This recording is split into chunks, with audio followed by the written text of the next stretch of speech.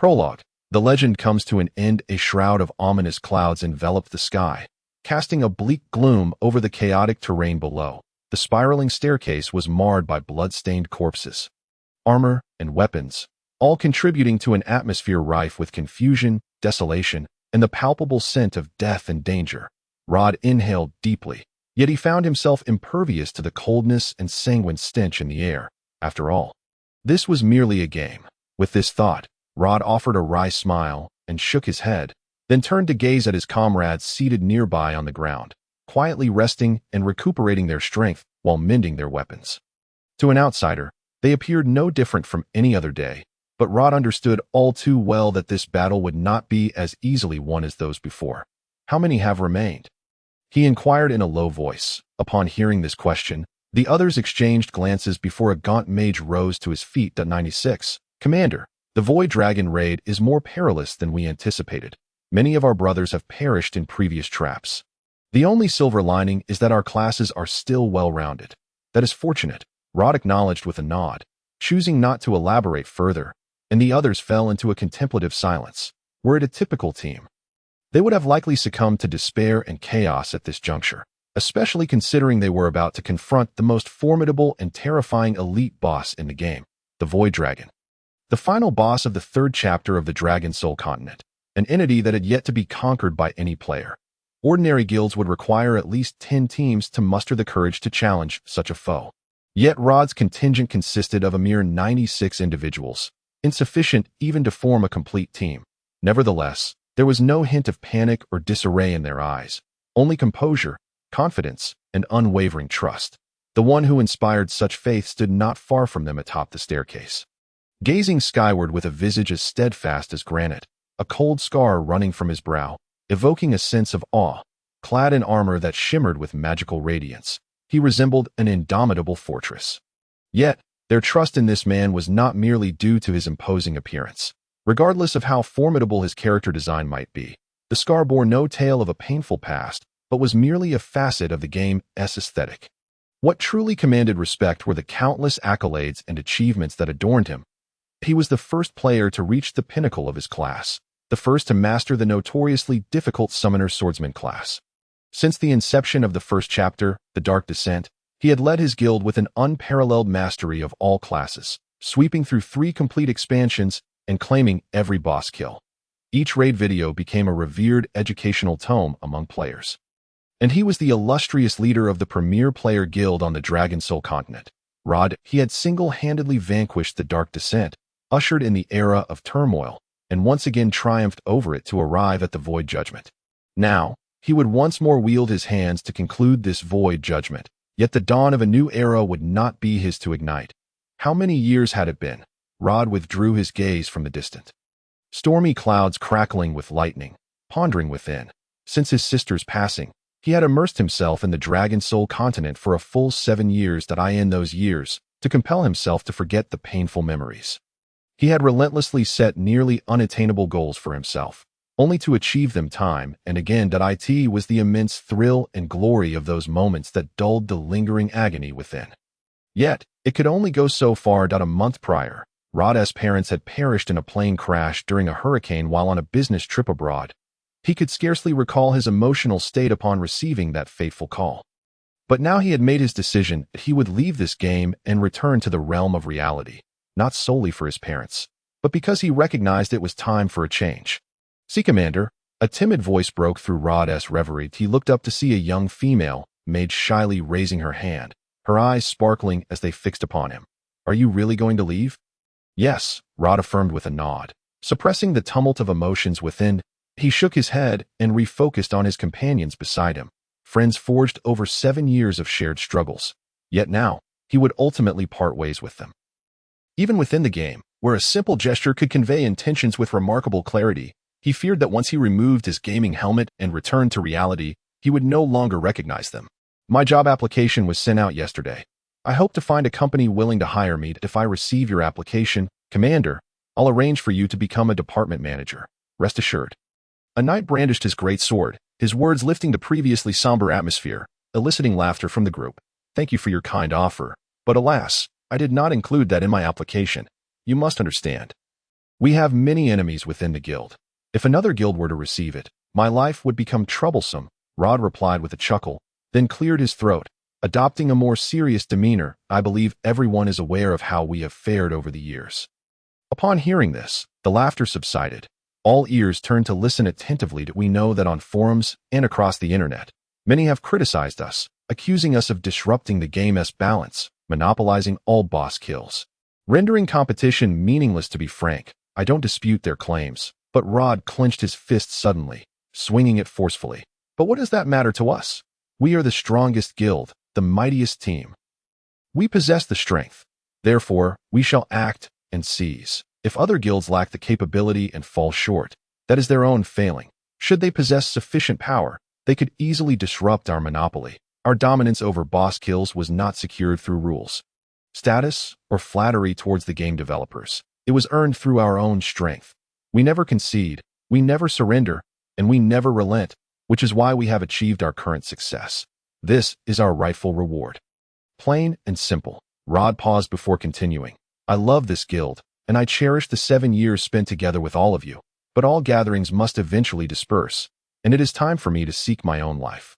However, I shall never forget any of you, nor the guild. This place holds my most painful memories as well as my happiest ones, and I will always remember them. He gestured to his head. Many say this guild cannot function without me, and I suspect numerous other guilds are already aware of this news. They are likely preparing to pounce once I depart, eager to topple our guild and break our records. But they underestimate us. Dragon Soul is not a game reliant solely on my presence. I cannot establish a guild alone, nor can I organize a team by myself, much less defeat a boss to claim the first kill. Thus, I hope that after my departure, you will show those schemers precisely why our guild is so formidable and demonstrate the true strength that has allowed Starlight to hold the top position on the Dragon Soul continent. Indeed, absolutely. Commander, leave it to us. When the time comes, we will provide those fools with a perfect response. Excellent. Upon hearing their affirmations, Rod nodded, then turned to the right side of the crowd. Old Liu Rod's call. The tall, gaunt mage stepped forth from the crowd to stand beside him. Rod regarded the mage for a moment before reaching to remove the badge from his chest, placing it into Liu's hands. System announcement. Leadership position transferred. Commander position transferred. The coming era will belong to you. Rod released his grip, his voice calm and unwavering. So, this battle will be entrusted to your command. Understood. No problem, Rod, the mage nodded. But soon he spoke again. Thus, as the guild leader and team captain, I command you to lead the team. Old Liu. Upon hearing this response, Rod couldn't help but furrow his brow in surprise at that moment. The tall, slender mage before him smiled gently and patted Rod's shoulder. This era was initiated by you. It is a journey with a beginning and an end, Rod. That is the way of humanity. Upon hearing these words, Rod fell silent. He lifted his gaze towards his companions, who were prepared and waiting as always for his orders. Gripping his sword tightly, Rod turned to face the distant platform, where thunder raged, illuminating the surroundings with brilliant flashes of light. He then raised his long sword, pointing it forward. He had once embarked on the most ordinary of beginnings, so why not conclude with the most ordinary of endings? Let the battle commence. The Void Dragon was indeed a formidable foe.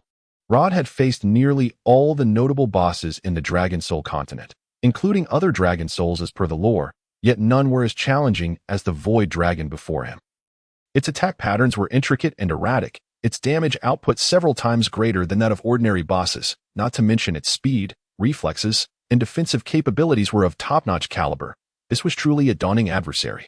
With sword in hand, Rod gritted his teeth and focused intently on the colossal beast before him. The battle had reached its climax, and he was the sole survivor. Yet even so, Rod's health was nearly depleted. The glaring red warning reminding him that his vitality had reached its limit. The Void Dragon was not in a much better state. Gazing into its blood-red, fury-filled eyes, Rod suddenly felt a strange sense of empathy. He could almost relate to the Void Dragon's plight, being the most powerful boss in the game. One that had never been conquered, and now facing such a dire fate, it must be feeling quite disheartened. Then let me accompany you on this final journey.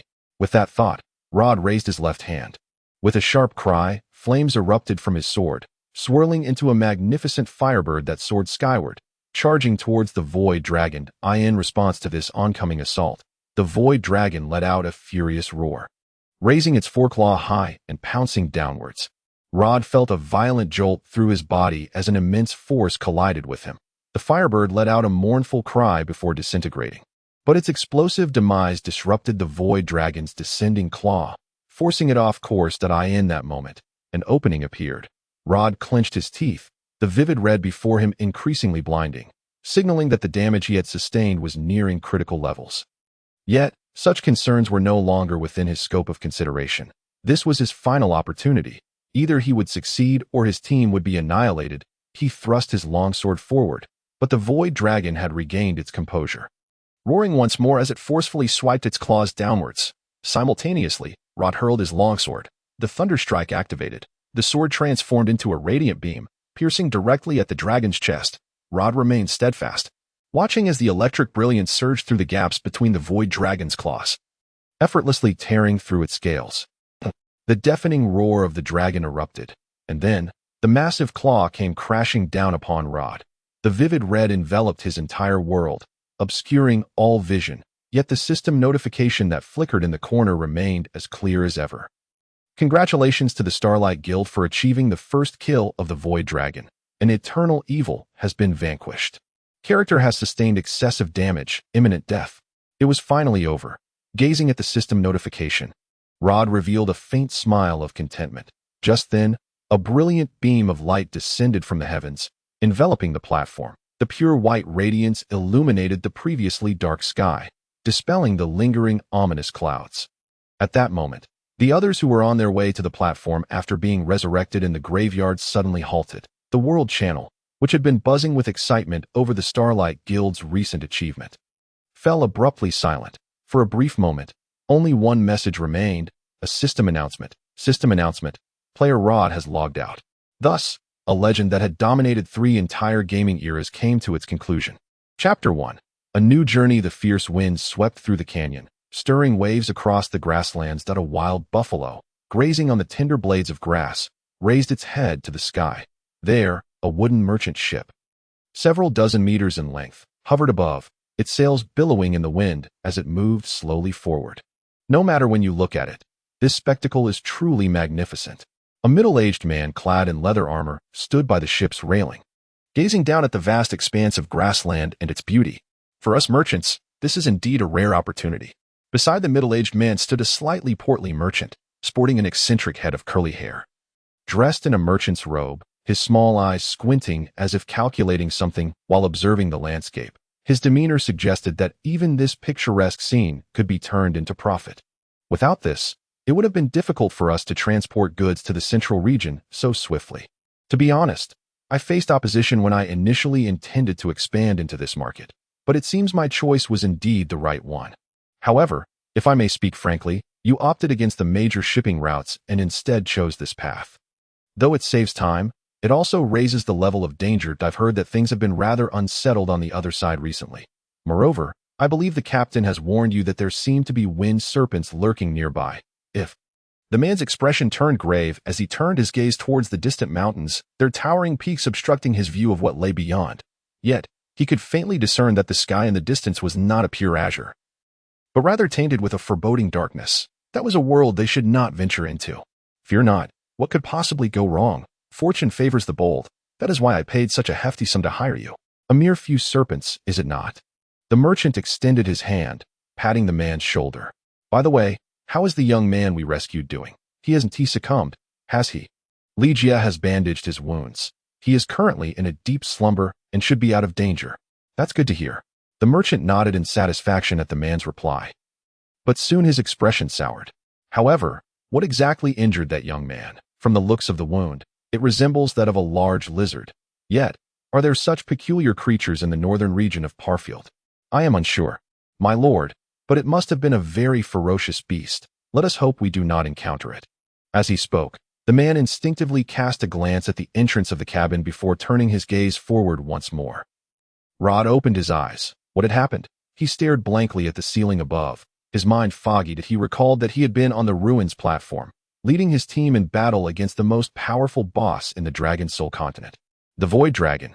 and had successfully achieved the first kill that he was certain he had received the achievement and system notification, and then the Void Dragon's final strike had claimed his life, according to the original plan. Rod should have resurrected in the graveyard and then logged out. Yet, at the moment he was struck down by the Void Dragon, the entire world had plunged into darkness, as if forcibly isolated. And then Rod lost consciousness. How could this be? Could it be that there was a glitch in the game? Rod struggled to turn his head and could see the blue sky and white clouds through the window. Where was he? What was this place? What had transpired? Was he still dreaming? Or was he still within the game? At the very least, Rod could affirm that this place was certainly not his cramped rental apartment. With that thought, confusion surged in Rod's heart as he furrowed his brow and attempted to sit up. Ugh! At that moment, a sharp pain suddenly shot through Rod's chest, causing him to grit his teeth and halt his movements. It was then that Rod realized his left shoulder and chest were completely wrapped in bandages. Although he was uncertain about what had transpired, the bloodstains seeping through indicated that he was clearly injured quite severely. This was definitely not a game. Rod was certain of that, for despite the advancements in technology, the Dragon Soul continent was the world's first fully immersive virtual MMORPG and employed numerous high-tech features. However, according to the rules, players are not meant to experience pain, as this is intended to help distinguish reality from the game, while also considering the lowering of the entry threshold for players. When a player is injured, instead of simulating pain, the game employs various methods to disrupt normal gameplay, such as reducing the player's movement speed and obscuring vision with a warning color of red, indicating a state of emergency, rather than truly simulating suffering. This practice sparked considerable debate in society when holographic simulation technology first emerged, and it is only natural that the operating company of the Dragon Spirit continent is well aware of this. Rod lowered his head, gazing at his right hand, which was not the muscular and wild physique of the character he had created in the game. Instead, the arm before him was slender and frail, its skin a sickly pale hue from years of not seeing the sun. This was his real body, and he was acutely aware of that. But how had he sustained an injury? Moreover, this did not resemble a hospital at all. Rod looked up, and the entire room appeared akin to a cabin, devoid of lights, telephones, or even a call bell. A wooden table, 2 chairs, and a cabinet fixed to the wall constituted the entirety of the furnishings. For some reason, Rod felt as if he had encountered this scene somewhere before. Just as Rod was scrutinizing the room, the door suddenly swung open. A golden-haired girl clad in a white robe entered, her eyes widening in surprise as she gazed at Rod, who was half reclined. "You're awake. That's wonderful." The language spoken by the girl was neither Chinese nor English, yet Rod understood her perfectly. This startled him. He recognized the language. It was Nim, one of the official languages of the Dragon Spirit continent. "How do you feel? Are you all right?" Yet the girl paid no heed to Rod's expression, swiftly moving to his. However, Rod did not let these trivial matters weigh heavily on his mind. For what he valued most about these skills was not their proficiency, but rather their origins. Many sword techniques are notoriously difficult to master, requiring not only an increase in level or attributes, but often necessitating the completion of a series of quests, the enhancement of one's reputation, or perhaps merely a fortuitous discovery of hidden items. All of these pursuits demand a considerable investment of gold, time, and even luck. It was only in the final year of Rod's journey on the Dragon Soul continent that he fully crafted his character, thus gaining the confidence to challenge the Void Dragon. Alas, it was a bittersweet victory. While the issues regarding swordsmanship were resolved, Rod soon discovered that he had lost not only experience, levels, and proficiency, but also the most vital aspect for a summoning swordsman, the summoned spirits. In the game world of Dragon Soul continent, the role of the summoning swordsman is highly contentious. Initially introduced as a player-exclusive class by the developers, it garnered considerable attention.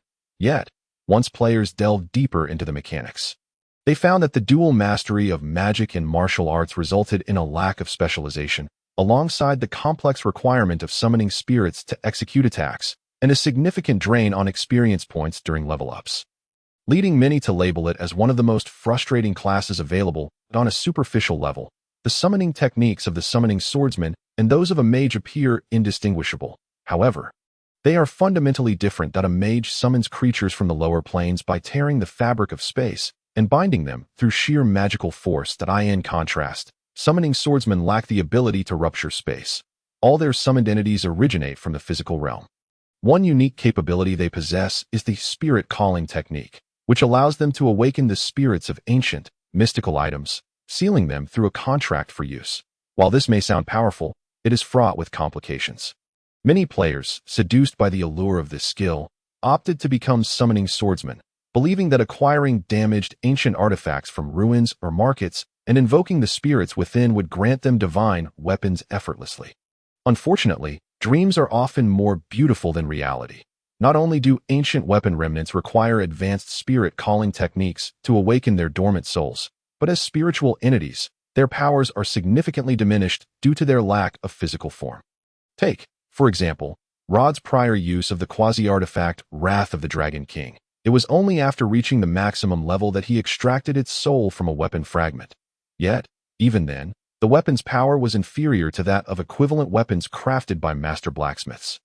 Rod spent 2 arduous years traversing the entirety of the Dragon Soul continent, facing countless dangers, before he finally succeeded in reactivating the souls of all the weapon's fragments and restoring them to their original state.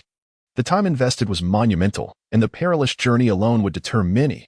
Furthermore, the use of spirit weapons requires the consumption of spiritual energy, and the summoned spirits also demand a similar expenditure. Consequently, many summoning swordsmen opted for conventional weapons instead of these visually appealing, yet ultimately unhelpful spirit weapons. Beyond this, there are 3 other methods to acquire summoned spirits. The first involves obtaining a soul core from a defeated magical creature, which can then be awakened to become a summoned spirit. However, the outcome may vary based on the holder's attributes and environmental conditions. For instance, if a summoning swordsman defeats a fire serpent and acquires its soul core, but attempts to awaken it in a frigid environment or while clad in dark attribute gear, the resulting summoned creature might be of an entirely different attribute. If it were a 9-headed serpent imbued with dark power, it would be manageable, but should it manifest as a common magical beast weakened by attribute conflict, despair would inevitably follow. The second method for acquiring summoned spirits involves defeating non-human entities and fulfilling specific conditions to forge a contract, sealing them as summoned spirits. This is a common approach for summoning swordsmen. However, its drawback lies in the autonomy of these summoned beings that in-game. They may choose to defy their summoner's commands based on their own judgment, a trait that is understandably unpopular among players who prefer not to contend with rebellious spirits. The final method becomes available after reaching level 10, allowing the summoner to awaken attribute-altering talents. By merging several summoned spirits, one can create a higher-tier spirit. This method somewhat mitigates the unpredictability of summoned spirits. Familiarity with their characteristics, races, and attributes often provides insight into the resultant spirit's potential.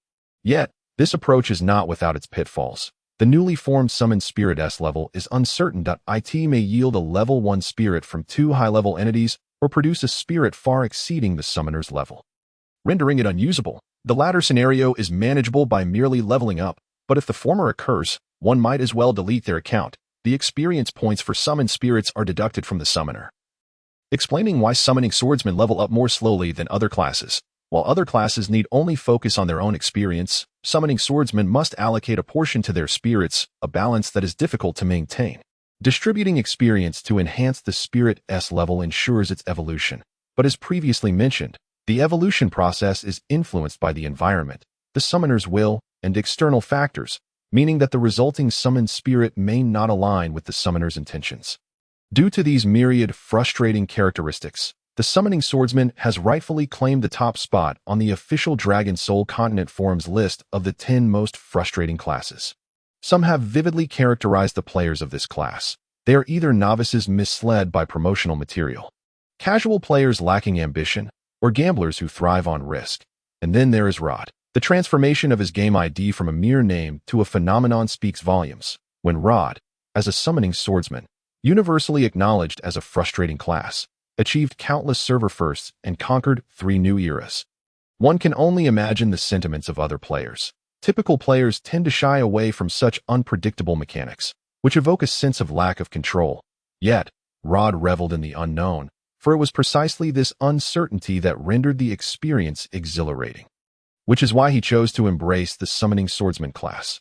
Throughout his extensive gaming career, he encountered nearly every frustrating aspect associated with Summoning Swordsman, yet he remained undeterred, for conquering such challenges brought him immense satisfaction.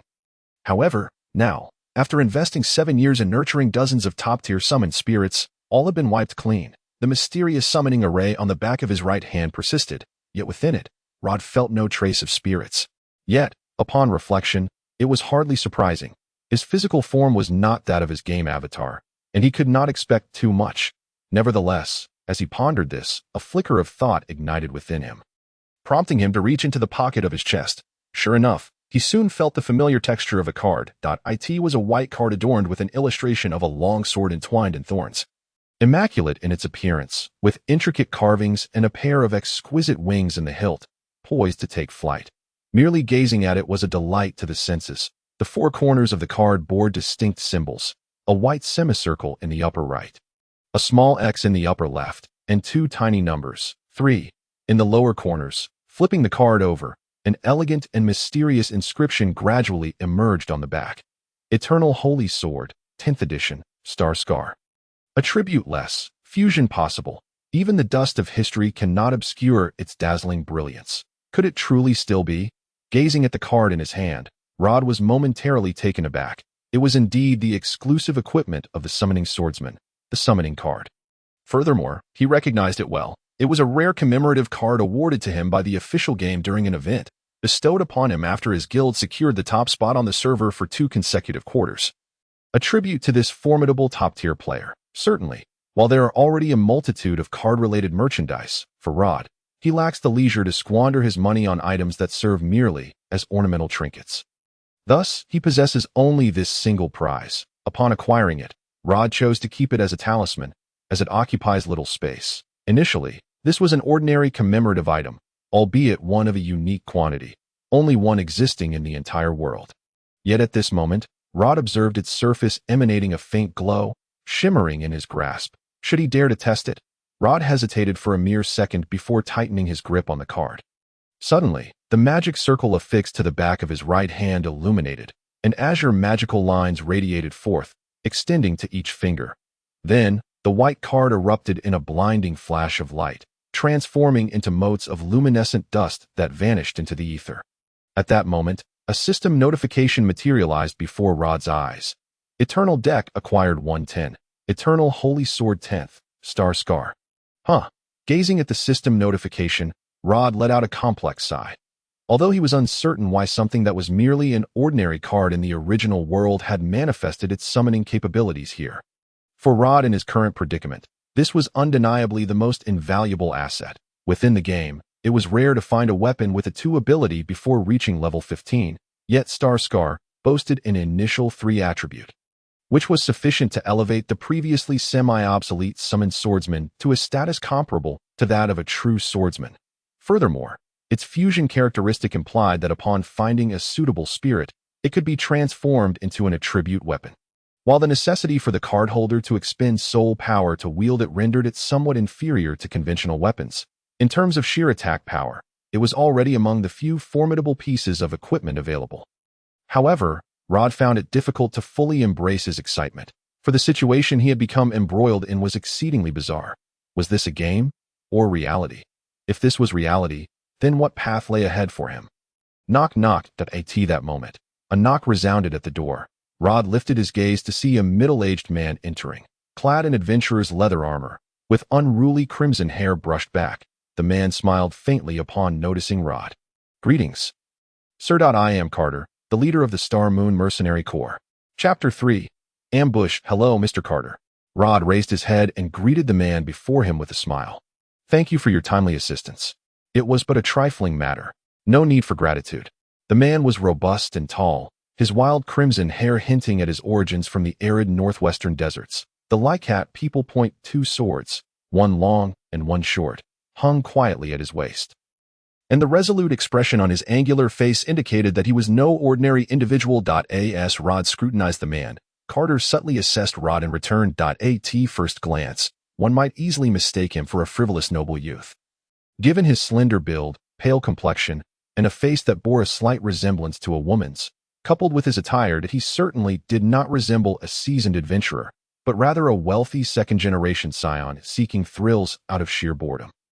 Yet Carter sensed that this young man was more than he appeared. primarily due to the peculiar and enigmatic magic circle on the back of his right hand. As a spirit master, Ligia could sense magic emanating from it, indicating it was no counterfeit. However, in Carter's many years of experience, he had rarely encountered anyone who had directly inscribed a magic circle onto their own body. This suggested that the young man's identity was far from ordinary. Moreover, from their brief exchange, Carter noted the young man's demeanor, neither arrogant nor servile, but rather calm and composed. Ligia had mentioned that he had only awakened from unconsciousness a mere 10 minutes prior. Yet he was able to maintain such tranquility in assessing his current situation. This alone set him apart from the typical arrogant noble offspring. "I have heard you hail from the Eastern Highlands." "Indeed," Rod replied with a slight nod. "Then, where do you intend to journey next?" "I am merely traveling about," Rod shrugged. "I am an adventurer, and living freely on the road is my way of life. Rest assured, I shall not cause you any trouble." "That is good to hear." Given Rod's agreeable attitude, Carter chose not to prolong the conversation, as they were currently on a mission and he did not wish to complicate matters further. After exchanging a few more words to reassure Rod as he recuperated, Carter took his leave, for as the leader of a mercenary corps, he had many responsibilities and could not afford to waste time lingering. The ensuing hours passed rather uneventfully for Rod, but the food brought by Ligia piqued his interest.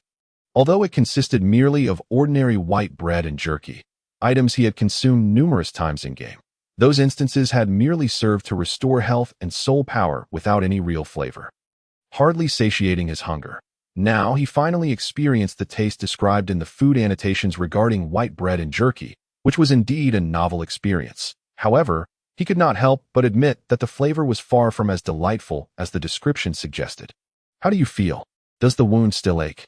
Ligia inquired, sitting beside Rod with a concerned and earnest expression, her gaze lingering on his shoulder with a hint of worry. "It is much better now," Rod replied, flexing his left hand. The pain emanating from his sternum had lessened considerably. Initially, even breathing had been somewhat difficult, but now he felt considerably improved. "That is a relief." Upon hearing Rod's response, Ligia's previously tense expression softened considerably. "However, you should still rest well. When we reach Deepstone City, the conditions there will be much better, and perhaps your injuries will heal more swiftly." Her demeanor was exceedingly earnest, although the individual before her was merely a stranger she had just met. It was clear she did not consider such trivialities important. "Thank you. Do not mention it. It is my duty." With that, Ligia rose, her golden, tousled ponytail swaying with her movement, exuding a playful and lively aura.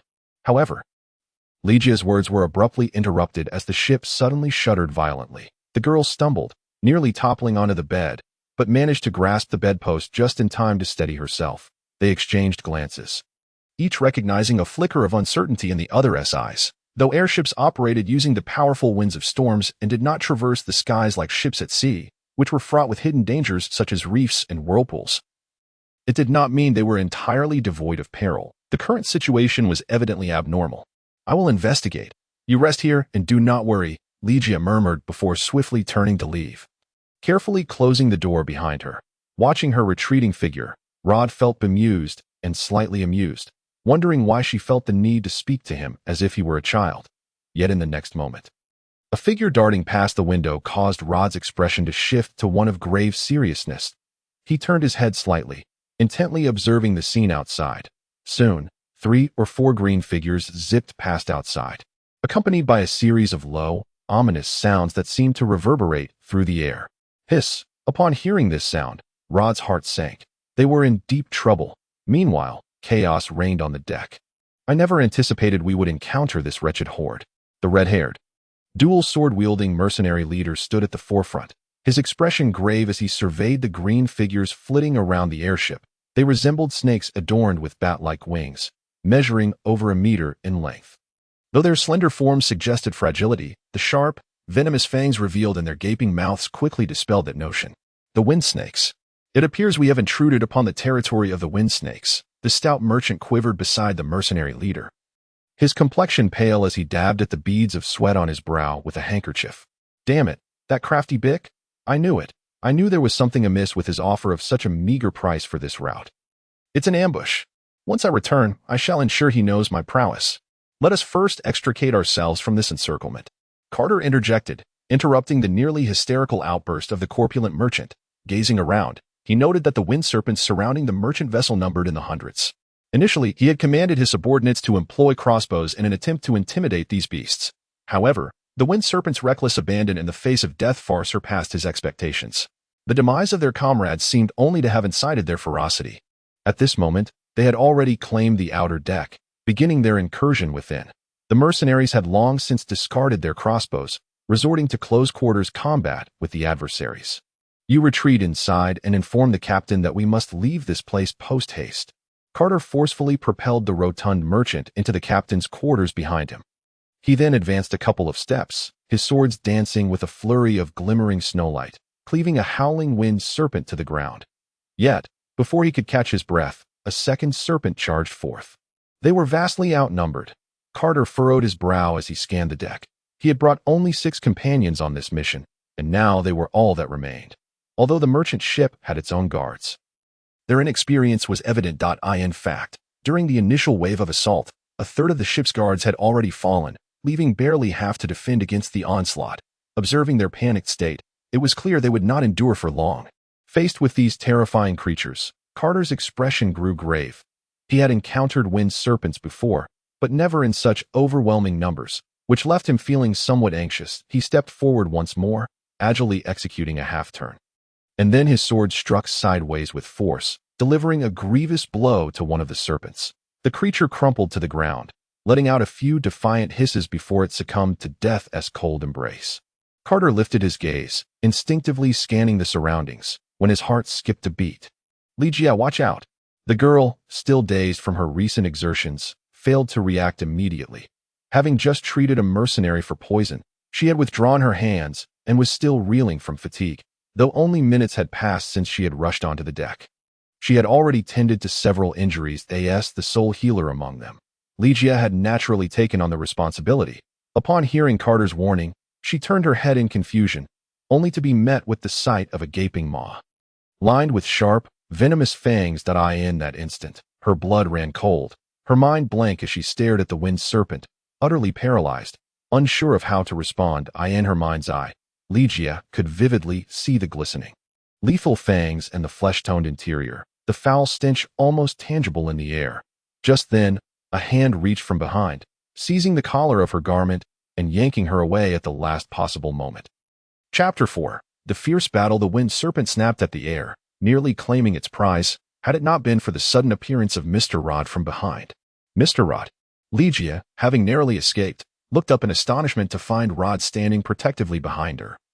While she leaned against his embrace, perhaps due to the shock, the girl felt her body go limp, drained of all strength. Instinctively, she attempted to rise, but her legs buckled beneath her, causing her to sink back down.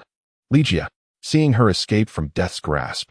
Carter exhaled in relief, but his heart soon tightened once more. The wind serpent, having missed its mark, turned its gaze upon them, spreading its wings and raising its head, ready to launch another attack. Damn it. He gripped his swords and sprinted towards them, hoping to intervene in time. Yet it seemed increasingly unlikely. As he gazed back at the serpent, Ligia found herself holding her breath, wishing to act, yet uncertain of how to do so. As a healer, she was not equipped with weaponry, nor did she possess any at this moment. What was she to do? "Leave it to me." Just as panic engulfed her, Rod's voice reached her ears, and she watched as he stepped forward, positioning himself in front of her. Was he planning to confront the wind serpent unarmed? As Ligia pondered this, she noticed a complex, ornate magic circle glowing brightly on the back of Rod's right hand. Intricate lines radiating out to each finger, the semi-transparent, card-like object gradually materialized from the center of his palm. Rod then grasped it firmly. A brilliant, white light erupted. The intangible magical energy dispelled the seal, transforming into a tangible wave that expanded outward. The wind serpent shrieked, flapping its wings in a desperate attempt to maintain its balance against the turbulent onslaught. Yet before it could react further, a dazzling beam of light surged forth from the swirling energy, striking the wind serpent with tremendous force, sending it hurtling away. Rod exhaled softly, the radiant brilliance fading to reveal an exquisitely crafted, pure white longsword in his right hand. He waved the star-dust sword, and motes of light cascaded down from the blade, creating a mesmerizing spectacle. He remained oblivious to the fact that those around him were utterly frozen in shock. Ligia sat on the ground, unable to believe her eyes as she gazed at the man standing before her, while Carter slowed his pace, his expression filled with astonishment and disbelief. Although he had sensed Rod was no ordinary person, he had never anticipated such extraordinary capabilities. Despite still sitting on the ground, Ligia found herself captivated by the immaculate longsword, its elongated blade etched with ancient patterns, emanating a faint glow. The motes of light surrounding it sparkled enchanting as if from a dream. And the intricately designed wings on the hilt were so finely crafted that even the individual feathers were discernible. Though women typically held little interest in weaponry, this sword transcended mere utility, verging on the realm of artistry. While Ligia admired it purely for its beauty, Carter's gaze bore a different weight. As an experienced adventurer, he could swear he had never witnessed anything so surreal. In truth, he had been rendered speechless when Rod summoned his weapon. He had seen mages call forth various entities before, typically utilizing crystals and reciting bizarre incantations to summon unsightly creatures. A common sight, however, to summon a weapon, such a phenomenon was entirely unprecedented. While he was uncertain of the nature of the object in Rod's hand, Carter was acutely aware that such a magical weapon was beyond the reach of ordinary individuals. Only those of noble and exceptional status could wield it. Observing the lifelike wings on the hilt, Carter's brow furrowed with concern. He was well aware that angels were a highly esteemed race in this land, often holding positions of great significance or being central figures in important organizations. Much like the newly ascended ruler of the Moon Duchy, Lisha Pafield Mira Fralica, whose lineage was angelic. Although the young man's true identity remained a mystery, the presence of this sword indicated a connection to that noble lineage. These thoughts flitted through Carter's mind as he approached the two. "Are you all right?" I'm fine." Ligia's face was still somewhat pale, and it was hardly her fault for being timid. After all, had Rod not pulled her back at the last moment, she would have surely met her demise. The terror of narrowly escaping death was not something an ordinary person could comprehend. Once assured that Ligia was unharmed, Carter's attention turned to Rod. "Mr. Rod, are you all right?" Rod shook his head, signaling that he was fine, though he felt some pain on his left side from the exertion. However, it was his concern for another matter that preoccupied him. "What do you plan to do?"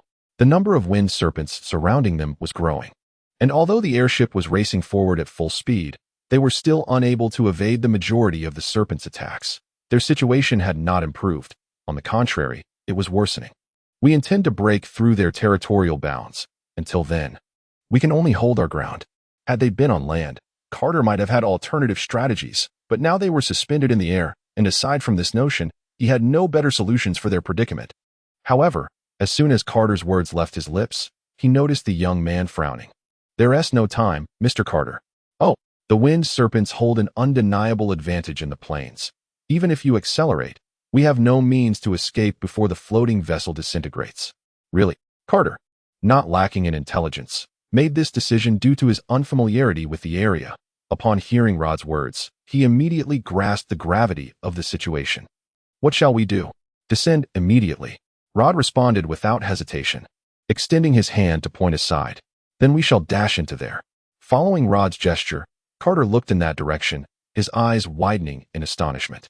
"You mean we should rush into the twilight forest to rid ourselves of the wind serpent's harassment?" "This is our sole option. Moreover," at this point, Rod glanced around. "Our time is running short." The situation was indeed deteriorating. The threat posed by the wind serpents extended beyond their venomous fangs. Their corrosive venom was equally lethal, and their diminutive stature allowed them to swiftly chaw in that fleeting moment. The onlookers were momentarily blinded, only to witness the young man, who had been standing on the ground, transform into a dark shadow. Slicing through the sky like a razor-sharp blade, the formidable wind serpent lord barely had time to react as Rod leaped forward, arriving before it, leaving the creature momentarily perplexed. Clearly, it had never encountered prey so audacious as to leap directly into its maw. Rod raised his long sword, and in that instant, the starlight seemed to coalesce upon the immaculate blade, drawn as if by an invisible force. He aimed for the serpent lord's eyes, which were the size of brass bells, and thrust down with all his might, declaring, "Shatter blade." In response to the oncoming sword light, the wind serpent lord's first instinct was to evade. After enhancing the Moonshadow sword technique to 4 proficiency levels, the shatter blade had dramatically increased in both quantity and potency. Dozens of silvery light blades erupted from the sword, swirling and shooting forth. 1, 2, 3. Initially, the Serpent Lord's tough scales managed to withstand the first few strikes. But even with its lordly defenses, it could only hold out against the 20th blade before crumbling entirely. The subsequent blades effortlessly tore through scales and flesh, piercing its very form. Although the Wind Serpent Lord was immense, Rod cleverly targeted a vulnerable point, concentrating the light blades on its neck rather than allowing them to scatter as before, successfully breaching its defenses. A sharp, piercing shriek erupted from the Wind Serpent Lord as it plummeted downward. Nevertheless, it did not relinquish its intent to attack. Despite its left neck being a bloody mess, the Night Raven Lord abruptly raised its head, fixating its gaze upon Rod before opening its gaping maw. Rod's figure flickered, transforming into a mere phantom as he retreated, narrowly avoiding the rancid venom that shot upward, barely missing him and splattering onto the mast behind.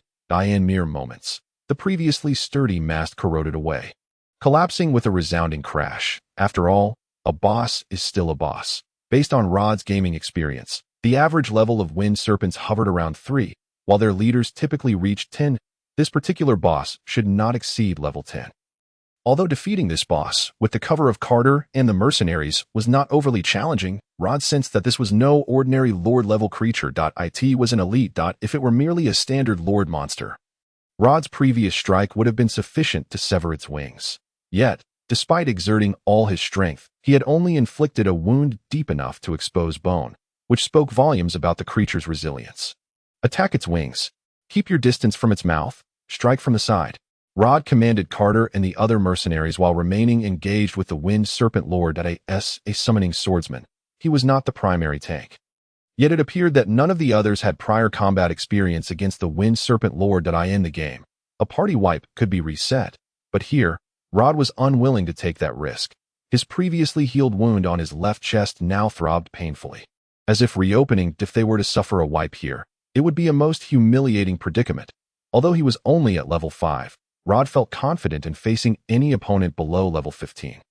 After all, in the Dragon Soul continent, 3 classes were renowned for their ability to tackle enemies of higher levels: mages, rangers, and summoning swordsmen. Mages were known for their unpredictable spells. Rangers excelled at long-range, kite, tactics, while summoning swordsmen thrived on overwhelming numbers. For these 3 classes, even a 5-level disparity was as easy as breathing, and they could freely hunt non-elite boss-level creatures up to 10 levels higher. Despite this, each class had its drawbacks. Mages were vulnerable without mana. Even low-level fairies could dispatch them. Rangers faced utter catastrophe when engaged at close range, and summoning swordsmen dealt with great randomness and complexity, lacking any reliable templates. This was why these classes had not reached meteoric heights in the game. This also closely aligned with the reality of the Dragon Soul continent. Players could either take a gamble on unconventional paths or proceed steadily, determining their own fates and futures. The Wind Serpent Lord before them was a level 10 elite boss, yet due to Rod's possession of the Star Scar enhancement, its defense was at most equivalent to a level 6 or 7. Thus, Rod need not worry about insufficient damage. However, the challenge lay in offense. A fierce gust of wind surged forth. Rod's figure abruptly swayed, intertwining with a flurry of afterimages as he swiftly dodged backward, narrowly avoiding the Serpent Lord's wing strike. The miss caused its wing to crash heavily onto the deck, creating a sizable hole in the sturdy floorboards. Truly, the attack power of a level 10 elite was formidable. Rod wiped the cold sweat from his brow. At level 5 and devoid of any equipment, a single strike would likely spell his doom. While he was concerned for Carter and the others, it seemed that, perhaps due to the substantial damage he had inflicted, the Wind Serpent Lord had fixated its wrath solely upon him. The unfortunate reality of being targeted by such a high-damage boss placed an immense burden on non-tank classes. His soul power had dwindled to a mere third, and Rod felt fatigue creeping in. Although he had anticipated a grueling battle upon encountering the Wind Serpent Lord, the current pressure was overwhelming. He needed Shadow Flash to evade attacks, as avoiding the Serpent Lord's strikes at his current speed was utterly implausible. On the other hand, he also required Shatterblade to deal damage, aiming to eliminate this troublesome foe in the shortest time possible. However, it appeared that achieving both was no simple task. The airship was gradually descending, yet it swayed perilously from side to side under the onslaught of the Wind Serpent Lord, akin to a small boat tossed amidst turbulent seas. Invoking a sense of dread, two mercenaries had already been flung overboard, their fates sealed. Carter continued to strive against the Wind Serpent Lord, his dual swords dancing before him as he attempted to attack the creature's flank. Though with little success, were it not for Legion's healing lights supporting the mercenaries from behind, they likely would not have endured thus far. That a strategy was imperative. Otherwise, before the airship could land, they might very well be dismantled by this accursed serpent. With that thought, Rod bit his lip. The Wind Serpent Lord's onslaught showed no signs of abating, its wings extending wide as its talons clutched tightly to the ship's bow. Despite the considerable damage Rod had inflicted, as a Lord-level monster, retreat was not an option for it. Instead, the cunning Wind Serpent Lord seemed to have discerned the enemy's weaknesses, its sharp claws gripping the airship's exterior as it vigorously shook and pulled at its prey. Though the airship's hull was not particularly fragile, it had sustained significant damage during previous encounters with the Wind Serpent swarm. Coupled with the howling winds assaulting the vessel, it began to warp and distort. Cracks marred the deck, accompanied by ominous sounds of splintering. "Oh my God! Oh my God!" Cowering in a corner of the captain's cabin, the rotund merchant trembled as he stared at the fearsome Wind Serpent Lord outside, his voice trembling and distorted by anxiety and terror. "That accursed Richard! If I ever cross paths with him again, I shall take his life. To lead me down such a perilous path is nothing short of murder." At this point, the merchant suddenly shuddered, turning his gaze to the captain beside him. "And you? Why didn't you warn me about such a terrifying creature earlier?" The captain, however, did not respond to the merchant's furious outburst. Instead, he clutched the helm tightly, his eyes fixed resolutely ahead, internally cursing the imbecile who had disregarded his earlier warnings about the dangers of this route, only to now place blame on him. Had he known it would come to this, he would have refused this assignment outright. Chapter 6. Descent. The situation was dire. Both Rod and Carter shared the same thought. This Wind Serpent Lord was indeed a formidable opponent. Although the airship was descending rapidly and the forest was now visible ahead, if things continued this way, they might not reach the ground before the vessel was torn apart in midair.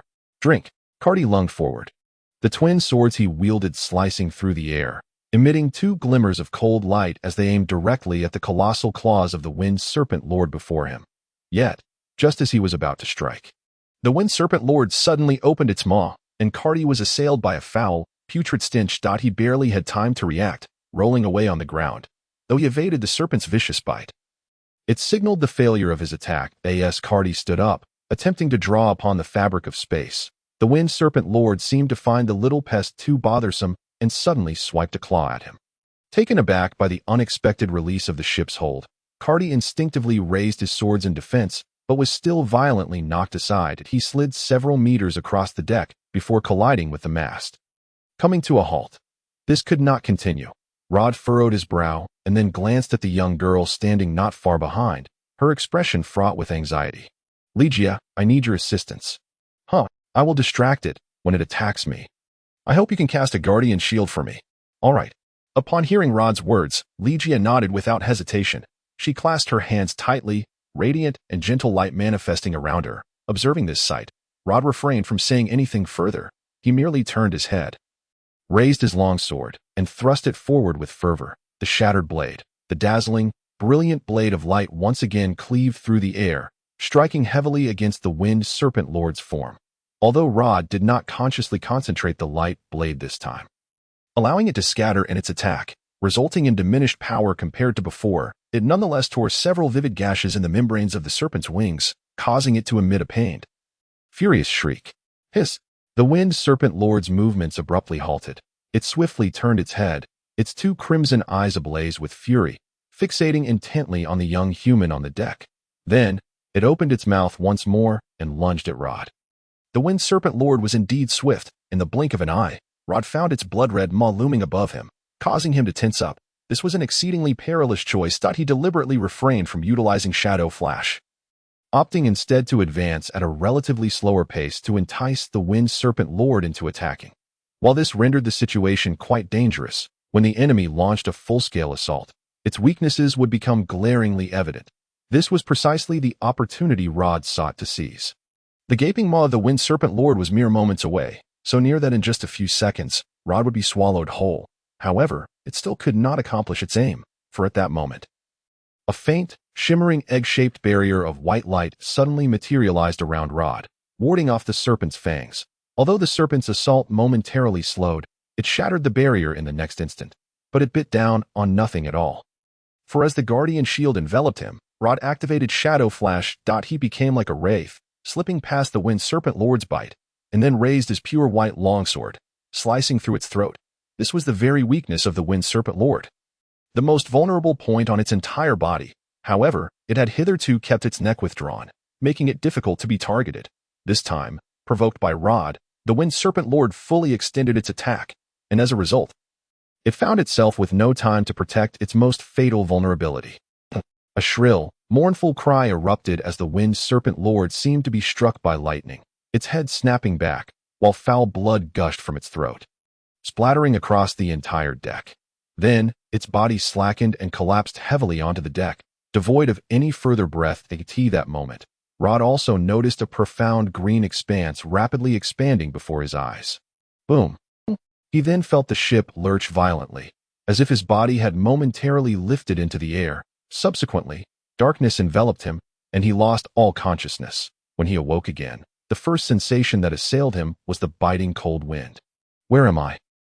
As he opened his eyes, the first sight that greeted him was a magnificent night sky. Unlike an ordinary night, this one was exceptionally bright, with gentle moonlight cascading down, casting the shadows of every leaf upon the ground. In the night sky, beyond the young girl rushed to the corpses of the mercenaries, desperately calling out their names, yet none responded. Nevertheless, Ligia did not relent. She knelt down and meticulously examined the mercenary before her. Upon confirming their demise, she did not weep bitterly but gritted her teeth and ran towards the next. However, her efforts bore no fruit. Faced with the already cold and stiff bodies, she found herself powerless. Despite Ligia's perseverance, upon catching sight of Carter's figure, her legs gave way, and she collapsed onto the ground. The formerly spirited leader of the mercenaries had now transformed into a lifeless, cold corpse. His half-buried body was caught in the crevice of the deck, a broken wooden stake having pierced through his abdomen. Captain, witnessing this scene, Ligia sat dazed on the damp grass, the flicker of hope extinguished from her eyes, replaced by confusion and sorrow. Ultimately, she lowered her head, although she uttered no words. The faint sound of her weeping, carried by the night breeze, reached Rod's ears. Observing the slight trembling of the blonde girl's shoulders before him, Rod could only remain silently behind her, unable to utter a single word. During the battle, he had been too preoccupied with the life and death stakes to pay heed to such matters. Yet now, with everything concluded, surveying the bodies strewn around, he found his emotions tangled. He had witnessed death before, but that had merely been a simulated experience within a game. In the game, one could resurrect through spells or runes, but this was not a game.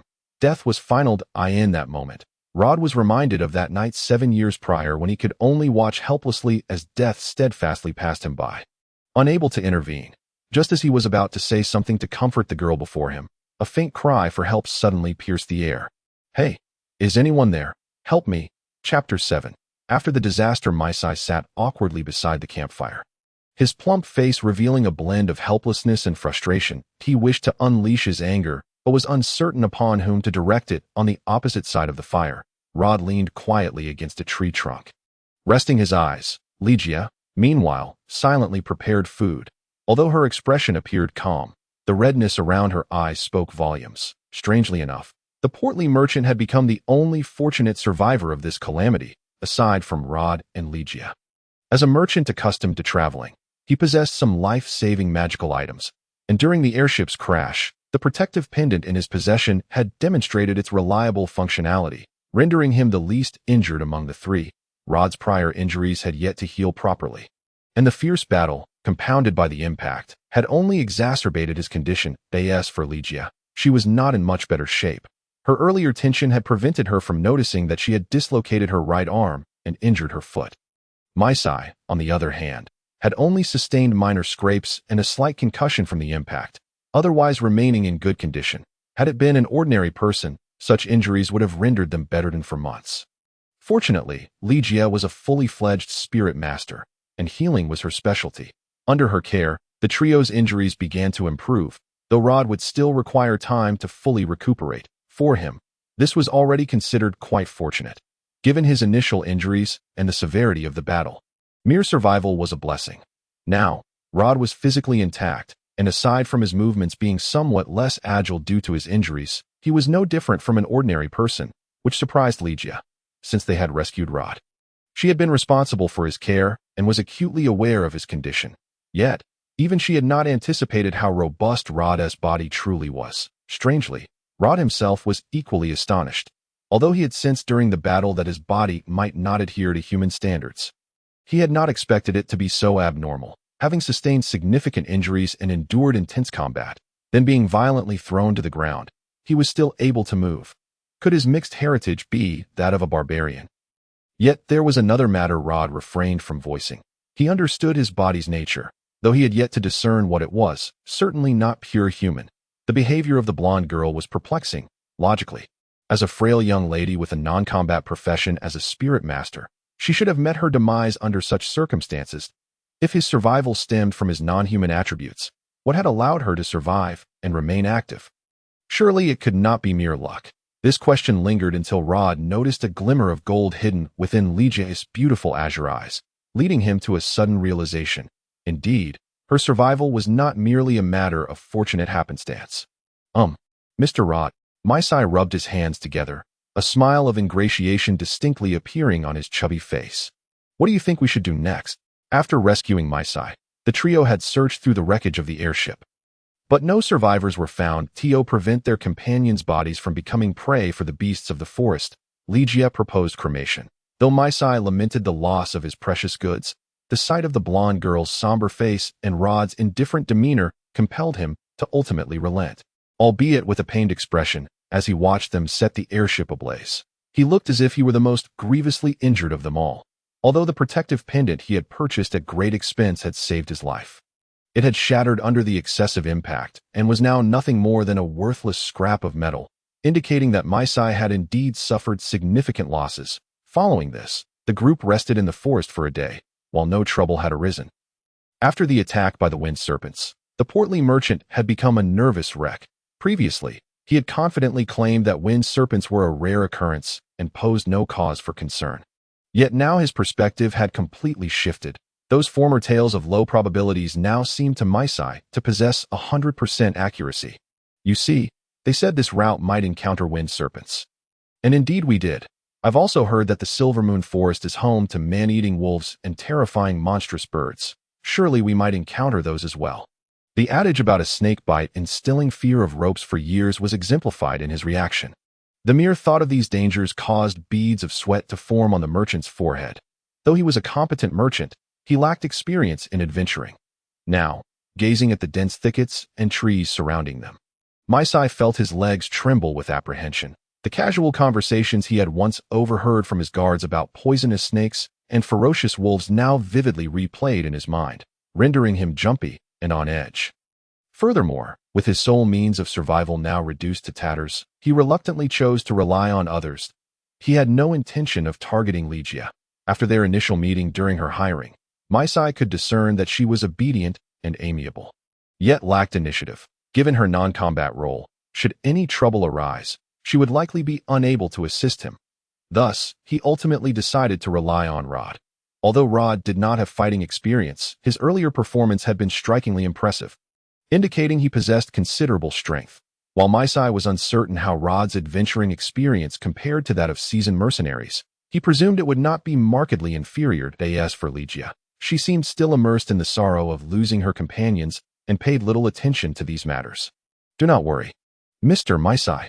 Observing the merchant's anxious expression, Rod shook his head.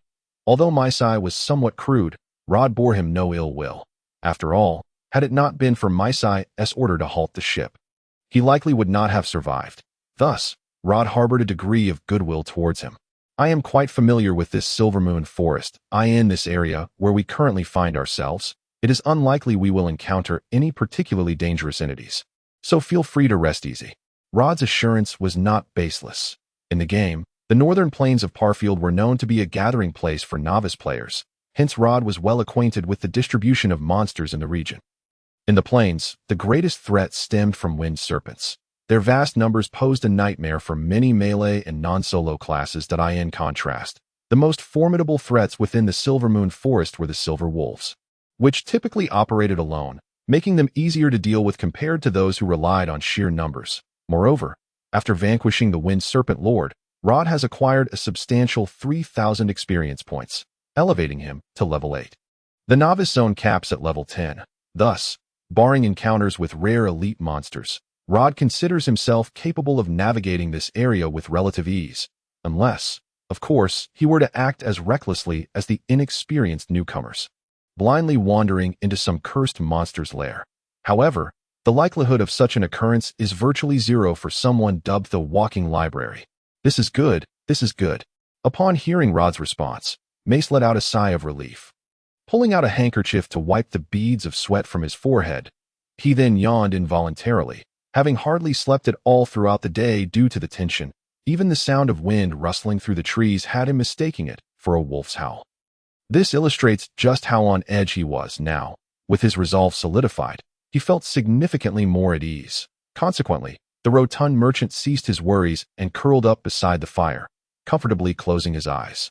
Embracing this newfound tranquility, he squinted, and soon, he was enveloped in a profound slumber. Once assured that the corpulent merchant had drifted into sleep, Rod, who had been quietly seated beside the fire, finally stood up and turned to venture deeper into the forest. Chapter 8. The 10 Source Qualities. The wind-card Rod harbored no intention of abandoning the merchant. Rather, he departed solely to inspect his spoils. The previous battle had yielded ample experience, yet the tangible rewards were scant. While for players, the wreckage of the fallen airship was a veritable treasure trove. With the numerous corpses undoubtedly laden with wealth, Rod ultimately dismissed the notion. After all, the fallen adversaries had saved his life, and it would be rather unsavory to loot them in death. Although experience is invaluable, what truly made Rod feel enriched was another item, specifically, the black raw stone he now held in his hand. According to the lore of Dragon Soul Continent, this was a soul core formed from the essence of a powerful magical being upon its demise. Its attributes were diverse. It could be fashioned into a gemstone for weapons or melted down to create soul weapons. For spellcasters, it also served as an excellent material for crafting magical artifacts. Furthermore, the drop rate for soul cores was exceedingly low, ensuring they commanded a high price in the world of Dragon Soul Continent.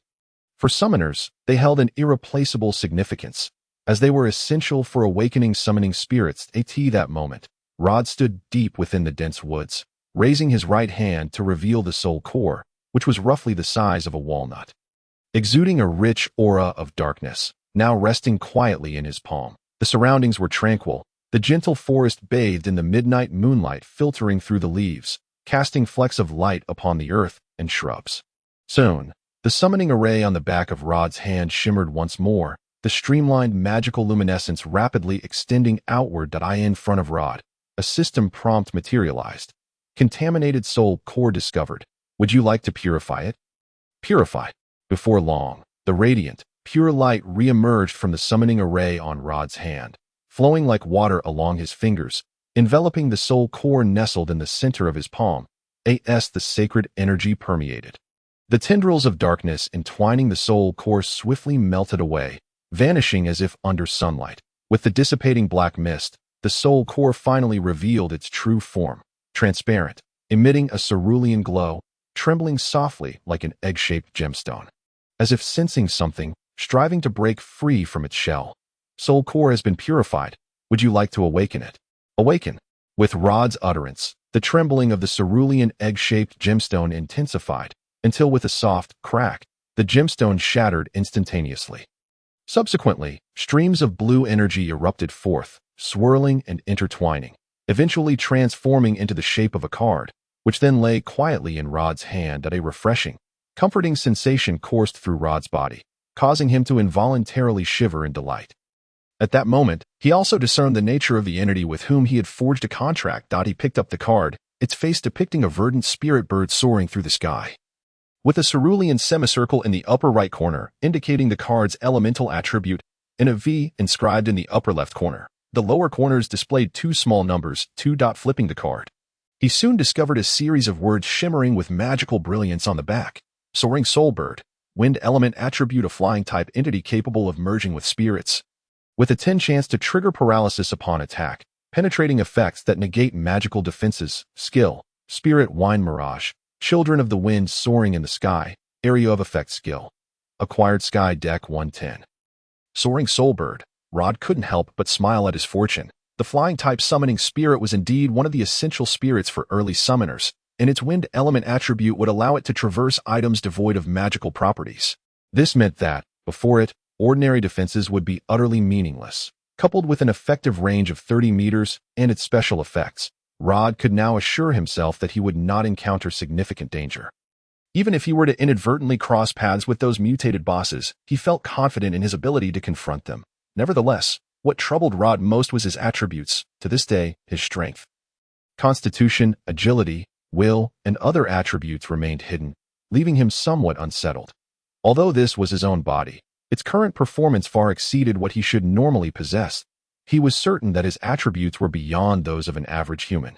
Yet this inability to accurately gauge his condition was disconcerting. To believe oneself would perish, only to survive, is a beautiful misunderstanding. However, to believe oneself safe, only to perish, is a wretched nightmare. With such obscurity, Rod could only rely on his experience and intuition. Through his prior battle with the Wind Serpent Lord, he had gleaned some insights. After all, he had meticulously studied the data on that particular boss. Based on the previous combat scenarios, his strength seemed comparable to that of a standard knight, while his constitution was remarkably robust. Despite encountering several crises since arriving in this world, Rod's body appeared to withstand the trials. With his lowest health status merely at caution, never reaching a critical level, his speed, however, was comparable to an ordinary human. Yet, when it came to willpower, Rod had no means of testing it. He certainly couldn't ask a mage to cast mental spells on him to gauge his resistance. At that moment, a faint rustling emanated from the thicket, prompting Rod to raise an eyebrow as he lowered his right hand, causing the radiance of the summoning array to dim instantly, and the card he had been holding transformed into specks of magical dust, vanishing from sight. Once sealed as a card and confirming its bond with its holder, the sealed cards would no longer manifest in physical form. Instead, they would quietly slumber within the summoning array on the backs of summoners, nestled within the so-called 10 source qualities. At present, only 2 cards were sealed within the lowest tier of the outer 6 rings, the Kingdom Ring, namely, the attributeless Star Scar, and the Wind Element attribute Spirit Bird. Rod had no intention of overly exposing his abilities before others. Although the game had long introduced summoners as a player-exclusive class, existing since ancient times in the continent's distant past, and players being the sole inheritors of this profession, embarking on a journey to rediscover the glory of this once heroic vocation, such notions were mere fluff from the game's narrative. In more practical terms, through the expressions of Legia and Mace, Rod could ascertain that they were, at the very least, completely unaware of the existence of such a profession. Thus, he felt it prudent to remain reticent. Moreover, maintaining an air of mystery could only serve to benefit him. Just as Rod turned around, Legia emerged from the forest. "Legia, do you need something?" "Ah, no, nothing, Mr. Rod." Legia shook her head, yet her expression betrayed a hint of unease. "I just wanted to ask how your injuries are faring. Is there anything I can do to help?" As she spoke the last part, her voice dwindled to a whisper, her hands tightly clutching the hem of her robe, exuding an impression of fragility. Indeed, Rod had also noticed Legia's unusual demeanor. Mace had recognized her traits due to his extensive travels as a merchant. One lacking discernment would have long been sold out to Rod's ability to perceive her character stemmed from his experience as the president of the foremost guild in the Dragon Soul Continent game. It is essential to understand that, unlike in reality, players are concealed behind their avatars in the online realm. Consequently, their behaviors tend to exhibit greater obscurity than in the tangible world that I in this digital landscape. Harnessing collective strength demands acute sensitivity, for the majority of players engage in the game to seek joy rather than treat it as a profession. Expect them to log in punctually, participate in dungeons, break records, and achieve accomplishments requires a delicate balance and astute management. Thus, for a guild leader like Rod, the ability to observe the emotions and inner thoughts of his companions became remarkably significant. Presently, Legia's demeanor unmistakably revealed her sense of insecurity, as she felt devoid of support, which left her profoundly anxious. Rod could discern that the absence of her comrades weighed heavily upon her. It was not merely the departure of familiar faces, but also an unsettling fear regarding her future. During the previous skirmish, Rod had taken the opportunity to observe the young girl. At that time, she had performed commendably, casting healing spells on her allies with remarkable swiftness and efficiently dispelling their afflictions. Furthermore, the protective shield she had bestowed upon Rod was executed with precise timing, a skill that could be deemed exceptional for a support class. Back then, she radiated confidence and clarity of purpose, facing peril without hesitation or trepidation. Yet now, this trembling girl had completely lost her previous self-assurance. Chapter 9. Departure. Gazing at the girl before him, Rod sighed. Ligia, the one who should be most concerned right now is you. You haven't had a moment's rest since last night, have you? Upon hearing the phrase, then they could wield formidable weapons, rampaging invincibly, establishing a powerful faction, ultimately unifying the continent. Of course, reality is perpetually harsh. Although, through the relentless efforts of the players, some exceptionally rare and well-attributed weapons have indeed been discovered, none could meet the player's lofty standard of, with the divine artifact in hand, the world is mine. After all, that benchmark is rather high. While this place is fraught with danger from my side, where every step could lead to the loss of life, for Luo Da, this area is as familiar as his own backyard. In the game, as a leader, Luo Da has frequently brought newcomers here to level up, so he is naturally well-versed in the local monsters distribution, suitable equipment for specific classes, and the most efficient training spots. Even if he were to be randomly dropped anywhere, Luo Da could navigate his way out with his eyes closed. Hence, there is nothing particularly in need of reminder for him. As for my side, Luo Da has undertaken the merchant protection quest in the game no less than 800 times. How could he possibly take it to heart? Upon hearing Luo Da's response, my Sai's plump face immediately drooped like a frostbitten eggplant. He certainly did not understand Luo Da's mindset, but this indifference seemed rather extreme. Reflecting on this, the rotund merchant began to reconsider whether he had made a grave mistake in his choice. After all, this young man had sustained serious injuries in the mountains. If he were uninjured, such ease would be understandable. However, given his current condition, such carelessness could only spell disaster, could it not? Although a hint of regret stirred within him. For my Sai, there was no turning back now. With no other option, he gritted his teeth and followed the two deeper into the forest. Under the bright sunlight, the silver moon forest appeared remarkably tranquil. As sunlight filtered through the leaves, casting speckled patches of light on the ground, the crisp chirping of birds occasionally resonated, and wild rabbits could even be spotted darting through the grass. The scene before them was so peaceful that the initially anxious merchant gradually relaxed. Shedding his previous suspicion and restlessness, Luo Da led the way, demonstrating exceptional agility as he navigated the pathless forest, effortlessly weaving through vines and thorny plant stems that could not hinder his movements. Merely watching his silhouette made it hard to believe he had been severely injured not long ago. Following closely, Li Jie moved with similar swiftness, clearly accustomed to the wilderness and its lifestyle. Although her long robe was not the most convenient attire, she maintained steady steps beside Luo Da, occasionally cautioning the merchant to watch his footing. As they ventured further, Li Jie became increasingly astounded. On the surface, it appeared that Luo Da was taking a rather random route, not opting for a straight path, but instead turning left and right or occasionally making wide detours to the untrained eye. It might seem he was meandering aimlessly. However, few noticed that under Luo Da's guidance, a previously obstructed path through the forest began to reveal itself, as if it had lain hidden, waiting for someone to discover its existence. Li Jie recalled her captain mentioning this as a highly advanced skill. After all, it was exceedingly challenging for ordinary individuals to navigate through the forest. Only those who harmonized with nature, such as elves or seasoned rangers who roamed the deep mountains, could master such techniques. She had witnessed this firsthand once when her team got lost in the forest, and the elven aide did not follow the existing path but instead chose a completely opposite direction, causing her great concern.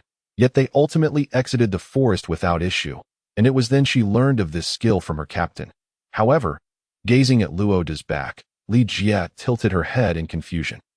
According to her captain, such skills could only be expertly wielded by experienced elves and rangers. Although ordinary elves possessed the ability to communicate with nature, they could not reach such proficiency. Yet, Luo Da seemed to navigate with such ease, never pausing to interact with the surrounding flora, suggesting he was not an elf. But he did not resemble a ranger either. While Li Jie had not engaged extensively with rangers, she knew their primary weapon was the bow.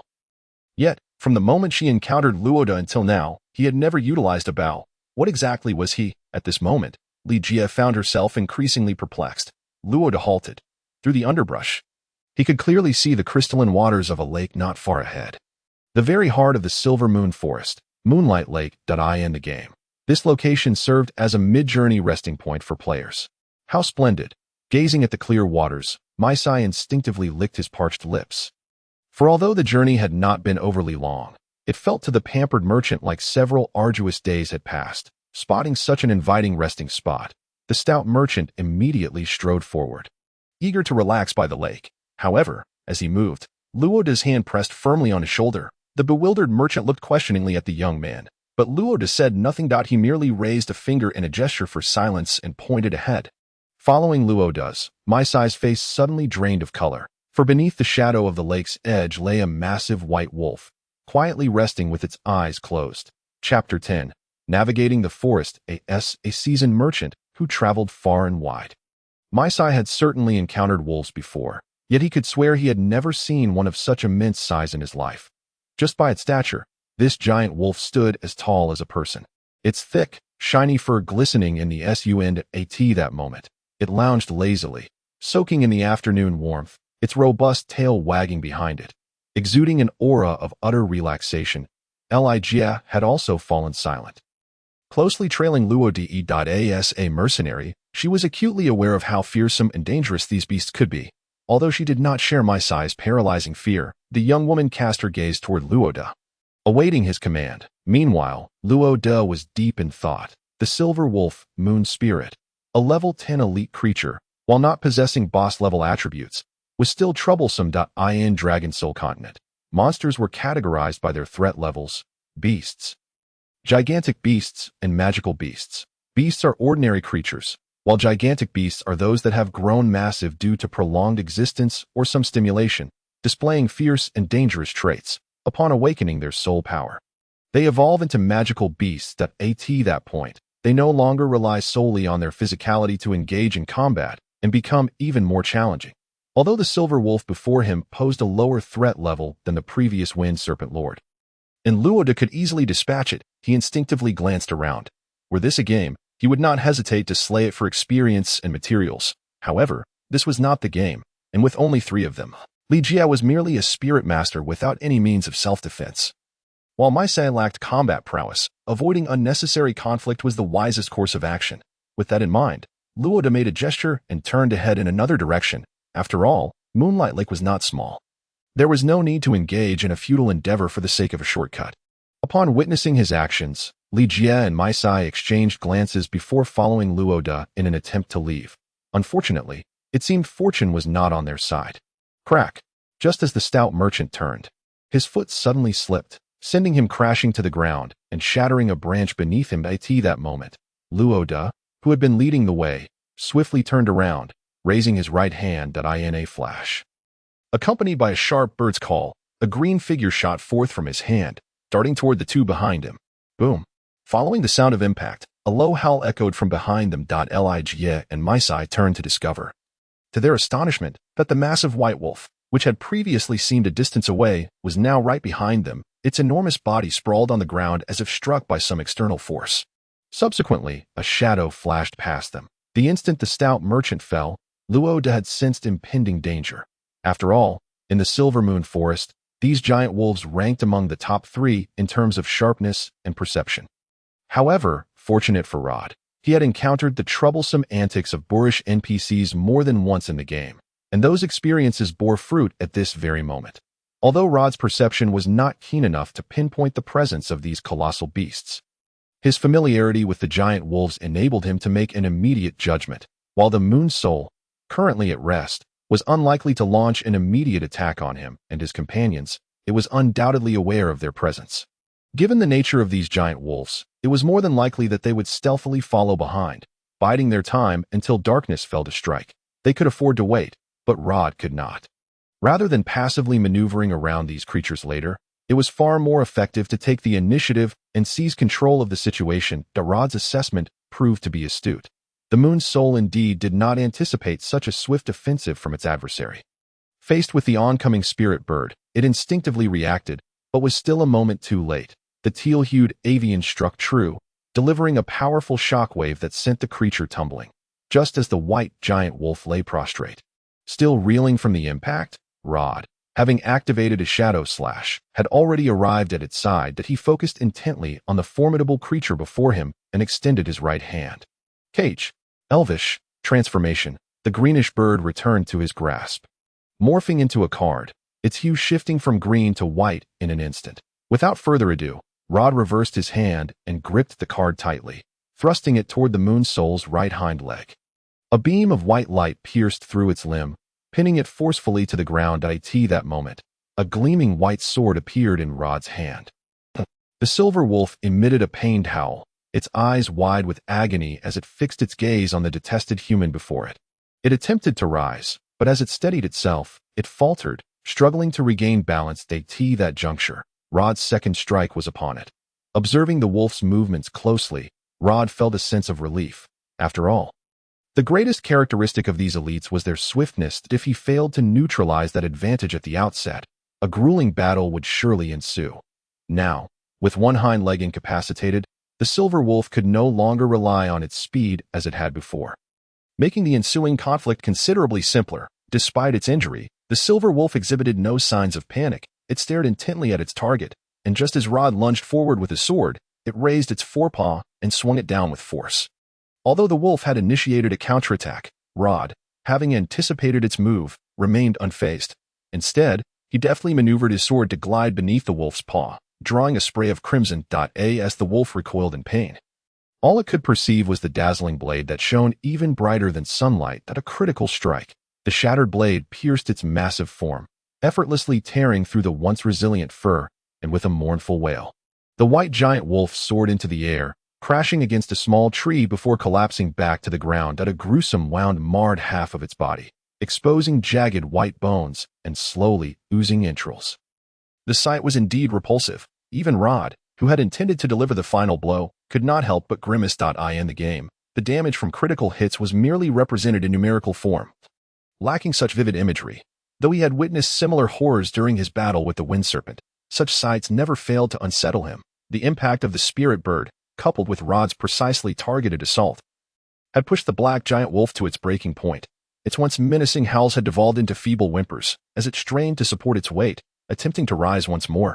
Yet Rod granted it no such reprieve. With a swift motion, he drove the star mark into its skull, decisively extinguishing its life. Although the encounter felt prolonged, in reality, it transpired within a mere minute or two. For Legia and Maisai, the spectacle was one of astonishment as they observed the silver wolf toppled, only to see Rod swiftly conclude its existence with a few death strikes. This revelation left them both astounded. After all, they were dealing with a giant wolf, not an adversary to be taken lightly. Legia mused that even within her mercenary group, it would be a considerable challenge to dispatch such a beast, even with a full complement of allies. Yet, witnessing Rod's performance, it seemed as though he was not hunting a wolf at all, but rather akin to slaying a mere chicken. As for the portly merchant, his emotions were a tumultuous blend. He had felt a chill run down his spine when he fell earlier, fully aware of its implications, and he dreaded the thought of the wolf detecting their presence. While he had anticipated the sequence of events, he had not foreseen the conclusion. The silver wolf had indeed sensed them. Yet before it could act on its hunger, it tragically succumbed to death. Though the immediate threat had passed, the merchant remained restless, casting furtive glances at the young man nearby, acutely aware of his own culpability. What if the young man turned against him and left him behind? Under normal circumstances, he would not have worried about such matters, surrounded as he was by hired guards. Yet now, the young man was not merely a guard or a mercenary. Their relationship was one of equals. And if he were to feel displeased, he could easily abandon the merchant without a second thought. In that eventuality, his fate would be sealed. I did not mean to, the merchant thought to himself. Feeling a cold sweat break out on his back, that he licked his parched lips, intending to articulate something, yet found himself at a loss for words. At that moment, he noticed Rod rise once more, turning to face him with a calm expression. Watch your step. The merchant realized that all he could do was nod in response. Chapter 11. The unshakable shadow. Originally, Rod intended to rest briefly near the Moonlight Lake, before continuing his journey. However, after encountering the giant wolf, he was compelled to revise his plans. Considering the potential for the corpse's bloody scent to attract more unwarranted trouble, Rod ultimately chose a relatively flat high ground upstream of Moonlight Lake as their campsite, just as the sun dipped below the horizon. After finishing dinner, Rod took on the role of sentinel once more. Although this was quite taxing on his body, he recognized that he was the only one among them familiar with the Silvermoon Forest, and he alone possessed combat capabilities, rendering this a necessary arrangement. While the portly merchant Maisai had volunteered to assist, both Rod and Ligia exchanged glances that conveyed their sentiments without words, given his unwieldy physique. Thus, the lamenting merchant found himself relegated to the dull task of sorting through the belongings salvaged from the wreckage of their airship. Meanwhile, Ligia was not idle. She knelt beside Rod, placing her hands on his left shoulder. Alimia, Dragon Tongue, healing, accompanied by the girl's melodious incantation. A gentle white light emanated from her palms, gradually enveloping Rod's form. In the Dragon Soul continent, spellcasters typically employed the Dragon Tongue to cast their spells. This tradition arose from the fact that nearly 70% of magic has been transmitted in the form of Dragon Tongue since the dawn of creation. Widely adopted by humanity during the Age of Great Magic, the remaining portion comprises angelic, elvish, demonic, and undead languages, as the original beings created and safeguarded by the progenitor dragons. These races inherited the magical prowess and longevity of the dragons. This distinction serves as a dividing line among the various strata of society across the continent. Whether in the Night Kingdom, land of the Night Dragons, the Light Kingdom, land of the Radiant Dragons, or the Law Kingdom, land of the Judgment Dragons, the highest authorities invariably belong to the Dragon Soul Bearers, who have inherited the essences of the 5 great dragons. Following them are the non-humans, primarily comprised of angels, elves, demons, and undead, and lastly, humans. Naturally, due to differing political structures, the composition of social classes varies significantly across nations. In the Night Kingdom, ruled by monarchs, the class system is notably rigid, with no humans among the elite. Conversely, the Light Kingdom, which employs a parliamentary democracy, boasts a significant proportion of humans among its high-ranking members. In the Law Kingdom, the distribution of angels, elves, and humans among the upper echelons is relatively balanced, with each constituting 1/3 of the hierarchy. This is attributable to the religiously centralized governance of the Law Kingdom, which espouses the path of balance, viewing equilibrium as the ultimate ideal. Rod was well acquainted with the circumstances of the continent and foresaw what lay ahead, which filled him with trepidation. In the game, players could simply remove their helmets and walk away when faced with adversity, but now he had become a part of this world, and as he contemplated the impending calamities, he pondered what course of action he should take. Mr. Rod, what is it?" Ligia's voice roused Rod from his reverie. He lifted his gaze to regard the young woman before him. After that moment, Ligia finally returned to her usual demeanor, though a flicker of concern still occasionally crossed her brow.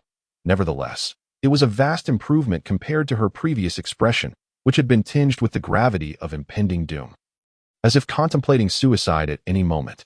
"It's like this." Ligia shook her head slightly, casting a cautious glance at Maisai, who sat beside the fire, wearing an expression akin to that of a snake-bitten individual, meticulously counting the supplies in his pockets. Lowering her voice, she spoke with a serious demeanor. "During the earlier battle with the wind serpent, I sensed something." "Oh." At this, Rod raised an eyebrow. "What did you sense?" "From that wind serpent lord, I felt a trace of dark energy." As she spoke, Ligia bit her lower lip. However, this energy was quite faint. As soon as the shadows departed, the verdant bird, which had remained quietly perched upon the branch, unfurled its wings and soared into the sky. "Is someone following us?" Upon receiving the report from the soul bird, Rod's expression darkened slightly. This moment, perched upon his shoulder, the translucent green soul bird stood quietly, occasionally tilting its head and stretching its wings, appearing no different from an ordinary bird. Only its semi-transparent form and the elemental glow surrounding it betrayed its otherworldly nature. Summoning the soul bird for surveillance was a spontaneous decision Rod made during their journey. Typically, players venturing into the mountains would enlist the aid of rogues or rangers for reconnaissance, ensuring that no dangers lurked ahead.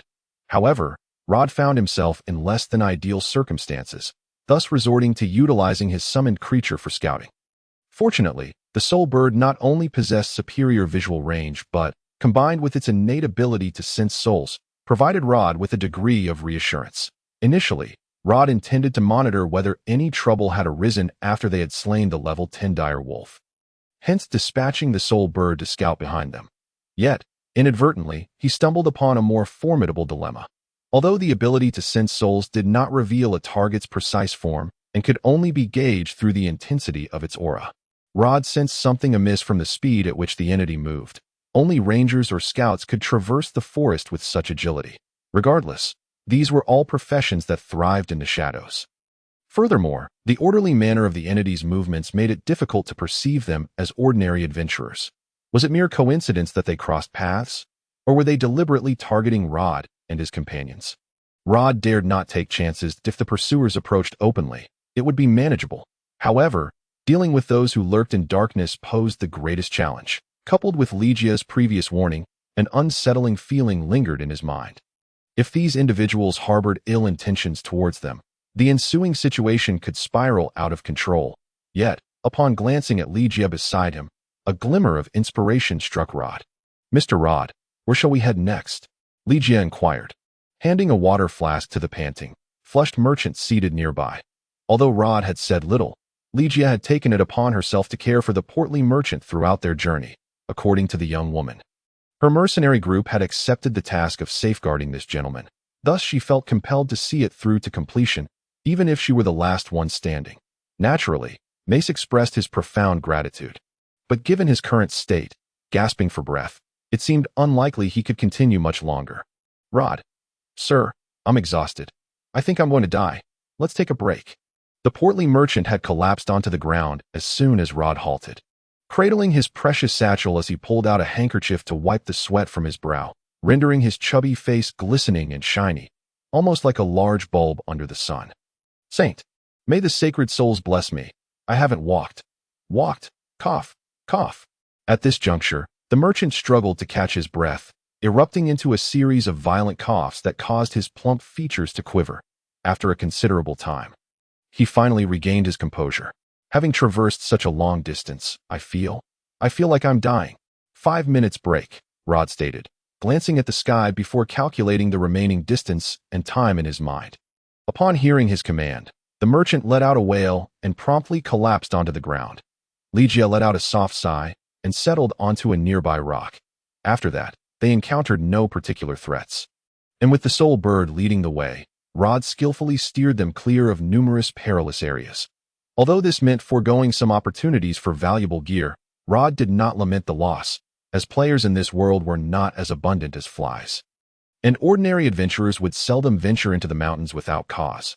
Thus, it would suffice to escort the two out of the mountains before returning to retrieve any forgotten treasures. However, Rod raised his gaze to the nearby mountains and stood up. "Legia." "Yes, Mr. Rod, what is your command?" "I will scout ahead. After your 5-minute rest, take Mr. Mace up the mountain. You see that white stone?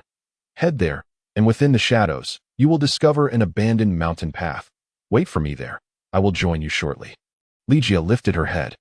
Following the direction Rod pointed, quickly spotting the white stone on the mountainside, she turned back to Rod, puzzled as to how he knew about it. However, the young woman merely opened her mouth but refrained from asking questions.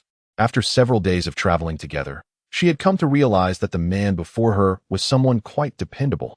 Though she was uncertain of his intentions, she nodded in agreement and watched as Rod turned to leave. Rod, of course, had his own plans. That stone marked the entrance to the Xenal Mountain Path, once a thriving trade route. The ancestors of the northern people had dedicated their lives to carving out this road through the mountains, connecting the plains with other regions. This place had once known glory. Yet, as the winds of progress swept through, the unobstructed skies proved far safer than the treacherous forests, leading to the gradual abandonment of this trade route.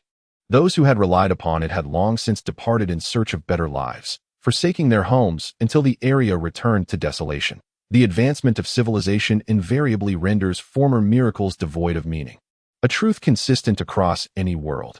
However, Rod was not here to indulge in leisurely reflection or philosophical musings. He came to a halt. Before him lay a desolate expanse, littered with corpses, the stark white bones were nearly buried under the dust, with tattered leather armor and corroded weapons strewn about. This was the remnants of a mercenary band known as the Tiger Tooth, who had fallen victim to a bandit ambush during their adventures, ultimately perishing here in a mutual demise. In the game, Rod would typically need to accept a quest from the mercenary guild, then investigate their final commission based on clues, following a marked map to reach this location, ultimately retrieving a token and treasure to report back. Yet, that was merely a game. Following the prescribed steps was mandatory. Nevertheless, many seasoned players would opt for a simpler approach, collecting the token directly to present at the guild later, thereby saving time and avoiding unnecessary complications. However, Rod was not here to bypass those steps. Venturing deeper into the battlefield, Rod soon spotted a skeletal remains lying against the mountainside, clad in corroded steel armor. A rusted, blackened sword lay discarded beside it. This was his target, the leader of the mercenary band. Kneeling before the remains, Rod examined it briefly before reaching out, swiftly retrieving a mercenary badge from the skeletal grasp. This was the token of the Tiger Tooth mercenary band. Essential for completing the commission, he carefully placed it into his pocket before lowering his gaze to locate another objective. There, upon a bony finger, lay a grimy ring. Rod cautiously removed the ring.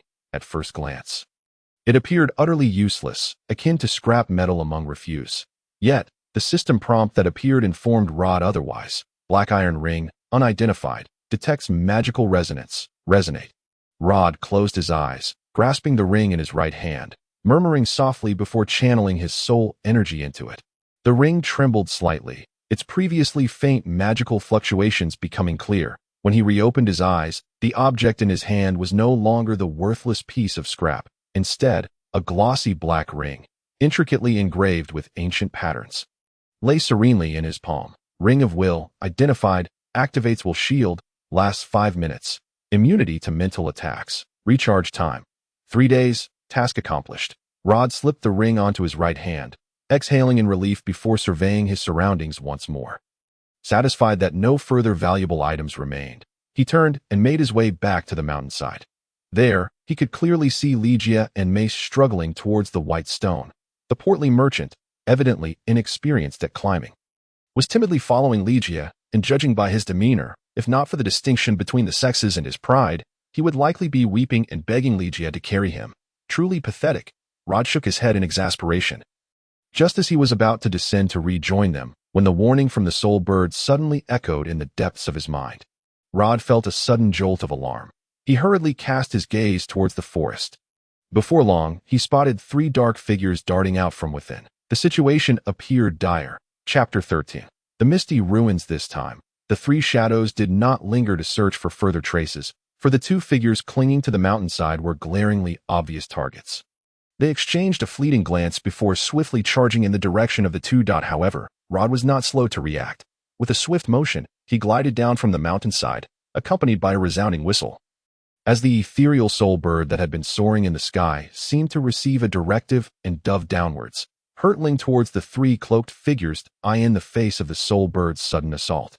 The 3 figures in black did not exhibit any signs of panic. They quickly formed a defensive formation, with one wielding twin swords and launching forward, while the other 2 maintained their trajectory towards Ligia and Maisai. It was evident that their roles were well-defined and executed with great professionalism. They would not let a mere trivial entanglement hinder their progress. If their opponents were truly just ordinary birds, they would indeed pose no obstacle. Yet, regrettably, that was not the case. Confronted by the chilling blades, the azure-green bird showed no inclination to evade. Instead, it charged directly ahead. The black-clad assailants momentarily revealed a glimmer of satisfaction. But in the next instant, their expression shifted to terror, for they clearly witnessed the azure-green bird pierce through the sword's edge, hurtling straight towards them. Elemental creature. Panic surged within the black-clad figure, who hastily twisted his body to narrowly evade the attack. Nevertheless, the soul bird still grazed his shoulder, and he felt as though half his body had plunged into an ice pit, momentarily losing sensation. His attempt to maintain balance faltered, and he fell heavily to the ground, his short sword flying from his grip. The other 2 were not faring any better, as the soul bird swept past them. They initially paid it no mind. However, soon after, an icy, bone-chilling wind followed, enveloping their bodies. They found themselves abruptly paralyzed, forced to halt their advance. although this peculiar discomfort dissipated quickly. The brief delay allowed Ligia and my side to reach the location of the white stone. Witnessing this, the leader among the black figures furrowed his brow and gestured, retrieving a crossbow from his waist. What on earth is happening? The portly merchant, exhausted and nearly incapacitated, stumbled towards the white stone under Ligia's guidance, propping himself against the nearby rock wall while gasping for breath. Yet, before he could voice further complaints, several shadows zipped past him, striking the adjacent stone wall. Maisai quickly crouched down, shielding his head, while Ligia instinctively shrank back, not forgetting to push the merchant into the shadows to avoid further attacks. We must hurry. Just then, Rod appeared, closely following behind. He glanced at the three dark figures not far down the mountain and spoke. Who are they? What is happening? Why are they attacking us? Perhaps they are spies. Despite the distance not being particularly far, the clear weather allowed Rod to discern that the figures were clad in the standard attire of spies. The garb of spies from various nations, under the protection of the Dragon of Light, bore many similarities. As for which nation these individuals hailed from, that knowledge could only be gleaned after they were dealt with. However, Rod currently lacked the strength for such a confrontation, as evidenced by the fact that even the special abilities of the Soul Bird could only freeze them for a few moments. This was not due to the spy's high resistance to soul element attacks, but rather a reflection of Rod's own low level, which hindered him from achieving more effective strikes. Delaying further is futile.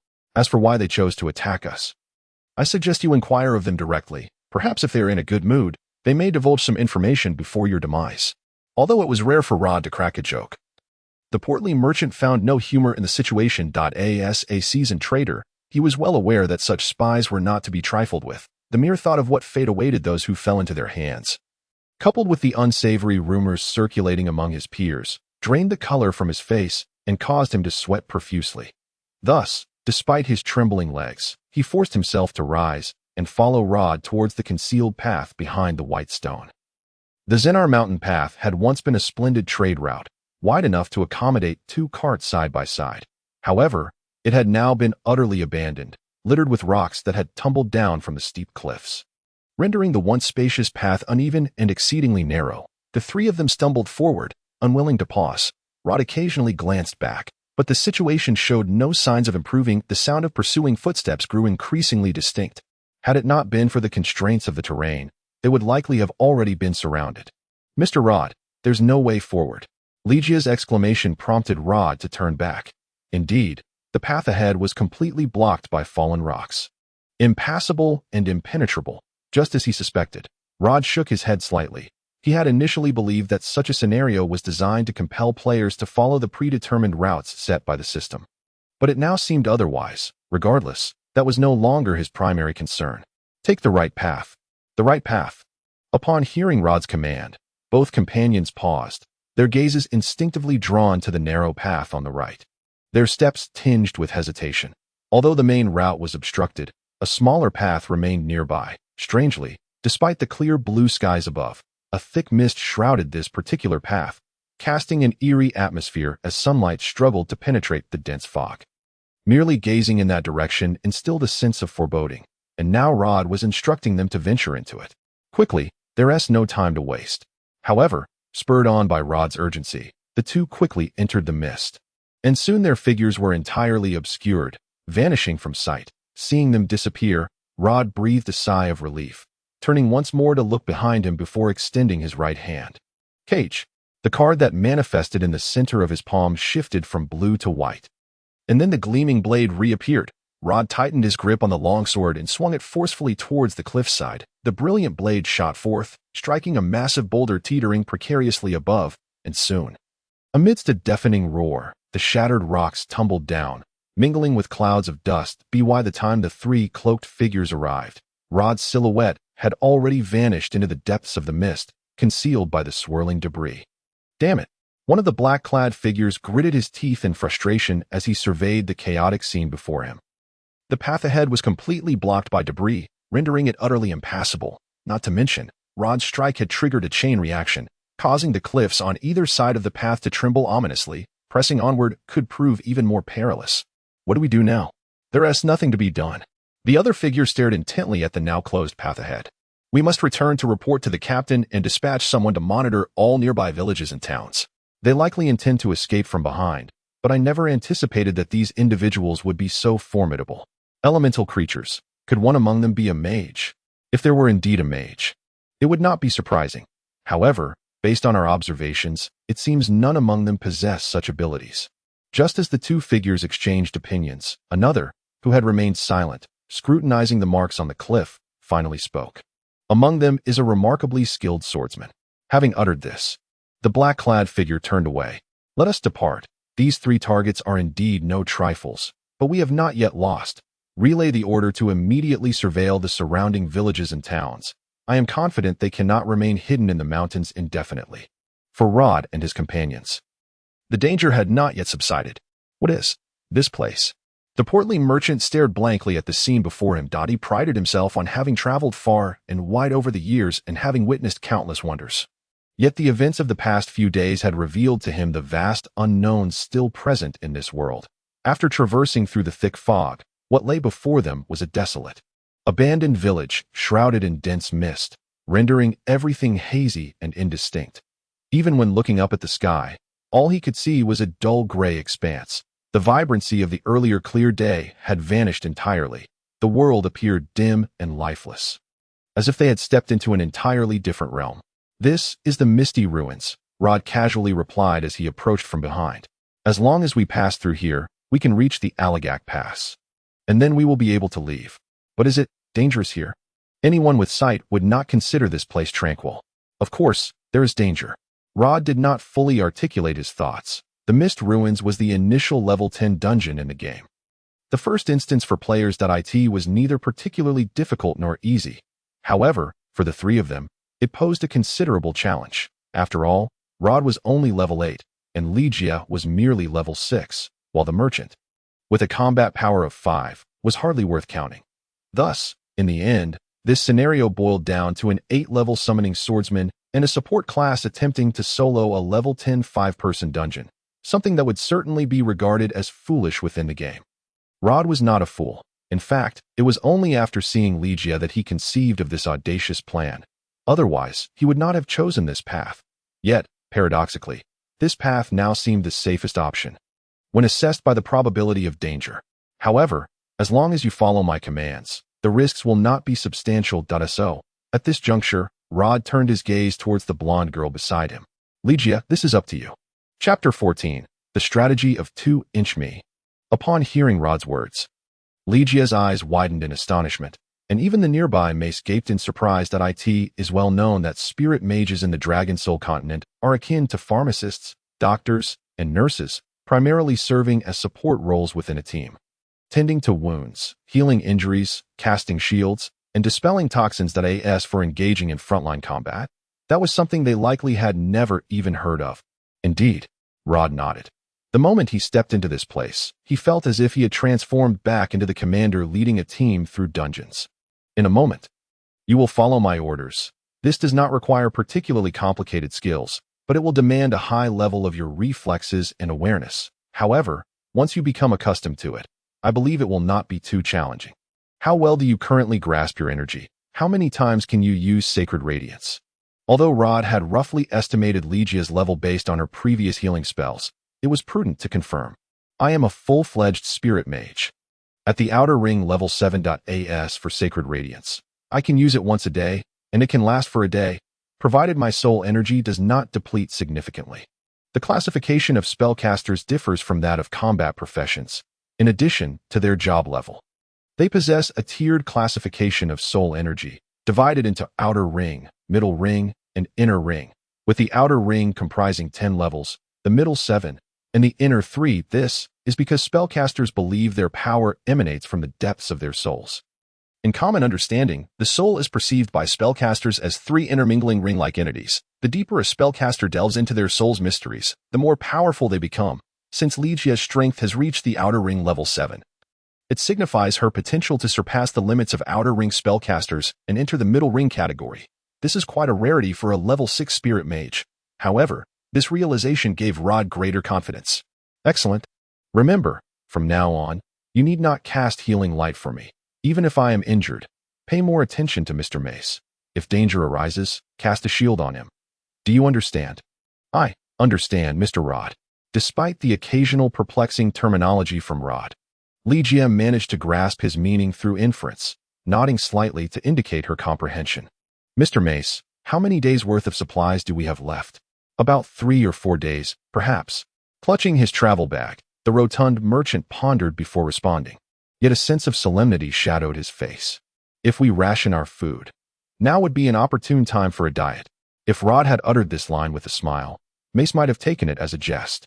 Alas, Rod's expression was utterly serene, devoid of any mirth, which only served to further distress the portly merchant. He grasped his travel bag, intending to say something more, when Rod had already turned away, issuing commands to Ligia. Cast Sacred Radiance. Understood. In response to Rod's command, Ligia nodded slightly, then extended her hands, closing her eyes. Soon, a soft glow began to emanate from the center of the girl's palms, the gentle white light radiating outward in all directions, whether it was a trick of the light or not. Mace noticed the surrounding dense mist, which had previously felt suffocatingly close, began to recede rapidly upon being illuminated by this glow. After rubbing his eyes, he discovered that the areas once shrouded in fog had become considerably clearer. Ruins that were once only discernible as vague shadows now revealed the remnants of walls and buildings. This development elicited a collective sigh of relief. After all, clearer visibility was always preferable for safety. I'll go first, Ligia. Follow closely, Mr. Mace. You bring up the rear, and do not stray too far from us. Regardless of what occurs, do not act alone.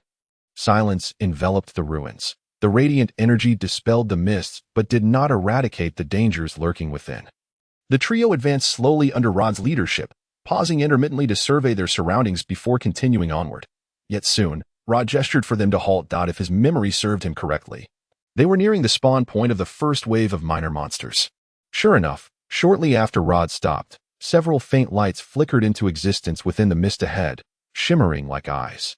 What is that? Mace instantly tensed. Those are wraiths.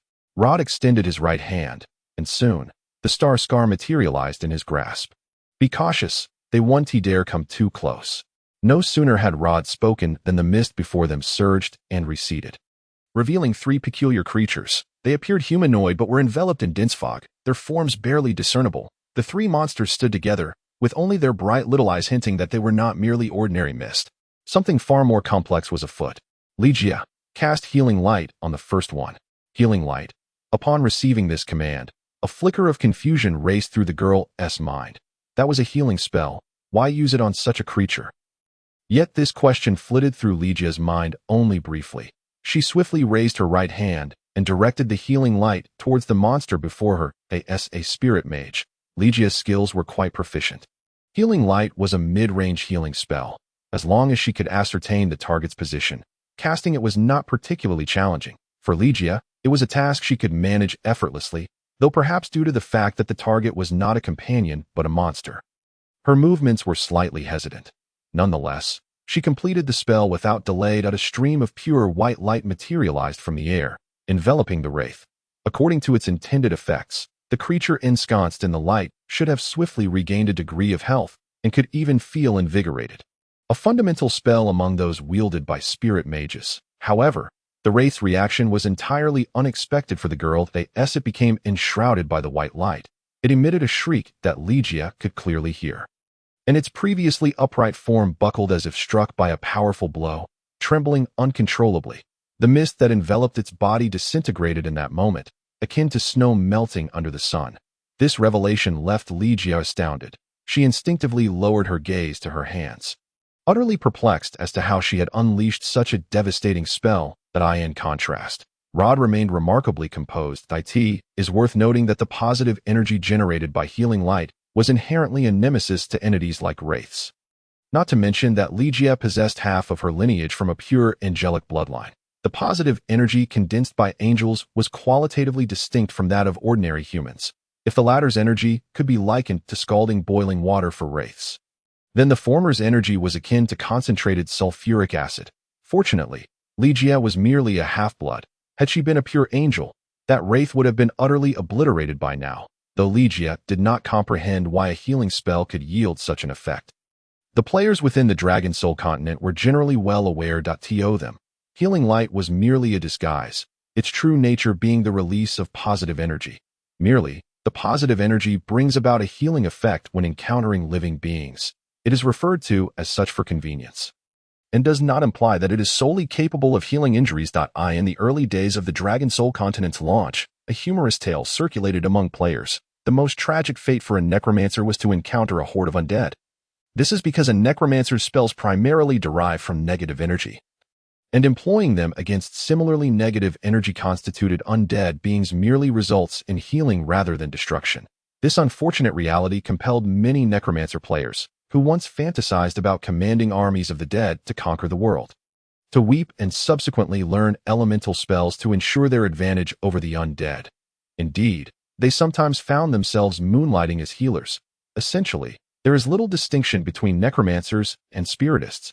Both often dwell within environments where their abilities cannot inflict harm, only achieving effectiveness when confronted with opposing attributes. However, for necromancers, the probability of encountering living beings is comparatively higher as for spiritists.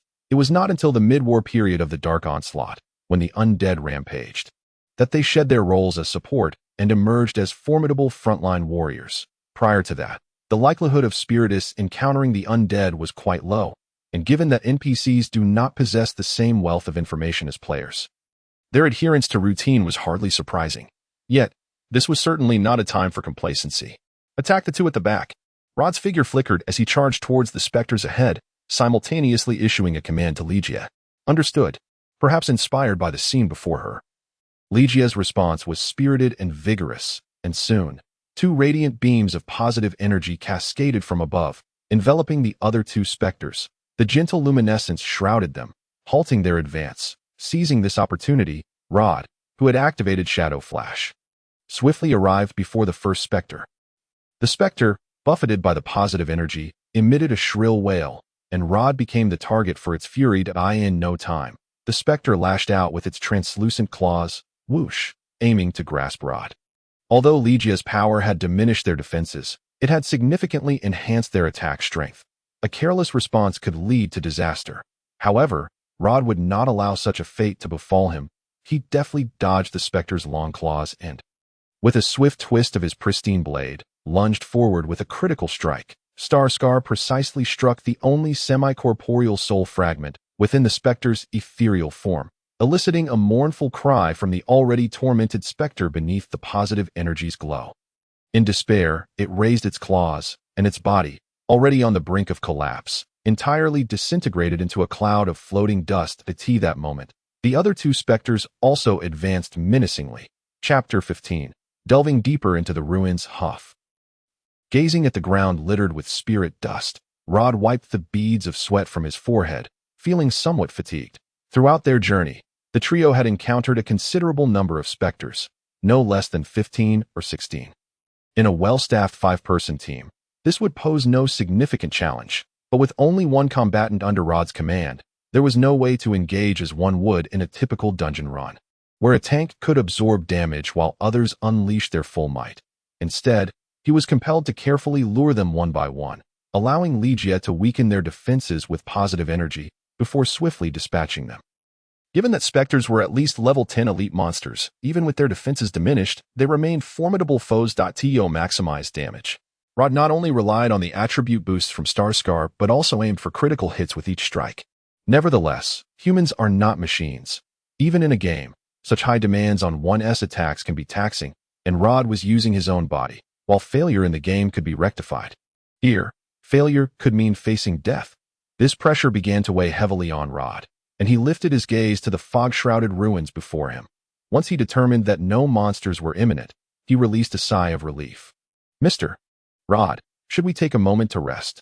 The anxious girl, following closely behind, regarded Rod with concern. As a spiritist, she did not fully grasp the significance of each of Rod's actions, yet she could sense the pressure he was under. No, not now, Rod shook his head. Although he had cleared the minor monsters in the area, he still felt a faint sense of danger. He remained vigilant, scanning his surroundings, yet could not ascertain the source of this subtle unease. By distance, they had yet to reach the boss's domain, so it seemed improbable that they would encounter excessive danger.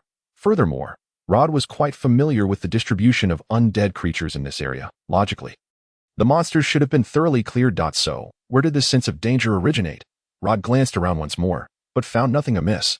Suddenly, the plump merchant beside him exclaimed, "Ah, what is it?" Rod and Legia quickly turned their heads. They observed Maisai, pale-faced, clutching his travel bag with one hand, while the other trembled slightly as he pointed towards the thick fog behind them. Just now, there was a shadow over there. A shadow. Legia followed Maisai's. But apart from the faint sunlight filtering through the fog, she saw nothing. There's nothing there. Get down. At that moment, a spark of realization ignited in Rod's mind. He finally understood the source of the danger. He shouted while forcefully pressing down on the girl's head, compelling her to duck. Whoosh! Almost simultaneously, a shadow streaked swiftly through the air, and Rod could almost feel the cold claws brushing past his scalp, leaving a stinging sensation. Damn it! In that instant, Rod's heart sank. He recognized the ominous portent for what it was. It was a gargoyle. According to legend, the misty ruins once thrived as a bustling town, but gradually fell into abandonment as trade routes declined. Subsequently, a sorcerer arrived, and in a bid to save his beloved, he chose to research forbidden death magic within the forsaken town. However, his experiments ultimately failed, leading to his demise. Yet the death magic did not cease, resulting in the dense fog and countless undead. Among all the dangers within this dungeon, the most formidable was the gargoyle left behind by the sorcerer to guard his relics, a rare elite of level 15. If Rod were part of a team in the game, he would undoubtedly feel elated, for rare elites were a rarity, often requiring numerous attempts to encounter one. But now, he felt a chilling dread. This foe was a level 15 rare elite and a flying creature. Not only was it agile, but it also posed a significant disparity compared to the incorporeal specters formed from negative energy. Legia's positive energy would have little effect on it. Moreover, its body, composed of obsidian, was exceptionally resilient, rendering ordinary attacks nearly ineffective. It was clear that this would be a grueling battle. Rod had descended into the misty ruins over 30 times without ever encountering a single gargoyle. Thus, he had unconsciously forgotten about it. Yet here he was, facing one for the first time. Was this luck or misfortune? However, Rod had no time to ponder such questions, for danger loomed ever closer. Engaging in direct combat was futile. He was still under level 10. And challenging a level 15 monster was nearly insurmountable. Even with the boost from Star Scar, his attack power was still quite limited. Run! Without hesitation, Rod immediately issued the command, grasping Legia's hand as he shouted, "Follow me. Keep your heads down, and do not look up." Retreating was not an option. The only viable course was to locate and destroy the gargoyle's control center, while fleeing its attack range was also a possibility. Rod surveyed his party configuration and found no one capable of easily diverting the creature's attention. How he wished for a ranger or rogue at that moment. But now was not the time for complaints. Under Rod's guidance, Legia and Maisai kept their heads low and stumbled forward. The surrounding fog began to swirl once more, clearly indicating that their movements had attracted the specter's attention. 4 or 5 specters emerged from the mist, advancing towards the trio's location. Legia, attack! Don't stop! Yes. Though casting spells while running was no easy feat for the girl, she gritted her teeth and extended her right hand. Soon, 3 or 4 radiant beams descended from above. Striking the specters, Rod swiftly thrust his sword forward, and with a cacophony of anguished cries, the obstructive foes were quickly reduced to dust, vanishing from sight. At that moment, a system notification flashed before Rod's eyes. Experience points 1900-1800. Upgrade available, level 8.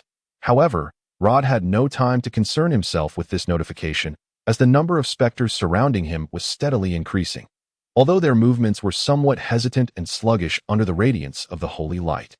Their numerical superiority compensated for this shortcoming. In stark contrast to these less agile specters, the gargoyle showed no regard for the divine luminescence. Despite both being products of negative energy, the gargoyle, as a guardian of mages, boasted a hard exterior forged from obsidian that could withstand most holy forces. After its previous attack had missed its mark, it had immediately identified the group as its target, relentlessly pursuing the 3 and biding its time for the moment to strike. Compared to instinct-driven undead creatures, the artificially created beings with a degree of combat intelligence proved to be considerably more formidable. At that moment, Mace stumbled and fell heavily to the ground. The gargoyle, having been waiting patiently behind them, immediately lunged forward, its sharp claws darting towards the fallen merchant. As Mace turned, he was met only by the shadow that seemed poised to engulf him. Oh my! Although the gargoyle was indeed swift, and Mace had instinctively closed his eyes in resignation, its attack ultimately fell short. A faint, golden barrier materialized out of thin air, deflecting the gargoyle's lethal claws. In the next instant, several radiant blades of light shot down from above, striking the gargoyle with resounding force, sending it tumbling back into the throng of specters. That moment, Ligia had half dragged, half supported the plump merchant, who had been contemplating a reunion with his family in the afterlife, back onto his feet, urging him to run forward. This way, amidst the specter's relentless pursuit, Rod finally managed to shake off the majority of the undead. He lifted his gaze and quickly spotted his objective, a dilapidated church. The very location where the mage had conducted his experiments. According to Rod's recollection, the control hub for the gargoyles should be situated within. However, such a place was not easily accessible. As Rod approached the church entrance, he suddenly felt a darkness envelop him. Instinctively, he activated Shadow Flash to retreat, only to see a pitch-black gargoyle half-crouched where he had just stood, its formidable claw crashing into the ground and shattering the solid stone tiles. "This is a dire situation," Rod muttered under his breath, glancing around to confirm that the decorative statues originally positioned on either side of the church's entrance had mysteriously vanished. Their whereabouts were all too easy to deduce. Encountering two of these creatures in one day seemed a fortuitous omen for a lottery win, if he were to survive. "Of course, you all go inside and find the central control device," Rod commanded Ligia and Mace while maintaining eye contact with the gargoyle before him. "Those specters shouldn't cause you trouble inside. I will keep these two occupied. Seize this opportunity to enter, locate the control device, and destroy it. Beware of traps." "But, Mr. Rod, that is an order," Rod interrupted coldly, gripping his weapon, Starmark, and launching it forward. The pristine white blade erupted into a dazzling display, while the gargoyle, in response to Rod's attack, screeched and took flight, narrowly evading his strike and clearing the path to the church. Hurry! Chapter 16. The talent tree unveiled. The interplay of black and white light danced through the air, igniting brilliant sparks. Ugh! Rod quickly fell back, the pure white blade trembling in his grip, the immense force reverberating through the sword's body, causing a dull ache in his upper body, just as he recalled. The level 15 gargoyles were indeed formidable adversaries, particularly when faced with two of them. The sole advantage was their semblance of combat intelligence. While this would be undesirable in most scenarios, it rendered their movements less threatening in this instance. The gargoyle that had previously endured a hit from Rod's shattering blade now let out a shriek and retreated at the sight of the white glow emanating from Rod's sword. The other, though unscathed, hesitated upon witnessing its companion's reaction, granting Rod a momentary respite. However, this reprieve was fleeting. With Starmark gripped tightly, Rod glared at the two gargoyles hovering above him, his teeth clenched, though the gargoyles were wary of his shattering blade. He was acutely aware they would not let him off so easily. While a stalemate could be maintained for now, it would not endure for long. Upon reaching level 8, Rod had elevated his proficiency in the Moonshadow Sword technique to 4-4. Although the soul energy consumption of the shattering blade had decreased somewhat after leveling up, frequent use would still pose issues. Moreover, this was not the final battle. Rod needed to conserve some strength for the unexpected challenges that might arise. After all, he was the only one among the trio with combat capabilities, and exhausting all his strength here would lead to dire consequences. The two gargoyles, however, were not merely staring at Rod in a standoff. Rather, they swooped down repeatedly, launching clawed attacks at him, retreating immediately if he showed any inclination to counterattack. This relentless cycle of combat demanded considerable stamina, yet for the two magically driven constructs, it was far from a hindrance. For Rod, however, the situation was entirely different. Beads of sweat began to form on his forehead, his body growing increasingly fatigued from the repeated defenses. Yet Rod could not retreat. He understood that facing two gargoyles alone was virtually impossible. Thus, he placed his hopes on Ligia, knowing the church posed no significant danger. But had he forgotten to remind them to be cautious of the protective arrays? After a moment's contemplation, Rod shrugged off the thought and refocused on the gargoyle before him. After all, death was not an immediate concern. A heart-wrenching scream pierced the air as Mace collapsed to the ground, convulsing uncontrollably. "I'm dying, help, help!" It was merely an electric shock? You are not dead, Mr. Mace. While rummaging through the dust-covered and cobweb-laden remnants of a decrepit table, Ligia cast a healing spell over Mace without turning her head, alleviating his pain before returning to her search, while most mages would cast numerous protective spells within their chambers to guard their secrets. The church had long fallen into disrepair, and time had eroded the potency of its protective arrays by 70 to 80%, posing no significant threat as a half-angel. Ligia's magical resistance was also considerable, rendering the weakened protective arrays largely ineffective against her. The traps that would have erupted in flames and lightning upon activation merely flickered with dim magical light before vanishing under her touch. Ironically, the hapless Mr. Mace inadvertently restored some confidence to these traps, as his lack of resistance made him vulnerable, thereby lending the protective arrays a semblance of danger. This cursed place is truly insufferable. Mace grumbled as he dusted himself off and slowly rose, casting furtive glances around. Inside the dimly lit church, only the sacred light cast by Ligia floated serenely beside her, illuminating the previously pitch-black surroundings. Yet this scene filled Mace with trepidation. Under the glow, he could clearly see the dark, bizarre magical arrays etched into the floor, as well as the grim white bones scattered about. The sight was enough to weaken his legs, and the bloodstains on the walls had nearly sent him fleeing the moment he entered. Had it not been for Ligia's unwavering composure, which would have embarrassed him to abandon her, coupled with the knowledge of the two more immediate dangers lurking outside, he would have surely fled. Yet now, he had no choice but to steel himself and assist Ligia in searching for the elusive central control.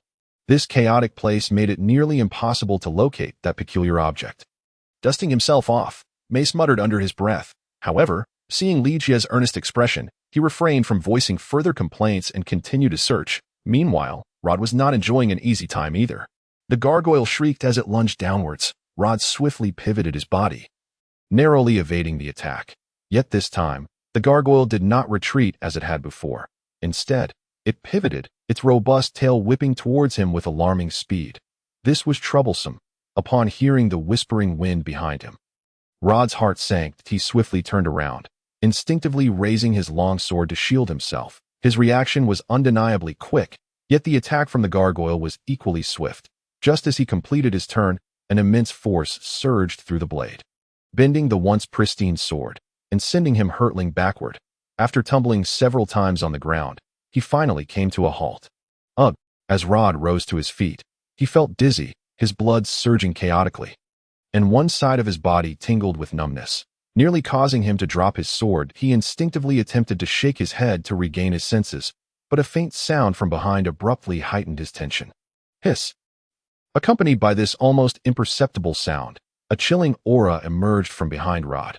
Without hesitation, he instinctively rolled to the side, narrowly evading the incoming attack. However, when he lifted his gaze, he found three wraiths slowly advancing towards him.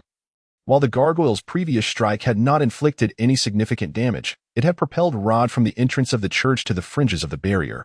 Although the wraiths were unable to approach the church due to the barrier's influence, they remained undeterred, circling the invisible shield and biding their time instinctively. At last, the opportunity had arrived. Rod certainly had no intention of granting these wraiths their chance. Faced with the encroaching enemies, he clenched his teeth. Abandoning the notion of conserving his strength, the sudden burst of white light erupted from his longsword. Shooting forward, the blade of pure light emanated from Rod's sword, spinning and dispersing as it struck one of the wraiths, tearing through its defenses. Without a moment's hesitation, Rod lunged forward, his sword tracing a perfect arc through the air, piercing the core of the wraith's body. The unfortunate wraith screamed and disintegrated into dust. Rod had already passed through its form, returning safely within the protective confines of the barrier. What should he do next? As Rod pondered this question, a line of system notifications appeared before him, leaving him momentarily stunned. Experience points 4,1800, level up available, talent tree unlocked, level 8. He had reached level 10. Yet, just before entering the misty ruins, he was merely at level 8. Rod paused, recalling that he had indeed received a system notification indicating he had amassed enough experience to level up. But he had dismissed it in the chaos of the gargoyle's ambush. It seemed that the experience gained from the wraiths he had defeated along the way was sufficient to elevate him another level. This was not surprising, given that this was a 5-person dungeon, and nearly all the monster experience was accrued solely by Rod. Furthermore, since his level had been relatively low, the rewards for defeating enemies beyond his level were significant, making it entirely reasonable for him to reach level 10.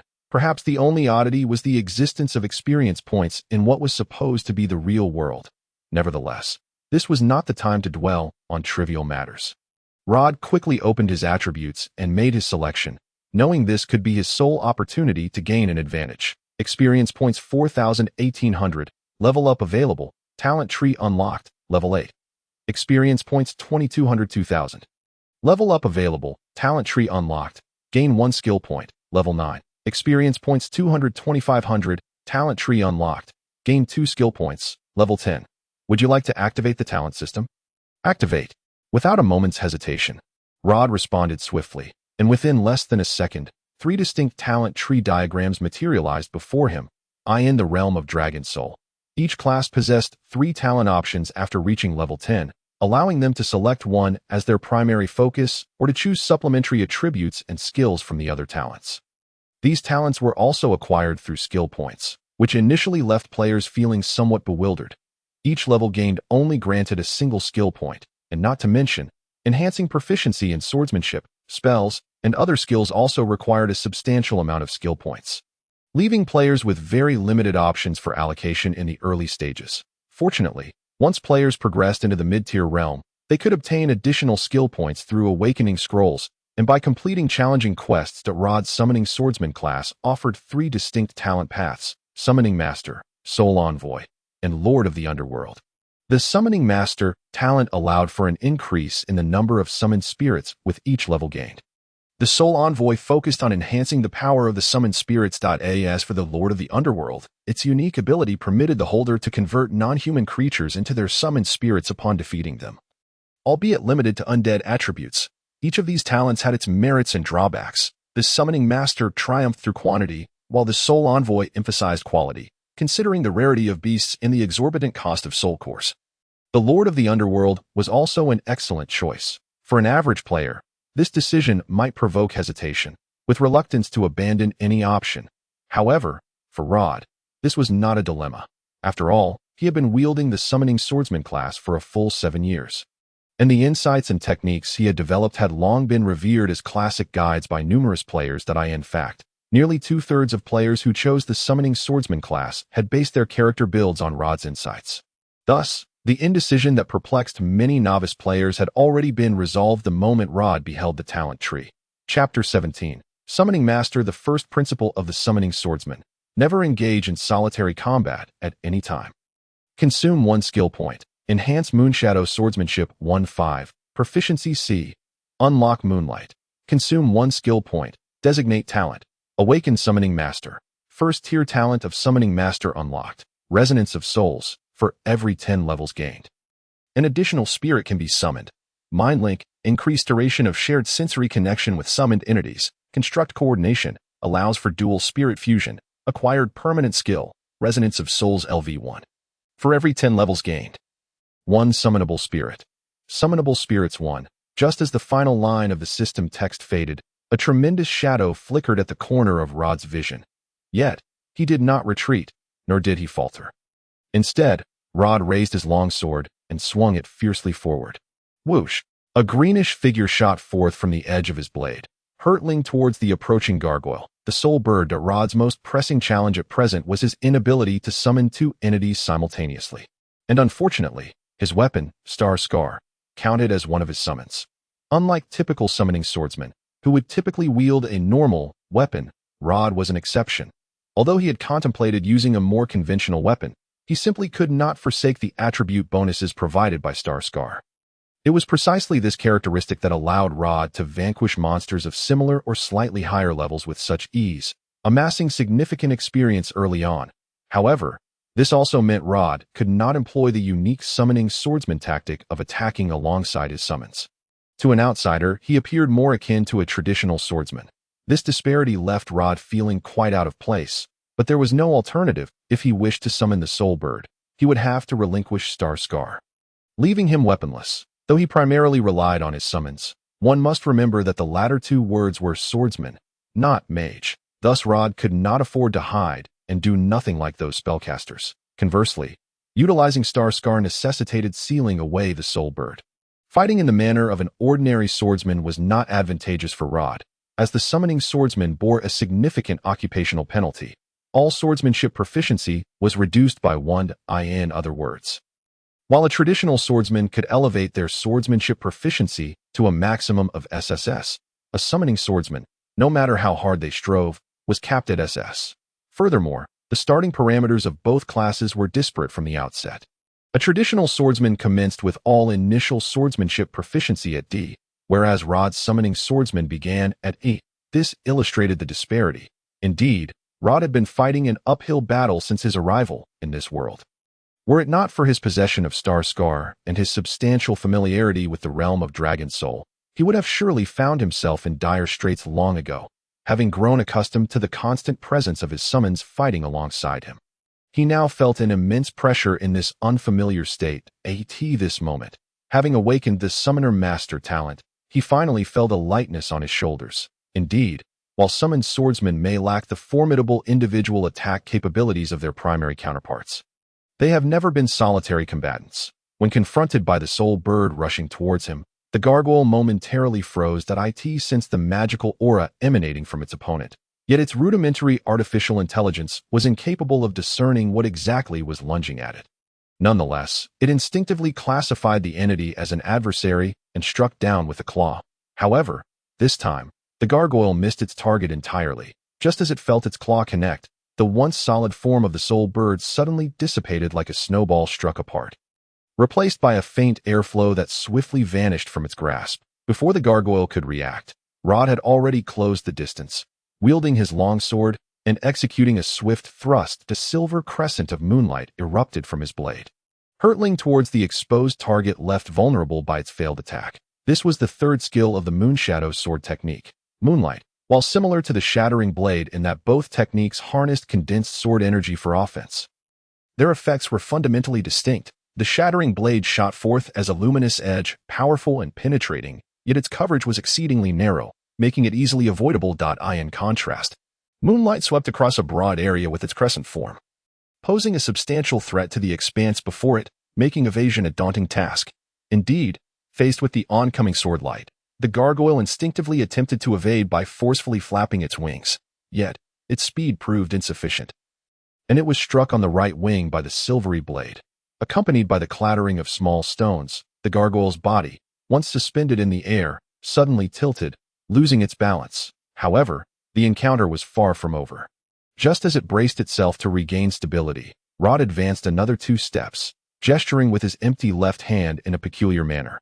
The soul bird, which had previously zipped past the gargoyle's attack, now circled behind it. With a piercing cry, the wind-touched bird collided heavily with the gargoyle's back, unleashing a powerful gust that sent the creature hurtling away. Infuriated by the assault, the gargoyle let out an enraged shriek. Yet, before it could fully express its fury, multiple gleaming blades appeared before its eyes. 1, 2, 3. The whirling, shattering blade struck accurately against the gargoyle's injured wing. Even its obsidian wing could not withstand the relentless barrage. And as the impacts continued, web-like cracks spread across its wing. Soon, with a sharp shattering sound, the sturdy wing was utterly destroyed, causing the gargoyle, now missing one wing, to scream in agony as it crashed to the ground, creating a moderate dent in the stone floor. Employing numbers to overwhelm, combining quantity with quality, this was the hallmark of the summoned swordsman. Rod had finally regained his combat instincts. In truth, had he possessed a proper weapon at this moment. Having activated this Summoner Master talent would have allowed him to simultaneously control 2 summoned entities for attack. At that point, facing not even 2 rare elites, but even a boss, he would have been confident in grinding his opponent down. Yet, alas, there is no what-if in this world, and currently, Rod lacked a second soul core to awaken another spirit. Thus, he was compelled to abandon the thought of pursuing further aggression and swiftly retreat instead. For at that moment, a second gargoyle had already swooped down upon him. Perhaps spurred by the sight of its wounded comrade, this gargoyle launched a fierce assault.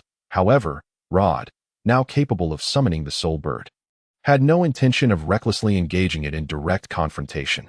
Facing the shadow that had previously bested him, Rod merely tilted his head back and whistled. Suddenly, a tempest roared past, forcefully pushing aside the shadow that had aimed to attack him, causing it to tumble disoriented until it crashed against the church wall, coming to a halt.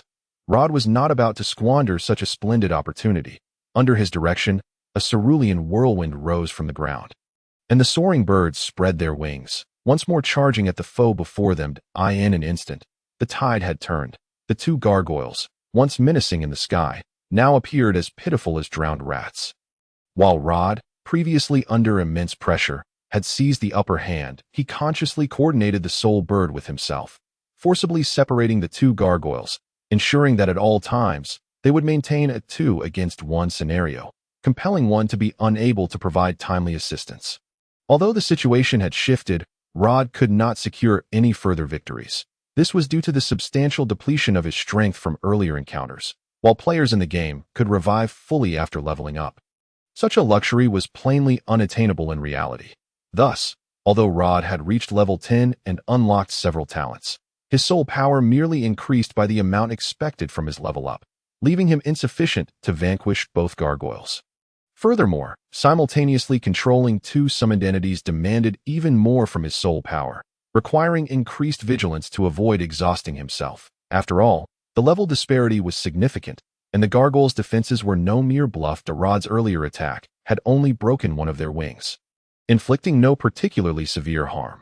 Under these circumstances, while unleashing his full might could indeed eliminate one of the gargoyles, it would leave him defenseless against the other, the outcome of which was all too predictable for anyone with a modicum of sense. Now, Rod's only option was to suppress these two vexing foes until Ligia and Maisai could locate the control center. Otherwise, the situation could revert to its previous dire state, despite having lost one wing. The gargoyle remained a formidable threat that it crawled across the ground, resembling a massive, shadowy stone hound, its four limbs propelling it forward like a specter. This was the terrifying nature of such alchemical beings, should one underestimate them as mere aerial nuisances. They would undoubtedly suffer dire consequences. Fortunately, Rod possessed a profound understanding of them. While he did not naively presume that merely grounding a gargoyle would render it harmless, this awareness alleviated some of his pressure, allowing him to divert less energy to concerns above him. The dark figure appeared behind Rod, the gargoyle howling as it extended its right claw toward his back. Yet, in the next heartbeat, Rod sidestepped, his immaculate blade transforming into a flash of lightning that barely deflected the attack. Simultaneously, Rod extended his left hand, and upon seeing his gesture, the soul bird soaring nearby emitted a clarion call before taking flight, successfully intercepting the other gargoyle attempting to attack him from above. Though the soul bird lacked the capacity to inflict significant damage upon such a rare elite, being a purely elemental creature made it adept at mere obstruction. As moments ticked by, Rod's anxiety mounted. He felt fatigue creeping into his body, his spirit waning, a clear sign of his soul power nearing depletion. Yet the church remained eerily silent. Had they not yet located the control center? A chilling gust of wind surged past Rod, startling him into instinctive evasion as he attempted to activate Shadow Flash. However, at that crucial moment, he stumbled, rendering the skill ineffective. His soul power was on the brink of exhaustion. A wave of despair washed over Rod, yet he had no time for contemplation. He swiftly turned, thrusting his sword backward. The hardened stone claw clashed with the pristine blade, producing a jarring screech.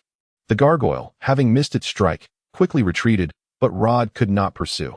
Just then, a voice rang out from behind him. "Mr. Rod, we found it." Hearing this, Rod immediately turned to look, spotting Maisai standing at the church entrance, her expression gleeful as she held aloft a beautifully crafted small statue depicting a curled-up gargoyle, its eyes crafted from fragments of ruby glowing with a faint crimson light. That was the control center. Maisai's exclamation drew the attention of the gargoyles, as these alchemical beings were acutely aware of the significance of what she held. In an instant, both gargoyles redirected their charge towards Maisai. Wah! Upon witnessing the terrifying approach of two monstrous beings, Maisai was so overwhelmed with fear that he involuntarily let out a shriek. Instinctively, he sought to turn and flee, but at that moment, Rod's voice resonated. "Throw it over here." Although he was transfixed by the sight of the two fearsome creatures, feeling as though he would be utterly torn apart in the next instant, He steeled himself and hurled the exquisitely crafted black statue from his hand. It must be noted that the accuracy of the rotund merchant was rather lacking. The object he launched traced an erratic arc through the air, veering off course and missing Rod entirely, instead hurtling towards the two gargoyles. To an unsuspecting observer, it might have seemed as if the chubby merchant were allied with the very stone beast he faced. Confronted with this unexpected offering, the gargoyles paused momentarily, yet instinctively extended their claws, attempting to grasp the diminutive statue. However, just as they were on the verge of success, a gentle breeze swept beneath them, and the almost formless soul bird glided through the air, creating a series of translucent ripples that snatched the statue away. This was the last vestige of Rod's strength, utterly depleted. He was compelled to sheath his sword while raising his right hand to snap his fingers. Accompanying the sound, the soul bird gracefully soared through the air before darting towards Rod. The two gargoyles, meanwhile, abruptly halted mid-flight, redirecting their trajectory. Whoosh! One of the gargoyles, sprinting across the ground, executed a somersault, its stout, elongated tail suddenly lashing out and striking the soul bird. Though the impact caused minimal harm, the swirling azure wind elements enveloping the soul bird were momentarily disrupted, causing the bird's form to falter. The azure bird, undeterred, continued to flap its wings vigorously, swiftly skimming the ground, striving to reach its master. Yet, it fell short of its destination. A massive stone claw descended from above, piercing through the body of the azure bird. The chaotic wind elements could no longer sustain its corporeal form, and it instantly dissipated into its most primal essence. Consequently, the black statue that the bird had clutched in its beak was sent flying, only to be pursued by two shadowy figures that extended their wicked claws and gaping jaws toward the statue, until it quietly and steadily landed in Rod's grasp. Control center of the gargoyle acquired. Identification complete. Command, AIG. Rod's voice was not loud. Indeed, it was somewhat subdued. Yet, the once menacing shadows now underwent a transformation. What had been a glimmering form dullened in an instant, their outstretched limbs appearing to freeze mid-air, while the eerie red glow that had burned upon the gargoyle's visage extinguished in a heartbeat. Subsequently, the two shadows brushed past Rod, crashing heavily to the ground behind him. Boom! With the sound of collision, the motionless gargoyles reverted to their original sculptural state, lying quietly on the ground not far behind Rod, maintaining the posture of their prior launch, however, stripped of magical support. They no longer bore the same hardness. With that impact, the two gargoyles crumbled, transforming from artistic sculptures into worthless debris. It was only at that moment that Rod exhaled a sigh of relief. He felt utterly drained, the excessive consumption of soul power rendering his legs weak, to the point where he could barely exert any strength in the fingers of his right hand that clutched the statue. Nevertheless, on the surface, Rod maintained an air of calmness, standing silently for a moment before stowing the statue away in his pocket. Mr. Rod. At that instant, Li Jie and Mai Sai rushed to his side, their expressions filled with concern and urgency. Are you all right? I'm fine, Rod replied. Taking a deep breath, he longed to sit and rest for a while. Although in the game excessive soul power consumption manifested in various ways, experiencing it firsthand was undeniably taxing. Yet, he could not afford to collapse. Fortunately, the dense fog surrounding them no longer concealed the ghastly apparitions. It seemed they had chosen to withdraw from this forbidden ground, finally abandoning their pursuit. While this did not guarantee they had given up entirely, it was a welcome respite. Rod, however, did not display much outward reaction, a habit ingrained in him since he became the leader. A commander must remain composed at all times, not allowing minor disturbances to incite panic. If he were to shout in disarray at the slightest challenge or become overly exuberant after vanquishing a formidable foe, it would undoubtedly yield a negative influence upon his subordinates. Although Rod was no longer the guild leader commanding thousands of players, this habit still lingered. It was undeniable that his calm demeanor eased Li Jie and Mai Sai's tension. They had been anxiously concerned about the situation outside as they searched, fearing something might go awry. Li Jie had worked diligently, yet it was evident that Mai Sai excelled in the assessment of items, ultimately discovering the small statue tucked away in a corner. Their luck was indeed remarkable, had they delayed even a moment longer. The circumstances could have vastly differed. Rod had originally intended to traverse the misty ruins at the swiftest pace possible. However, the emergence of the two gargoyles necessitated a change of plans. For they had nearly depleted his strength, Without adequate rest and recovery, the forthcoming battles would be even more perilous. Thus, Rod resolved to take refuge within the church for the night, intending to set off again the following day. He harbored no concerns regarding unexpected occurrences in this place, as many players had utilized the church as a resting spot and for organizing their spoils.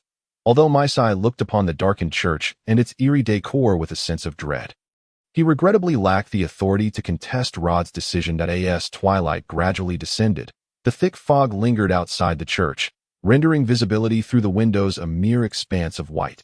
The three sat in the heart of the church, surrounded by dilapidated, decaying pews and tables that now served as firewood, providing a final flicker of warmth in the burning hearth. The chill wind swept through the broken windows and crevices in the walls, carrying with it an unsettling coldness. Ligia cautiously extended her hand to unwrap the bandages from Rod's left chest, her delicate brow furrowing slightly. "It has split open again, Mr. Rod." "I know," Rod nodded, refraining from further commentary. In truth, this was not the first instance. Throughout their journey, Rod had been the one to engage in battle up front, though he had endeavored to avoid using his left hand due to his chest injury. When confronted with particularly troublesome foes, he had often disregarded this caution, resulting in the reopening of his wound. According to Ligia, a wound that could have healed in 2 or 3 days of rest might now take over 10 days to recover due to this negligence.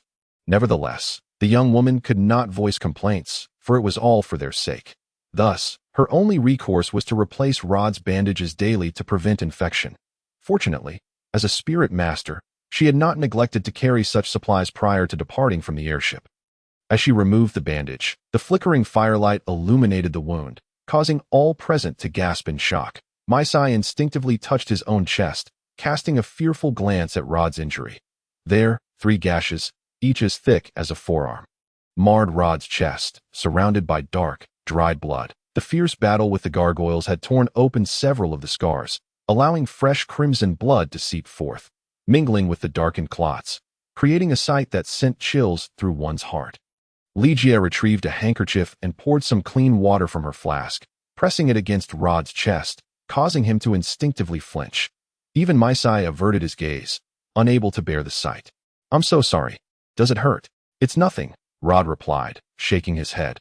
Although it was indeed painful, it was not unbearable. Upon hearing Rod's response, Ligia sighed in relief and continued to clean the wound, all the while stealing glances at the young man before her, who was slightly older than herself. To be frank, during their first encounter, Rod had left Ligia with a rather unremarkable impression. His strikingly handsome features and fair complexion led her to unconsciously perceive him as a member of the aristocracy. However, Rod's demeanor did not exhibit the arrogance typically associated with noble science, allowing Ligia to accept him, albeit without placing much weight on him initially. After all, a man who appeared more feminine often evoked an impression of fragility.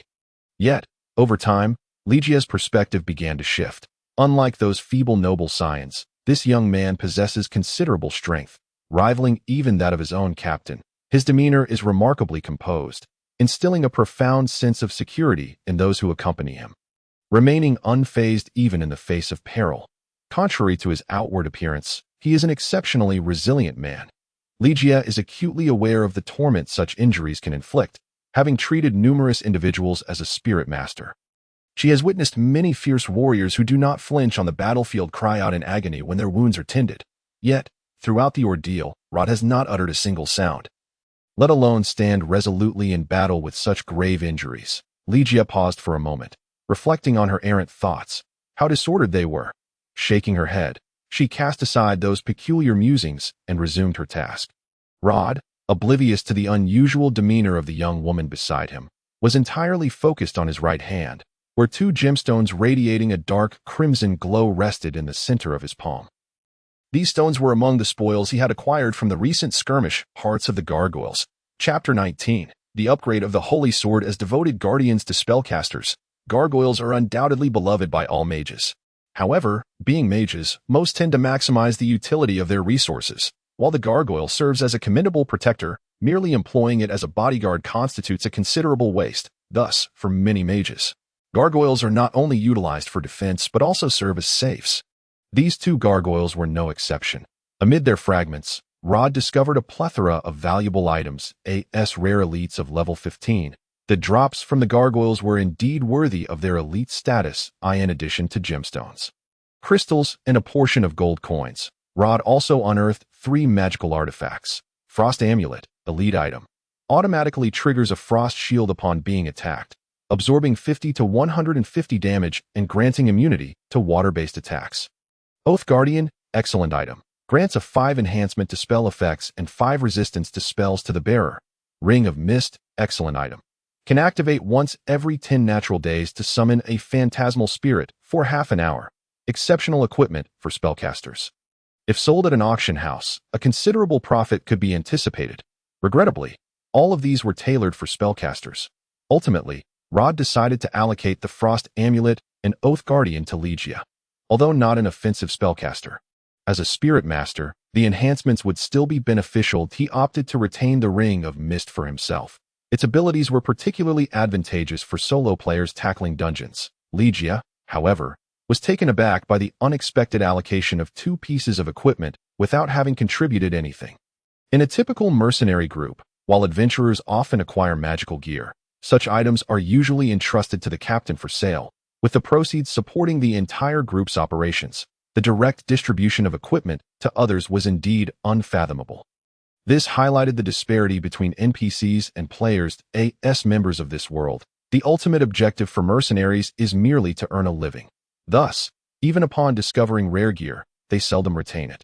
Many minor mercenary groups shy away from excessively challenging tasks, spending their lives engaged in what players might deem trivial quests, as their sole aim is survival. Conversely, those entitled to magical gear are typically esteemed individuals within their mercenary bands. As for the less capable mercenaries, they merely drool at the prospect.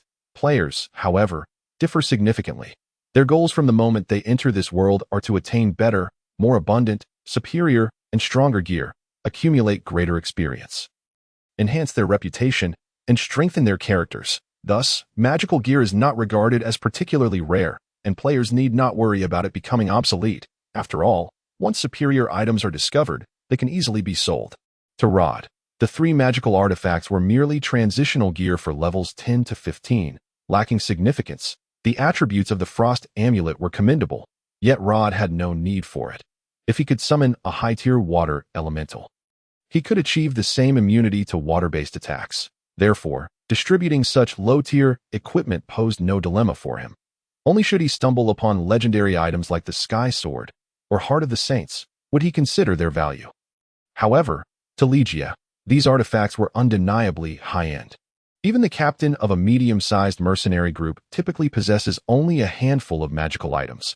Mages may have a greater abundance, but as a support class, spirit masters find it exceedingly challenging to acquire gear. Moreover, given their role and nature, they generally have little need for it. Thus, for Legia, a spirit master of a small mercenary group, to suddenly receive 2 commendable magical items was almost surreal. She even questioned whether she was dreaming. In contrast, Mess, observing the situation, perceived more than Legia as a merchant who had traversed far and wide. He understood the immense value of magical equipment, especially these particular artifacts, in Mess's estimation, even at the bustling port of Carrig in the north. Auctioning them could easily fetch 20 to 30,000 gold coins. Yet, Rod simply passed them along as if they were mere loaves of bread rather than valuable artifacts. This calm demeanor was not a fade adopted by a young man seeking to impress a pretty girl. Rather, it emanated from a genuine sense of tranquility, indicating that Rod truly did not regard these magical items as significant. Such indifference was not typical.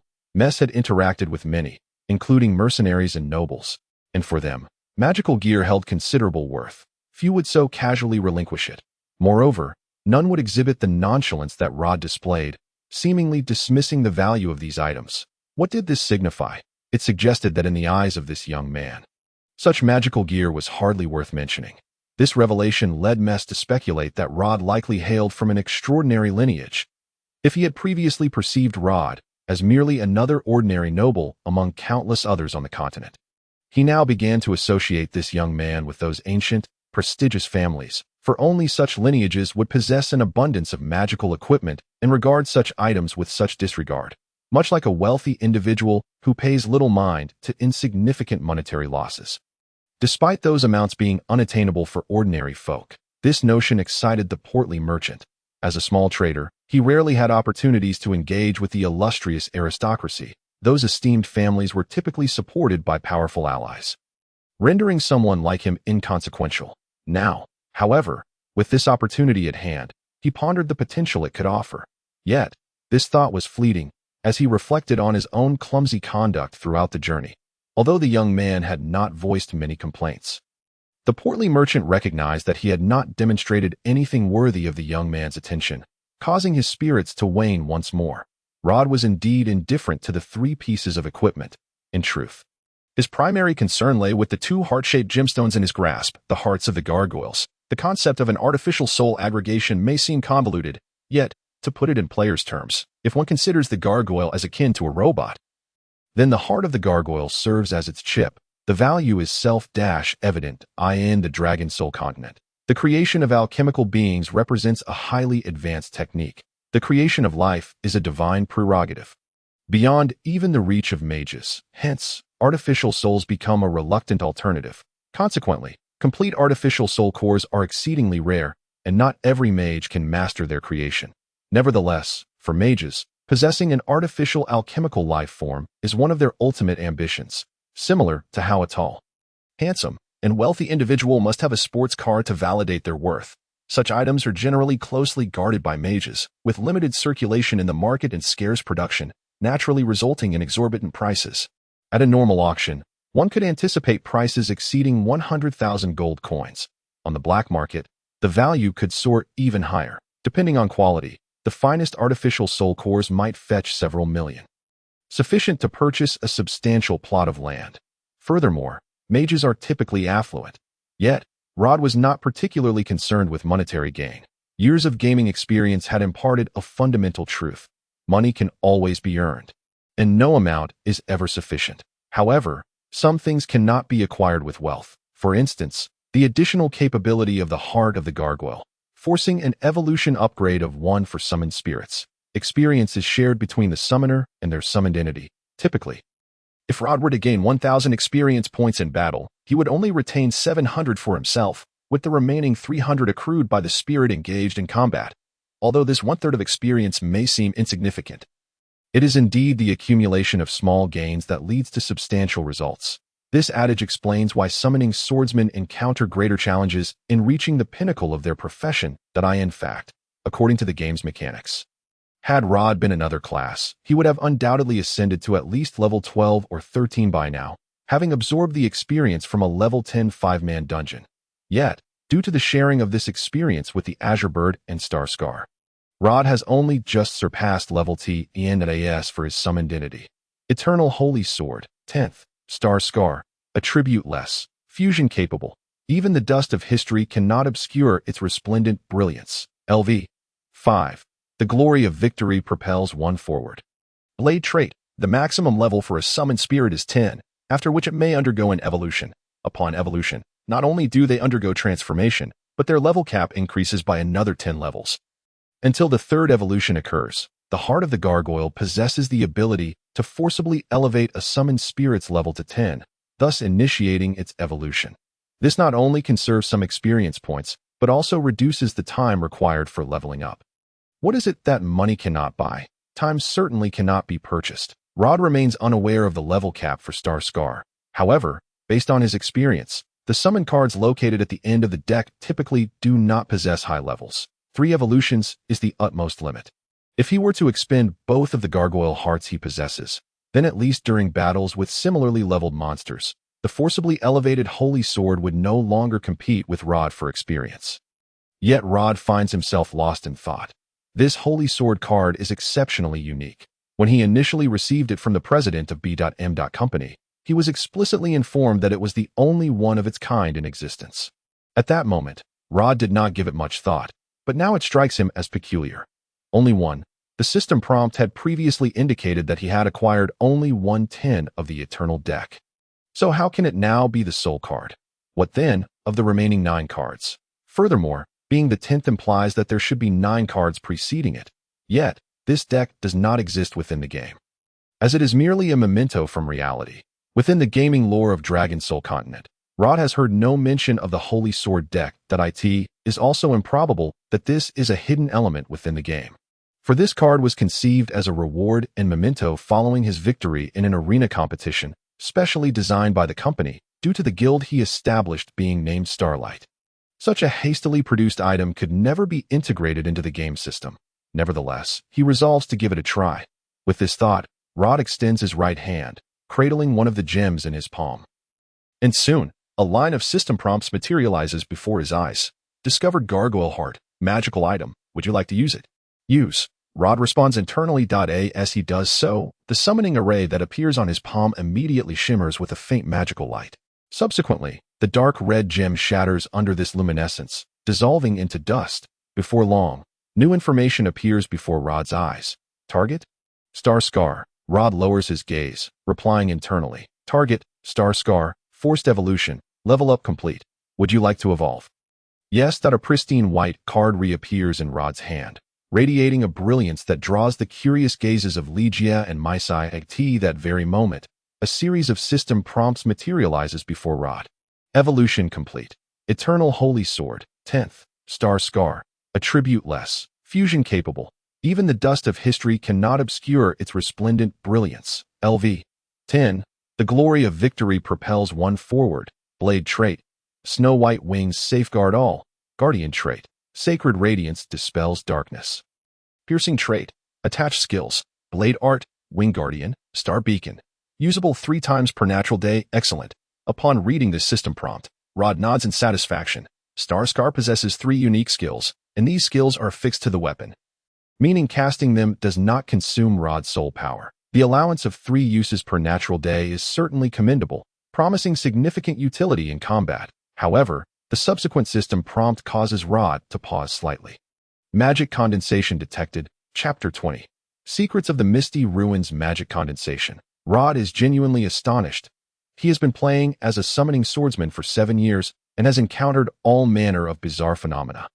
Yet he has never witnessed anything quite like this. Magic condensation refers to certain summoned spirits that have developed a strong rapport with their wielder and have been used consistently. During their evolution, they may gestate something.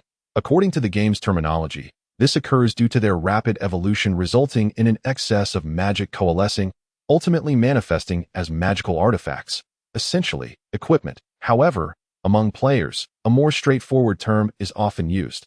A summoned spirit with a high affinity will reward its summoner with a surprise upon evolution. Nothing more. Yet, this is hardly a matter for envy. Firstly, the equipment provided by summoned spirits is typically of low level, and secondly, these items are ethereal manifestations, usable solely by the summoner. Discarding them results in their dissolution into nothingness, rendering them unsellable and untransferable, thus making them somewhat lackluster. Rod is not surprised that his summoned spirit has produced magic condensation. After all, this holy sword has been with him for quite some time. However, he is perplexed. Shouldn't a holy sword be considered equipment? Generally speaking, only sentient beings possess the trait of magic condensation. What does this mean? A holy sword is certainly not a living entity. Nevertheless, Rod's moment of bewilderment lasts only briefly, and he does not confirm the system prompt, which merely informs him of the occurrence without requiring any action. Thus, the golden text quickly fades from his view, vanishing entirely. Subsequently, the card that had been floating in his palm returns to the void. Legia and Maisai exchange glances, but neither speaks. They remain somewhat unclear about Rod's true identity, unsure of his status. Although he appears to be a swordsman, everything he has done aside from swordplay is difficult to associate with the role of a swordsman. However, they refrain from probing further. As an adventurer, Legia understands that many swordsmen possess unique powers and legacies. Meanwhile, Maisai grows increasingly convinced that Rod is likely a descendant of an ancient family, for only such individuals would wield such extraordinary capabilities. Although Rod senses their scrutiny, he offers no further explanations. As a guild leader, he is acutely aware of the wisdom in minimizing unnecessary words and actions. One must understand that online players can engage in fiercely intense verbal battles. A single misstep in wording can be exploited to great lengths by adversaries, especially after Rod established the first guild. Becoming a target for envy, every utterance and deed of his is scrutinized by numerous foes. The more one explains, the more loopholes emerge. so it is often best to remain silent and allow them to misunderstand. He simply retrieves the card and begins organizing his other belongings. Mages are typically quite affluent. Within the church, Ligia and my side discover not only the statue controlling the gargoyle, but also a small collection of gems and a few depleted crystals, all of which Rod decides to keep as a part-time alchemist. These items hold some utility for him. Of particular interest to Rod is a diary that Ligia uncovers on the desk, chronicling the life of the mage since arriving in this small town. This piques Rod's curiosity. While he, as a player, is well-versed in the entire backstory of the Misty Ruins dungeon, he is experiencing the NPC's perspective for the first time. Although much of the diary's content has become blurred and illegible, fragments remain. Year of the Saints, 5th day of the thunderous month, I have succeeded. After the sacrifice of countless innocent lives, I finally beheld her shadow clearly, smiling at me from the center of the magical array. Just as she did in life, with that gentle smile that I was so overwhelmed with excitement that I called out her name, yet she could not hear my response. The spell is incomplete, but I now possess hope. My thoughts were correct. Year of the Saints, 15th day of the thunderous month, praise the Holy Soul. I have regained her. I have acquired the power to withstand all. I brought that departed soul back to my side. She sees me. I can touch her, feel her warm body. She embraces me, softly calling my name. In that moment, I felt that everything I had done was worthwhile. My dearest Xena, she is as gentle, beautiful, and caring as she was in life. I find myself in a state of inner conflict, yet I have ultimately resolved to confess my transgressions to her. I revealed to her the nature of my deeds, and to my astonishment, she forgave me. With a smile reminiscent of days gone by, she offered her absolution. In that moment, I perceived the world as exquisitely beautiful, the sunlight filtering through the outdoors radiating with unparalleled brightness. I have made up my mind. I shall take her away from this place, and we will lead the life of ordinary people, living as they do. I will no longer engage with these dark arts, nor shall I wield any spells. We shall relocate to a tranquil mountain village, where we will marry, bear children, and eventually depart from this world as any common folk would. I am uncertain if I am deserving of such happiness, yet I shall strive for it with all my might. May the Holy Spirit grant me favor. On the 3rd day of the month of desecration, something feels amiss. That is not Hina. Although her appearance mirrors my memories perfectly, an unsettling sensation lingers. That cannot be her. I shared my plans with her, yet she merely smiled and acquiesced. This is profoundly strange. She is an astute and opinionated girl, incapable of yielding to my every word. Doubts began to fester within me. Could there be a flaw in the spell? Why does she accept my words so unreservedly? I must conduct another experiment to ascertain whether my suspicions hold merit. Holy Spirit, I pray my doubts are unfounded. Rod furrowed his brow, a faint voice echoing within him, suggesting that matters were far more complex than they appeared. Yet, in that moment, he found it challenging to grasp any tangible clues. In any case, leave it to me. The mist thickened, shrouding everything in a dense veil. Even the radiant glow imbued with divine power struggled to penetrate this ocean of fog. Rod halted his steps, acutely aware of the anxious gaze of the girl behind him. However, this was the most efficient course of action. Indeed, the only one. With a swift motion, a white blade materialized, causing the mist to stir momentarily before settling back into an eerie stillness. It swirled around Rod, keeping all at bay. The air grew damp and heavy. It was coming. Rod steeled himself, instinctively moving his fingers. The chilling touch of the ring of will upon his index finger calmed his tumultuous heart.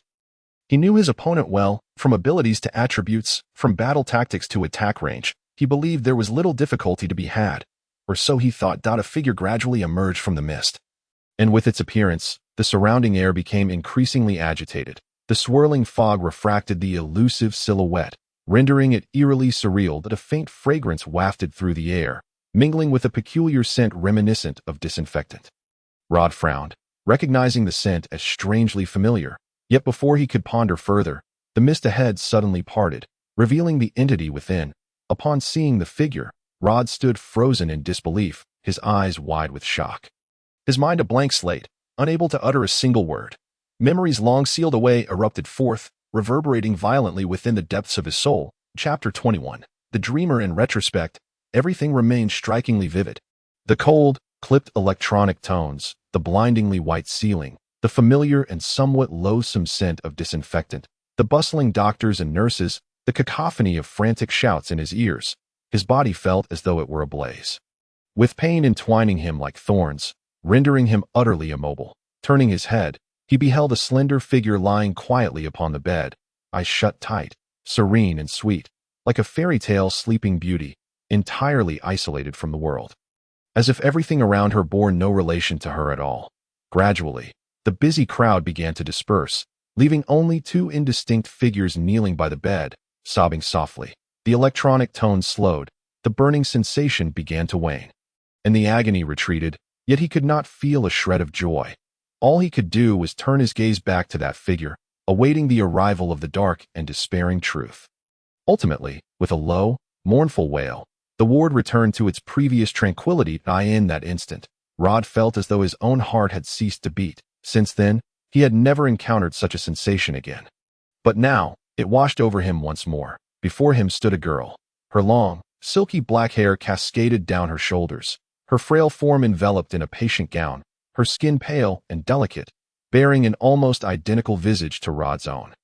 In her dark, bright eyes sparkled a liveliness that contrasted sharply with her appearance. Her soft, pink lips curved into a friendly smile. Though their features were nearly identical, the difference in gender manifested in their wholly distinct dispositions.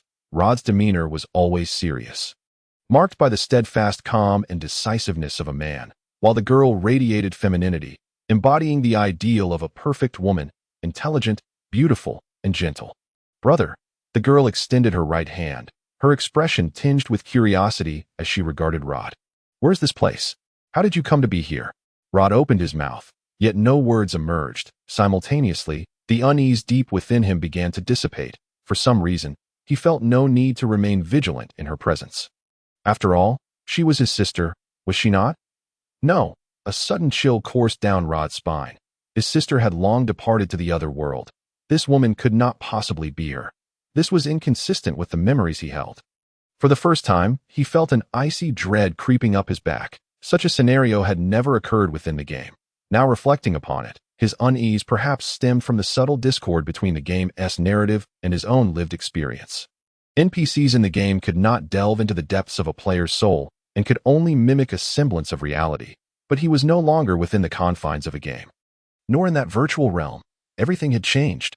Yet, soon enough, Rod regained his composure, fixating his gaze upon the girl before him, remaining silent. What should he do? In the game, the shadow merely mirrored the player, so one could simply strike without hesitation. But now, the being before him was not merely a shadow, but his sister, complicating matters significantly. The reason dictated that she was merely an illusion, a figment of his imagination. This girl felt all too real, making it exceedingly difficult to regard her as a mere phantom. "Brother." The girl took a step closer, extending her right hand. "Why do you not speak?" In that instant, her figure seemed to waver, and Rod felt the once dense mist begin to dim, the air becoming increasingly oppressive, making even breathing a challenge. He instinctively opened his mouth, yet the air that filled his lungs was frigidly sharp, prompting an involuntary cough. That moment, the previously white mist began to reveal a profound darkness, spreading like ink dropped into clear water, swiftly engulfing Rod's form and shadow. Will Mr. Rod be all right?" From a distance, observing the darkening mist, Mace voiced his concern, clutching his travel bag tightly, his eyes darting anxiously. The mist had always been a pale white before. Now, it had transformed into something ominous, and even Mace, a merchant by trade, sensed that something was amiss. Ligia did not respond to Mace's inquiry. She merely clasped her hands tightly against her chest. For a fleeting moment, she felt an overwhelming urge to rush in and ascertain Rod's condition. For her experience as an adventurer far surpassed Mace's, allowing her to discern that the current situation was decidedly abnormal. However, just as she was about to act, Rod's earlier words echoed in her mind. "No matter what happens, you must not take risks by rushing in. Even if you see my shadow, unless I approach you directly, do not move a muscle. Shadows are cunning, dangerous creatures, and I do not wish for you to encounter any misfortune. Frankly, regardless of your intentions, such actions would only bring me greater peril." It must be said that Rod's words, combined with his calm and detached expression, were indeed quite hurtful. Even Ligia felt a pang in her heart at that moment. However, As a professional mercenary, she understood the gravity of the situation. Nothing was more important than life itself. Ultimately, Ligia merely sighed softly, saying nothing, yet her hands tightened even further. Meanwhile, within the depths of that inky fog, the girl had drawn Rod into an embrace, her arms encircling his neck. "Brother, why do you not speak?" The girl's smile was as sweet as Rod remembered, unchanged by the passage of years, still radiating warmth and tenderness. Rod took a step back, feeling the warmth of her body, her face mere inches from his .ina days. He found himself transported back 7 years, to when she had also sat on the bed, playfully demanding stories of the outside world. Just like before, "Tell me about the outside. How did you come to be here? What is this place?" Her voice remained gentle, piercing deep into Rod's heart, that moment. Gazing at her, Rod suddenly smiled. Had Ligia been present to witness this smile, she would have been utterly astonished, for since arriving in this world, Rod had never once shown a smile. Yet now he smiled. The girl's delight grew ever more radiant upon witnessing Rod's expression. "Brother," yet this time, her words remained unspoken, for in the blink of an eye, the pristine blade sliced through the darkness, piercing the girl's form. From the depths of her soul erupted a piercing wail, and the form of the young girl began to twist uncontrollably, retreating swiftly. The blackness that had previously suffused the dense fog now fled in tandem with her. "Who?" Rod inhaled gently, yet his smile remained unchanged. As he raised his hand, one could discern the pitch-black ring adorning his index finger, emanating a radiant magical glow. "I am profoundly grateful to you for allowing me to relive a beautiful dream." His tone remained placid as he gazed at the retreating girl, betraying none of his inner thoughts. "However, I must apologize. I am pressed for time." As Rod spoke, his hand was not idle. In fact, as the girl hastily withdrew, his right hand had already swung forth, unleashing the shimmering moonlight blade that shot forth from his sword, aimed directly at the target before him. For the grievously injured girl, evasion was utterly impossible. Her body leaned to the left, revealing a ghastly wound that extended from her chest to her shoulder. For an ordinary individual, such an injury would likely be fatal or at least debilitating. Yet it was evident that this girl was no ordinary being. As she beheld the silvery sword aura, despair washed over her countenance. With a piercing scream emanating from her lips, the black fog swirling around her coalesced into a barrier before her. That precise moment, Rod's sword energy had already arrived. Bang! The wall of obsidian mist shuddered violently, thinning considerably, yet the silvery sword aura was stifled by the fog and failed to strike its mark. Observing this, a flicker of relief passed through the girl's eyes, only to be swiftly eclipsed by terror. 1 point, 2 points, 3 points. After the fourth beam of the shattered blade struck, the barrier, which had previously withstood the moonlight, finally collapsed. The incoming beam of light pierced through the disintegrating fog, cold and merciless, once more penetrating the girl's body. This time, the gravely wounded girl was unable to escape. She let out a dreadful shriek before collapsing to the ground. Just then, Rod's figure appeared before her. Rod was well acquainted with the creature known as the Shadow Wraith.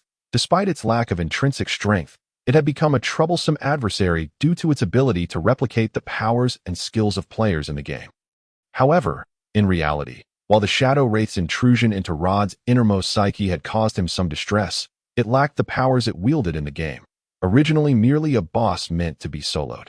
It could no longer replicate player skills, rendering its capabilities rather predictable. At this moment, Rod felt a slight heaviness in his heart.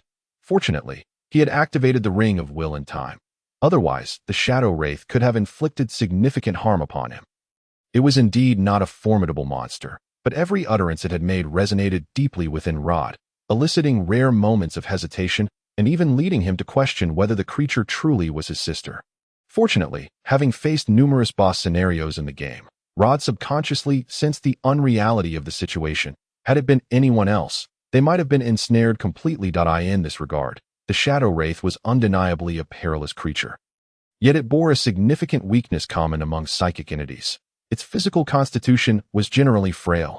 Now, sprawled on the ground, the Shadow Wraith had entirely lost its previous form. The girl's face twisted grotesquely, her features blurring into obscurity. As she opened her mouth, a profound darkness was visible within, and even her limbs exhibited signs of dispersal and disappearance. Gazing at Rod as he approached, the Shadow Wraith lifted its head in abject terror. And then, It opened its mouth once more, unleashing a mental shriek. Invisible yet violent attacks surged through the air, but they transformed into harmless breezes upon reaching the transparent barrier surrounding Rod. The barrier of the Ring of Will was not to be underestimated. Realizing its assault had failed, the Shadow Wraith emitted a desperate scream, scrambling to rise and attempt to retreat once more. However, before it could meld back into the thick fog, Rod raised his sword again. In the blink of an eye, he was beside the Shadow Wraith, plunging his sword downward. The pristine blade pierced effortlessly through the Wraith's form, eliciting a sharp, anguished cry as it felt intense pain. Its mouth gaped wide. Where once were eyes now were merely two pitch-black voids, and its open mouth revealed nothingness, coupled with a face that had become a terrifying visage. Yet, upon seeing this countenance, Rod's heart settled. After all, the Shadow Wraith had previously donned the face of his sister. Although he had relied on the protection of the Ring of Will to avoid trouble, the mere sight of that familiar face had stirred an involuntary concern within him. Now, confronted with this distorted visage, his judgment was all the more resolute. At that moment, the screaming Shadow Wraith suddenly extended its right hand. Its arm, once of human length, elongated dramatically in an instant, whipping towards Rod like a lash. However, Rod had clearly anticipated this. As the Wraith reached out, he deftly sidestepped, evading the attack. In a flash, Rod transformed into a streak of lightning, surging forward. Faced with Rod, who had activated Shadow Dash, the Wraith had no time to react, as its right arm was still in motion. Rod had already closed the distance. Terror gripped the Wraith as it instinctively raised its left hand to shield itself, but it was too late. Star Beacon, activate. A point of light, akin to a star, erupted from the tip of the snow-white sword, slicing through the darkness and cleaving a brilliant arc through the air in an instant. Even the oppressive fog seemed to part like cream sliced with a knife. And as the light reached its zenith, the dazzling sword descended with a roar.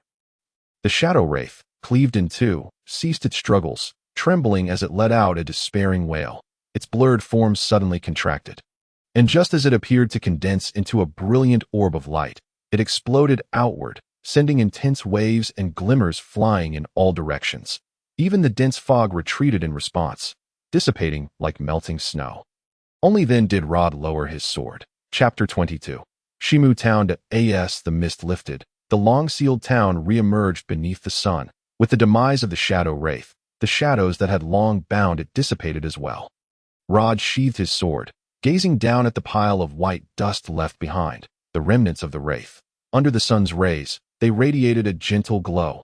After a moment of silence, Rod crouched down and retrieved a half-transparent, milky white gem, the soul core. It was not surprising for a boss-level creature to drop a soul core, for such beings possessed a degree of formidable magical power, allowing them to accumulate enough essence over the years to form a soul core more readily than ordinary beasts. Now, it had become Rod's trophy. However, Rod did not linger over these items. He hastily gathered them and turned, his weary steps leading him toward the entrance of the square. Although his encounter with the Shadow Wraith had not drained him physically, it had taken a toll on him mentally. The Rod's expression remained impassive. The weight in his steps betrayed his fatigue. Upon seeing Rod reappear, Ligia and Maisai finally exhaled in relief, rushing forward to inquire about his condition with concern. To their surprise, however, Rod's demeanor seemed rather subdued. He responded blandly, quickly diverting the topic and unwilling to elaborate. Exchanging curious glances, Ligia and Maisai chose to remain silent, sensing Rod's mood was not particularly high. Despite not knowing what had transpired in the fog with the Shadow Wraith, it was clear Rod was not inclined to discuss it further. Ligia, being a clever girl, and Maisai, a seasoned merchant, understood the unspoken sentiment. If Rod was upset, they wisely kept their queries to themselves. In truth, their curiosity regarding the Shadow Wraith did not linger long, for soon their attention was captured by another matter. They were finally leaving this cursed place. To be frank, it had only been 2 or 3 days since the airship crash and their emergence from the mountain, but the perils they had faced made the time feel as though it had stretched into weeks. The treacherous forest, sudden assaults, and eerie town had created an unbearable pressure, making it difficult to breathe. Thus, when the trio caught sight of the town at the foot of the mountain, even the typically composed Rod displayed a sense of relief. Not to mention the plump merchant, who seemed to have escaped death, and the exhilarated Ligia. Shimu Town lies at the foot of the Parfield Mountains, nestled in a border region that exudes tranquility. Within the realm of the game, its proximity to the Twilight Forest has rendered it a favored gathering spot for novice players that in the past. Rod had also spent some time here, making him intimately familiar with every blade of grass and tree. He could even casually recall the names of most residents. Yet as he strolled through the quiet streets, gazing upon those who were once mere game characters now transformed into living, breathing humans, Rod felt a peculiar sensation in his heart. Although the others had numerous tasks to attend to, at this moment, a soft, comfortable bed and delectable, sweet sustenance were their primary concerns, after satisfying their hunger at the local inn. The trio eagerly plunged into the inviting embrace of the plush bedding, soon succumbing to a deep slumber. When Rod opened his eyes, it was already the afternoon of the following day. The sunlight outside was gentle and warm, filtering through the wooden window to cast a comforting, languid atmosphere upon the floor. Huff! Rod exhaled a sigh of relief, extending his hand to scrutinize the scars adorning it while also stretching his body. A dull ache persisted in the left side of his chest, jolting his previously hazy consciousness back to reality. This was no dream. For the first time, Rod experienced a tangible sense of existence in this world. The chaotic and perilous days that preceded had imparted a nebulous sense of unreality, and on several occasions, Rod had awakened from dreams, convinced he was still ensnared in slumber, with battles and monsters merely reflections of his overactive subconscious. However, now that danger had receded and the prospect of a peaceful life reappeared before him, that sense of reality intensified. Where do I go from here? A muted knock at the door interrupted Rod's contemplation, prompting him to lift his gaze towards the entrance. Come in. As his voice resonated, the door slowly swung open, revealing a golden-haired maiden who entered, carrying clean bandages and a basin of clear water. Upon seeing Rod seated on the bed, the girl initially displayed a gentle and lively smile before inquiring, "Mr. Rod, how is your condition?" "I'm fine, no issues," Rod replied, offering a slight nod in acknowledgement of her concern. Although his demeanor lacked warmth, Ligia appeared accustomed to Rod's response. She simply smiled softly and proceeded to his side to prepare for the task of changing his bandages. Watching the girl bow her head, Rod couldn't help but inwardly chuckle bitterly that in truth, he wished to express a bit more warmth. Maintaining a stoic facade felt rather pointless. He had long outgrown the phase of trying to appear cool, a pursuit that held little charm. Yet, Rod found it impossible to alter his ingrained habits, stemming from his childhood. When his face bore a resemblance to his sister's, he had often been mocked by friends and classmates as looking like a girl, a remark that hardly constituted a compliment for a man. Rod had always been sensitive about his appearance, which is why, upon entering the realm of Dragon Soul, he opted for the default character model rather than the advanced scan and recreate technology favored by many players. At that time, being young and unable to combat the teasing, he resorted to adopting a cold demeanor, rarely allowing a smile to betray his masculinity, striving to distance himself from any notion of femininity. This phase of adolescent angst is something everyone experiences. As Rod matured, he ceased to dwell on such trivialities. However, he soon realized that it had morphed into an unshakable habit. Furthermore, upon becoming the leader of the most powerful online gaming guild in Dragon Soul, he felt compelled to maintain a composed and restrained demeanor to effectively lead and manage the guild. Now, with his character solidified, changing it would not be an easy endeavor. Nevertheless, these were merely minor concerns. The pain from his wounds pulled Rod back to the present, and as he observed Ligia gently tending to the scars on his chest, another thought crossed his mind. "Ligia, what is it, Mr. Rod? What are your plans moving forward?" At this question, Ligia's body quivered slightly, and her movements hesitated momentarily. She then sighed softly, lowering her head in resignation. "To be honest, I'm not quite sure, Mr. Rod. What about your companions? Do you not have a place to return to?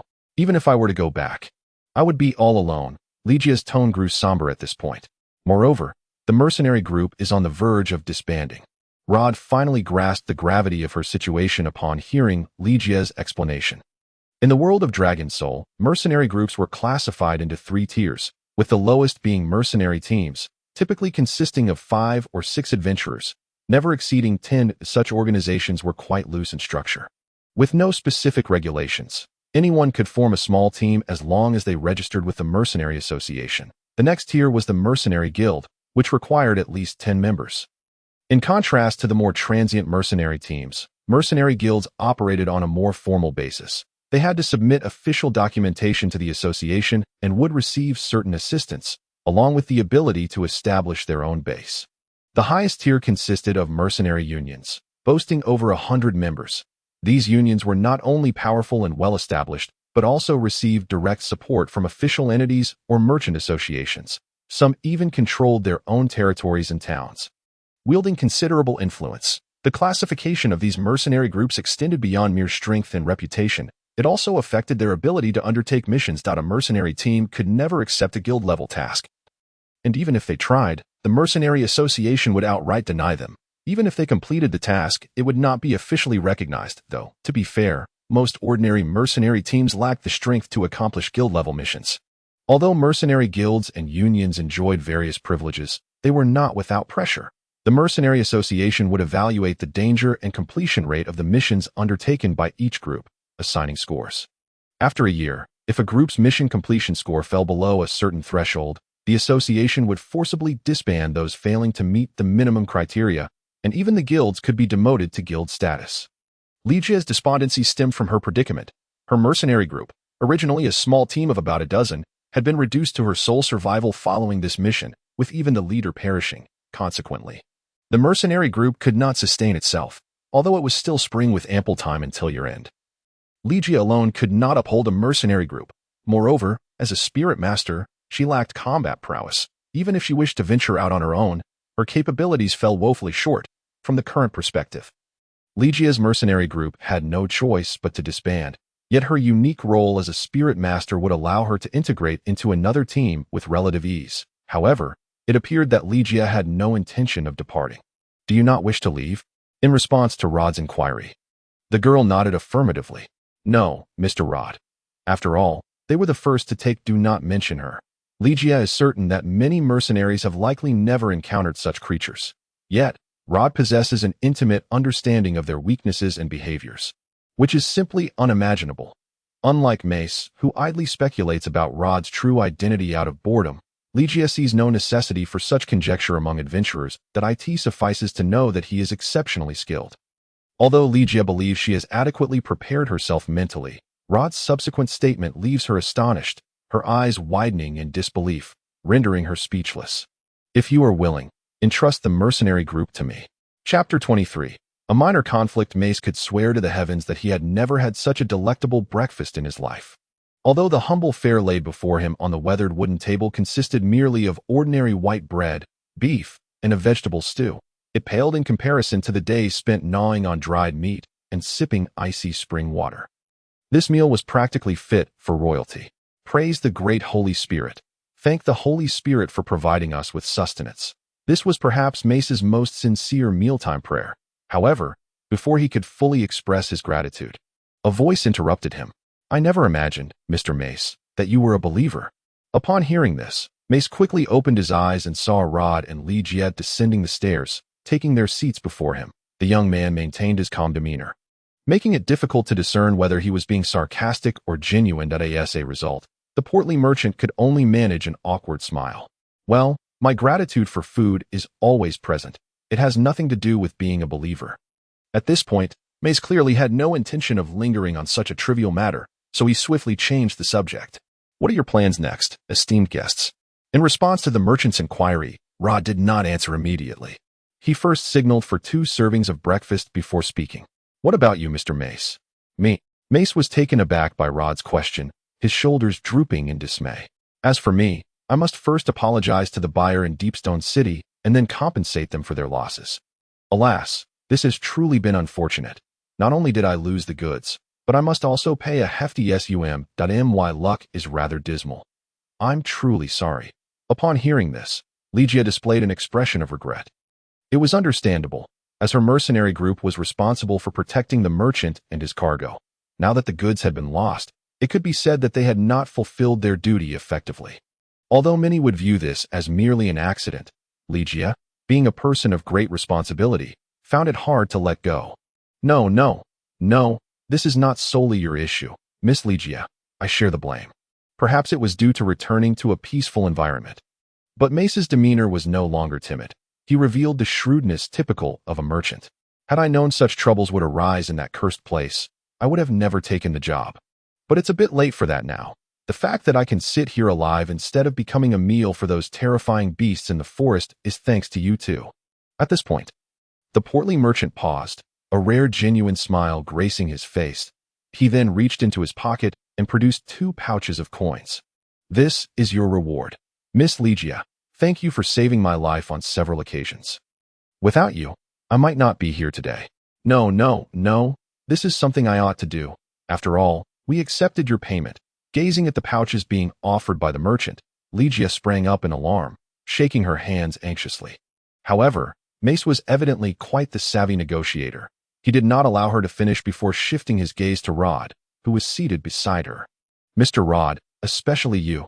To be frank, if it weren't for you, I doubt we would have managed to escape the Twilight Forest. I realize this sum may not be significant for a noble, but please accept it as a token of my appreciation. There's no need to be so formal." "Mr. Mace."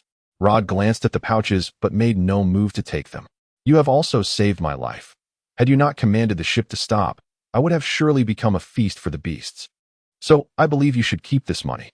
Well, upon hearing Rod's words, Mace's expression faltered. He could assert authority over Ligia, but he dared not do so with this young and in truth.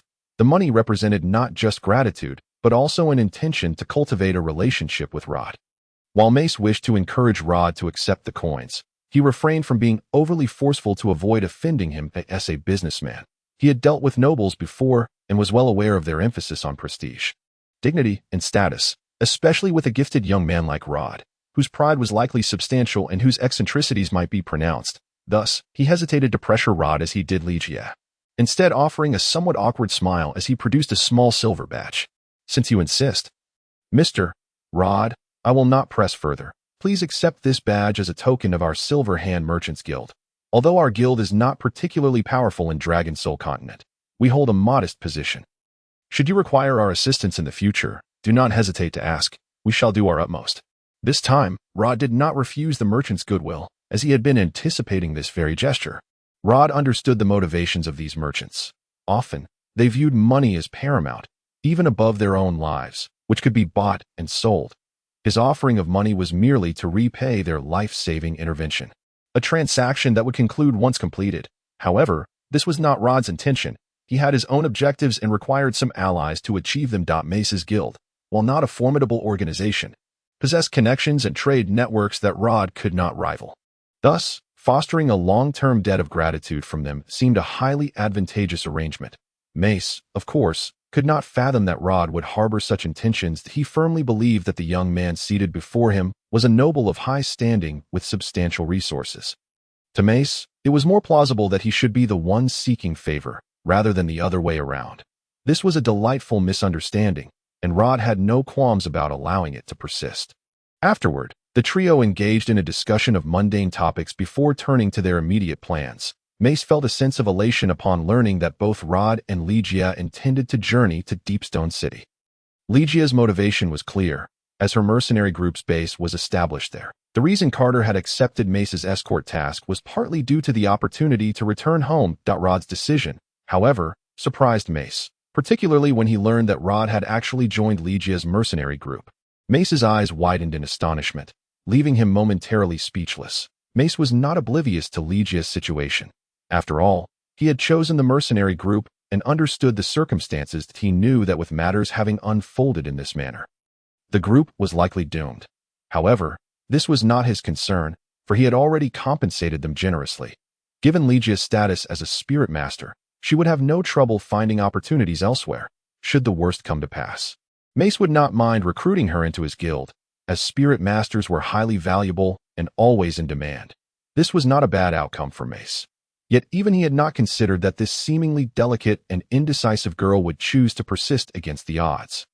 This was indeed a formidable and perilous undertaking. Mace felt compelled to offer words of caution, but with Rod present, he hesitated to speak too freely. To him, it seemed that this young noble had joined the mercenary group merely for amusement. After all, he lacked neither strength nor wealth and status, setting him apart from ordinary mercenaries. Moreover, it was possible that his decision was influenced by Ligia. Upon closer inspection, the girl was quite charming and lovely such thoughts Mace dared not voice directly. As an outsider, he had no standing to meddle in their affairs. Instead, he merely promised Ligia that she could seek his assistance should difficulties arise, assuring her that he would do his utmost within his capabilities. Originally, he had no intention of making such a promise. However, upon realizing that there might be a connection between the two, Mace felt that cultivating a good relationship with Ligia was a wise choice. After finishing breakfast and solidifying their forthcoming objectives, Mace and Ligia bid farewell and departed. Mace sought a carriage bound for Deepstone City, while Ligia, as always, began preparing supplies for the three of them. Now, unlike in the Twilight Forest, she could finally make thorough preparations. Both individuals busied themselves with their respective affairs, leaving only Rod with a moment of leisure, although Ligia urged him to take a proper rest. It was evident that Rod had no intention of doing so. After finishing his meal, he stepped outside for a stroll as he walked through the tranquil little town, taking in the scenery around him. Rod couldn't help but feel a wave of nostalgia in the game. This place was a gathering hub for novice players, bustling with adventurers shouting for party quests or hawking the rare equipment they had acquired. In Rod's recollection, this had always been a lively and cacophonous spot. However, now, the absence of players revealed a serenity and peacefulness to the town. Yet, before long, this tranquility was shattered. Shouts erupted from a corner of the street. And out of curiosity, Rod looked up to see four individuals engaged in a heated argument beside a carriage. Among them was a young man clad in fine attire, flanked by two sword-wielding guards. While the one in front, red-faced and irate, was none other than Maze, who had just left the inn not long ago. What was happening? Rod furrowed his brow and approached the four. Don't think just because you have a bit of money you're important. Our master is merely showing you some courtesy. Indeed. Just a mere merchant. How dare you act so brazenly? Bah, what master? Just a third-rate noble. Do you really believe our merchant guild can be easily bullied? Hey, you fat fool. I think you're tired of living. The argument escalated, and while Rod remained composed, he scanned the surroundings before stepping closer to the spitting, blustering merchant. He gently patted Maze on the shoulder. What seems to be the trouble, Mr. Maze? Who are you? Even if you're looking for help. Lured Rod. As the irate Maze turned around and saw Rod, his expression instantly transformed from the fury of a Siberian blizzard to the warm sunlight of a tropical rainforest. You arrived just in time. True to his nature as a merchant, Maze's demeanor shifted drastically upon seeing Rod. His previous arrogance vanished, replaced by a subservient tone that made it hard to reconcile him with the blustering figure from moments before. However, Maze evidently understood the gravity of the situation, and without waiting for Rod to say more, he began recounting the events in detail. The situation was not particularly complex. Driven by determination, Maze had quickly found a carriage, negotiated a price, and set a time. Yet, just as he was about to leave, the three individuals had suddenly appeared, claiming they wished to rent the same carriage. Their haughty attitude ignited Maze's anger. Typically, merchants are expected to be amiable to foster business. But after a streak of bad luck that had left him bereft of a shipload of goods, Maze was already in a foul mood. When provoked, he could hardly restrain himself from hurling insults, which led to the current quarrel. Shimu Town was merely a small settlement with only a handful of carriages. Maze, wishing to make a good impression on Rod, was naturally unwilling to relinquish the carriage. The opposing parties seemed equally pressed and stubbornly refused to yield. The two impetuous guards were even eager to draw their weapons, mistakenly believing that a mere merchant would cower at the sight of blades. However, this only fueled Maze's ire further. Having encountered all manner of beasts and brigands in recent days, he was far from intimidated by two petty guards. Consequently, a standoff ensued, with neither side willing to back down. Understanding the sequence of events, Rod nodded slightly to indicate comprehension. However, before he could utter another word, the lead guard drew his sword with a flourish, pointing it at Rod. Who are you to meddle in our affairs? Chapter 24. The Dispute. Who are you to meddle in our affairs? At this declaration, Rod remained unfazed, but Maze nearly buckled under the weight of intimidation. What a display of authority! Rod's true prowess was difficult to quantify, but in Maze's eyes, this young man was undoubtedly leagues above the arrogant guards. It would likely take but a moment for him to dispatch them. Although this was still within the confines of the town, where killing was out of the question, Rod's status meant that if provoked, eliminating a few individuals would hardly be a significant concern. The laws of the Dragon Soul continent were indeed stringent, yet class distinctions were equally rigid. The commoner or slave would face the death penalty for murder. But for those of noble lineage, unless they were lowly upstarts or minor nobles, taking a life would rarely provoke any consequences. Maze was uncertain whether Rod was a reasonable individual, as he rarely showed emotion. His expression typically calm and inscrutable. His words, however, often left one in a state of unease. Was he jesting, or was he threatening? Generally, one would expect a young man just past 20 to exhibit a more extroverted demeanor. Yet this young man was perpetually quiet, leaving one unable to discern his thoughts. In truth, after observing people for many years, Maze could not fathom what Rod was contemplating. However, he was certain that this young man was not the type to endure insults without retaliation. To Maze's surprise, Rod did not erupt in anger. Instead, he merely cast a glance at the two guards before turning to Maze. "Mr. Maze, prepare yourself. We should be on our way." "Of course, Lord Rod. I shall get ready at once." Maze felt elated, although he had not witnessed Rod brandishing a sword in a fray. Observing him dismiss the two fools as if they were insignificant insects filled him with delight. He promptly raised his voice and signaled to the coachman. "All right, prepare yourself. We are departing." "Wait." At that moment, the young man who had remained silent finally spoke.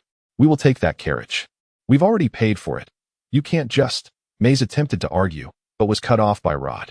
"Mr. Maze, time is of the essence." Yes, Lord Rod. I will prepare immediately." Rod was disinclined to waste time on such trivial squabbles in online games. Verbal battles could become a convoluted display of rhetoric, with every slight and exaggeration turning into a drawn-out affair. Engaging in such pointless disputes would only squander his time. After all, as the leader of the foremost guild, he had encountered numerous such situations. Addressing each one would be the height of folly.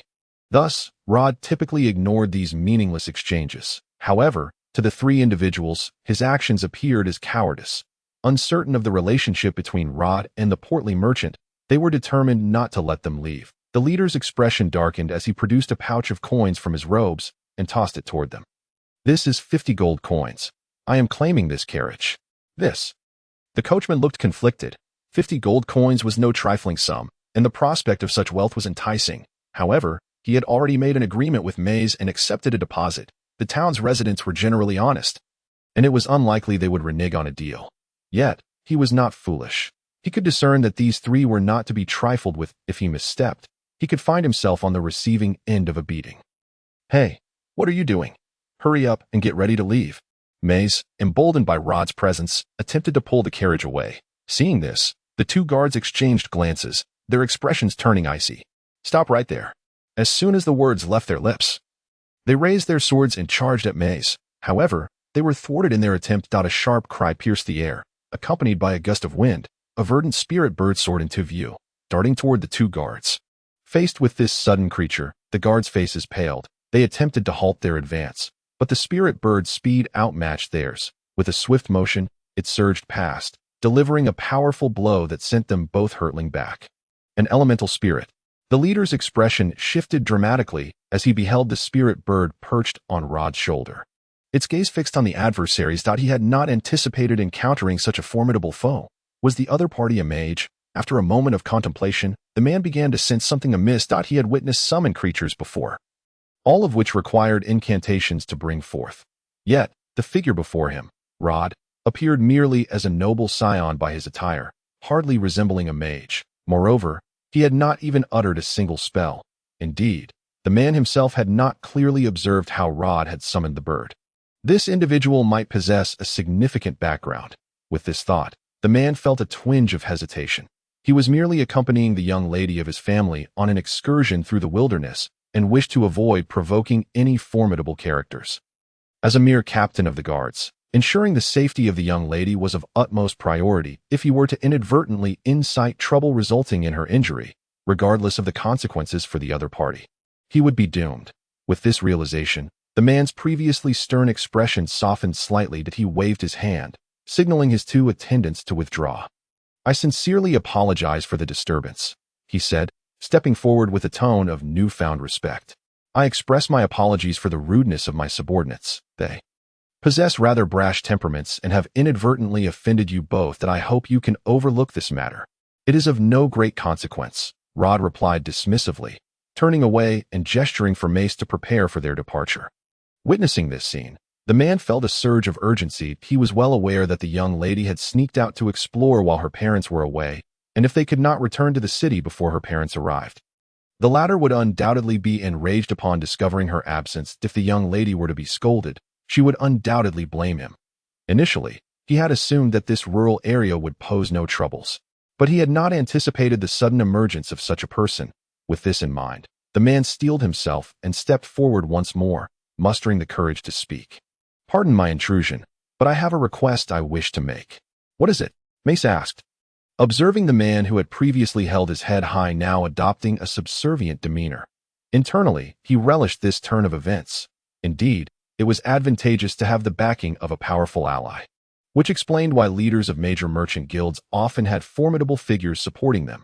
Instinctively, Mace felt inclined to insult him further. However, noting Rod's silence, he refrained from doing so. Given Rod's earlier demeanor, it was evident that this gentleman did not concern himself with trifles. If he were to press the issue, it might only serve to irritate Rod. So Mace opted to remain silent and inquired directly. "Well?" The man glanced at the carriage, deliberating internally before finally mustering the courage to speak. "If you would not mind, we would like to travel together." "Travel together?" Mace and Rod exchanged glances. "Yes, given your destination, it seems you are also headed to Deepstone City. That we, too, have pressing matters to attend to and seek to return as swiftly as possible, which is why we acted impulsively and offended you. However, our situation is quite urgent, so, this time, the man refrained from offering any monetary compensation, having recognized the identity of the previously mentioned rotund individual as the head of a minor merchant guild. A position of little consequence in the face of nobility. However, this young man was different. Typically, young nobles possessed limited capabilities, yet this one had effortlessly incapacitated 2 guards, while they were not particularly strong. They were certainly more adept than the average noble offspring, in the ease with which he had subdued them. Employing such an unusual method raised questions about his background, observing the merchant guild leader's deference towards him. It was clear there was a significant hierarchy at play, suggesting he might belong to a prominent family. Such individuals were best avoided, especially since the young man appeared unconcerned about prior slights. Encountering someone petty could have dire consequences. However, our carriage can only accommodate 4 individuals, and we have another companion. Mace frowned. Deep down, he was reluctant to include these individuals, as their earlier demeanor was quite irksome.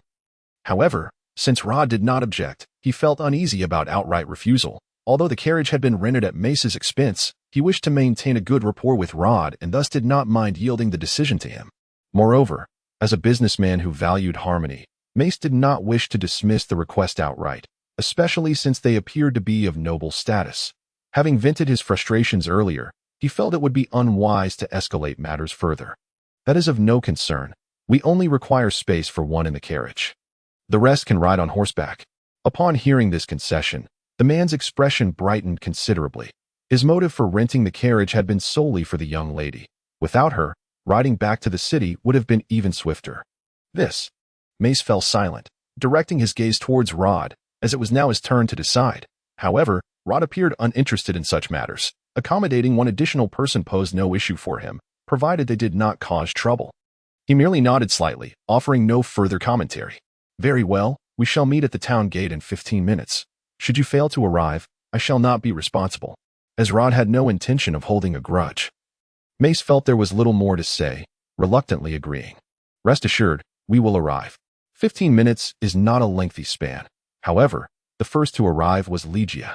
"Ah, Mr. Rod, Mr. Mace." Clutching a travel bag, Ligia approached them with a buoyant smile. Her tone was light and cheerful, perhaps a product of youthful exuberance. Even when standing quietly, she radiated a vivacious and sunny disposition, her speech matching this impression. Rod did not harbor any dislike for the young lady. In fact, he recognized the value of having someone who could uplift the atmosphere within a team. As a former leader of a player guild, Rod understood the critical importance of a harmonious team dynamic. Furthermore, from a certain perspective, the tasks undertaken by mercenaries and players bore striking similarities. Accepting quests, embarking on adventures, exploring, and engaging in combat, all demanding considerable time and effort. Amidst the accumulation of time and the pressures of battle, the absence of a capable morale booster could lead to internal discord. Gazing at the golden-haired girl before him, Rod was reminded of a former teammate known as Canary, a sorceress of exceptional skill who, true to her name, was ever chatty and often regaled the group with jokes and amusing anecdotes. During their challenging endeavors in the necropolis, the atmosphere was often heavy with stress, and it was during such times that Rod would nudge the charming sorceress to share any amusing tales she might have. A mere couple of her stories would elicit laughter, swiftly dissipating the tension and allowing them to refocus on their objectives. Many teams with higher levels and superior equipment ultimately faltered due to prolonged grinding and overwhelming difficulty. Given that online gaming is merely a pastime and not a reality, many players sought to avoid undue hardship in the game. Yet, within Rod's team, numerous members faced their own challenges. Nevertheless, they did not shy away from the game. Rather, they logged in daily, eager to hear the delightful jests of the charming sorceress, which lightened their burdens considerably. In such an environment, they ultimately secured control over the necropolis. While the sorceress's prowess was not the most outstanding within the team, she was nonetheless an indispensable asset. Of course, although the girl before him exuded a lively aura, she was not overly talkative. She exhibited a keen sense of propriety and was not overly fidgety. Yet, the mere sight of her smile was enough to instill a sense of ease. I am ready. Shall we set off soon? We must wait a bit longer. We have companions joining us along the way. Joining us? Ligia tilted her head curiously, her golden ponytail swaying in tandem. However, she refrained from probing further, instead retrieving a black cloak from her pocket. Mr. Rod? What is it? This. Please accept this. With that, a faint blush graced Ligia's fair, delicate features as she lowered her head and extended the cloak towards him. This is... Rod paused, momentarily taken aback by the cloak presented before him. It is as follows. The winds in the mountains are quite fierce, and the nights are exceptionally cold. Your wounds have yet to heal. And should you happen to catch a chill, it is highly likely you might fall ill, which would be detrimental to your health. Therefore, I have procured a cloak to shield you from the cold. It is crafted from the hide of a mountain deer. Boasting excellent breathability and unparalleled comfort, I kindly ask you to accept it. Ligia lowered her head, obscuring her expression from view. However, Rod discerned a slight tremor in the girl's voice that he chose not to elaborate further, instead reaching out to accept the cloak. Thank you for your kindness. Not at all. It is but my duty. Ligia lifted her head, revealing a relieved smile, her bright and radiant expression momentarily startling the rotund merchant beside her, who had spent more time in the girl's company than Rod and had never witnessed such a countenance before. The merchant's eyes darted back and forth, casting a knowing glance at Ligia before shifting to Rod. It seemed this could indeed be a fortuitous turn of events. Just as the merchant contemplated observing further, a sharp, piercing voice suddenly rang out. Who is the scoundrel that stole my carriage? Chapter 25. Helen. The crowd turned towards the sound, spotting a girl of roughly 17 or 18 striding towards them along the street. She wore a sun hat, adorned in the finery befitting a noble woman, with pristine white gloves gracing her hands, and her chestnut hair bobbed at shoulder length, swaying gracefully. From a distance, she indeed resembled a lady of nobility. Alas, the gown did little to flatter her figure, or rather, her figure was perhaps too ample for the attire, with a body resembling a rounded barrel straining against the fabric, rendering the sight somewhat comical. The flesh beneath her chin quivered with each movement, drawing unwelcome attention. The elegantly dressed man from earlier was now in a state of disarray, perspiring profusely as he hurried after the girl, murmuring something inaudible, while two attendants trailed behind, their heads hung low in defeat, their faces displaying the unmistakable imprints of two red palms. Which scoundrel dares to steal my carriage?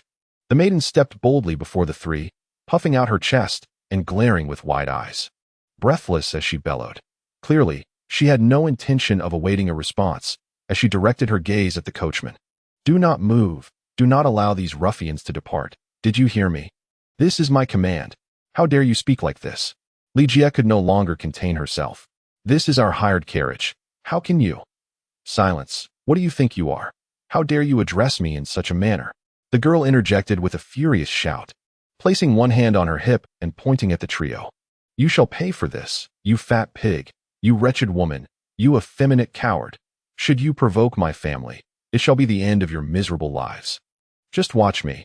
The girl's tirade was abruptly cut short as Rod raised his right hand and snapped his fingers. The girl's mouth fell open, but no sound escaped. Her eyes widened in horror as she clutched her throat, her mouth moving like a fish stranded on land, her previously rosy complexion fading to a ghostly pallor. Perched on Rod's shoulder, the soul bird fixed its intense gaze upon her, its eyes glowing with a faint magical light. My lady, what is wrong?" The nobility perceives merchants as being infused with the stench of coin, possessing little beyond their wealth, while merchants regard the aristocracy as largely idle, feigning sophistication at this moment. Having stumbled upon such a foolish woman, if it were not for Rod's presence, Mace would have relished the opportunity to mock her, perhaps even provoke her into a fit of rage that might lead her to leap from the carriage. How entertaining that would be. "Greetings. My name is Ligia Noelu. May I inquire your name, miss?" Noticing the awkward atmosphere within the vehicle, Ligia felt compelled to initiate conversation, a task she had often undertaken before, compared to dealing with lascivious minor nobles. A plump young lady seemed considerably more charming. I am Helen Keller," Helen uttered, her voice barely audible, casting a furtive glance at Rod, fearful that he might unleash the dark arts upon her once more if displeased. Helen had never encountered such a situation before. She genuinely believed she was on the brink of death, twice over, no less. Could there be an error in the name? Helen Keller. Upon hearing this name, Ligia paused, as if recalling something significant. Is that the Keller family that controls the Nayland mines? Indeed, you are familiar with us? At this, Helen's spirits lifted immediately. She had intended to elaborate further, but upon noticing Rod beside her, she instinctively lowered her voice. Yes, our mercenary guild's base is also in Deepstone City, and we have heard of the Keller family's renown. It is said that you established your fortune through mining, becoming one of the few prominent mining families in Deepstone City in just over a decade.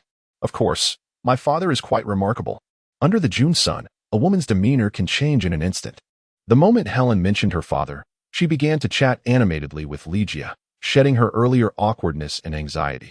Although she still occasionally cast surreptitious glances at Rod, her demeanor had improved significantly from the tense, almost abducted-like state she had exhibited upon entering the carriage. Rod and Mace had little interest in the conversation between the two young women, yet now they exchanged astonished glances, each reflecting surprise at the other. The reason was simple. Ligia had managed to engage Helen in conversation.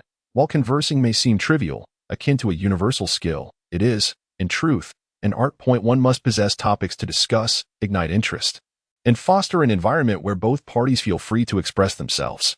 This is no small feat. Rod had encountered numerous beautiful women who, despite their looks, faltered in conversation, either stammering or saying nothing of substance. Ultimately, even the fairest visage is rendered meaningless when the tongue reveals inadequacies. There are certainly eloquent mercenaries capable of conversing with nobles, yet even the most captivating dialogue often meets with the noble's condescending attitude, as their topics frequently diverge from the aristocratic lifestyle. It is akin to a regular employee discussing celebrity gossip with a board member. The employee may speak with enthusiasm only to later discover the celebrity is in the board member's bed.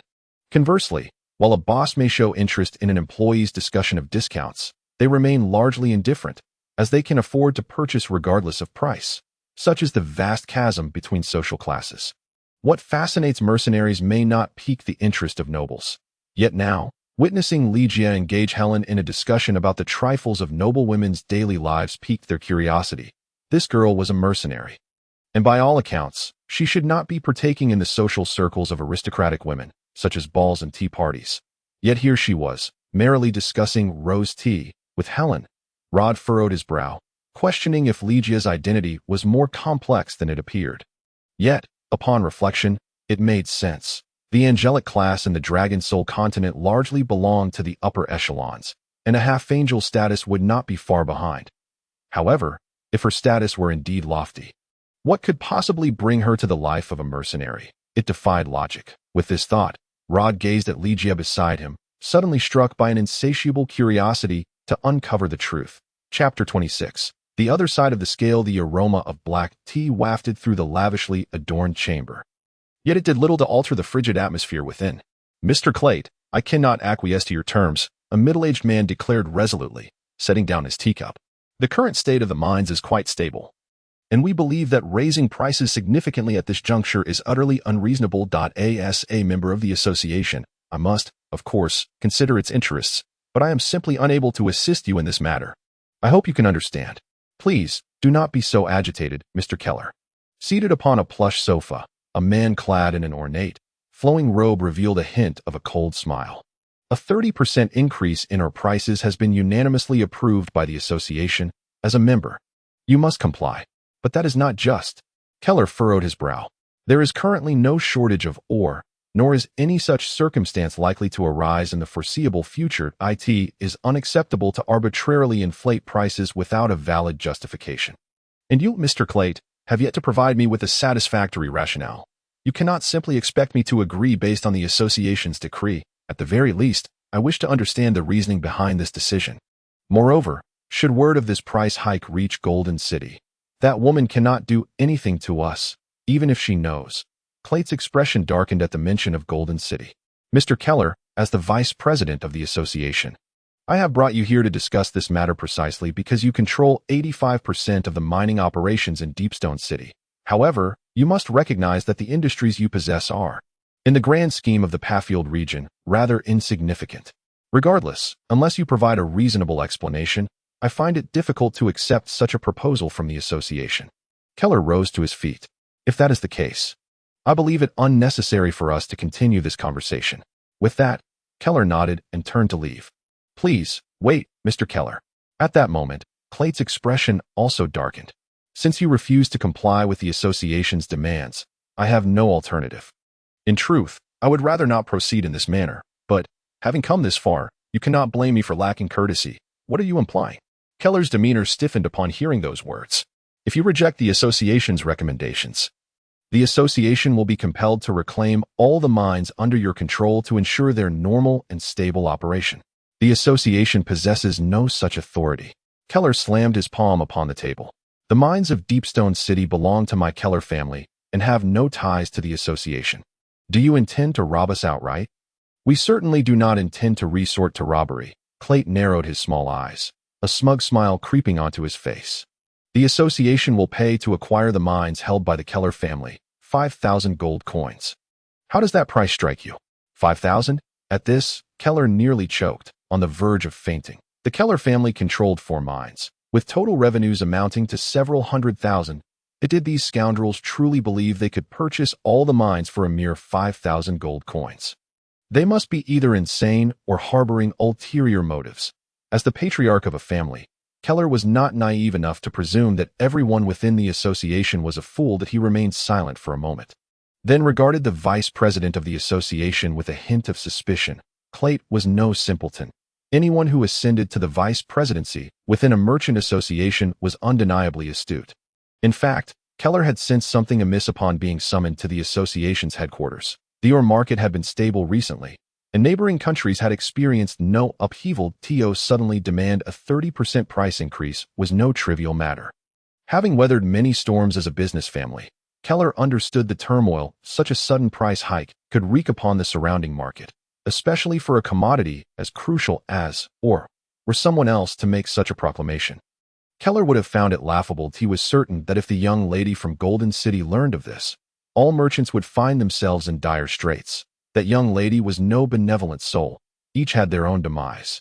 But crossing her would result in the most brutal fate imaginable. Yet now, the Merchant Association sought to raise prices. Had they truly grown so bold? Did they genuinely believe that the young lady was above the law? Upon contemplating this, Kelly felt a chill creep down his spine. He was instantly reminded of the massacre that had sent shockwaves throughout the principality 5 years ago, merely because the nobility had united against her proposal. That young lady had ruthlessly annihilated nearly 1/3 of the nobles in the entire principality. The ferocity and unwavering resolve with which she acted had instilled fear even in Kelly, a merchant who valued wealth over life. What was even more terrifying was that such an atrocity would typically incite turmoil across the nation. Yet, astonishingly, merely 2 months after the massacre, everything had returned to normalcy. This was precisely what terrified merchants like Kelly the most. They were not afraid of encountering tyrannical rulers, for such impulsive fools, despite their momentary satisfaction, ultimately brought ruin upon themselves due to their foolishness. However, this young lady was different. She had evidently prepared for the aftermath and showed no fear of any potential issues. Did the Merchant Association truly believe themselves powerful enough to provoke her? Did they genuinely think she would refrain from orchestrating another massacre, subsequently reorganizing the Merchant Guild? What audacity did these individuals possess? Kelly sensed that the situation was becoming increasingly peculiar. He fixed his gaze upon Clayt, but remained silent. Clayt, however, smiled and then rose to his feet. I hope, Mr. Kelly, that after returning home, you will reflect on this matter thoroughly. I trust you will arrive at a different conclusion. There was undoubtedly something amiss. In the face of Clayt's words, Kelly paused for a moment in silence, ultimately deciding to turn and leave. He would return to his family and mobilize all resources to investigate what had truly transpired. And he could provide a response later. Yet, where did this fellow derive such immense confidence? Did he genuinely possess assurance? Or was he merely bluffing? Or did he hold some hidden card? Kelly resolved to depart. But just as he reached the door, Clayt's voice resonated once more from behind him. I have heard your daughter is quite charming. I have long wished to meet her, and I hope you take no offense. Kelly's hand, which was outstretched toward the door, froze abruptly. The moon hung high among the branches, in the inky darkness of night. The carriage stood quietly by the roadside.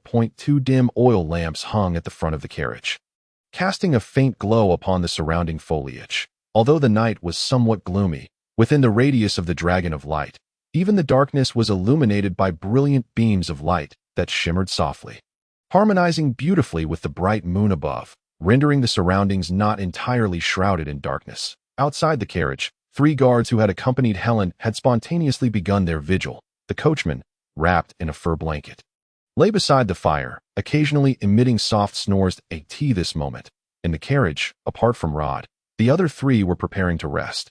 Mace was quite accustomed to life in the carriage and had rolled up a blanket and fallen asleep. Ligia, maintaining her usual mercenary demeanor, leaned against the edge of the carriage, her eyes gently closed, not curling up like the other 2, for as a spirit master, she must be prepared to react swiftly should any unforeseen circumstances arise. Helen, too, weary from a day of conversation, leaned against the opposite side, head bowed and eyes shut, sleep imminent. Rod, however, was not asleep. Rather, he was quietly organizing his attributes. Previously, he had been too rushed to attend to these matters.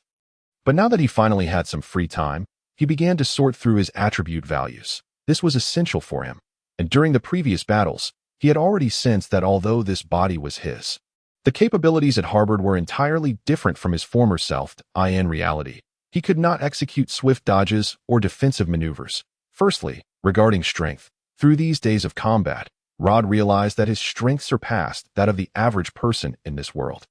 According to the settings of the Dragon Soul continent, the NPCs typically possess strength values ranging from 4 to 5, with such figures deemed robust among ordinary individuals. That a strength value of 6 to 8 would allow one to wield a heavy 2-handed sword with one hand, qualifying one as a monster. Rod's strength fell within the range of 6 to 8. Although he had not tested it by lifting a 2-handed sword, his prior battles suggested it would not pose a problem. As for constitution, Rod was least concerned, as the average human had a constitution ranging from 5 to 7, elves slightly lower at 4 to 6, and dwarves and beastmen at 7 to 9 and 7 to 10, respectively, while angels and demons typically range from 15 to 20. Considering the severity of his injuries and his sensations during battles, Rod deduced that his constitution should lie between 10 and 15. This was far beyond what one would expect from a human. After all, surviving a claw strike from a void dragon and still being able to move was undeniably unusual. Regarding agility, Rod's speed was superior to that of the average person but did not reach the level of elves, given that elf speed is the highest attribute across the continent, ranging from 10 to 15. Rod's speed likely stood around 7 to 10, based on an ordinary person's 5 to 6 baseline. Willpower was originally the most challenging attribute to assess. However, after his battle with the Wraith, Rod had gained a point of reference. Recalling the requirements for resistance to the Wraith's mental attacks from game data, Rod estimated his willpower to be on the cusp, hovering between 8 and 9, just above the standard threshold. This was greater than that of an ordinary person, but comparable to that of a resolute warrior, possibly even lower than some formidable NPCs. However, considering that attributes would increase upon leveling up, Rod felt no significant concern.as for perception. This was the only attribute that diverged from the game.in the game. Improving the perception attribute not only enhanced a player's hearing to a certain extent, but also displayed dangerous entities as red dots on the screen while providing alerts at the bottom. However, in reality, the perception attribute had transformed entirely. After closing his eyes, Rod could still see everything around him, as if he possessed an invisible camera that could manipulate distance and zoom in or out at will. Observing the world.in this regard, his perception far exceeded the standard for ordinary humans, which is 3 to 4, but was noticeably less than the elven standard of 9 to 10 if one were to consider the previous silver wolf encounter. His perception would likely rank around 6 to 7. Thus, Rod's attributes began to crystallize in his mind. Strength, 6 to 8. Constitution, 10 to 15. Agility, 7 to 10. Willpower, 8 to 9. Perception, 6 to 7. Overall, all attributes surpassed the default values for human characters. Rod believed that even a character from the game at level 10 would not possess such favorable initial attributes, as attributes akin to talents. Only awakened after reaching level 10 and began to grow with levels. For Rod, often referred to as the library of online games, he possessed a comprehensive understanding of the initial attributes for every race and profession. After organizing his attributes, Rod discovered that while his overall attributes exceeded those of humans, he was slightly lower in individual attributes compared to other races. What perplexed Rod even more was that despite having sorted out his attributes, he could not ascertain the nature of the blood coursing through his veins. Generally, hybrid races tend to inherit prominent attributes from one parent. For instance, take Legia. Her other attributes might align closely with humans, but her willpower, agility, and soul power would undoubtedly reflect those of angels. Yet, his enhancements were far too balanced. Apart from a somewhat exaggerated constitution, none of his other characteristics were distinctly superior to humans. Nor did they reach the initial attribute levels of other races. What astonished Rod further was that these were his attributes before awakening. If his bloodline truly awakened, these values would likely increase by at least half. What kind of monstrous race could exist in this world? If such a race did exist, wouldn't players have already fought tooth and nail for it? Rod did have a few suspects, such as vampires, whose attributes significantly increased, especially during the full moon, not to mention demons and angels, which were considered exceptional. However, they all had their limitations. If he possessed the bloodline of such races, there should have been fluctuations influenced by the environment and day-night cycles. Yet, his attributes remained remarkably stable without any variation. What bloodline could this be? Rod pondered for a while, but could not arrive at an answer, ultimately shaking his head in resignation. In any case, as long as this bloodline remained stable without fluctuations, that would suffice. Otherwise, if he were half angel or half demon, and ended up in the wrong territory, resulting in a halving of his attributes, he would have nowhere to lament his misfortune. With these thoughts in mind, Rod closed his eyes, intending to rest, but just as he did, he suddenly felt a shift in his demeanor. Rustle, a faint sound emanated from the underbrush, mingling with the night breeze. Reaching his ears, Chapter 27, Trouble approaches concealed within the thicket. Observing the guards by the fire, Orland furrowed his brow. "Are you certain this is the correct carriage?" he inquired, lowering his head to question the individual beside him. "Yes, my lord, we have followed from Shimu town all the way here, and we can confirm that Miss Helen of the Kelly family is indeed in this carriage. The number of people seems inconsistent with what you previously reported. It is as follows. Within the carriage, there are 3 other travelers whose identities remain unclear for the time being. However, I believe they have no ties to the Keller family, and their strength is unlikely to be formidable." "Excellent. Remind them to be vigilant and prepare for an assault. We absolutely cannot afford to fail." Orland spoke no further. They had received intelligence about Helen leaving the city several days prior, and now the opportunity to act had finally presented itself, with orders from above to capture her alive. Nevertheless, this did not pose a significant problem for Orland. "Understood." The man turned and quickly vanished into the depths of the underbrush, while Orland lifted his gaze once more toward the carriage in the distance. Just then, he noticed the carriage door swing open, and a young man descended from it. "Is it him?" Orland furrowed his brow as a sense of foreboding crept into his heart. Rod stepped down from the carriage. Illuminated by the firelight, the distant forest appeared exceptionally dark, and he shifted his gaze toward the nearby thicket, his expression darkening slightly.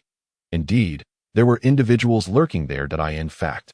Upon sensing the presence of others nearby, Rod's first thought was that the persistent group from the dusk forest had reappeared. However, he quickly reconsidered. If they were indeed those individuals, his own perception would have likely gone unnoticed. After all, spies are advanced professions, and no matter how extraordinary his initial attributes might be, they could not be compared to those of an advanced profession. The only possibility was that the adversaries had been careless, leaving behind this minor clue.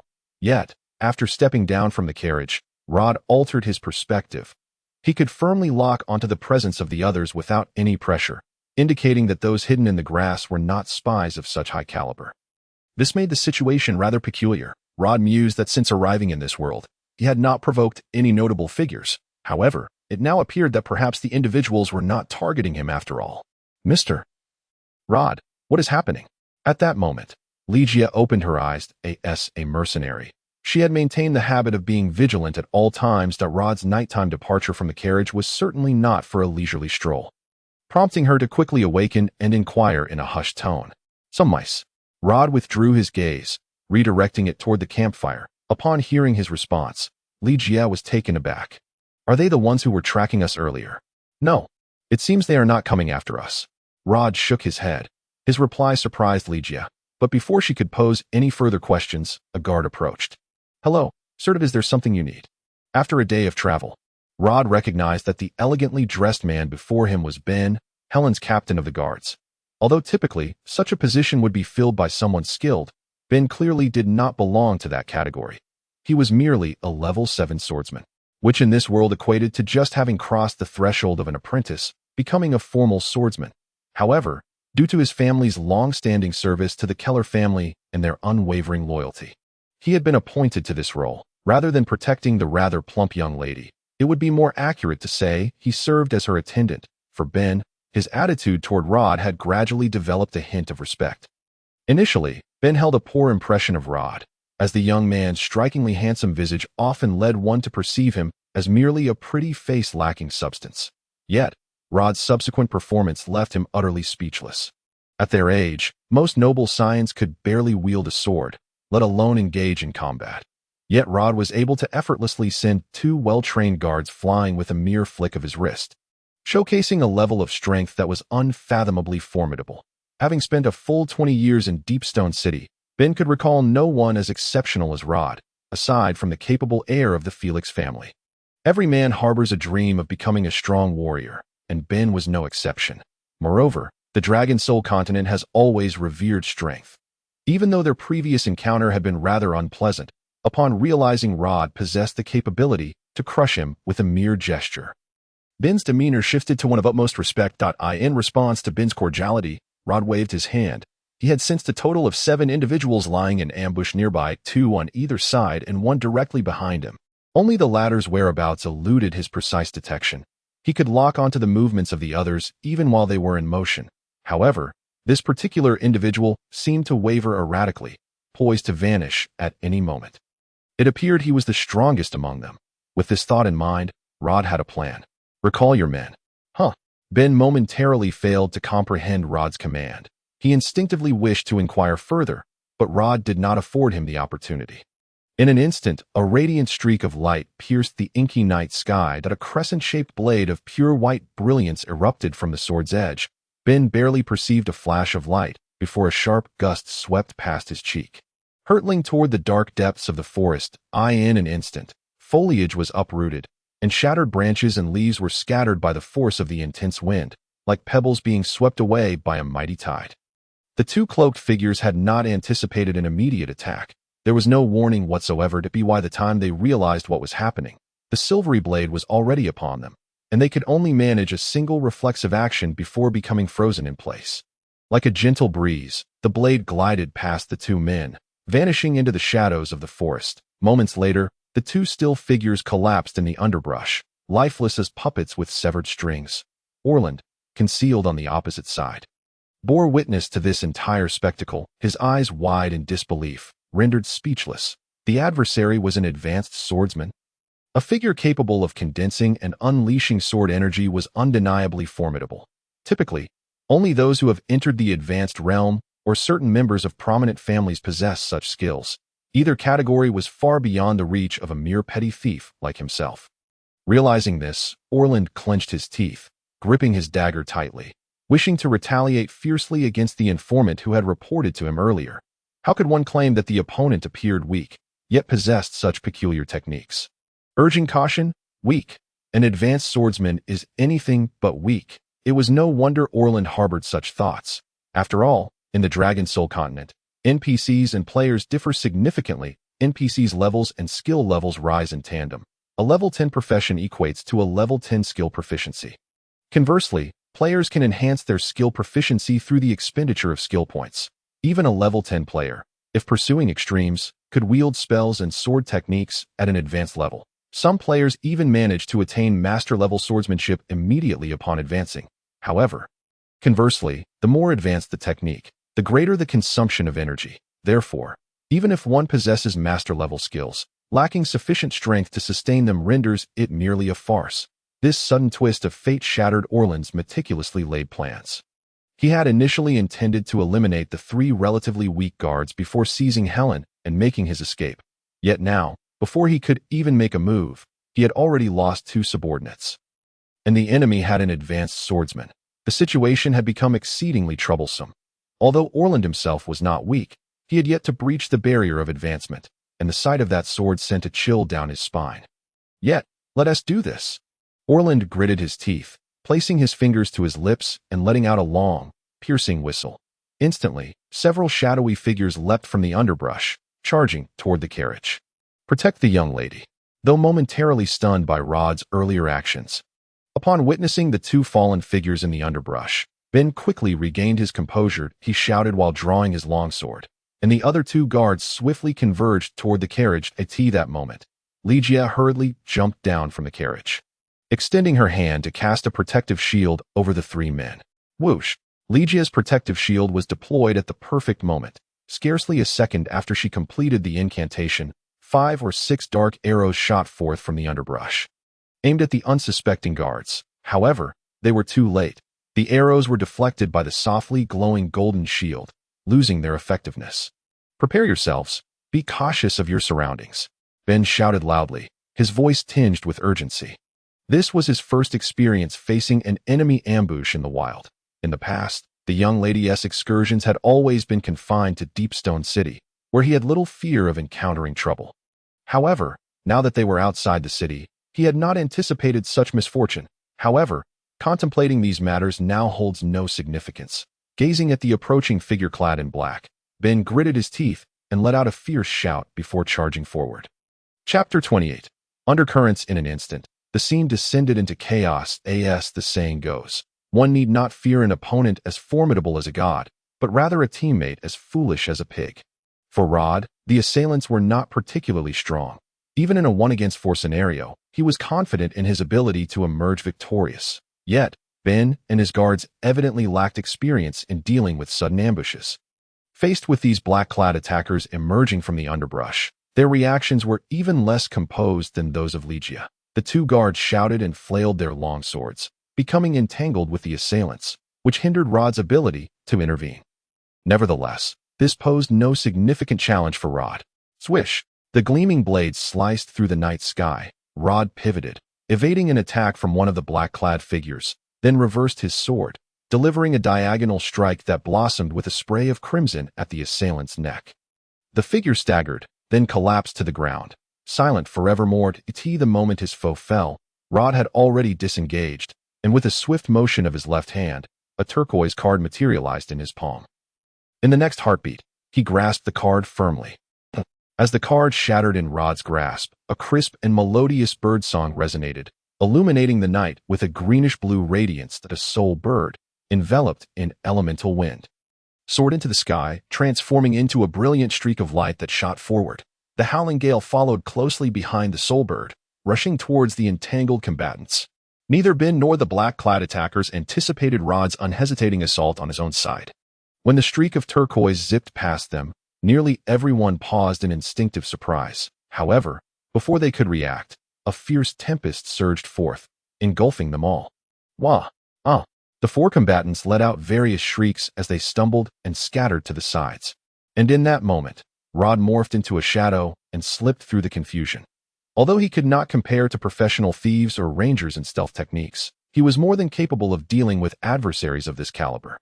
For the others, they had yet to grasp what was happening, only aware of a sudden gust of wind, followed by the three black-clad figures they had been grappling with collapsing to the ground.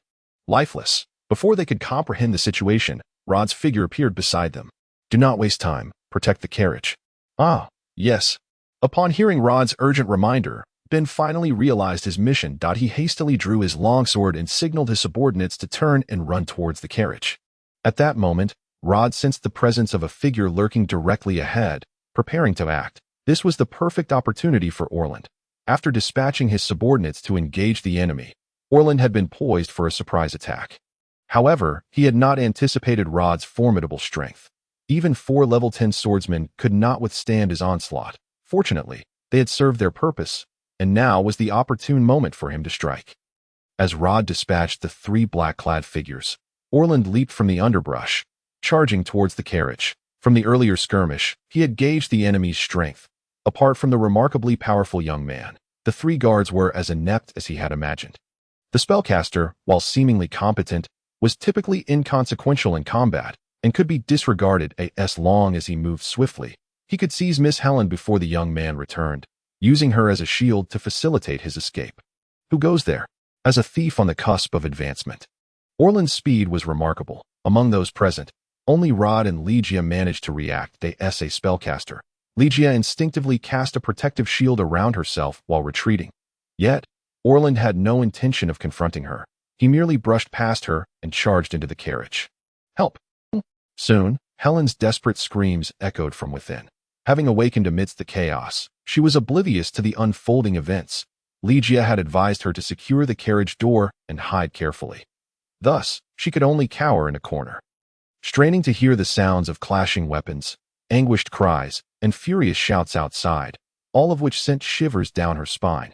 She had never experienced such turmoil, rendering her nearly paralyzed with fear, unsure of how to respond. Just then, a figure burst into the carriage, causing Helen to instinctively scream. Yet, before she could react further, he swiftly covered her mouth and seized her, leaping from the carriage. At this moment, Rod had already rallied his companions. Surrounding the two. "Step back." Orland pressed a dagger against Helen's throat with one hand while tightly gripping her waist with the other, warily watching Rod to his right, and hissed quietly. Helen, evidently startled by this sudden turn of events, stood frozen in place, devoid of any reaction. "Release the lady." Seeing Helen taken hostage, Ben and his 2 subordinates turned pale, realizing the grave error they had made. Had they not rushed in foolishly, the lady would not have been captured.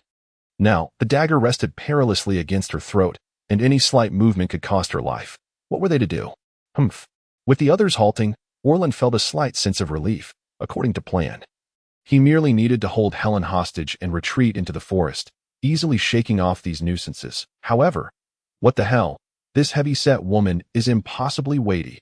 How much does she weigh? Wasn't it said that those noble daughters are all delicate and slender? Light as a feather? Just like that spellcaster girl. Why is this woman as heavy as a pig? He could hardly move her. Is she truly the daughter of the Keller family, after straining to drag her a few steps? Orland's earlier relief was replaced by frustration that he had not anticipated this woman would be so burdensome. When he learned the target was the daughter of the Keller family, he had thought little of it, naively assuming she would be no different from the frail, pampered daughters he usually encountered. Yet, now that he had made his move, he realized the reality was far more complicated than he had imagined. In truth, from the moment he had burst from the carriage with Helen in his arms, Orland had sensed something was amiss. He was not holding a person, but rather a boulder. "Help! Help! Ben! You bastard! What are you waiting for? Come save me." At this moment, Helen seemed to regain her wits, crying out for aid. Yet, before she could finish her plea, the blade pressed against her neck silenced her. "Shut up, you heavy-set woman. Otherwise, I will take your life." The brutal warning near her ear terrified Helen into silence, her plump face contorting into a half-crying, half-laughing expression, which appeared rather amusing. "Our respected sir." Seeing his mistress taken captive, Ben was nearly frantic. He approached Rod's side, whispering urgently, Please help me rescue my mistress from this villain." Miss Helen is the last heir of the Keller family. If she dies, Rod had no intention of listening to the remainder of Ben's plea. Just as Ben was racking his brain in, however, the young man's unorthodox methods of attack took Orland completely by surprise. He had not anticipated the youth's ruthless approach, as if he were utterly unconcerned about the possibility of actually killing the woman before him. Faced with Helen's instinctive actions that seemed to place herself in harm's way, Orland could only instinctively divert his dagger, gritting his teeth as he reversed his grip on the hilt and struck down towards Helen. Yet, he failed to accomplish his objective that a faint, golden barrier materialized from the void, abruptly halting Orland's assault. The guardian shield? Orland's gaze lifted in bewilderment, only to behold a young girl standing nearby, her hands raised. Her expression grave and beads of sweat dotting her forehead. At that moment, Rod made his move. Chapter 29. Just asking all present witnessed Rod lifting his hand one moment, and the next, his figure vanished in an instant. The gleaming white blade, accompanied by the sound of slicing air, shot forth towards Orland's right hand. What astounding speed! Confronted with Rod's sudden onslaught, Orland's heart raced. Though he had prepared himself mentally, the disparity between what he saw and what he experienced was starkly different. He barely registered a blur before Rod's sword was already aimed at his right hand. In response to the attack, Orland was compelled to retreat, forced to abandon Helen. At that juncture, he held no hope of completing his mission. The disparity in their strengths was insurmountable, and the wisest course of action was to flee. Resolving himself, Orland no longer hesitated. As he rolled away from Rod's strike, he sprang up with vigor, leaping towards the nearby thicket. However, Rod clearly had no intention of allowing him an easy escape. Having missed his strike, Rod did not choose to withdraw. Instead, observing the rapidly fleeing figure, a faint smirk crept onto his lips, a barely perceptible expression of amusement. He then halted the momentum of his sword momentarily before advancing once more. A radiant beam of light erupted from the blade, spiraling as it shot forth, seemingly preordained to strike at the fleeing Orland. Rod's attack bore an unusual quality, rather than directly aiming at the figure before him. The fractured blade veered upward at an angle, appearing to miss its mark. This thought resonated not only with Ben, standing at a distance, but also with Li Jie and the onlooking mace, who all shared the same assumption. Yet, in the next moment, their eyes widened in astonishment, for at that instant, Orland, who had been fleeing, suddenly leaped towards Rod's incoming attack. In truth, as he took off, Orland sensed the peril, an instinctive response common among thieves to evade pursuing foes. His leap was intended to evade Rod's strike, yet he had not anticipated that Rod would preemptively predict his movement. This jump did not evade the attack. It instead placed him squarely in harm's way. Orland's heart raced in alarm as he sought to alter his position, but it was already too late. The fractured blade, in perfect alignment with Orland's selfless maneuver, struck true against his right shoulder and the back of his heart. The unfortunate thief could only emit a pained cry before being sent hurtling into the underbrush. It was only then that Rod sheathed his sword and approached Orland with deliberate steps. Ugh! Ah! Lying amidst the thicket, enduring the agony radiating from his shoulder and back, Orland gritted his teeth. Hearing footsteps, he instinctively attempted to flee, but before he could rise, the white blade pierced through his right hand with lightning speed. Ayaya! Orland's heart-wrenching scream tightened the hearts of all who heard it. In contrast, Rod remained utterly composed, as if this were of no consequence. This demeanor prompted a shift in the crowd's perception of Rod. It was evident that the young man's unflinching calm in the face of such brutality was far from ordinary. However, Rod did not share this sentiment. His actions stemmed not from a desire for cruelty, but rather from ingrained habits from the game. After all, in the realm of gaming, players often employed despicable tactics, more adept and ruthless, and they feared not the pain of injury. Thus, the only means to prevent these individuals from escaping or logging off was to keep them perpetually engaged in combat. Rod's strike was merely an extension of his gaming instincts. Upon seeing the opponent attempt to flee, he instinctively struck with his sword to prevent a forced logout.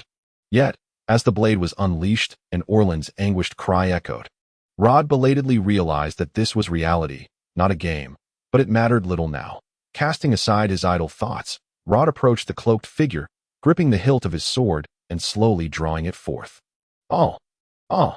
Orland, writhing in excruciating pain, was on the brink of losing consciousness. His right hand, unable to withstand the overwhelming torment, began to spasm uncontrollably, while his unoccupied left hand could do naught but pound the earth in a futile attempt to resist Rod. This scene sent a chill through the onlookers. They had never witnessed such cruelty, though the victim was their enemy. Witnessing his downfall was undeniably chilling. Ligia stood at a distance, quietly observing the impassive Rod. A flicker of complex emotion crossing her gaze in that moment. She recalled Rod's earlier words in the inn. "I am not saying this to repay your debt of life. Ligia, I have already brought you out. In this regard, we owe each other nothing. I can assure you that my intentions are not born of gratitude. I have my own purposes, which is why I seek power. This is the reason for my proposal. I can guarantee that within 2 years, I will transform it into a formidable mercenary guild. However, I must caution you that I may resort to methods that you cannot accept. Thus, I hope you can consider this carefully. Ligia, should you choose to embrace my proposal, you must first prepare yourself mentally for the consequences that I will not allow anyone to hinder me, nor will I permit anyone to obstruct my path. I have my reasons, but you need not know them now that I can understand your feelings, so I will not force you to agree, but I must remind you of the potential repercussions, consequences that may well exceed your capacity to endure." At that time, Ligia had not fully grasped Rod's words, yet she acknowledged that she was indeed taken aback by his candor. Conversely, a small sense of reassurance flickered within her. After all, Rod had openly admitted to having ulterior motives, a revelation that, while difficult to accept, was far more persuasive than unconditional assistance. However, she remained perplexed as to what Rod found appealing in a mercenary group on the brink of dissolution. Yet, since he was unwilling to elaborate, she had no choice but to refrain from further inquiry.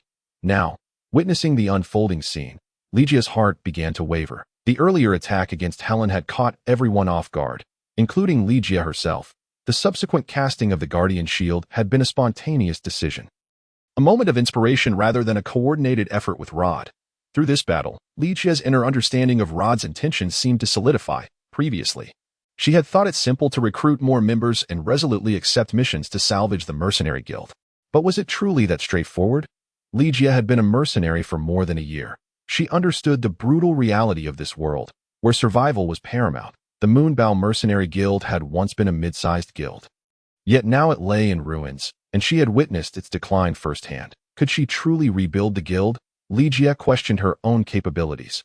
Even the original leader, Carter, while generally affable, occasionally revealed a cold and resolute side. Yet Ligia felt she lacked that strength, and she was unwilling to assume such a role. With this thought, Ligia's gaze instinctively turned back to Rod. He had not divulged his desires, yet his expression was unwavering, devoid of any confusion or uncertainty. And what of her? For her own dreams, her own objectives, what course of action should she undertake? As these thoughts swirled, the young woman bit her lower lip tightly, clenching her hands. Just as Ligia contemplated her future, Rod leisurely withdrew his sword, glancing at the bloodstains on the blade before casually tossing them aside. He then looked down at the writhing figure of the cloaked man. "While I believe you should comprehend my inquiry, I shall ask once more to avoid any pretense of ignorance. Who are you, and what do you intend to accomplish?" Whimper, whimper. Orland curled up in pain, his right hand pierced, rendering him nearly incapable of uttering a coherent sentence. He lifted his gaze to the young man before him, struggling to comprehend his misfortune in encountering such a figure.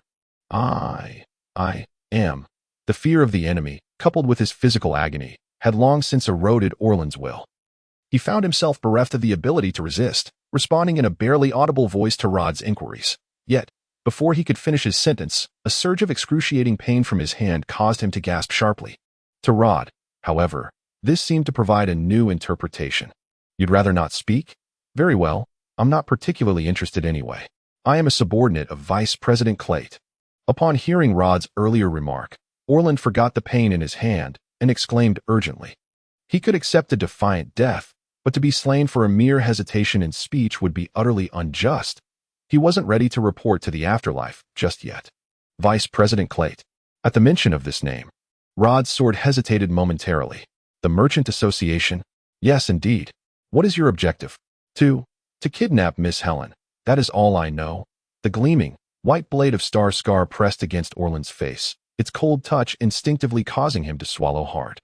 He had lost all composure, merely hoping that this young man would show him mercy at that moment. He saw Rod nod slightly and utter, "I understand." Then, Orland felt a chill at his neck, and with the intrusion of frigid air, darkness engulfed his world entirely.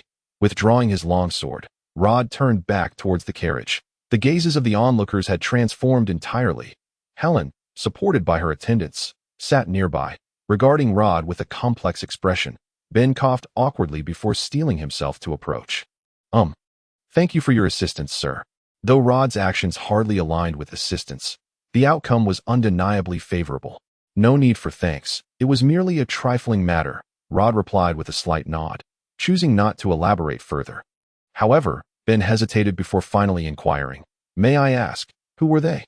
"They claimed to be sent by Vice President Clate to abduct Miss Helen." "What?" Ben was taken aback.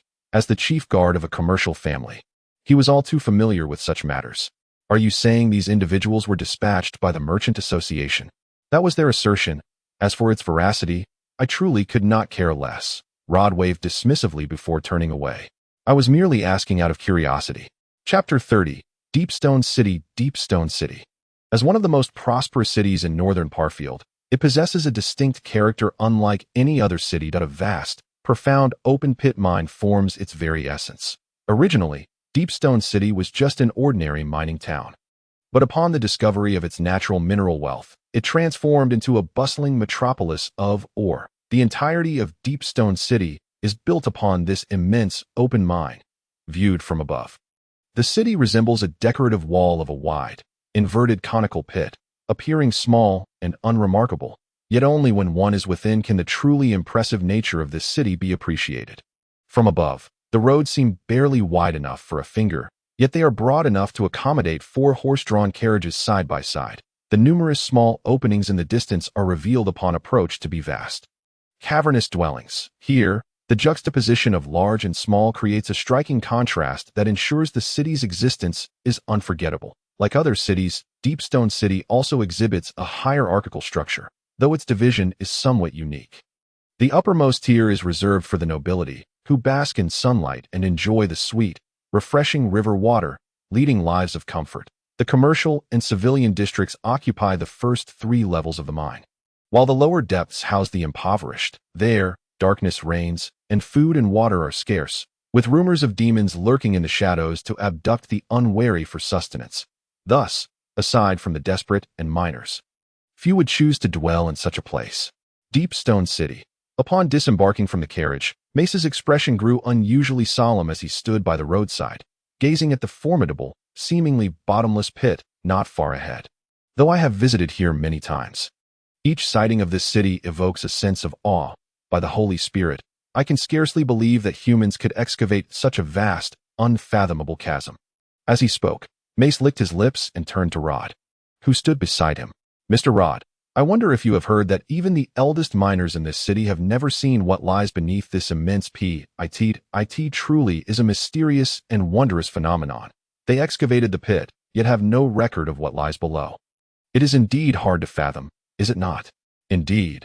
Rod nodded in agreement, but offered no further commentary. Unlike Mace, he was well aware of what lay beneath this pit, for it was one of the 10 great mysteries of Dragon's Soul Continent. Ordinary folk might hesitate to venture there, but for players who had no fear of death, unraveling the mystery was worth the risk of dying 100 times over. Yet, often the sacrifices they made did not equate to their gains. As they entered the city, the first impression was one of tranquility, starkly contrasting the bustling vibrancy one might expect. The only sounds breaking the silence were the occasional clatter of horse-drawn carts transporting goods and the distant ringing of iron and stone being struck. Rod, unlike Mace, was not enraptured by the city's splendor.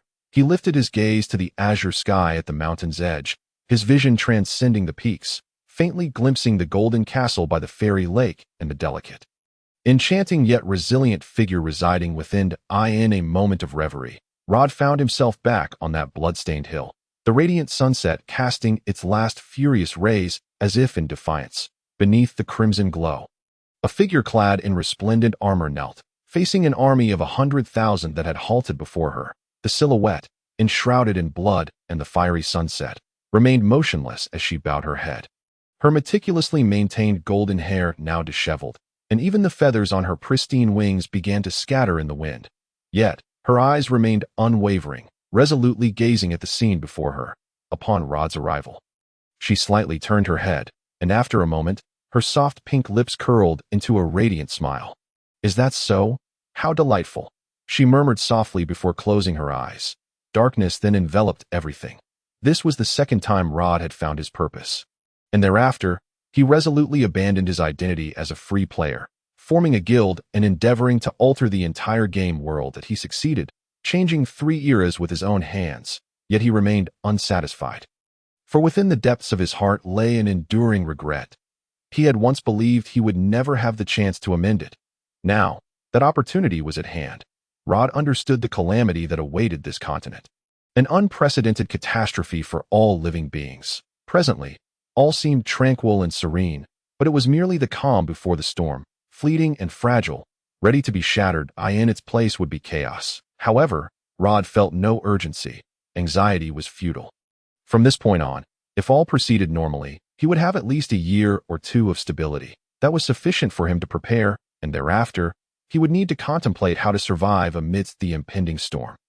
If possible, Rod preferred not to adopt such a perilous approach, yet he was acutely aware of the terrifying tempest on the horizon. No one in the Dragon Soul continent would be spared. All living beings would be swept into the maelstrom.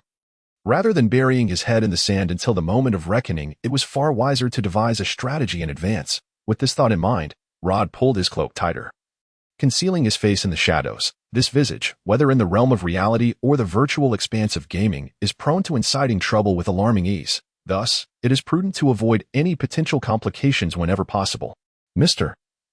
Rod. At that moment, Ben, accompanied by his subordinates and the rotund young lady, approached. Perhaps due to the familiarity of being back on his own turf, his demeanor exuded a newfound confidence. "Thank you for your assistance. We managed to return just in time. She should be all right, I trust."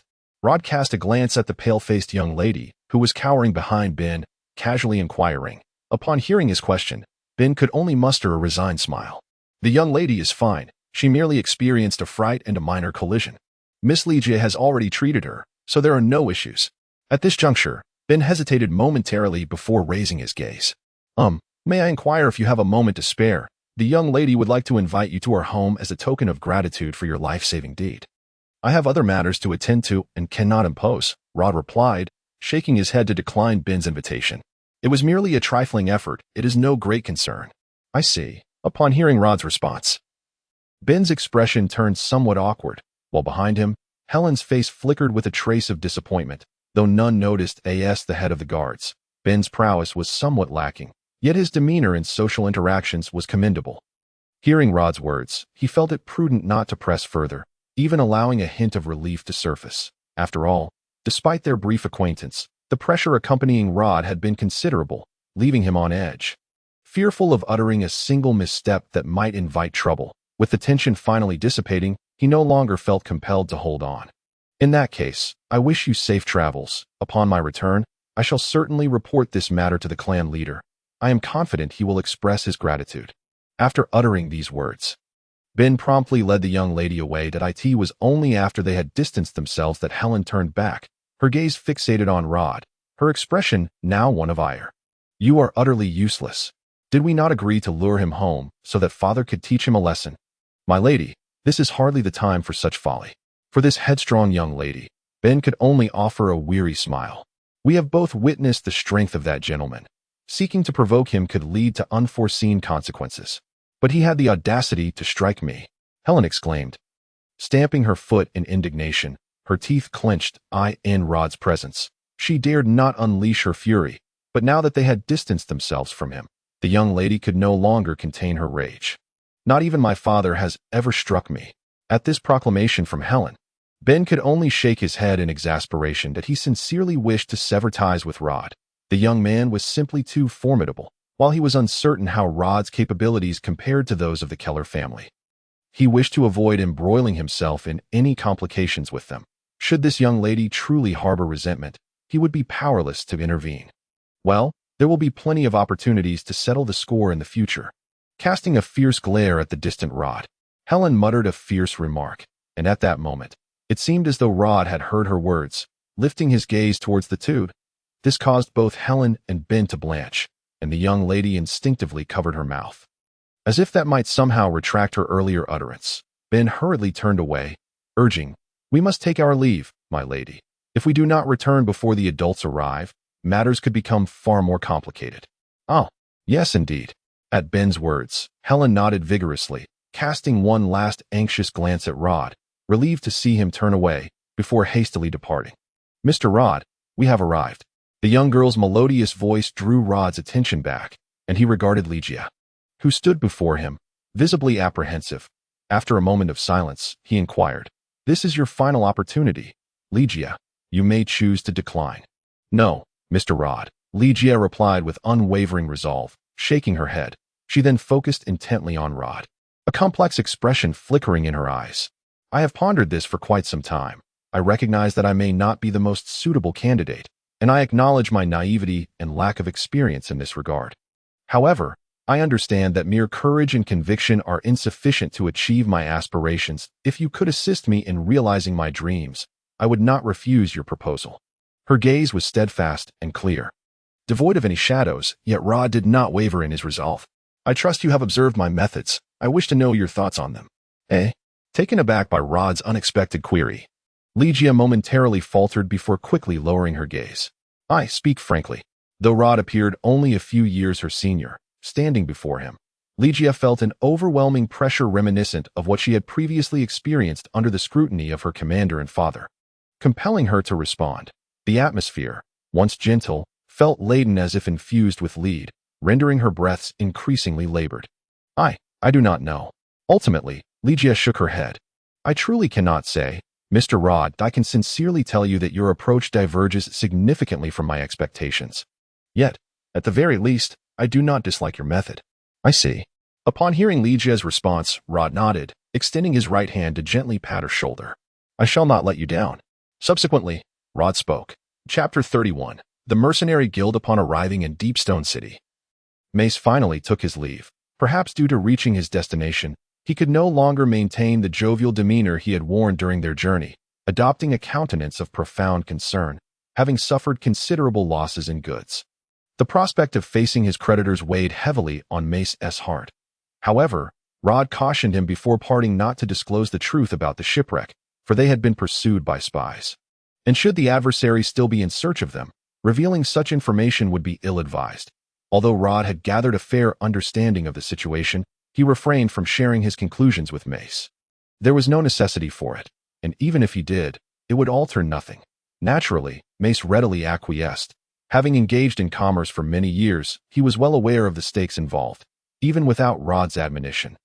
He would have refrained from indiscriminately spreading the tale. Following his separation from Mace, Rod, under Ligia's guidance, made his way to the Mercenary Guild in Deepstone City, an organization spanning the continent. The Mercenary Guild maintained branches in every bustling city, responsible for issuing tasks to mercenaries, recording their accomplishments, and overseeing recruitment and employment. The ascension and descent of mercenary groups were likewise dictated by their authority. The Mercenary Guild in Deepstone City was located on the first level of the mine. From a distance, one could easily spot the emblem of a sword and shield, intricately carved into the wall. The rough-hewn marble doorframe and the flags outside stood out prominently, and even the heavily adorned wooden door, embellished with complex patterns, could not muffle the cacophony within. As Rod and Ligia entered the guild, they were greeted by a spacious arched hall, sunlight pouring through the central void, illuminating the pristine stone floor. Nearby, a wooden round table was occupied by mercenaries engaged in hushed conversations or exchanging whispers. A few individuals lingered silently in the shadows. Their arrival did not draw much attention. Most merely glanced up before quickly returning to their discussions. However, not all were so indifferent. Soon, from a nearby table, a woman clad in leather armor and bearing a longbow raised her hand. "Hey, Ligia, it's been ages. Sister Shauna." At the sound of the woman's greeting, Ligia looked up, her face lighting up with a smile as she hurried over to her side. "It's been a while. How have you been?" "Not bad. We recently dealt with some gnolls and collected quite a bounty. Now everyone is debating how to divide it." As she spoke, Shauna beamed with a hearty smile to accept her invitation. The others seated at the table also nodded in greeting to Ligia, indicating a strong camaraderie among them. "Congratulations to you all." As she gazed upon the scene before her, Ligia felt a pang in her heart, her smile stiffening considerably. This scenario was not unfamiliar to her. Every time Captain Carter led the team to accomplish a mission, they would gather like this, engaging in playful banter. IT had once been an utterly ordinary part of Lygia's life, but now, those who had once shared in her company had departed from her life forever. What's wrong? Lygia, you seem rather unenthusiastic. Although Shauna appeared to be a carefree person, it was evident that she possessed a keen sensitivity. Swiftly noticing Lygia's unusual demeanor, she furrowed her brow in concern, casting a questioning glance at Lygia before scrutinizing the figure of Rod standing behind her. What has transpired? Who is that fellow behind you? Where is Captain Carter? I haven't seen him. The captain. At the mention of Carter's name, Lygia's complexion paled slightly. She opened her mouth to speak, but quickly closed it again. After several moments of silence, as if summoning her resolve, Lygia finally spoke up. The mission we undertook failed, and everyone except me perished. Upon hearing this, the previously lively round table fell into an immediate silence, even Shauna's smile fading. Failed? Yes. We encountered some unforeseen circumstances. Lygia shook her head, clearly reluctant to elaborate further, swiftly redirecting the conversation to introduce Rod to the others. This is Mr. Rodolandi. He saved my life during the crisis. Or else I might not have returned at all. I see. Upon hearing Lygia's explanation, Shauna examined Rod, whose figure was shrouded in a cloak, with curiosity. She then extended her hand. Hello, I am Shauna, the captain of the Red Hawk mercenary group. Thank you for saving my friend. No need for thanks. I merely acted out of convenience. Rod extended his hand, grasping Shauna's, responding nonchalantly. This only piqued Shauna's curiosity further. She scrutinized Rod's face, seemingly attempting to discern his features. However, since Rod had no intention of lowering his hood, Shauna refrained from pressing the matter, redirecting her focus back to Lygia. So, you are here too? Yes. I have come to report the failure of our mission.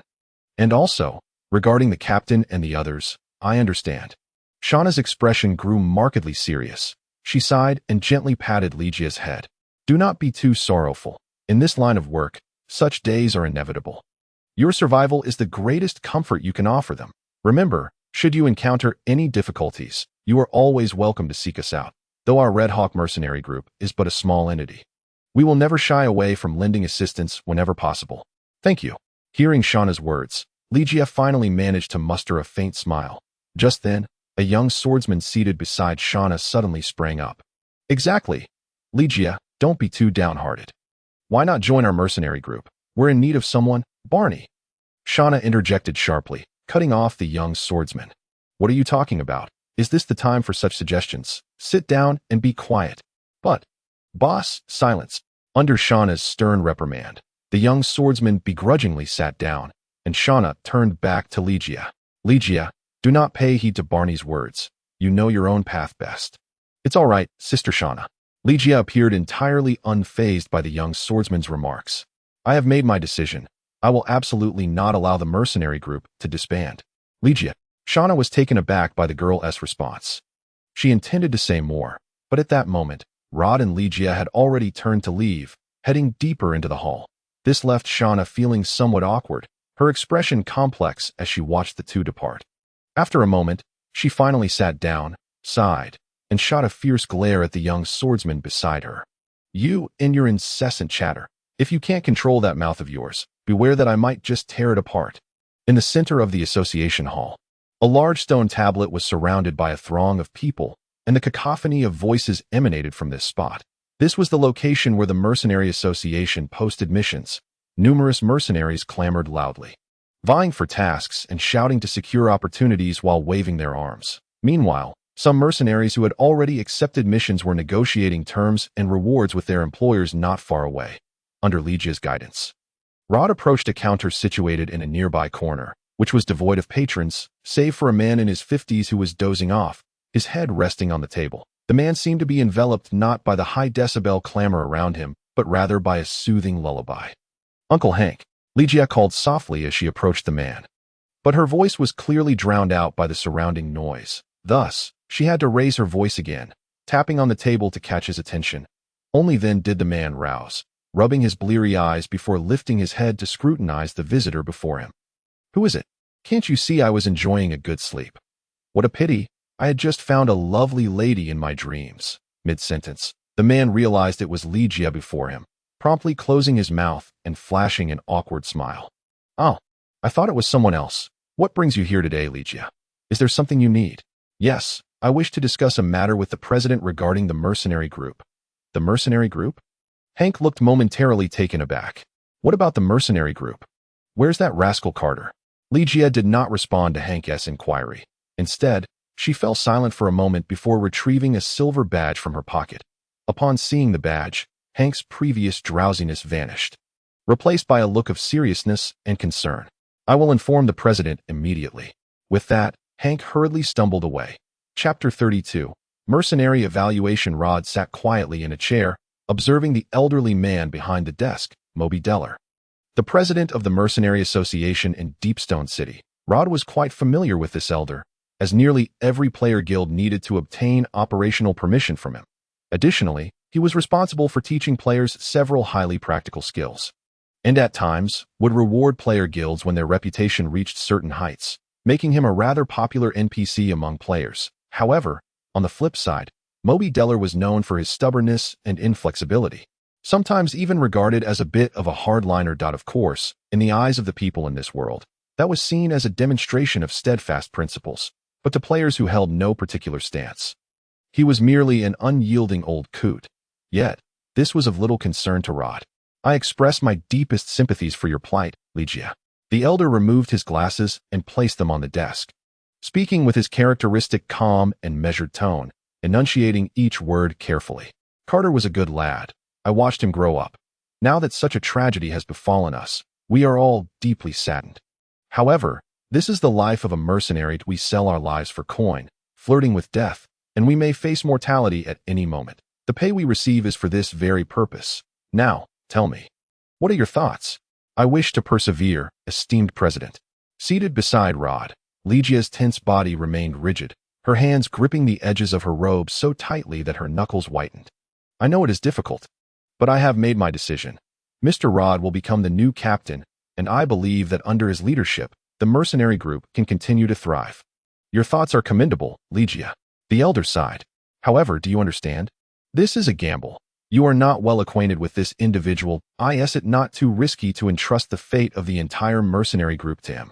I am fully aware that this is a gamble, esteemed president, but I trust my judgment that I wish to continue supporting the mercenary group, but I know I lack the capability to do so. Therefore, my only choice is to believe in someone who can bring me hope. Ligia lifted her head, unwaveringly gazing at the elder, while the old president squinted slightly, scrutinizing the young girl before him.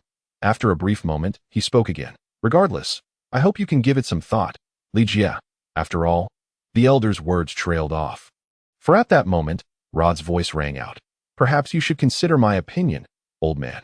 Upon hearing Rod speak, a flicker of comprehension flashed in the elder's eyes, and then he turned his gaze towards the man cloaked in a hooded cape sitting beside Ligia. Young man, when the elder is speaking, it is only polite to show respect. If that is the case, then I believe deliberately ignoring another's presence is equally rude. Facing the sharp gaze of the association president, Rod fearlessly retorted. I end the game. This association president was known for his stern character, holding disdain for those lacking fortitude. Now was the perfect moment to compare the stark differences between the game and reality.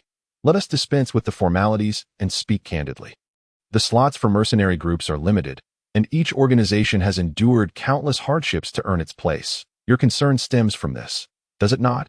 A brash young lad, using sweet words to deceive a girl, attempting to secure a spot in the mercenary group.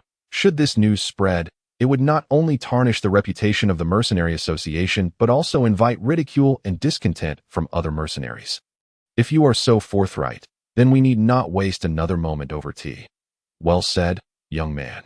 At this juncture, the elder's previously languid demeanor abruptly transformed, akin to a sword drawn from its sheath. Since you grasp my intent, I shall not beat around the bush any longer. As you rightly stated, each slot in a mercenary group is earned through the blood, sweat, and countless tasks of its members, regardless of who you are. It is impossible to easily take a slot from me. I am deeply pained by Ligia's predicament, yet I cannot allow it to compromise the rules of the Mercenary Association. but you do not possess the authority to disband the mercenary group. Rod leaned back against his chair, leisurely picking up the teacup that had grown cold. According to the regulations of the Mercenary Association, only during the winter recess can those mercenary groups failing to meet the designated score be forcibly disbanded. Beyond that, the association has no power to interfere in the internal affairs of each organization. I must admit, I did not expect you to be so well versed in the regulations of the Mercenary Association. The elder president furrowed his brow upon hearing Rod's response, only to quickly relax again. Indeed, we lack such authority. However, as the president of the Deepstone City branch, I must take responsibility for every mercenary under my command.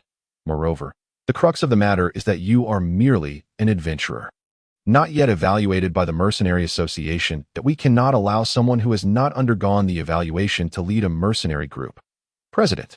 At this revelation, Li Jia could no longer remain seated. She stood up, eager to voice her concerns, but at that moment, Rod placed a hand on her shoulder and slowly rose to his feet. So, if I were to pass the mercenary evaluation, would you then acknowledge my qualifications? Certainly. Young man. The elder president also stood tall. Do not forget, this is the Mercenary Association, the domain of mercenaries. Only those who qualify may stand here. Very well. Rod nodded, feeling a sense of relief, as thus far the elder president's demeanor had not surprised him. Now, I would like to request to undergo the mercenary evaluation. That should pose no issue, correct? Silence enveloped the room. The elder president, whose eyes had previously been narrowed, now widened them slightly, scrutinizing Rod closely that he could detect the confidence in the young man's tone, yet he was uncertain of its origin. Did this lad not realize that his boldness implied a certainty of success? That the mercenary evaluation, while not overly difficult, was by no means simple. Was this youth reckless, or did he truly possess such strength? The elder president shook his head inwardly, at least from appearances. He could not discern the capabilities of this oddly cloaked young man. However, since he was willing to accept the challenge, there was no need for further discussion. If he could be dissuaded, that would be ideal. If not, then they would cross that bridge when they came to it. With that thought, the elder president said no more, merely smiled, and then reached for a small hammer, tapping the bell on his desk. Soon, a servant entered the room. President, how may I assist you?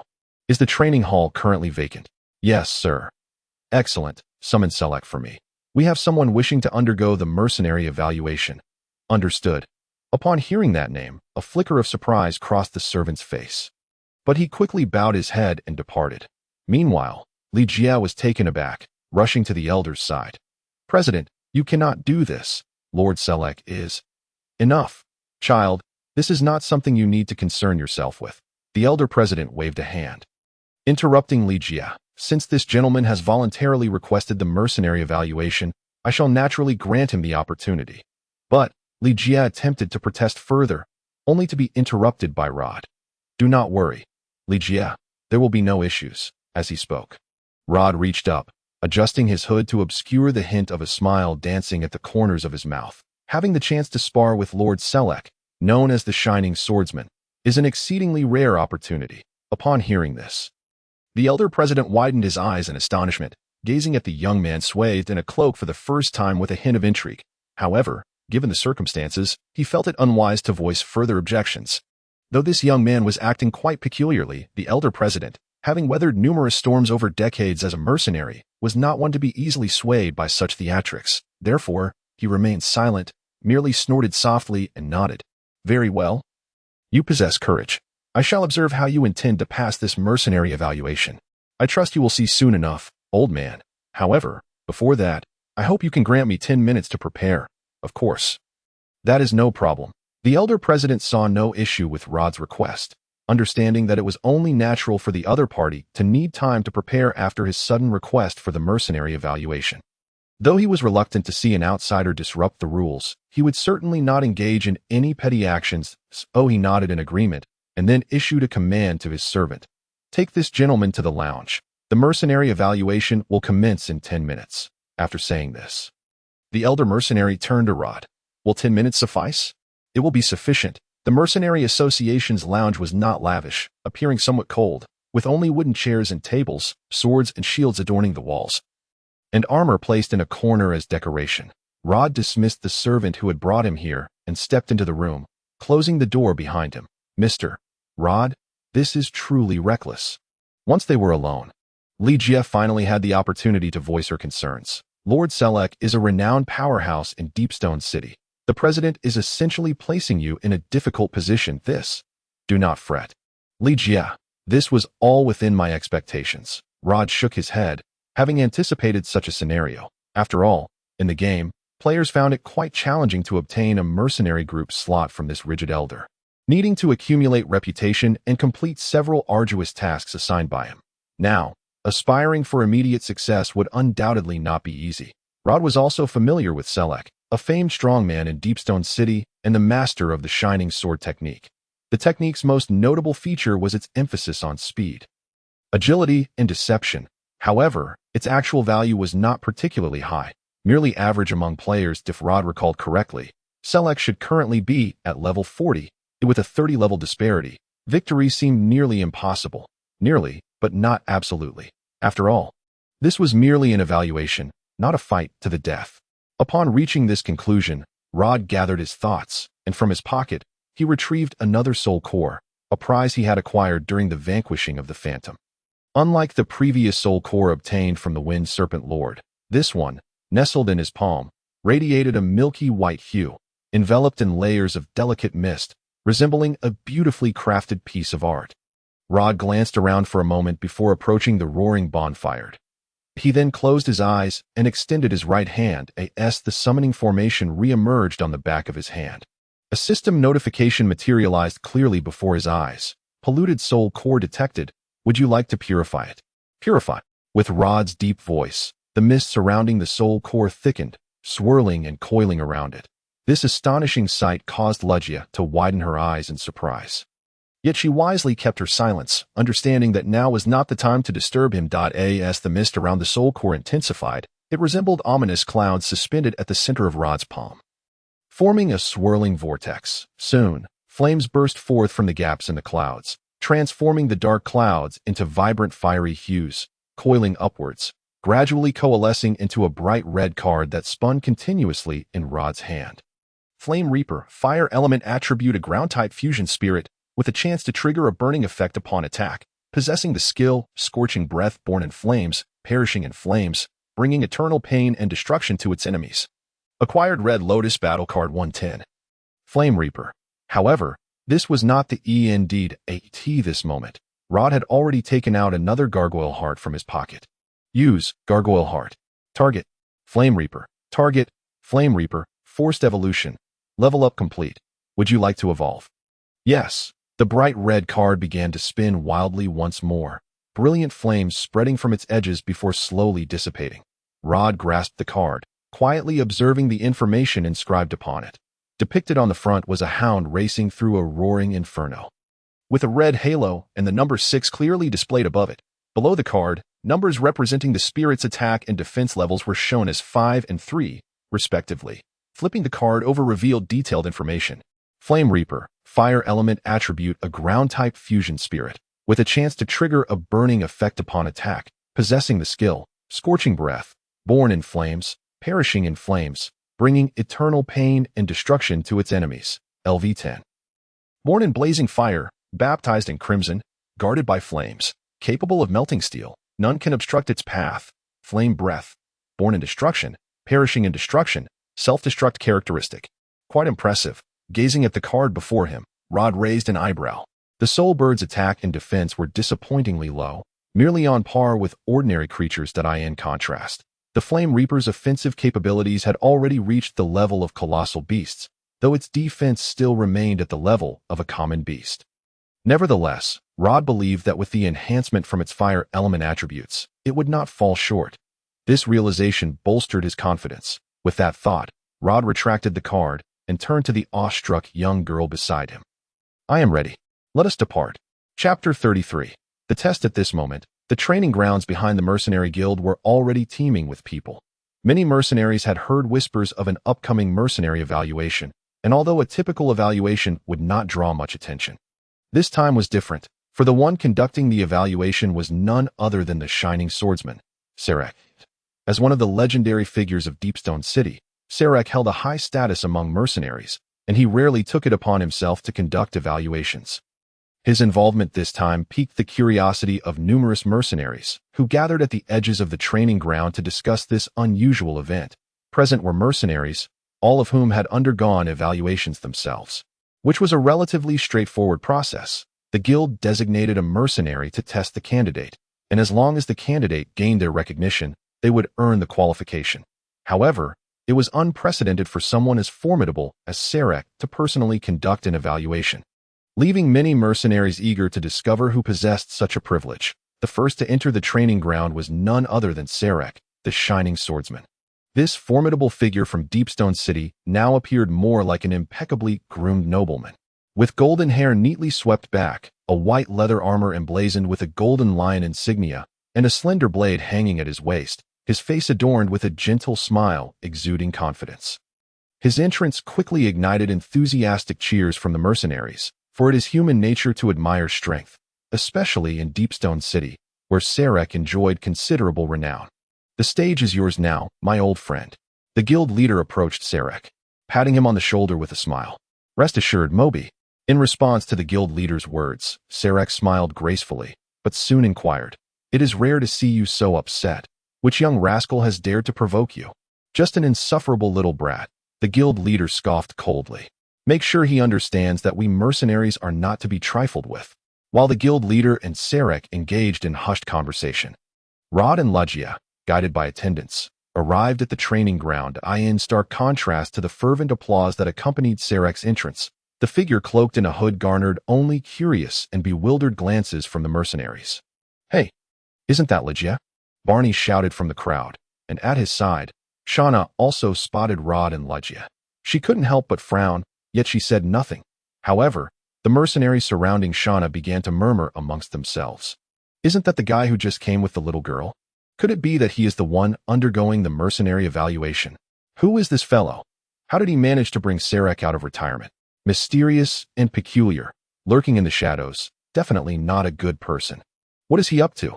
By the looks of him, could he be a mage? Impossible, he isn't holding a staff. Wait, isn't that the spare sword we have here?"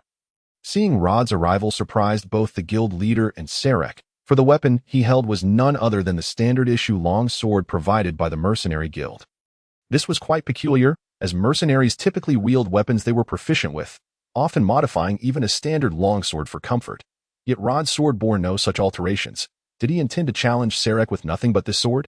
As whispers circulated among the crowd, Rod approached the guild leader and Sarek, performing a swordsman's salute before pulling back his hood. "I am ready, gentlemen, that we can begin at any moment. Is this truly the weapon you intend to use for the challenge?" Sarek inquired, his brows furrowing slightly. Unlike the guild leader, he did not harbor disdain for Rod. After all, this was a rare opportunity for him to personally conduct an evaluation if his opponent were to fight with such an ordinary weapon. Even a victory would seem unremarkable. "Young man, I hope you do not feel pressured. This is merely an evaluation. We wish to see your true strength and level. Winning or losing is of no consequence." "That is precisely my perspective." "Mr. Sarek." Rod firmly grasped the long sword and replied with unwavering composure. "Therefore, please do not concern yourself with my weapon. I too wish to witness the prowess of the illumination sword." "Very well." Upon hearing Rod's words, Sarek's expression darkened. He had initially considered that using an ordinary weapon against his magical one might be excessive, but since Rod had expressed a desire to witness the power of his illumination sword, Sarek would no longer hold back. He nodded slightly, stealing a glance at the guild leader beside him, beginning to understand why his old friend was so incensed. Yet, who exactly was this young man? Sarek pondered briefly, shaking his head before drawing his long sword and quietly commanding, "Come on." In response to Sarek's declaration, Rod chose not to say anything further. He slowly drew his long sword and carefully scrutinized the shimmering blade in Sarek's hand. Then, Rod gripped his sword with one hand and made a diagonal slash to the lower right. Adopting a starting stance, in the next moment, he transformed into a shadow and charged forward, swordplay, upon witnessing Rod's assault. A flicker of astonishment crossed Sarek's eyes, but he quickly composed himself and bellowed, his longsword suddenly erupting into a cascade of radiant light, sweeping across the battlefield like a torrential downpour. Since this was merely an evaluation, Sarek refrained from unleashing his full power, He believed that Rod, charging headlong toward him, would be utterly incapable of withstanding this attack. The essence of the shimmering sword technique lies in its swiftness. And facing such a deluge of strikes, carving a path through this web of attacks would prove exceedingly challenging. However, Sarek did not anticipate that just as Rod was about to enter his attack range, he would abruptly twist his body, seemingly seeing through the deceptive glimmers of light, and slip past them. How is this possible? The scene before Sarek left him utterly astonished. He was unaware that Rod was already intimately familiar with this sword technique, even though he was presently at a disadvantage in strength and could not perceive the hidden lethality within. He still remembered the attack range of the shimmering sword technique. Charging straight at Rod, perhaps he could bully the novices who had only recently entered the fray, but when it came to Rod, he was slightly outmatched. As Sarek grappled with his surprise, Rod, having evaded the attack, swiftly lunged forward. The Moonshadow sword technique stood in stark contrast to the shimmering sword technique. The latter resembled the blinding brilliance of the sun, compelling opponents to submit and thus leading to their defeat. In contrast, the Moonshadow technique was akin to the shadow cast by radiant light, silent and stealthy, like a venomous serpent lurking in the grass, ready to strike unexpectedly. At this moment, the serpent concealed in darkness finally launched its attack, bearing its fangs at its prey. Such astonishing speed! Upon noticing the shadow abruptly appear beside him, Sarek's heart raced, and he hastily altered his direction. The shimmering sword in his hand once again unleashed a flurry of dazzling sword light, akin to a surging flood, overwhelming the serpent's head that had just emerged. Having missed his strike, Rod naturally chose not to meet the oncoming force head-on. The 30-level disparity was not to be trifled with, for a single blow would send him flying. Thus, in the face of Sarek's counterattack, he swiftly retreated, once more narrowly avoiding the rushing sword light. If Rod's previous evasion of Sarek's attacks had merely surprised the sword master, now he was genuinely moved. Although the shimmering sword technique was somewhat ostentatious, an ordinary mercenary would be utterly incapable of dodging such strikes. Once could attribute it to luck, but to evade twice in a row, he began to question whether this cloaked young man was perhaps an old acquaintance of his. Otherwise, how could he be so intimately acquainted with his swordplay? However, as an experienced sword master, Sarek quickly discerned that Rod was deliberately avoiding direct engagement with him.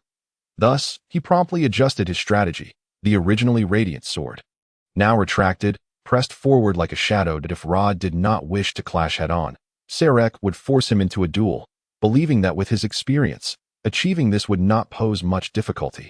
Yet again, Sarek miscalculated. Though he believed his speed was ample, Rod once more retreated at the moment their swords would have crossed, creating distance between them. The exchanges between the two amounted to no more than 3 or 4. Yet the surrounding mercenaries were already left in a state of awe. Boss, how is it that Sarek's sword is so swift, yet this fellow remains untouched? Barney, peering through a gap, exclaimed in astonishment, his eyes wide with disbelief. He pondered that even in Rod's position, he could never evade Sarek's strikes. He would have surely surrendered at the first attack. But this enigmatic individual not only dodged Sarek's 3 attacks, but emerged without a single scratch. How peculiar! Could this man also be a sword master? Not only Barney, but many of the mercenaries shared similar thoughts, baffled by how Sarek's rapid strikes seemed utterly ineffective against this individual. Meanwhile, the old president, observing from the sidelines, furrowed his brow, sensing something amiss. Indeed, Sarek's shimmering sword technique was astonishingly swift, as its name implied.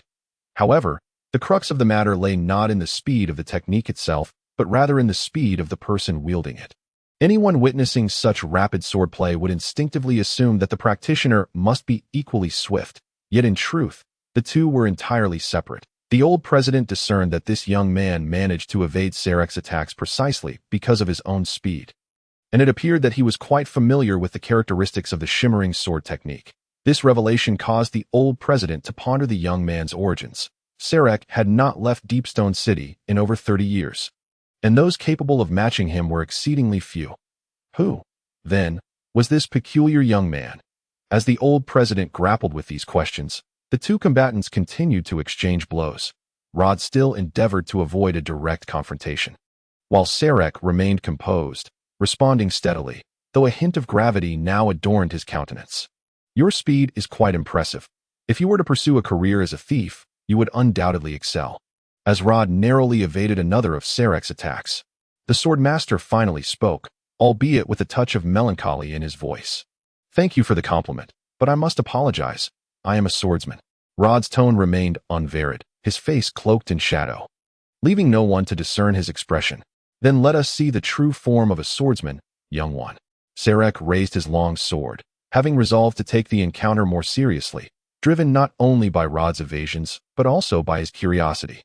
He was eager to discover what other tricks this cloaked youth had up his sleeve. "As you wish." At that moment, Rod made his move. A faint glow emanated from his dim long sword, and with a flourish, a crescent-shaped sword aura shot forth from the blade in the blink of an eye. Sword aura condensation. Upon seeing this silver crescent arc, Sarek's expression darkened slightly, and he exclaimed, "Good."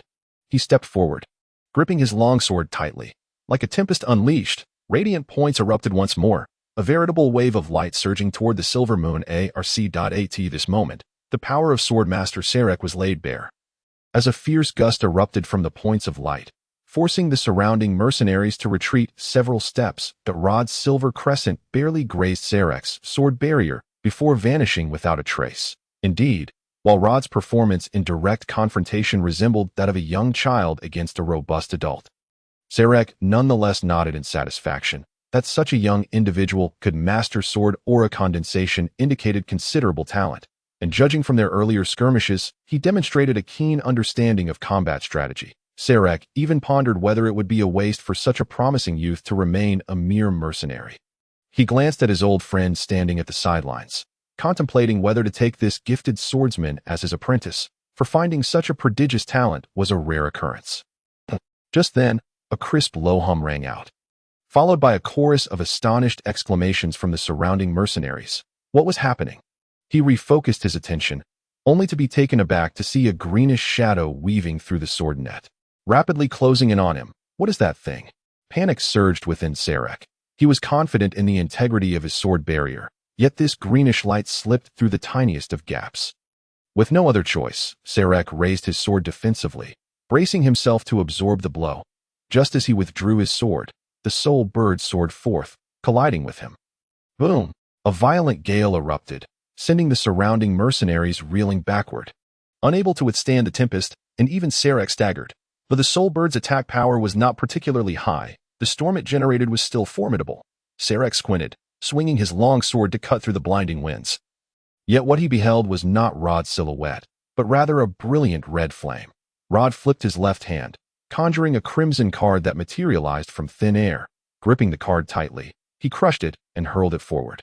Accompanied by the crisp sound of shattering, the crimson card instantly fractured, and a raging inferno engulfed the ground, sweeping through as if it were a tumultuous wave stirred by a tempest beneath the deep growls. A pitch-black hound emerged, bearing its sharp fangs and claws, lunging towards Sarek. Simultaneously, Rod's figure flickered, shadows shifting as his longsword followed closely, assaulting Sarek's flank. What is this? Upon witnessing the scene before him, the surrounding mercenaries erupted in astonishment, their eyes widening in disbelief, engaging in fervent discussions. Everything occurring transcended the realm of their comprehension. Even the most battle-hardened warriors found themselves shaken in the face of such a spectacle.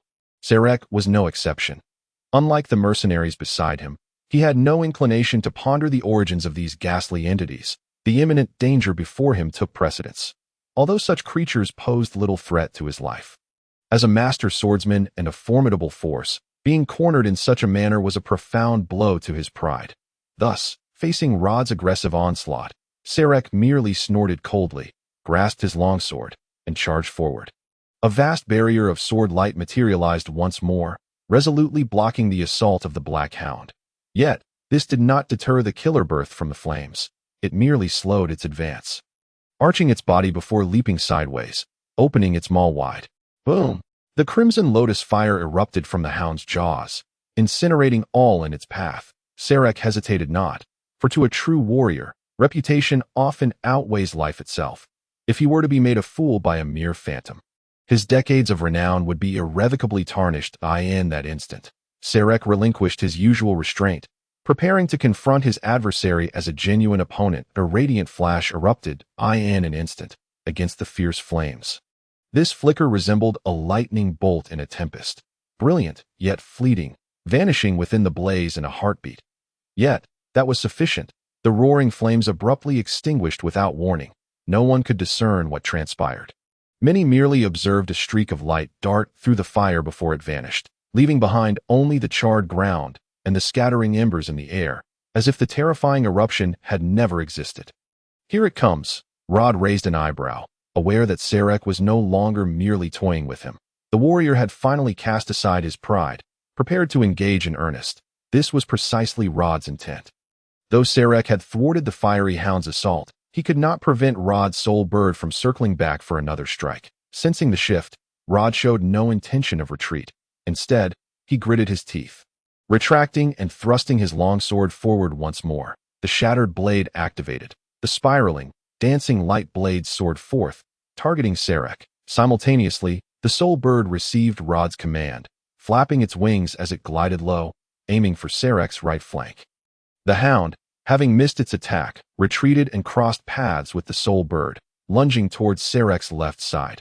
The scent of flames spread through the air, trailing behind the hound in bright sparks as it pursued its prey. Resembling a fantastical vision at this moment, the mercenaries fell silent, their only recourse to stand in hushed awe, observing this extraordinary clash. For them, it was an unprecedented spectacle. No one had ever witnessed such a fighting style. Nor had they seen the dazzling swordsman Sarek unleash his full might. Until now, if it were an ordinary individual, confronted with Rod's triple assault, they would undoubtedly be flustered or choose to attack Rod directly. However, Sarek's choice was markedly different. As Sarek raised his sword, nearly everyone felt time slow to a crawl at that moment.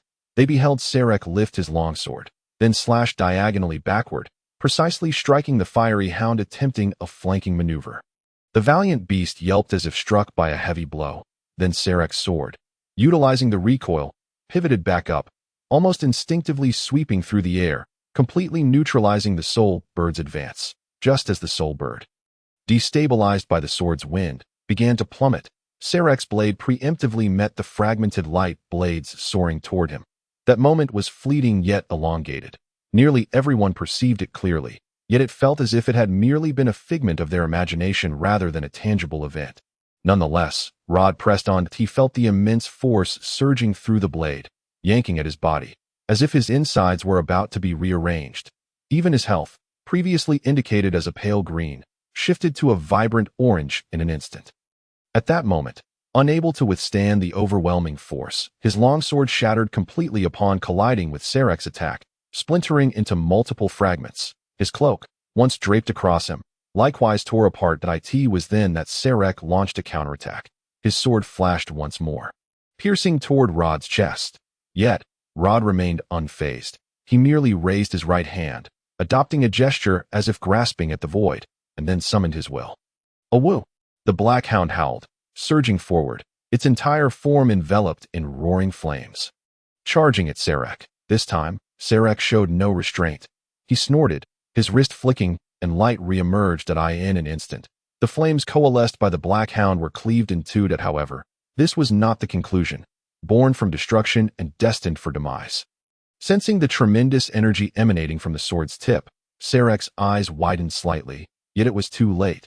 The flames, now entirely uncontrolled, surged forth, engulfing Sarek within their grasp. Despite this, the flames could not impede the furious wind that roared forth. At that moment, a red card materialized in Rod's hand, flipping over instantaneously. In the next heartbeat, Rod grasped the card in reverse. Clang! A pair of radiant white wings materialized out of thin air, folding before Rod like a shield. Blocking the mesmerizing light. As the flames dissipated, Sarek halted his movements. The illusionary sword in his hand was mere inches from Rod's chest, yet the fragile yet sturdy wing shield thwarted his strike. While Rod's long sword, emanating flecks of light, now hovered against Sarek's neck. Elemental spirit, magical weapon, mastery-level swordsmanship. After a prolonged silence, Sarek spoke slowly. Indeed, well done, lad. You performed admirably. Thank you for your guidance. Rod nodded slightly, then lowered his longsword. He gestured, and soon the soul bird, circling above, landed on his shoulder, remaining silent. Don't mention it. It's been ages since I've had such a thrilling bout, Sarek replied, a gentle smile gracing his features as he sheathed his sword. He then inquired, What is your name? Rod, Rodalanti. Excellent, Rod. A fine name. I quite like you, lad. You are the first to make me feel challenged in this stone city.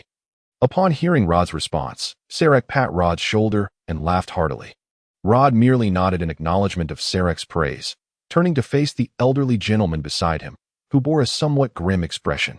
So, sir, have I passed the mercenary evaluation? Upon hearing Rod's question, Morbai's countenance darkened. He had already deduced the outcome upon witnessing Rod's prowess. Yet, now confronted directly, he found it difficult to concede. Casting his gaze towards Sirke. In response to the elder's look, the master swordsman offered a sly grin and winked. To be frank, young one, with your talent, it would be a pity to become a mere mercenary.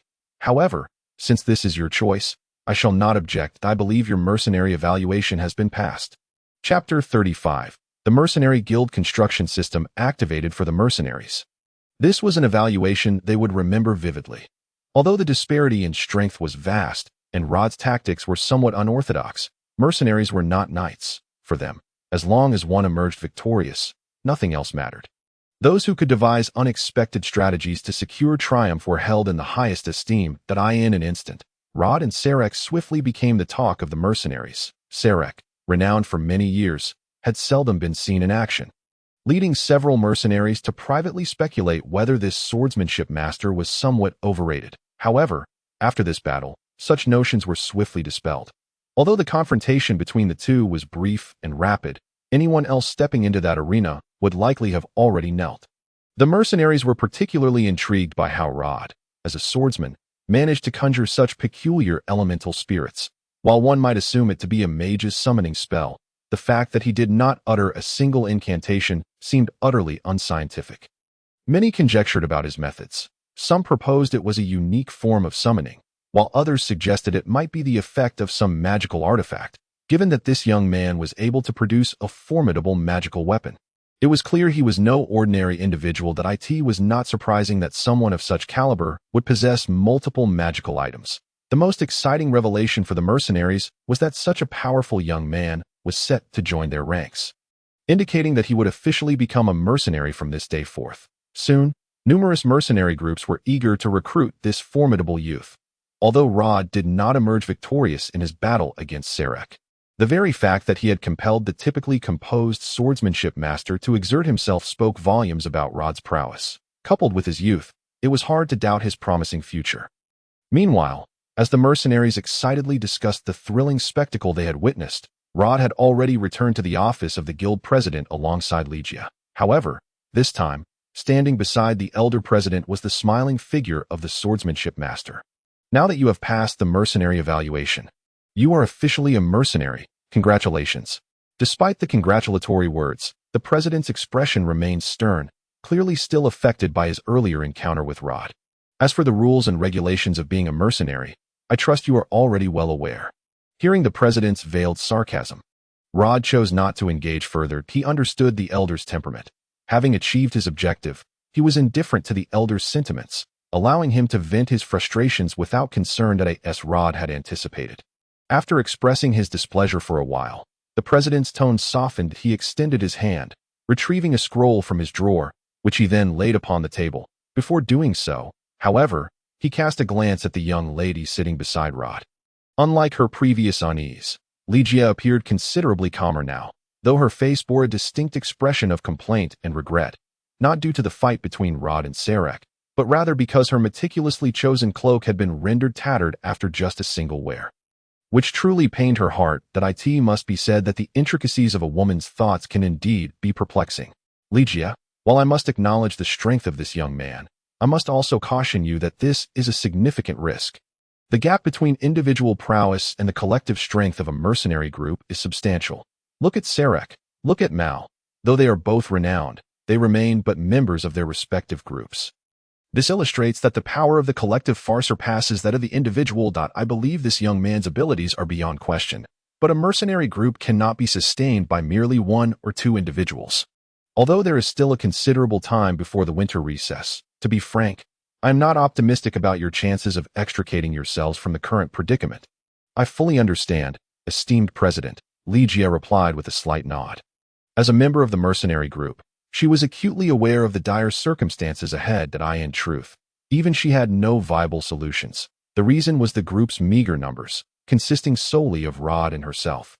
If they wished to survive, they would inevitably need to recruit more members. However, with more newcomers than veterans, the command structure could easily become unstable. The mercenaries were pragmatic.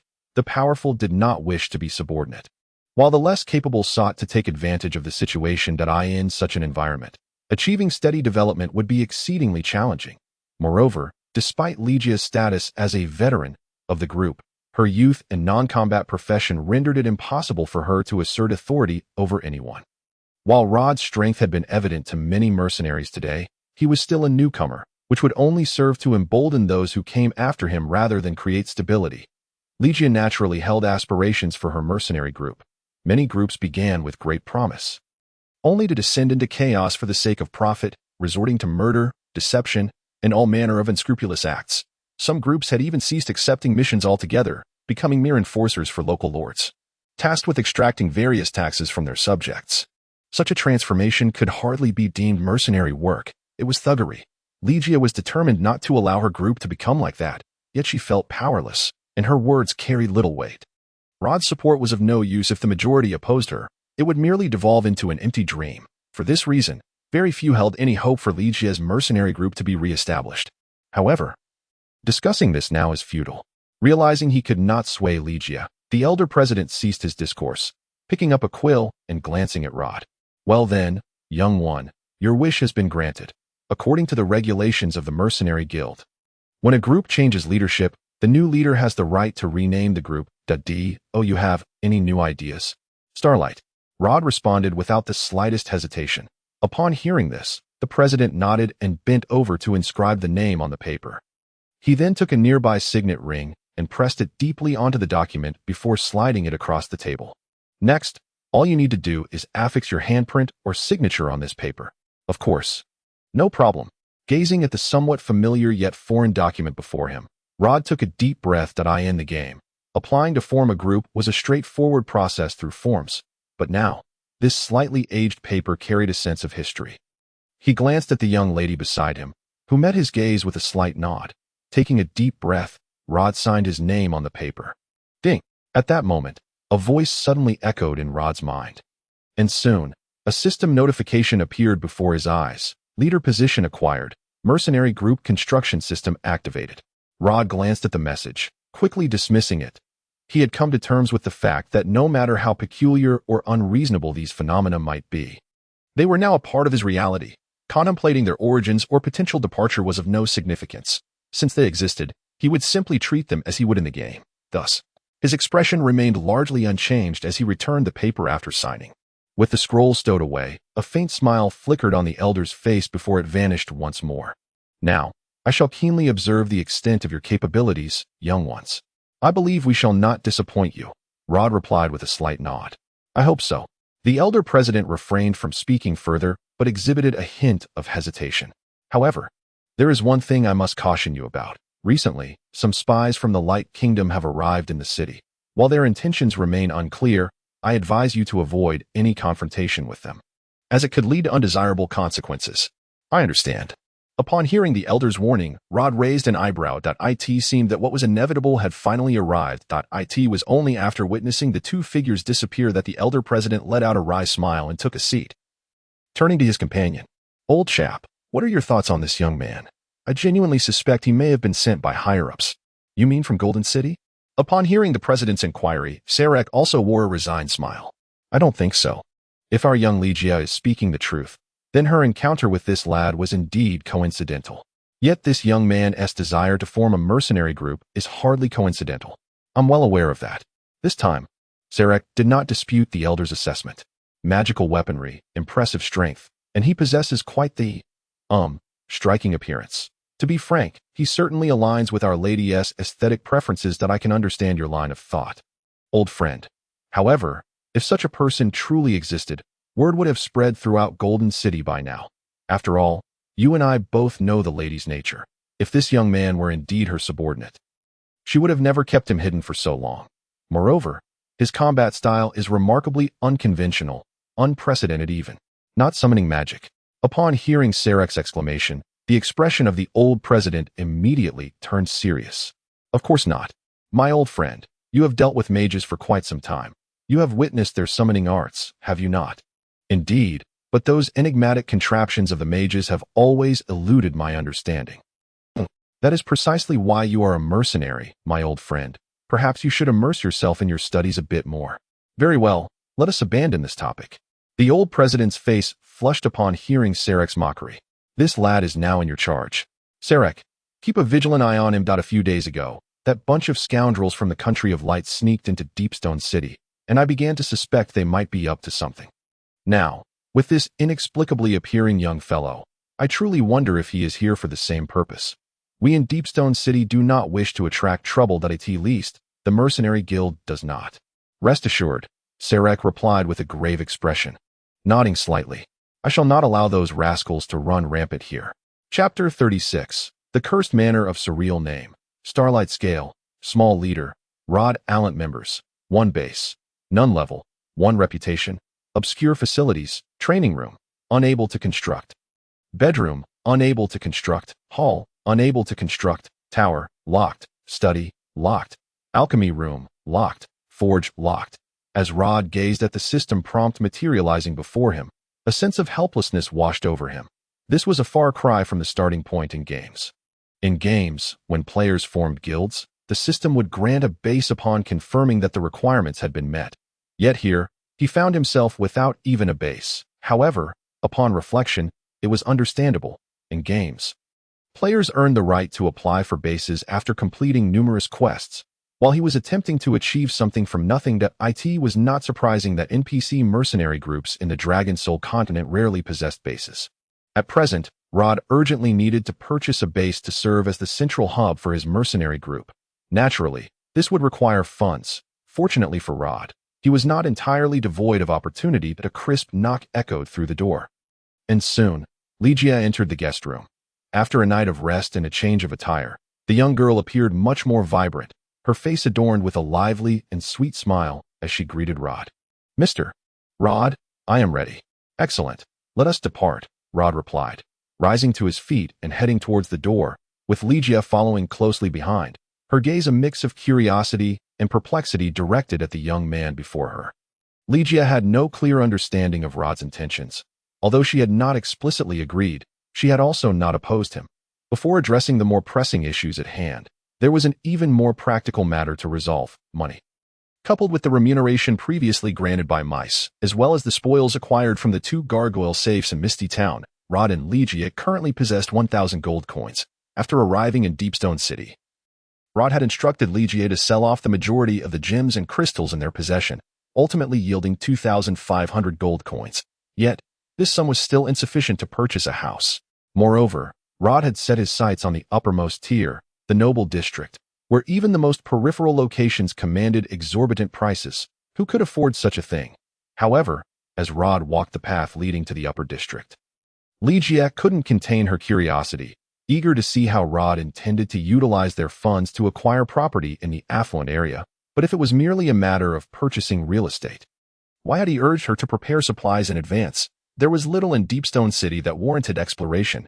Could it be that he was contemplating a more nefarious means, reflecting on Rod's past actions?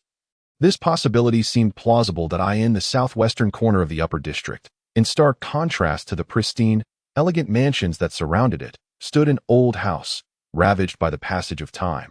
Vines sprawled across the walls, while unkempt weeds had grown to knee-height. The once spacious courtyard now lay in disarray, littered with debris and the excrement left by stray cats and dogs. The sky overhead was shrouded in gloom, devoid of sunlight. A cold wind swept through, accompanied by the distant howls of wild dogs, sending a shiver down Ligia's spine. The moment she stepped into the courtyard, the young girl acutely sensed the stark dichotomy.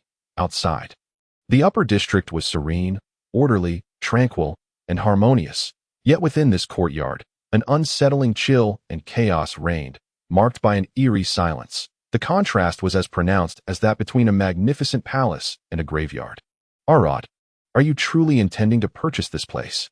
Ligia instinctively wrapped her arms around herself, lowering her voice to inquire. Intending? No, Rod replied unexpectedly. not even turning to glance back. I have already purchased it. 1 second. 2 seconds. 3 seconds. Huh. Lygia's eyes widened in disbelief, unable to fathom the words she had just heard. You mean, you have already bought it? Indeed, it was merely 500 gold coins, a most advantageous transaction. 500 gold coins. At this revelation, Lygia paused momentarily before covering her mouth in astonishment. This is the surreal, cursed manor. The mention of the surreal, cursed manor was known to nearly everyone in Deepstone City. Surreal had once belonged to a third-rate noble family. Unlike other families, this one had risen to prominence through the art of sculpture. Specifically, they flourished through their expertise in stone carving, the family's former patriarch. Martin Surreal was a master sculptor with an extraordinary talent, particularly in the realm of human figures. His creations were so lifelike that they seemed to breathe. He was once hailed as a master craftsman in Deepstone City. However, everything changed with a single stone. At the age of 29. Surreal discovered a block of white stone excavated from the mines of Deepstone City. It remains a mystery what madness overtook the artist when he decided to bring the stone home. Proclaiming his intent to create a timeless masterpiece. Initially, the public paid little heed to this endeavor. After all, as an artist, such pursuits were to be expected. However, the nobility began to speculate and gossip about what magnificent work might emerge from this artistic genius. For a time, Surreal's behavior appeared quite normal. He isolated himself in his room, attending to the stone for an entire week without venturing outside. This only heightened the anticipation surrounding the artist's forthcoming creation, as onlookers believed that such dedication would surely yield the most exquisite work. Yet, as time passed, the situation grew increasingly bizarre as Surreal's mates began to vanish one after another, their whereabouts unknown. The Surreal family, as a noble lineage, dispatched numerous individuals to search for them.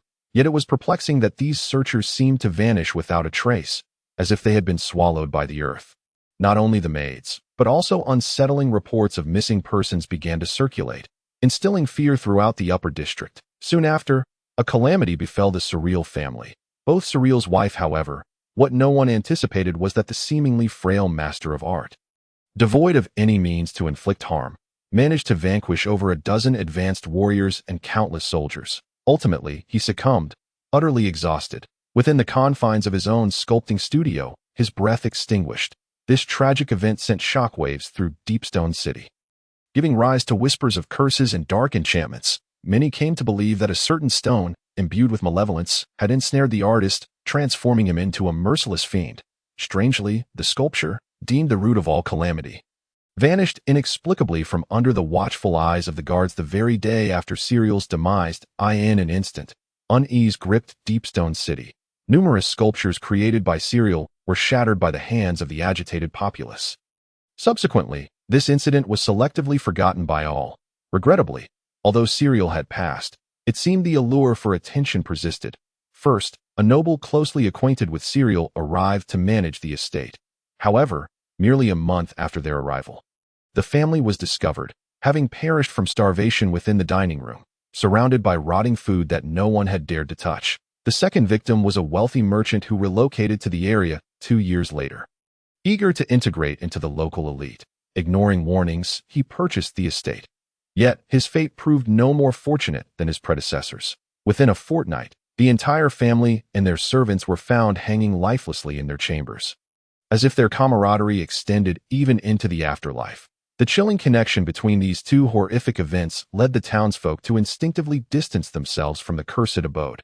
Even the authorities in Deepstone City found the property to be a vexatious burden, ultimately resorting to listing it at a minimal price, inviting any daring soul to claim it. Indeed, at 500 gold coins, this estate represented a significant temptation for many impoverished dreamers. Thus, another audacious buyer emerged. Yet this time the new owner exhibited a modicum of shrewdness. Not only did he invest a considerable sum in acquiring the property, but he also funded a comprehensive renovation of the entire house and employed a cadre of formidable mercenaries, boldly taking residence within. Alas, fortune turned against him once more. Perhaps the very house was incensed by its bargain sale.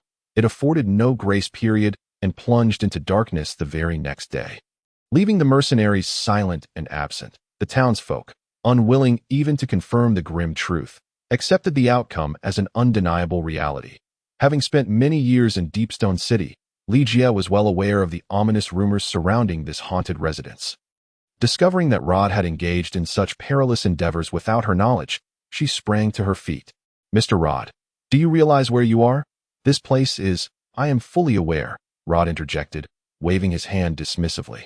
He understood not only the background, but also the consequences, and even the hidden rewards and the identity of the boss within. The Serial Mansion was one of the 10 exclusive quests in Deepstone City. And it was also Rod's first completed hidden task, leaving a vivid impression on him. Unlike the chaotic and unprepared entanglement of his initial encounter, he was now adequately prepared to tackle this hidden quest and its boss. "Do not fret. It is merely a house, and I am ready." As he spoke, Rod and Ligia traversed the disordered garden, arriving at the grand entrance. Through the decaying door, the darkness within was palpably visible. Rod extended his hand to the door, then turned to the anxiously pale Ligia. "Are you prepared?" Chapter 37. The Haunted House's Shadow. "What did you say?" The old chairman leaped to his feet. "That young rascal took Ligia to the Serial Mansion. Why didn't you inform me sooner?" "I only just learned of it, old friend," Selek replied with a resigned smile. "I intended to seek them out to inquire about this young lad's forthcoming plans, only to discover they were both absent. Later, I found out that the boy had visited the town hall and spent 500 gold coins to purchase the Serial Mansion. One must commend his audacity. I see great potential in him." "Nonsense. Utter nonsense." The old chairman slammed his palm on the table. "That place is not for just anyone. We must bring them back at once." "It is too late. They have already entered." Selek shook his head. But soon a hint of amusement flickered across his face. "But tell me, old friend, why the urgency? Haven't you always detested such reckless disregard for the mercenary code? This is quite fortuitous. If they were to disappear within that haunted house, the mercenary guild would disband immediately, saving you a spot. That is a separate issue." The old chairman frowned, clearly displeased. "That young lad is now the leader of a mercenary group. A leader who shirks responsibility is simply unacceptable." "Very well, Selek. I expect you to refrain from making light of this matter and go fetch those two naive youngsters before it is too late. Do not be so anxious, my old friend. Perhaps the situation is not as dire as you envision." "What do you mean by that?" Upon hearing Selek's calm demeanor, the old chairman appeared puzzled. Given his understanding of Selek, the swordmaster was not the type to be callous and self-serving. Yet, the words Selek had just spoken clearly hinted at something deeper.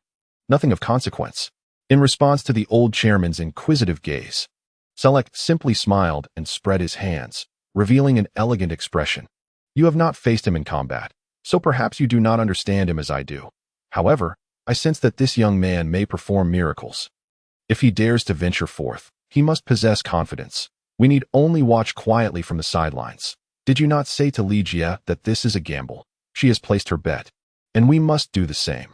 After all, the Serial Mansion lies in the Upper District, a location we mercenaries have been unable to access. Should this young man succeed in claiming the estate, it would serve our interests as well, and I believe he is convinced of his own capability." "That is merely youthful arrogance," the old chairman countered, seemingly unconvinced by Selek's assertions. "Many fools consider themselves invincible upon demonstrating a modicum of skill. Yet there are many geniuses as well," Selek replied cheerfully. Continuing the dialogue. "Whether this young man is a fool or a prodigy remains to be seen, but I suspect we shall soon find out. I merely think this may be a bit exaggerated," the old chairman remarked, his gaze heavy with concern as he regarded Selek. "Frankly, if you had not remained in Deepstone City for decades, I would almost suspect that the lad is somehow related to you. Given your fervent protection of him, I would gladly welcome such a connection." In response to the old chairman's jibe, Selek sighed wearily. "I feel old. Until yesterday, I had no inkling, yet here I am, forced to confront a mere child, reflecting on my own youth, and observing these youngsters now. Do you not feel we are struggling to keep pace with the times? Yet history will still afford us our place," the old chairman remarked casually. Picking up his pen, "The young possess their own brilliance, and we have our pride. It is not yet time for you to concede to age. Very well, since you are so optimistic about that young rascal, I shall refrain from intervening for now. However, if there is no sign of activity within 3 days, prepare to gather a team to retrieve their remains." In the dim and shadowy corridor, the rotting wooden floor creaked underfoot. Though the serial mansion was said to be haunted, its construction in the upper district boasted commendable craftsmanship. The dark crimson velvet carpets, exquisite sculptures, solid wood furnishings, and crystal chandeliers once showcased its opulence and beauty. Of course, that was when they were clean and pristine. Now, however, the place lay in tatters, with curtains swaying in the wind that howled through shattered glass, incomplete furniture strewn about, and chandeliers that had crashed to the ground, leaving deep gouges in the once splendid floors, all shrouded in a web of dust-covered paintings. The scene presented an oddly captivating aesthetic, though clearly not for the better. While one could argue that, viewed in isolation, it formed a rather artistic tableau, the accompanying cacophony shattered that illusion. Crash!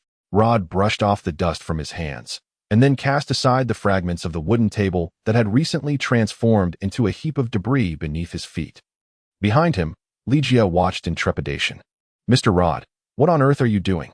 "Cleaning up," he replied nonchalantly, gesturing for the soul bird to summon a powerful gust of wind to thoroughly clear away the accumulated dust.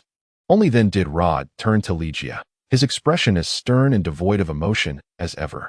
"After all, this wretched place has been uninhabited for years. It's high time to dispose of such things. As the base of our mercenary group, we cannot afford to be as fussy as nobility. Simplicity is key. Well, the carpet is of decent quality, so we can keep it. What do you think?" Sir." Ligia was nearly in tears, for Rod appeared just like a homeowner who had purchased a new house, examining and selecting furnishings with an air of ease that in stark contrast. Ligia felt immense pressure from the moment she entered. Haunted by the notorious reputation of the haunted house, the poor girl was on edge, with even the slightest rustle of the curtains or a whisper of wind sending her heart racing. It was hardly her fault. While she had faced life-and-death situations numerous times during mercenary missions, those had always involved tangible enemies, allowing her a degree of mental fortitude. However, now, ensconced within this ghostly abode, the very appearance and origin of any potential foes remained shrouded in mystery, leaving her heart in a tumultuous state as she surveyed the dilapidated estate. Rod, having observed the girl's demeanor, chose not to comment. As he was quite familiar with the task at hand, he recalled his own initial caution when embarking on this undertaking, meticulously searching every corner of the house with his weapon drawn, apprehensive of what might suddenly emerge. Yet, even Rod could not have anticipated that the true danger here would manifest in the most unimaginable moment and in the most unacceptable manner. Reflecting on that initial encounter still sent a chill down his spine. It had been the first time he had been so thoroughly frightened within the game. As for the supposed cleaning, Rod was merely going through the motions. Although he had indeed acquired the deed to this place from the town hall, the mercenary group's construction system did not yet recognize this stronghold, indicating that he had not yet fully secured this cursed domain. Thus, he had brought Ligia along, both to solidify his claim and to aid in her skill development, with only Ligia as his subordinate. It was imperative that she kept pace with his own growth. However, as Ligia was not a player, Rod could not simply instruct her with phrases like, "Come, there's a task here. Prepare to gain experience and level up." The NPCs in the game upgraded in their own peculiar fashion.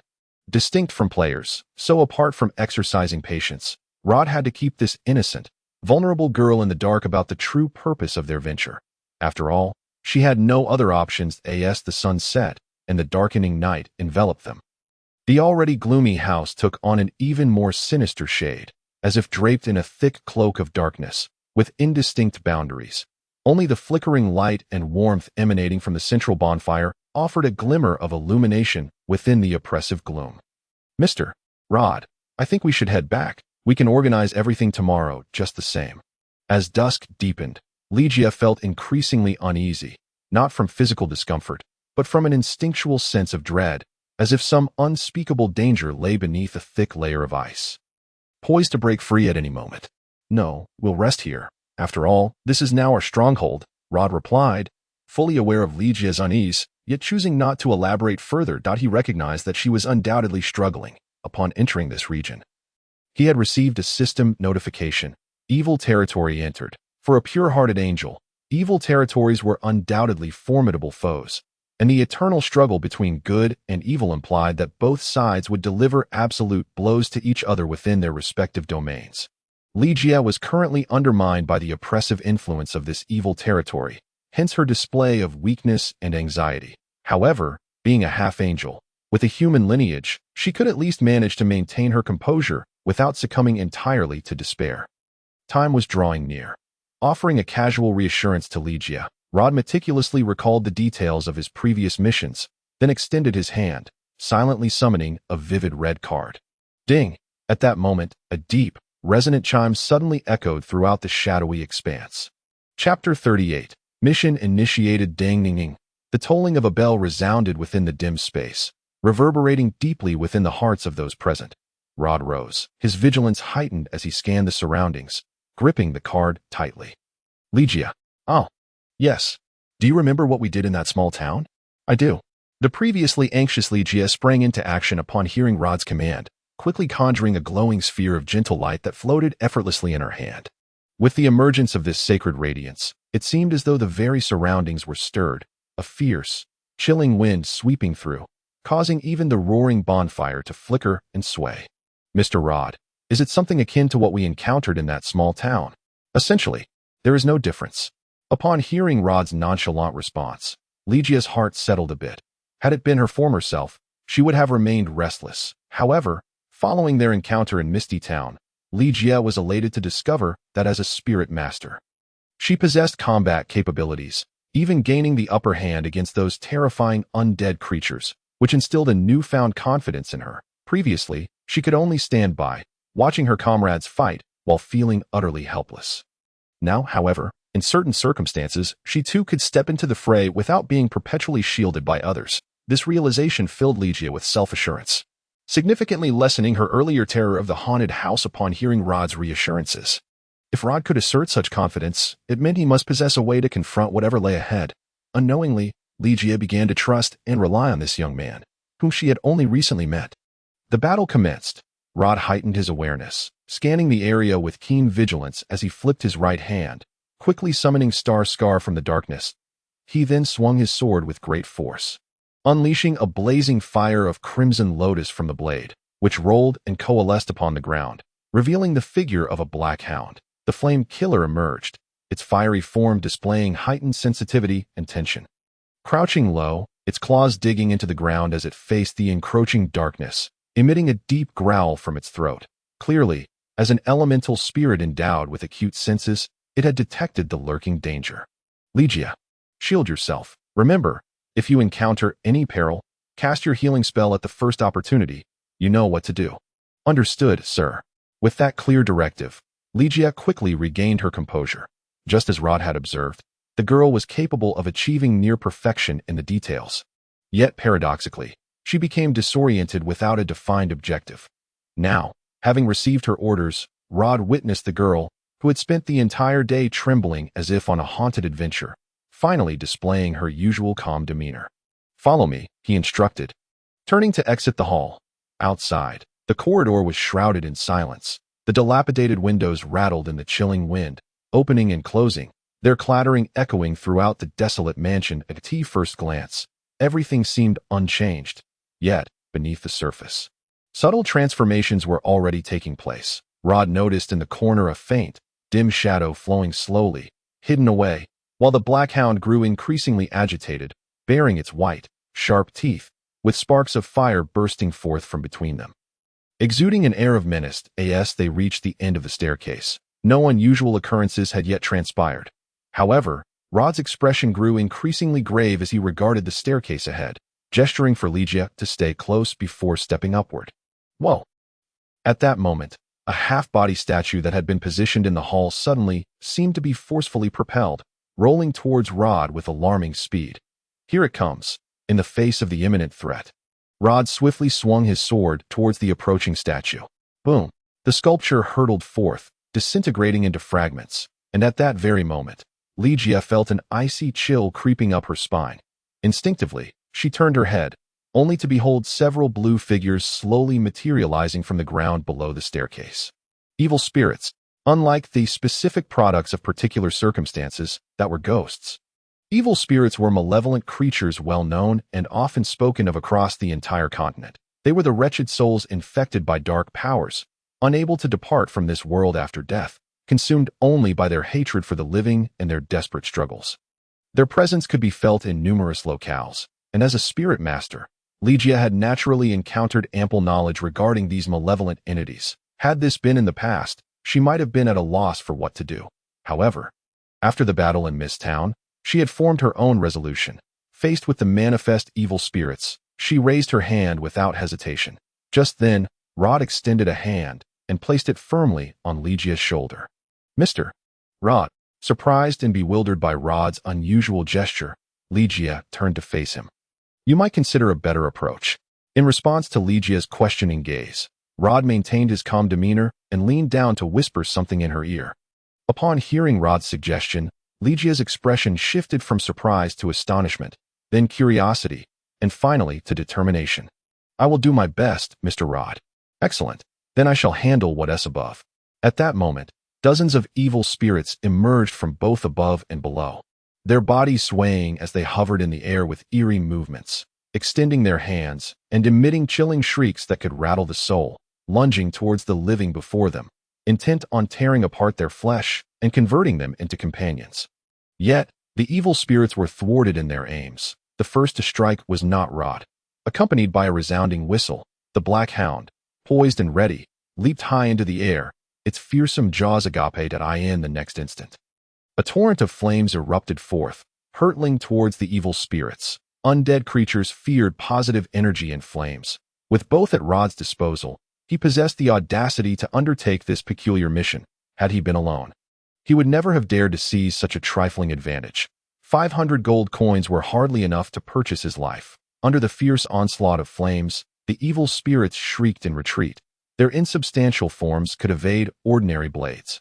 Yet before the onslaught of magical attacks, they were rendered powerless. Soon, 2 or 3 evil spirits were engulfed in the flames, their cries echoing as they dissipated into nothingness. The once decayed furniture and decor around them ignited in unison. The formation of the evil spirits became disordered, and at that moment, Rod's shadow flickered into action once more. With tremendous force, he soared over the staircase like a swift and agile swallow, a dim shadow passing through the fiery barrier. The evil spirits had yet to comprehend what transpired when they beheld a gleaming white blade thrusting towards them from an angle, swiftly cleaving through one that obstructed its path as easily as slicing through butter, causing it to vanish into thin air. Sensing the tide turning against them, the remaining evil spirits hastily retreated, merging seamlessly into the walls, disappearing from view. The staircase began to tremble. The long-neglected, rusted armor creaked as it advanced toward the support beam, slowly raising its long sword to strike down upon Rod, who had his back turned. Yet, before the sword could descend, the Black Hound lunged forth with a roar, pinning the armored figure to the ground and unleashing another torrent of searing flames. Experience gained. 360-2500 still insufficient. Rod cast a glance at the system prompt. The pace of experience gain was sluggish, a stark contrast to the rapid accumulation he had witnessed in the Twilight Forest. However, this was hardly surprising, for they were not in a dungeon, and these evil spirits were not elite monsters. He could easily dispatch a dozen of them, yet the experience gained would be minimal. For Rod, there was something even more pressing than experience points at that moment. He turned to gaze at the young girl standing on the staircase. The piercing shrieks of the evil spirits grew increasingly distinct. As she beheld the approaching figures, imbued with a chilling aura of death, Ligia raised her right hand, recalling Rod's earlier words. "The light of healing is not merely for mending wounds, Ligia. Remember, condense, overlap, compress, and then release. I believe you can achieve this." Condense. Ligia felt the sacred power gathering under her will, quickly reaching its limit. Following the original procedure, she merely needed to focus her thoughts to unleash the light of healing. Yet now, Ligia refrained from doing so. Overlap. The sacred power continued to coalesce, sending unstable ripples through her. It felt akin to attempting to balance a bowl of water, only to have another bowl added, gradually overwhelming her. Compress. The two streams of sacred power began to intertwine. Yet at that moment, Ligia's spirit was nearly at its breaking point. Her hand trembled slightly, on the verge of collapse. Just then, the wailing evil spirit had already lunged at her side. In an instant, Ligia's focus returned, and she was confronted by the spirit's face, contorted with rage and anguish, causing her to instinctively step back, causing the energy she had been struggling to maintain to dissipate into nothingness. Yet, before Ligia could react, a radiant beam of sword light streaked past her, piercing through the evil spirit and halting its attack once more. Simultaneously, Rod's voice rang out. Once more. Yes. Ligia bit her lower lip and raised her hand once more. Drawing upon her previous experience, the sacred power swiftly coalesced in her palm again, with a determined gaze fixed on the distant evil spirit. Ligia clenched her teeth and extended her hand forward. Whoosh! A pillar of light erupted from nowhere, crashing down with the force of a stout column, and the evil spirits below had no time to react. Disintegrating entirely under the impact as if they were fragile glass, shattering into fragments. Huh! Ligia withdrew her hand, her expression a blend of surprise and delight as she beheld the scene before her.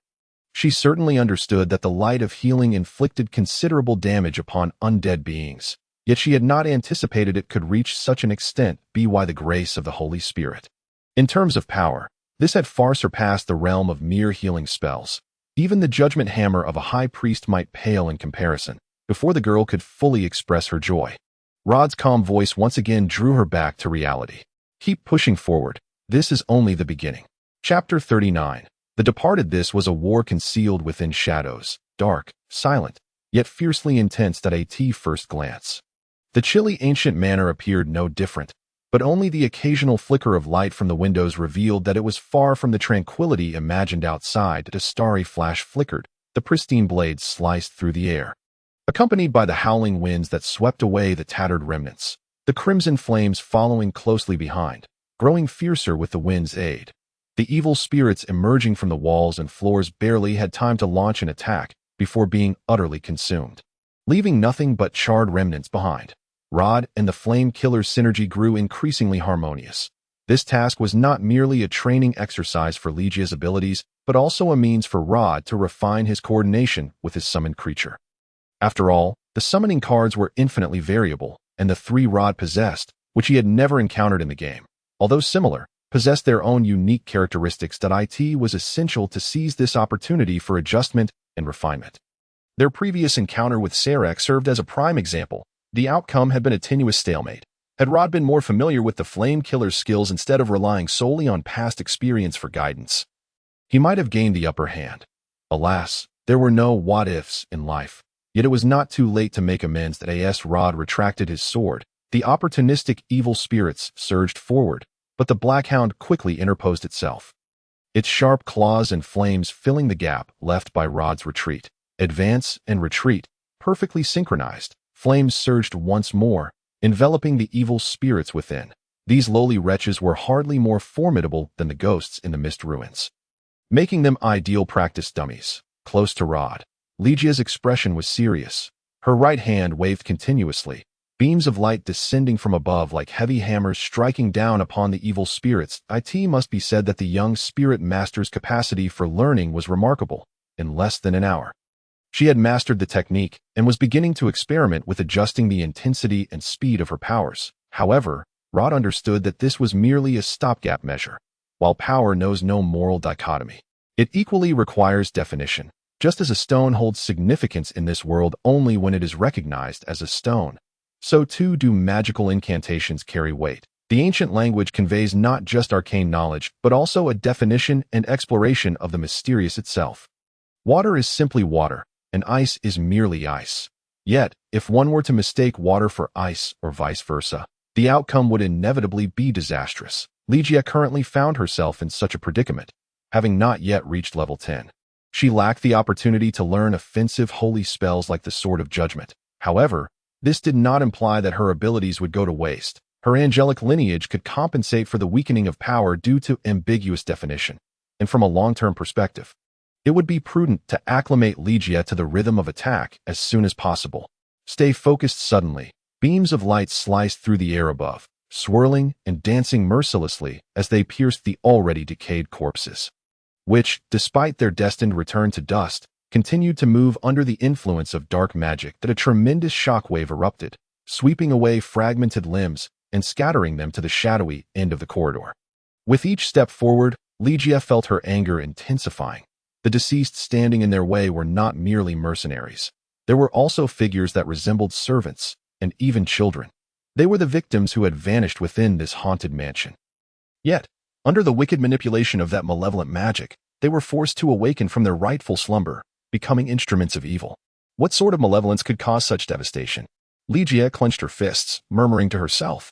Any kind of evil brings harm, Rod replied casually, wielding his sword while directing the resurrected flame reaper to unleash flames upon the undead before them.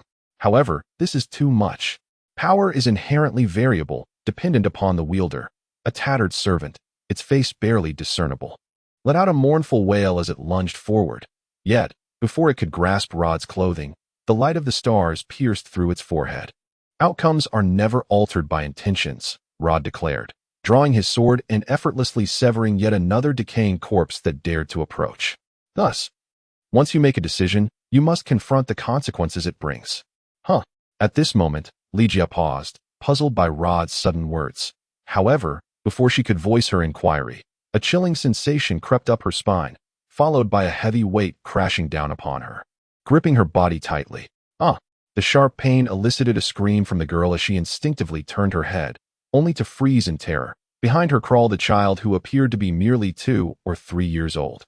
With purplish-black skin, hollow, dark eye sockets, and a mouth filled with decayed, shriveled flesh, its small hands clutched her shoulders like iron pincers, and upon seeing Ligia turn around, it lunged for her neck. That moment, a flash of white light swept through as Rod's sword mercilessly severed the child's head, causing the small hands that clutched Ligia to release their grip. The headless body crumpled to the ground, disintegrating into dust and vanishing into the cracks of the floor. Ligia stood there, dazed, staring at the ground, lost eye. The flame killer, having received its command, charged into the room without the slightest hesitation, bearing its sharp fangs and claws at the nearly flawless sculptures. However, the Black Hound failed to achieve its objective.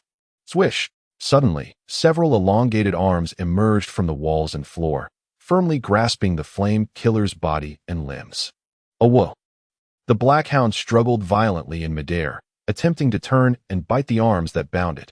Yet, before it could act, the arms clutching the hound swiftly retracted, brutally tearing it into fragments. The moment the flame killer was shredded, its self-detonation attribute was triggered once more. Boom! Roiling flames suddenly spread throughout the room, accompanied by a piercing and mournful wail. Chapter 41. Absolute Kill. Alongside a shriek that seemed to echo the cries of hundreds, the once pure white floor began to fracture and tremble. It was only then that Ligia was astonished to discover that the immaculate white covering the entire room was not stone slabs, but rather an array of white bones. They were tightly interwoven, leaving not a single gap on the floor, giving the illusion of mere stone slabs at first glance. This realization, a chill ran down Ligia's spine as she imagined the grim fate that awaited her had she entered the room unprepared. Gazing at the writhing sea of bones before her, Ligia cast a surprised glance at Rod beside her. How did he know? Noticing the girl's astonished gaze, Rod offered no further explanation. After all, he couldn't very well divulge that he knew because he had perished here once before. Moreover, it was hardly the time for such considerations. Ligia, prepare to attack with all your might. The white sea of bones receded, revealing the dark and murky stone floor beneath, drastically altering the room's atmosphere. The once dreamlike and beautiful scene had finally shed its veil, exposing its grotesque visage. The only element that felt incongruous was the statue, which remained strikingly beautiful and pure, as if it had emerged from the mire untainted, even amidst the countless bones surrounding it. However, Rod had no time to admire this beautiful calamity. After issuing his command to Ligia, he dashed into the room, and once again, a vivid red card materialized from his hand, enveloping him in crimson flames. Dozens of skeletal arms reached out toward Rod, but before they could touch him, they were repelled by the searing flames. Though summoned spirits do not truly perish, the pain from being torn apart was sufficient to incite the flame killer's wrath. Regrettably, the Black Hound was once again unable to act before Rod sent it forth. Although the threat from the skeletal arms was not substantial, their sheer numbers posed a challenge at present. Rod lacked any area-wide offensive spells, and Ligia's positive energy could only manage to inflict minimal damage. While a cautious approach was indeed a viable strategy, it would inevitably lead to a surge in time and energy expenditure.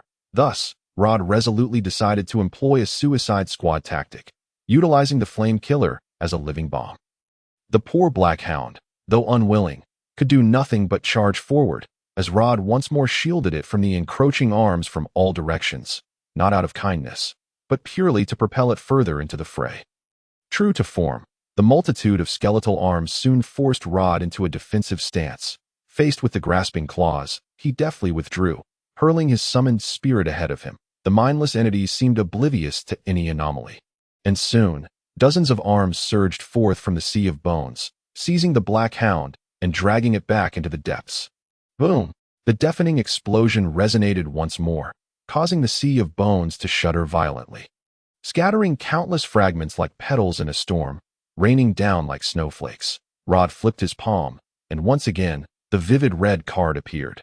Thankfully, the summoned spirits posed no risk of rebellion. Otherwise, witnessing their comrade emerge from the flames without its former ferocity would have been a disheartening sight. The pitiful black hound gazed at Rod with eyes full of resentment, and one could imagine that if not for the constraints of their contract, this unfortunate kamikaze would have bolted as far as possible, abandoning its deranged master without a second thought. However, Rod completely disregarded the hound's resentment, merely whistling to signal the flame killer to charge again. Thus, the battle recommenced. The mindless undead, of course, could not fathom why the creatures they had slain kept reappearing. As the black hound repeatedly lunged at them, they unceremoniously tore it apart time and again, suffering the repercussions of the explosive aftermath. Self-detonation of the flame killer was not easily withstood after several successive encounters. The Sea of Bones had already lost a third of its numbers, instinctively beginning to roll and coalesce to fill the sudden gaps.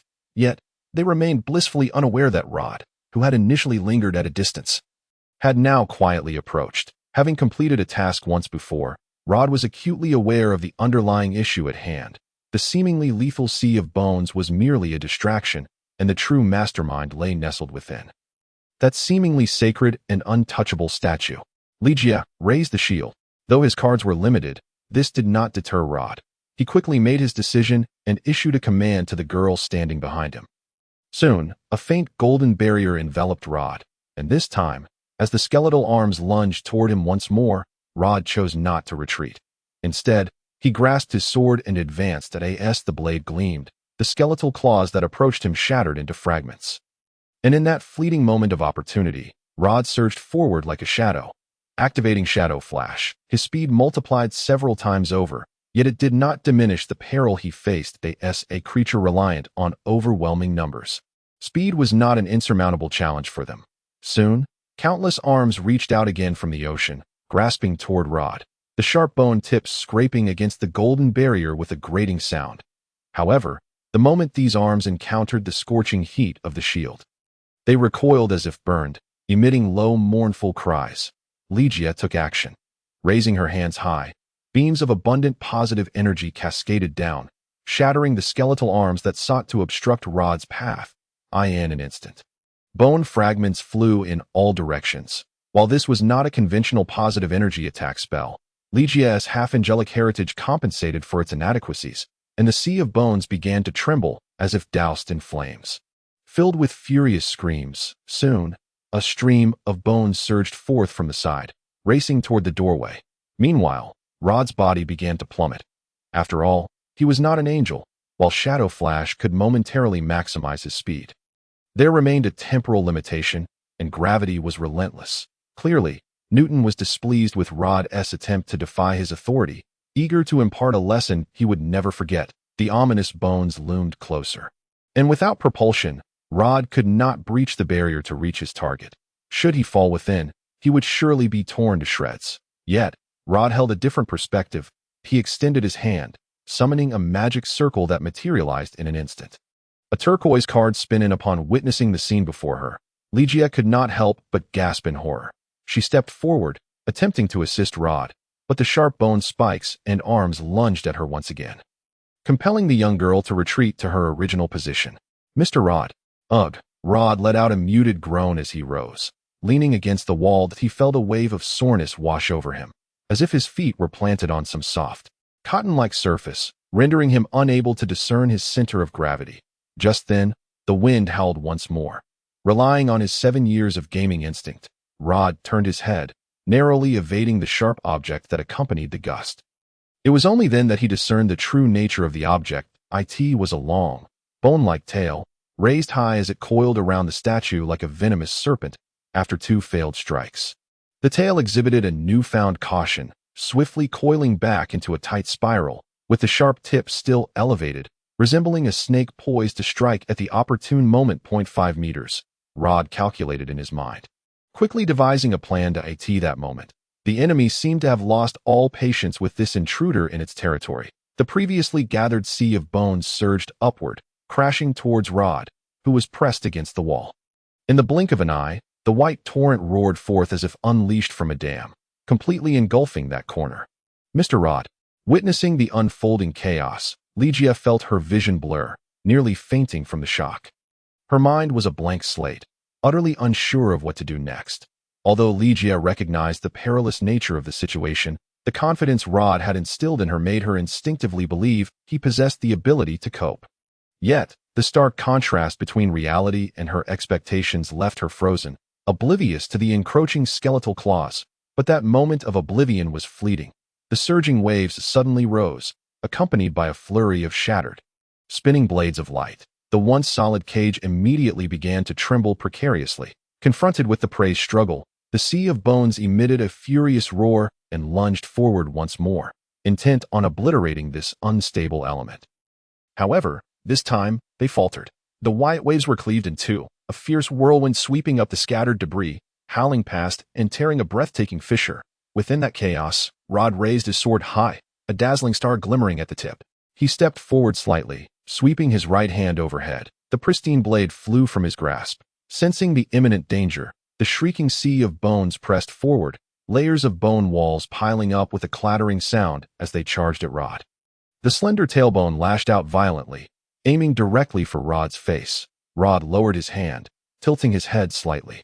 Whoosh! The chillingly sharp bone spike grazed past him once more, and this time, it would no longer have the opportunity to rectify its error. For at that very moment, the aggressive waves of bones crumbled like blocks of wood shattered by a child's hand, collapsing and scattering. Propelled forward by the force, they advanced 2 more meters before finally coming to rest harmlessly at Rod's feet. Rod lifted his gaze, following the direction of the bone spike, and beheld the beautiful statue, its sharp blade deeply embedded within. Soon, a web of cracks began to spread. Simultaneously, a system notification appeared before Rod's eyes. Outpost activated, crack. Accompanied by this soft sound, the bone spike that had grazed Rod's cheek and embedded itself into the wall began to disintegrate. Chapter 42. The outpost secured. Finally accomplished, Rod sighed in relief. Feeling his entire body weaken, his legs barely able to support him. After all, the continuous summoning had drained a significant amount of his soul power. Leaving him utterly fatigued, he leaned against the wall for a moment's respite before approaching the pile of dust that had once been the statue. Reaching down to retrieve the long sword lying on the ground, his eyes then fell upon a fist-sized crystal amidst the powder, a stone resembling an egg in its oval shape that appeared dull and grim, indistinguishable from the pebbles lining the roadside. Yet only Rod understood that this unremarkable stone was the root cause of the tragedy that had unfolded here. This was a soul-binding stone, a rare mineral that thrived in the depths of hell. It had the ability to absorb the souls of living beings and influence their thoughts, serving as a tool for demons to deceive mortals and procure their souls, a requisite item for their nefarious deeds. Typically, such items were scarcely found on the surface. Even the most learned of sorcerers would struggle to acquire samples of this nature, making it an exceedingly rare and precious danger. For Rod, this stone held a crucial significance. It could imprison souls. This function was the primary reason the soul-binding stone could fetch astronomical prices in the later stages of the game. It allowed players to capture the soul of a being they had slain and revert it to its primal state. In simpler terms, it was a treasure capable of artificially creating a core of the soul that in previous eras, the rarity of the soul-binding stone, even more so than that of soul cores, had not sparked much of a trend. Only after the last expansion was released, during the invasion of Hell, did players begin to encounter the existence of soul-binding stones, which quickly gained popularity across the continent, becoming essential items for many sorcerers and summoning knights. Reflecting on the invasion of Hell, it was clear that Deepstone City was one of the frontline bases first seized by the demon hordes at the time. It seemed unremarkable, but now, holding the soul-binding stone, Rod found himself contemplating with greater depth that it was evident that someone had inadvertently unearthed this stone, triggering a cascade of events. It also hinted subtly to players that the seemingly bottomless mine of Deepstone City was a passage to hell. However, now was not the time to dwell on such matters. The invasion of hell was a consequence of the fractured dragon's soul power enveloping the continent, and for now, peace reigned. There was no indication of any issues with the dragon's soul power. Worrying about the invasion of hell at this juncture was purely a futile exercise. With that thought, Rod ceased his musings, bending down to place the stone into his pack, and began searching for other spoils of battle. It was somewhat regrettable that luck seemed to have eluded him. He had not discovered the dagger Sorrow's Sigh, once wielded by Master Serial. That was a semi-legendary magical item, not only boasting high attack power, but also imbued with poison and curse effects. For any swordsman or rogue, it would undeniably qualify as a minor artifact. Unfortunately, it appeared that fortune was not on his side. Rod rummaged through the entire heap of bones, uncovering only a faintly glowing magical necklace. With nothing else to be found, he shrugged and sighed, not overly concerned. After all, his profession as a summoning knight relied heavily on luck, and his ability to scavenge gear from corpses was more flexible than other classes. For this reason, Rod had long since grown indifferent to the randomness of drops that in the game. He typically focused solely on items guaranteed to drop from quests or bosses, considering rare and elusive gear a delightful surprise if obtained, but inconsequential if not. After all, the game must go on, mustn't it? A phrase often repeated in forums states, "There are no useless spells, only useless mages." To Rod, this sentiment applied equally to other professions. There are no useless items, only useless players. Ultimately, awareness dictates skill that RMB players merely take an express elevator to their goals, yet they must learn to walk on their OWNAT that moment. Legia, who had been steadfastly guarding the entrance, felt her body grow weak, collapsing against the wall as she sank to the ground. This was not her first encounter with intense battle, yet it left an indelible impression upon her, for it was the first time she truly faced an enemy and emerged victorious. In the final moments, confronted with the onslaught of the Sea of Bones, Legia had unleashed her full potential, tirelessly replenishing energy for her shield and swiftly dismantling the outstretched arms aimed at her. It was her first experience of such vigorous offense, though it seemed more a primal instinctive reaction under pressure.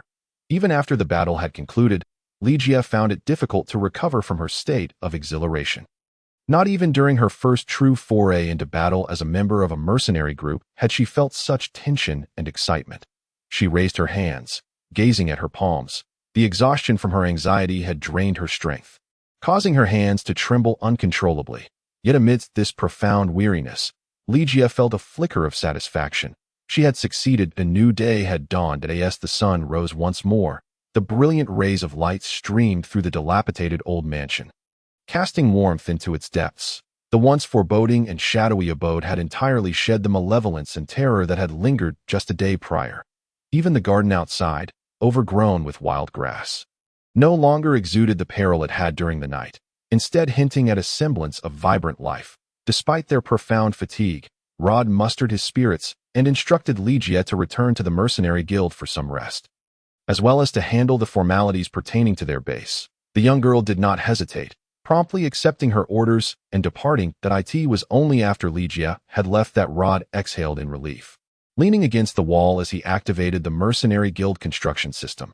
Upon confirming that Rod had effectively become the master of this place, the system finally revealed the complete blueprint of the old mansion. Excluding the basement, the residence comprised 3 floors, presenting an inverted T-shape. The main building featured a grand hall, guest rooms, a study, and bedrooms, while the rear housed the quarters for the servants. Rod certainly did not intend to retain such a design standard. After all, he was in the process of establishing a mercenary guild, not a noble estate. Moreover, mercenaries typically hailed from the lower classes, often harboring a degree of resentment towards the affluent. If the guild's base were to mirror the opulence of a noble's residence, it would surely evoke a sense of dissonance and rejection, which would be detrimental to its development. Thus, Rod had his own construction plan in mind. However, before proceeding with that, he first needed to test the extent of the disparity between the mercenary guild construction system in reality and that of the game. Following last night's tumult, The damage rate of the base had reached a staggering 35, with the majority of the 3D representation before Rod displaying a rather alarming yellow hue, and some collapsed floors even flashing red to indicate a critical state. Therefore, the immediate priority was to restore the premises thoroughly. Without delay, Rod selected the repair option, prompting the system to display a message. Would you like to repair the base? Yes. Complete restoration of the base requires 15,000 gold coins. Would you like to proceed? Upon reading this, Rod furrowed his brow and quickly chose no. Another system prompt appeared. Please select the type of repair. Repair building, repair furniture, complete restoration. Repair building. Repairing the building will cost 500 gold coins. Would you like to continue? Continued as Rod focused his thoughts. The system prompt instantly vanished. A golden light emanated from the palm of his hand, swiftly expanding into a mesh that enveloped the floor, walls, and ceiling. Subsequently, everything began to transform. The worn, damaged walls were instantly repaired, and the once decayed furniture vanished under the influence of this radiant net, in the blink of an eye. The hall, previously cluttered with debris and refuse, had undergone a complete metamorphosis. The floor was now adorned with vast, smooth stone slabs, devoid of any pits. The decorative items and furniture that once occupied the space had vanished, leaving only the shields and swords on the walls, now gleaming anew. The deep red curtains and carpets, riddled with holes from insects, had mysteriously disappeared, while sunlight streamed through the pristine glass windows, infusing the room with a touch of warm spring essence. In less than 5 minutes, the dilapidated old mansion had been utterly transformed, with not a single crack visible on the sturdy walls. The floor was free of the weeds and debris that had previously attempted to emerge from the crevices, and the nearly collapsed wooden staircase from the earlier battle had been replaced by a stone staircase spiraling gracefully against the wall, resembling wings unfurling to either side. The entire base now exuded an air of majesty and grandeur. Devoid of its former dereliction, that on the wall directly opposite the hall, a jet-black banner hung down, emblazoned with a star-shaped emblem at its center. This was the insignia of the mercenary guild, Starshine. Excellent. Rod nodded in satisfaction.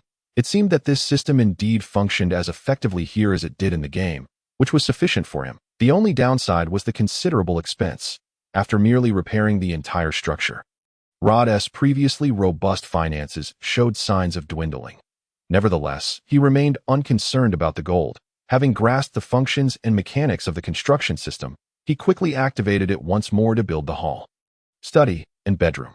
Although the guild's small scale limited him to constructing only basic rooms, a staggering 780 gold coins slipped through his fingers like water, by the time Rod had completed all arrangements. His initial 2,500 gold coins had dwindled to a mere 370. As the saying goes, money flows like water, and indeed, it proved true. Yet, gazing at the revitalized base information before him, Rod felt a profound sense of contentment. Name: Starshine Scale, Small Leader, Rodolani members, 1 base, 1, medium, level, 1 reputation, obscure facilities, Hall, LV, 1 increases morale by 5, study, LV, 1 allows investigation of certain member information. Bedroom, LV, 1 increases stamina recovery by 5. Completed. After reviewing all the information, Rod let out a long sigh, closing his eyes as he settled into a nearby wooden chair. His right index finger gently tapped against the armrest. And after several minutes, he finally opened his eyes, his expression resolute and determined. From this moment forth, matters would finally proceed along the path Rod had envisioned. Chapter 43. Initial development. The progress was remarkably smooth. Yet upon her return, Ligia was taken aback by the transformed base, clutching her recently acquired supplies and items as she hovered uncertainly at the entrance, hesitant to step inside. Had Rod not spotted her, she might have remained outside until dusk. Naturally, Ligia questioned the reason behind such a change. After all, Rod had mentioned tidying up the mess before her departure. However, by common sense, one would expect merely a cleanup rather than such a thorough restoration. Yet, since Rod was not inclined to elaborate, Ligia refrained from pressing the matter further. Having experienced so much together, the young girl had come to trust Rod unconditionally. While the bizarre transformation was indeed peculiar, Rod was an inherently mysterious individual, making it less surprising. Furthermore, Ligia believed that Rod would eventually share these secrets with her. Through Ligia, Rod also gleaned information regarding the mercenary guild. It was evident that the old man was quite astonished by Rod's ability to manage the notorious mansion, clearly doubting their capacity to tackle this infamous abode within Deepstone City. However, Sarek sided with them, even going so far as to subtly advise Rod through Legia to be mindful of his actions and identity to avoid unnecessary trouble. Rod understood Sarek's hints. He was well aware that, despite the infamous reputation of the serial mansion, Deepstone City was not devoid of capable individuals. Even someone as skilled as Sarek, who might be unaware of the mansion's true nature, could effortlessly handle any related issues. The fact that they had not taken action indicated that the situation was not merely a matter of the monster's strength, but rather stemmed from external factors. Ultimately, this location was situated in the upper district, within the realm of the nobility, inherently fraught with complications at present. Rod and his companions had just moved in, and the mansion's notorious reputation still lingered. So it was unlikely that trouble would arise in the immediate future. However, as time passed and people realized the mansion was no longer haunted, the situation could become precarious, acquiring such a large house for a mere 600 gold coins, though the paperwork was sound, would inevitably raise eyebrows. After all, as the saying goes, there is no such thing as a free lunch. Rod was well aware of this, yet he found himself curious as to why Sarek had chosen to offer him such warnings. Considering they had no prior acquaintance, could it be that Sarek had developed an appreciation for him after their earlier encounter? Nevertheless, such thoughts were secondary. The immediate concern for Rod was the genuine development of the Starshine Mercenary Guild. The first challenge was manpower. A two-person mercenary team was simply insufficient. Indeed, given Rod's familiarity with the region, completing tasks back and forth posed no difficulty. However, a lack of personnel meant an inability to execute flexible strategies. With the current configuration, Rod could only contend with undead creatures, while encountering living foes would prove exceedingly troublesome. But as for typical mercenary tasks, such as escorting or transporting, no one would be willing to entrust them to a team of just two.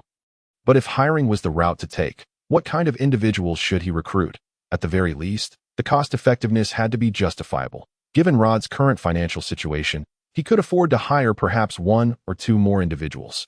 Choosing the wrong person could lead to dire consequences. Seated within the confines of his study, Rod furrowed his brow in contemplation. The spacious room felt somewhat desolate, devoid of anything save for a solitary desk. A few chairs and a bookshelf, though somewhat meager, it was all he could make do with for the time being. Closing the book in his hands, Rod was plunged into a profound reverie. The illustrious month of August, 1.5 years hence, saw the Kingdom of Light, after conducting an investigation, declare that the Kingdom of Night had attacked its merchant vessels along the border. In swift response, they dispatched troops, seizing the Solagong Mountains and subjugating its inhabitants, accusing them of being the masterminds behind the assaults on the Kingdom of Light's ships. Subsequently arresting and executing them. 2 months later, the Kingdom of Night retaliated with its military, reclaiming the Solagong Mountains and annihilating the garrison of the Kingdom of Light stationed there. Thus, a full-scale war erupted. The Duchy of Moon, where Rod resided, was the first to be beset by the Kingdom of Night's attacks, a situation that could have been averted had the Parliament of the Kingdom of Light not issued a mandate compelling the Duchy to confront the blades of the encroaching darkness.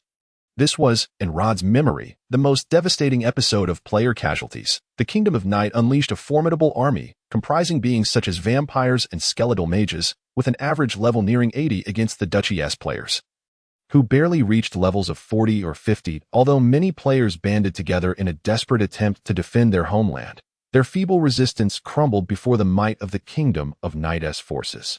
They faced death time and again, resurrecting only to fall once more. Yet their efforts proved futile against the relentless advance of the enemy. At that juncture, the Parliament of the Kingdom of Light made a shocking decision that left all players reeling. They accused the Duchy of Moon of colluding with the enemy and launched an attack against it. This became the final straw for a duchy already teetering on the brink of collapse amidst the storm. Under the onslaught from both sides, the duchy began to falter, and it was then that its ruler, Lisha Pafield Mirafranlica, made the decisive choice to dispatch her elite legion, the Purple Lily, to escort the players and her subjects to Tyrisvia port for evacuation. Rod vividly recalled the scene. They stood alongside the lengthy line of refugees, with nearly every player gritting their teeth, gazing at the land they were leaving behind. This was not merely an insult to be driven from their homeland as players, but a profound anger directed at the foolish parliament of the Kingdom of Light. The inhabitants of the duchy departed, clad in tattered garments, their faces ashen, hurrying away. The players of the duchy left, their faces flushed with rage, shouting, "The developers are toying with us. Curse the gaming company. I'll take down those bastards in the parliament." In their indignation, only one remained. A girl, embodying the power of an angel, stood resolutely against the 100,000-strong army of the Kingdom of Night, closing her eyes only when the last ship departed from Tyrisphia port. Steadfastly upholding her vow, a king must always stand behind his people, shielding them from the storms, regardless of their willingness. Following this, the players' fury erupted. Rod distinctly remembered this as the most significant uprising in the history of Dragon Soul Continent. Within a week, hundreds of thousands of players inundated the official game forum with their outrage. Many claimed it was a violation of player rights, while others took to action to express their wrath, forming guilds to raise the blade of vengeance against their compatriots and NPCs of the Kingdom of Light. It was after this that Rod finally relinquished his casual approach to the game, becoming resolute. Gathering several players who shared a deep-seated enmity towards the Kingdom of Light, he established Starlight. This was not only for the dignity of players, but also a rebellion against the game system. A raw expression of pent-up anger and desire for revenge. They succeeded. Under Rod's leadership, Starlight grew increasingly formidable, sweeping through the Kingdom of Light, obliterating its parliament, and sharpening their blades for an assault against their other nemesis, the Kingdom of Night. Ultimately, they triumphed, even slaying the Night Dragon, one of the fabled 5 dragons of creation. Following this battle, Starlight ascended to become the most powerful guild within the entire game. Unparalleled. One could say they succeeded and basked in glory. Yet, within Rod's heart, a small voice persisted.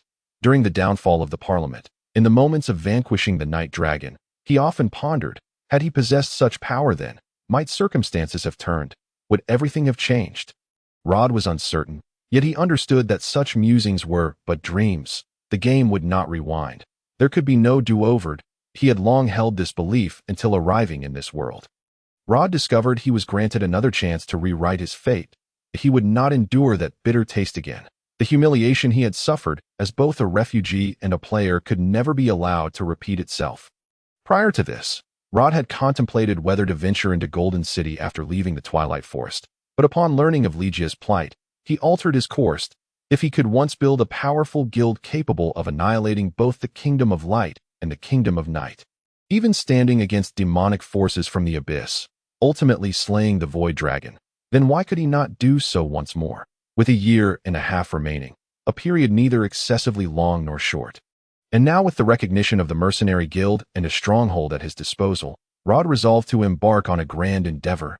He aimed to recreate the brilliance of his past, ensuring that the humiliation of yesteryear would not befall him again. A fate Rod could not and would not tolerate. Everything was falling into place. It was time for him to prepare. Gazing out at the splendid scenery of Deepstone City, Rod began to recall the attributes and skills of the NPCs he could hire within the game. Soon, he made up his mind. Lygia, he stood, rapping on the table, prompting the girl who had been reading by the window to rise immediately at his call. "We are heading to the Mercenary Guild." The Mercenary Guild buzzed with its usual liveliness. Unchanged from the previous days, bored mercenaries lounged at tables in the hall, drinking and chatting, while a throng gathered at the front to accept or submit tasks. Rod quickly located their name on the stone slab that displayed the rankings of all mercenary groups in the Pathfield region. A total of 32 mercenary groups were listed, with Starlight positioned at the very bottom. Its score a conspicuous 0. Upon seeing this, Lygia's expression turned somewhat helpless, although she had seen it the day before. The thought of their guild plummeting from a respectable standing to the very end was disheartening. Nevertheless, she took a deep breath, striving to compose herself before speaking to Rod. "Sir, we are currently ranked last. With no points, other mercenary groups have at least 5 points. We must devise a plan." "I am well aware," Rod replied with a slight nod, lifting his gaze to spot another name. Red Hawk, if Rod recalled correctly. Red Hawk was the guild led by the female mercenary leader Lygia had previously known, and they seemed to be faring well, ranked 21st, a comfortable, if unremarkable, middle ground. However, Rod was not there for such trivialities. He merely cast a glance before proceeding to the other side of the hall. The layout of the Mercenary Guild was distinctly organized. The left side was occupied by various mercenary groups, while the right side was home to idle, unorganized mercenaries. These individuals, for various reasons, had not joined any guild and waited to either accept mundane tasks or to be recruited by a mercenary group. Consequently, this area felt considerably less vibrant than the main hall, with those seated at tables either engaged in idle chatter or sulking in corners as though someone owed them money. The arrival of Rod and Ligia caught the attention of many, who whistled loudly and greeted them jovially. However, Rod paid little heed to the frivolous remarks of those who could not even discern each other's genders, while Ligia, accustomed to such chaos, maintained a polite yet reserved smile, distancing herself without any intention of engaging. She understood well that these mercenaries were merely seeking amusement out of boredom. Regardless of whether she was angry or pleased, their objective would be achieved. Leading to further complications. It was better to feign ignorance, thereby rendering them uninterested and preventing further harassment. Casting aside the bothersome noise, Rod turned his gaze toward a nearby corner, then proceeded to walk over. The wine in the cup remained as sweet as ever. The old man set down his glass, pressing his trembling right hand firmly against the table, leaning back in his chair, lost in a vacant stare at the ground. He was once a member of the Bright Wind Mercenary Corps, a time when he radiated confidence, bravery, hope, and vitality. Countless times, he believed that one day he would ascend to the position of leader, guiding his subordinates into uncharted territories and thrilling adventures. This was his aspiration, his goal. However, everything changed after he sustained an injury. The strength he once possessed had dissipated. Those who once idolized him had abandoned him. And now, the young man who once basked in glory had transformed into a pitiful old fellow, unable to do anything but drown his sorrows in alcohol. These thoughts crossed his mind. The old man was overwhelmed with sorrow that he lifted his gaze, casting a disdainful glance at the group of youngsters around him. They were far too young, still lost in their dreams of adventure. Beauty, wealth, and fame. What did these pursuits amount to? Everything was utterly meaningless. When they inevitably lost everything they relied upon, what would remain for these young ones? The old man extended his hand to touch the eye concealed by his patch, then raised his glass, signaling the bartender for another drink. Just then, he noticed two individuals sitting beside him. Walker, Mr. Walker Diddle. Chapter 44. The Heart of Old Walker, that's me. Old Walker turned to see a strikingly handsome young man before him. Someone he had never encountered before, though he recognized the blonde girl beside him. Who are you? I am Rod Eland, the leader of the Starlight Mercenary Corps. Starlight. Old Walker furrowed his brow, contemplating for a moment, before seemingly recalling something and nodding in realization. Oh, you are the one who took over the moon's bow. At this, Old Walker lifted his glass and gestured towards the blonde girl beside him. I remember now. You are that spirit master girl. Oh, I hope you are not too saddened by it. Mercenaries are like that, bustling about amidst wind and rain. None can predict when their time will come. Mr. Walker, we came here because we need your assistance with something. Oh. Although Old Walker felt a pang of irritation at Rod for interrupting him, he reluctantly opened his eyes, turning towards the young man. What is it?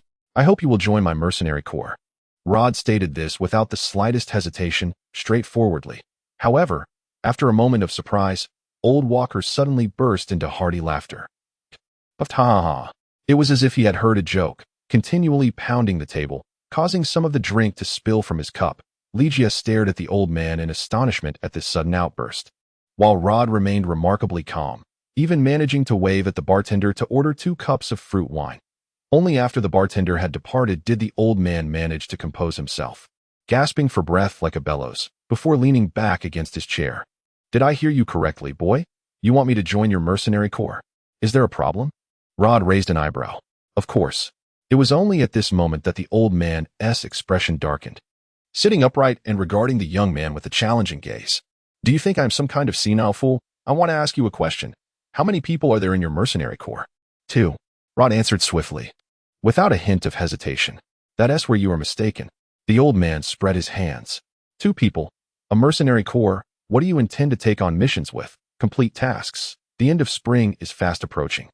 And your Starlight score is still 0, not to mention that you previously failed once. No one will come to offer you commissions. And as for the tasks released by the Mercenary Association, frankly, boy, you have no capability to complete them.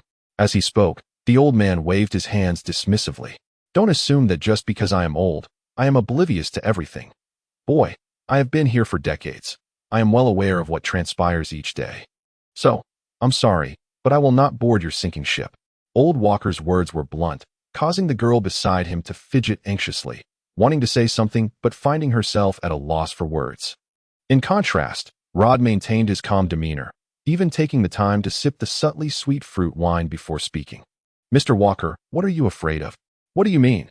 I merely wish to understand what exactly you are afraid of. Rod's tone remained even, yet a hint of mockery seeped through his voice. Indeed, I acknowledge our situation is dire. It is possible we will be forcibly disbanded by the end of the year's recess. However, Rod extended a finger.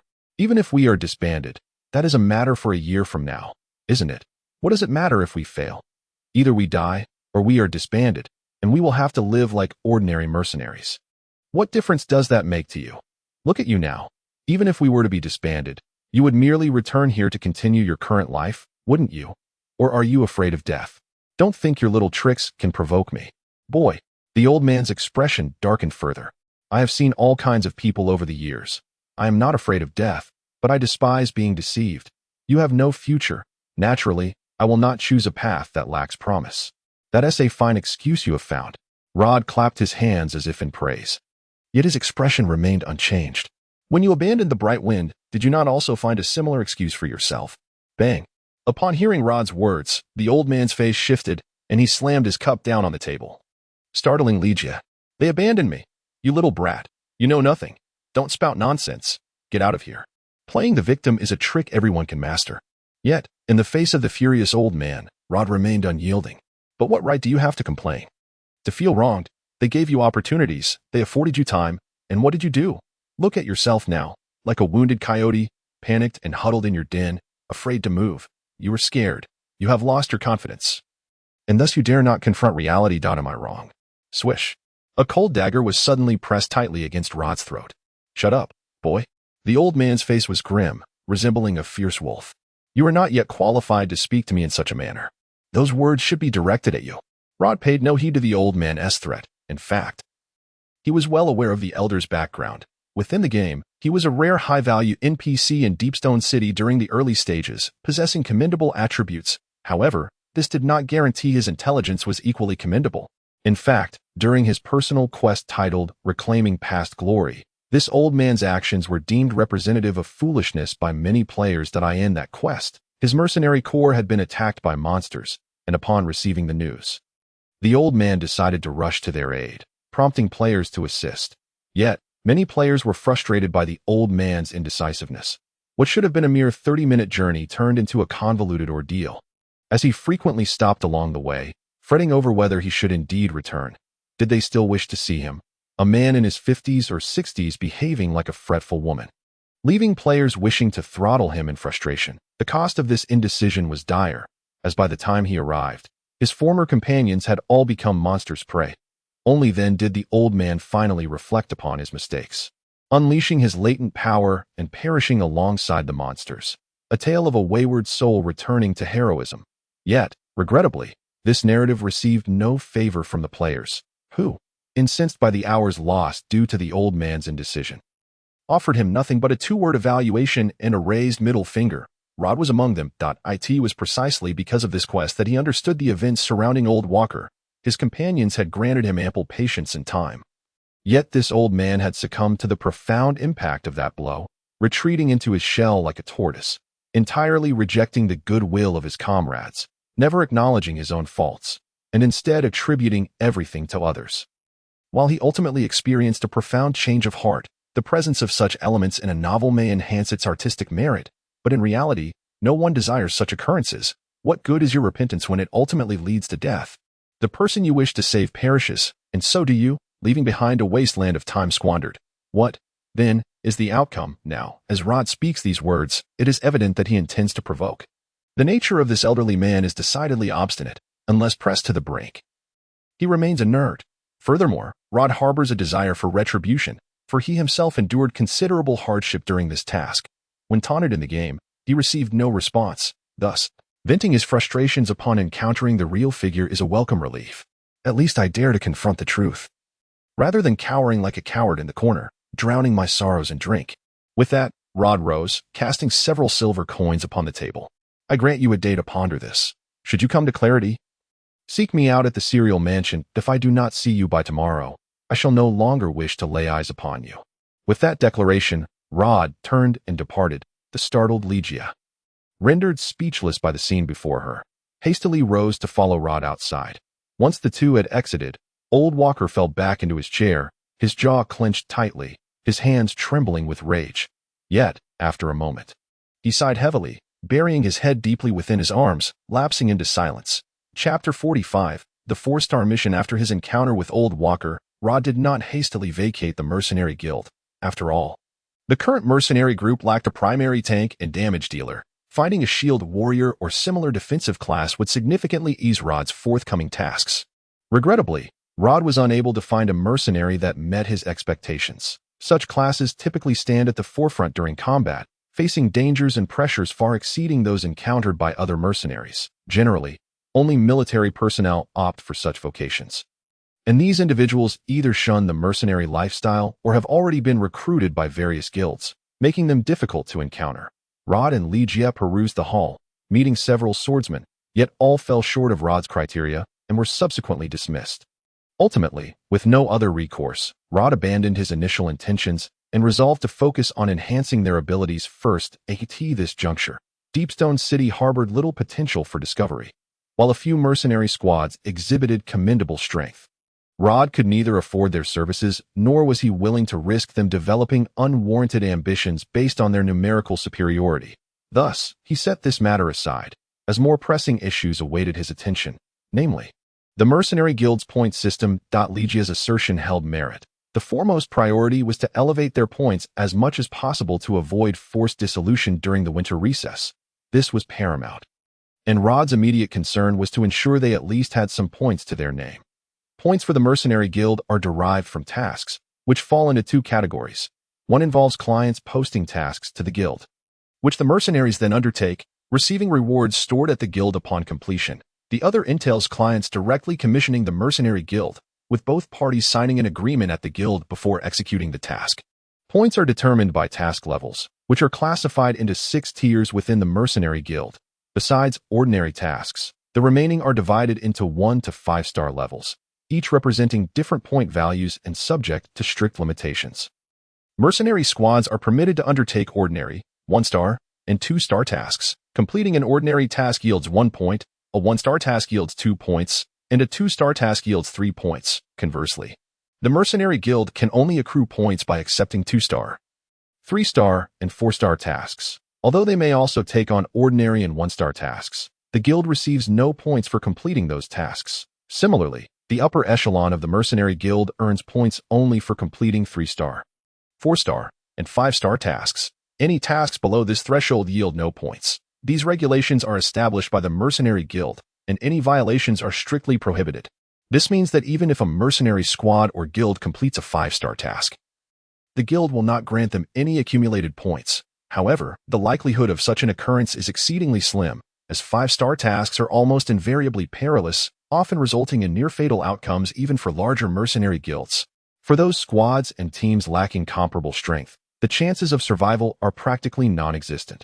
Under these constraints, various mercenary guilds have devised their own strategies. Some, akin to blue-collar workers, diligently undertake the lowest tier and safest tasks, accumulating points incrementally to ensure their survival.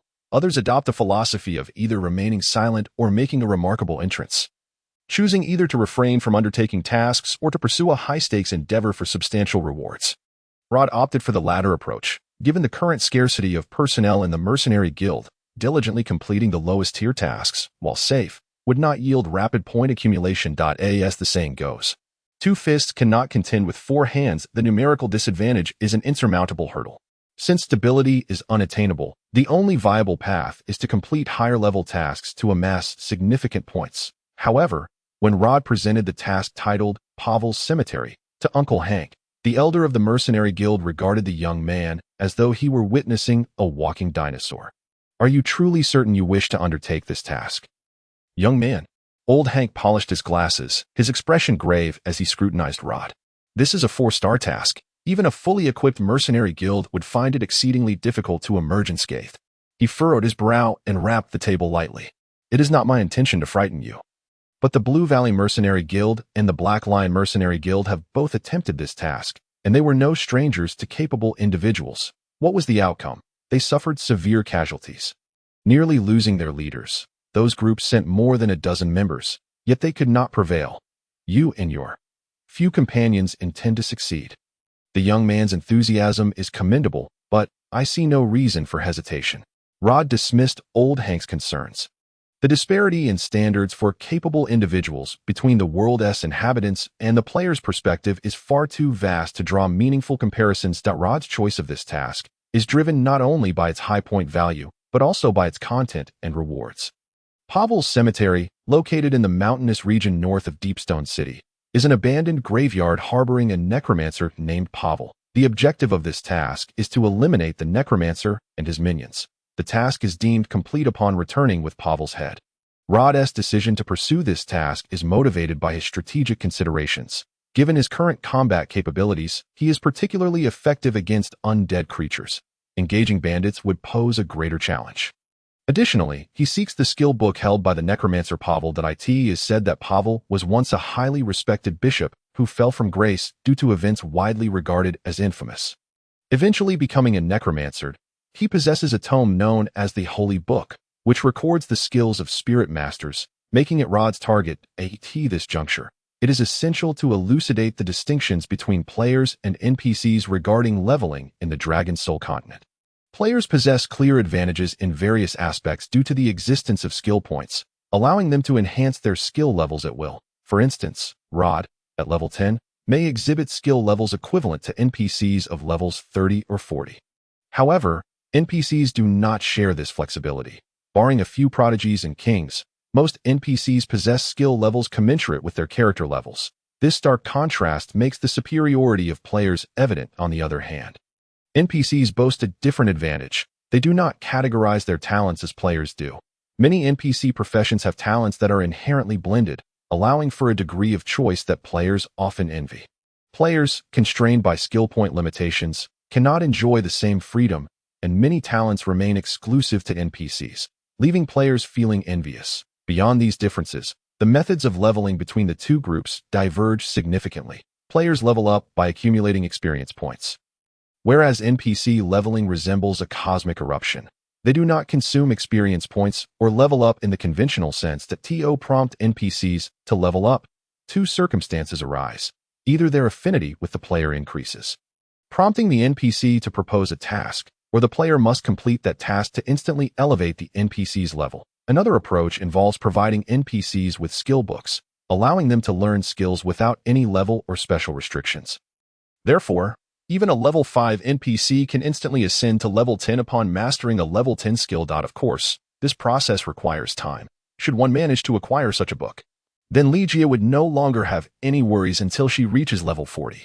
Furthermore, the Holy Book contains numerous genuine offensive sacred spells, which would compensate for the girl's current lackluster attack power, transforming her into a truly competent frontline combatant, considering the inevitable conflict with the Kingdom of Night in the future.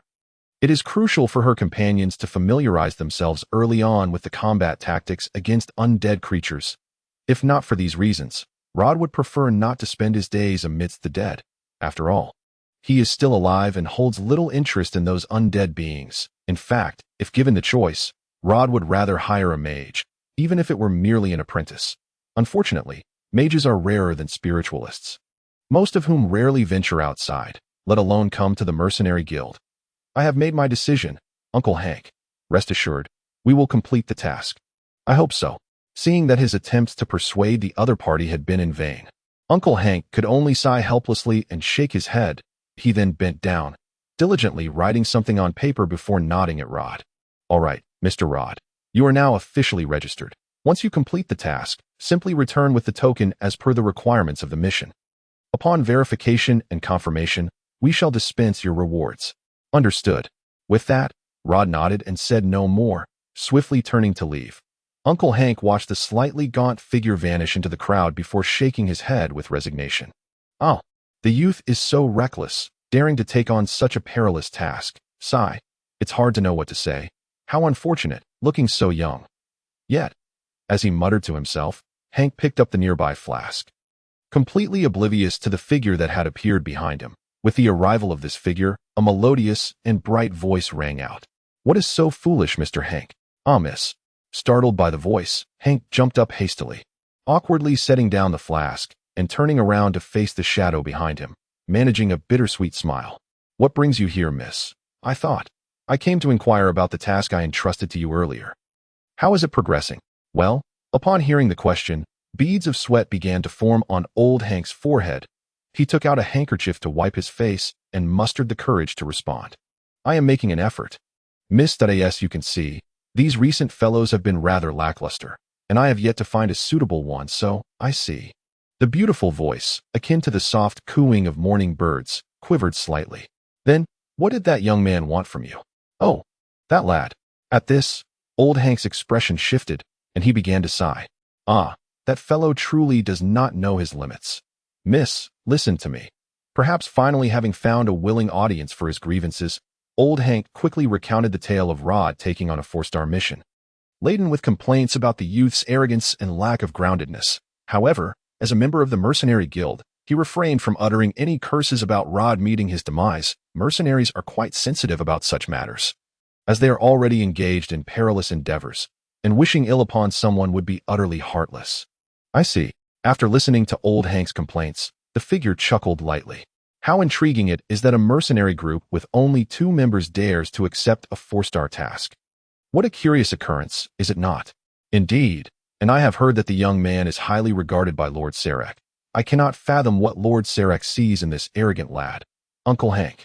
Just as old Hank was about to continue, the figure suddenly interrupted him. "I have a request that I hope you could assist with. Would you be willing?" "Absolutely, as long as it is within my means." "Excellent, then." The commotion among the mercenaries in the hall grew increasingly boisterous. Yet upon discerning the figure's request, old Hank's expression turned a deep shade of pale.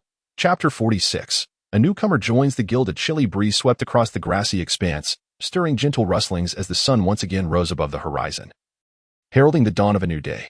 Ligia opened her eyes. The first sight to greet her was a multitude of golden specks of light, and as she blinked, she discerned that they were rays of sunlight filtering through the leaves by the window. The soft, fluffy bed exuded a faint fragrance, and the girl squinted, hugging her pillow, reluctantly rising after a moment. Finally, she had a home of her own. She gazed at the modest yet warm little room before her. Ligia's spirits soared. She had never imagined she would possess a permanent residence, yet here it was, a reality. This meant she would no longer have to stay in the shabby guest quarters of the mercenary guild or the inns upon her return. Nor would she have to fret over where to place her cherished belongings. Now, she had her own room, her own home. That on the first night spent in this room, Ligia excitedly tossed and turned in bed, unable to sleep at all, and as the days passed, her fondness for this place only deepened, leading her to immerse herself wholeheartedly in it. The already clean room was tidied and reorganized by Ligia, who also brought in a few small flowers to adorn a vase as decoration. The girl raised her arms high, stretching lazily before changing out of her clothes and slightly grooming herself, then stepping out of the room. Currently, in the base, Ligia assumed the dual roles of housekeeper and maid. Of course, having her own home was not solely advantageous. Now, meals could no longer be prepared as leisurely as they were at the tavern, and she had to cook for herself. Additionally, cleaning was now her responsibility. Although Rod had considered hiring a few servants to help with the upkeep, their current financial constraints left them with no choice but to make do. Perhaps it was the joy of newfound stability that invigorated her. Ligia felt refreshed upon waking, despite having spent the previous day tirelessly following Rod. Speaking of Rod, how was he faring? After adjusting her attire, Ligia approached Rod's door and lightly knocked. "Mr. Rod." No response. Is he not here? Pondering curiously, Ligia knocked once more, yet still received no answer. Just then, a bird's call echoed from outside, having accompanied Rod for several days. Ligia recognized it instantly as the song of the soul bird. Quickly, she made her way to the window and peered outside. Soon spotting Rod, he stood quietly amidst the overgrown garden, raising his right hand. Before him a greenish-blue bird took flight, propelled forward by a powerful gust of wind that carved a deep trench into the grassy ground. Upon the bird's departure, Rod suddenly gestured, and in the blink of an eye, the wild whirlwind transformed into a blazing inferno, surging forward with ferocious intensity. The scattering flames swiftly coalesced, tracing a distinct arc in the air before hurtling toward Rod, just as it seemed Rod would be engulfed by the roaring flames. The crimson blaze abruptly receded, revealing a brilliant white longsword that burst forth from the fire. Swish! The sword's energy swept through, severing blades of grass, which spiraled into the air under the force of the whirlwind. Igniting in the searing heat. As they turned to dust and settled to the ground, a barren expanse surrounded Rod within a 3-meter radius. Mr. Rod. It was only when she saw Rod sheath his longsword that Ligia called out. Ligia, hearing the girl's voice. Rod looked up, turning to acknowledge her with a nod. Good morning.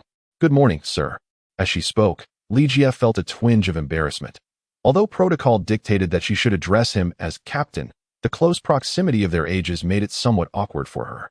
In Ligia's heart, her captain would always be Carter, and she found it difficult to regard Rod as her captain without reservation. Fortunately, Rod seemed to be unconcerned by such trivialities, after Ligia candidly apologized to him. He accepted her sentiments graciously. Truly, he was a remarkable man. Gazing at Rod, Ligia couldn't help but feel her heart flutter. A young, handsome, or rather, strikingly beautiful figure, composed and steady, and unexpectedly diligent and earnest. A man of such caliber undoubtedly epitomized the ideal in the hearts of many women. Admittedly, one had to acknowledge his occasional authoritarianism, yet this only seemed to enhance his masculine allure. If only she could. At this thought, Ligia jolted, hastily shaking her head. She then turned her gaze to Rod, who had approached her side, extending a towel towards him. Mr. Rod, will that old gentleman truly come? Perhaps to mask her embarrassment, Ligia swiftly changed the topic. Despite having spent a considerable amount of time here and meeting old Walker numerous times, she remained unaware of his unusual background. However, it was evident that Rod was well acquainted with such matters. Ligia had grown accustomed to Rod's little secrets and refrained from inquiring further. I don't know, Rod replied ambiguously as he took the towel and wiped the beads of sweat from his forehead. I've done all I can. The rest is up to him. If he possesses even a modicum of determination, I believe he will come. Of course, if he chooses not to, it matters little. Our plans will remain unchanged. Rod's demeanor remained as forthright and composed as ever. He appeared wholly disinterested in being questioned, let alone contradicted. I hope you are fully prepared, Ligia. Pavel Cemetery is an exceedingly perilous place. If it is just the two of us, the level of danger will increase significantly, and the situation may prove even more troublesome than it was in Fogtown. Yes, I understand, Mr. Rod. I will be ready. Excellent. That I shall return now. Breakfast, as usual. Understood. Since moving into the stronghold, both Rod and Ligia's daily routines had undergone a transformation. Due to limited funds, Rod had not built a dining hall, so their meals were generally taken in Rod's study, and they had grown accustomed to this lifestyle. One must admit, habit is a formidable force. Ligia promptly set about preparing breakfast, while Rod returned to his study on the second floor, contemplating their upcoming plans. Even though he was colloquially referred to as a walking library, Rod could not possibly recall every detail of the tasks at hand. What he was currently engaged in, although Rod had heard the name of this young lady before. Due to his male identity, he had never had the opportunity to meet her. Thus, upon learning that this lady was actually in Deepstone City and wished to join his mercenary group, he felt quite astonished. Was it not said that she despised men the most? How could she possibly approach him? Or had she begun to see herself as one of them? Surely such a bizarre scenario could not occur.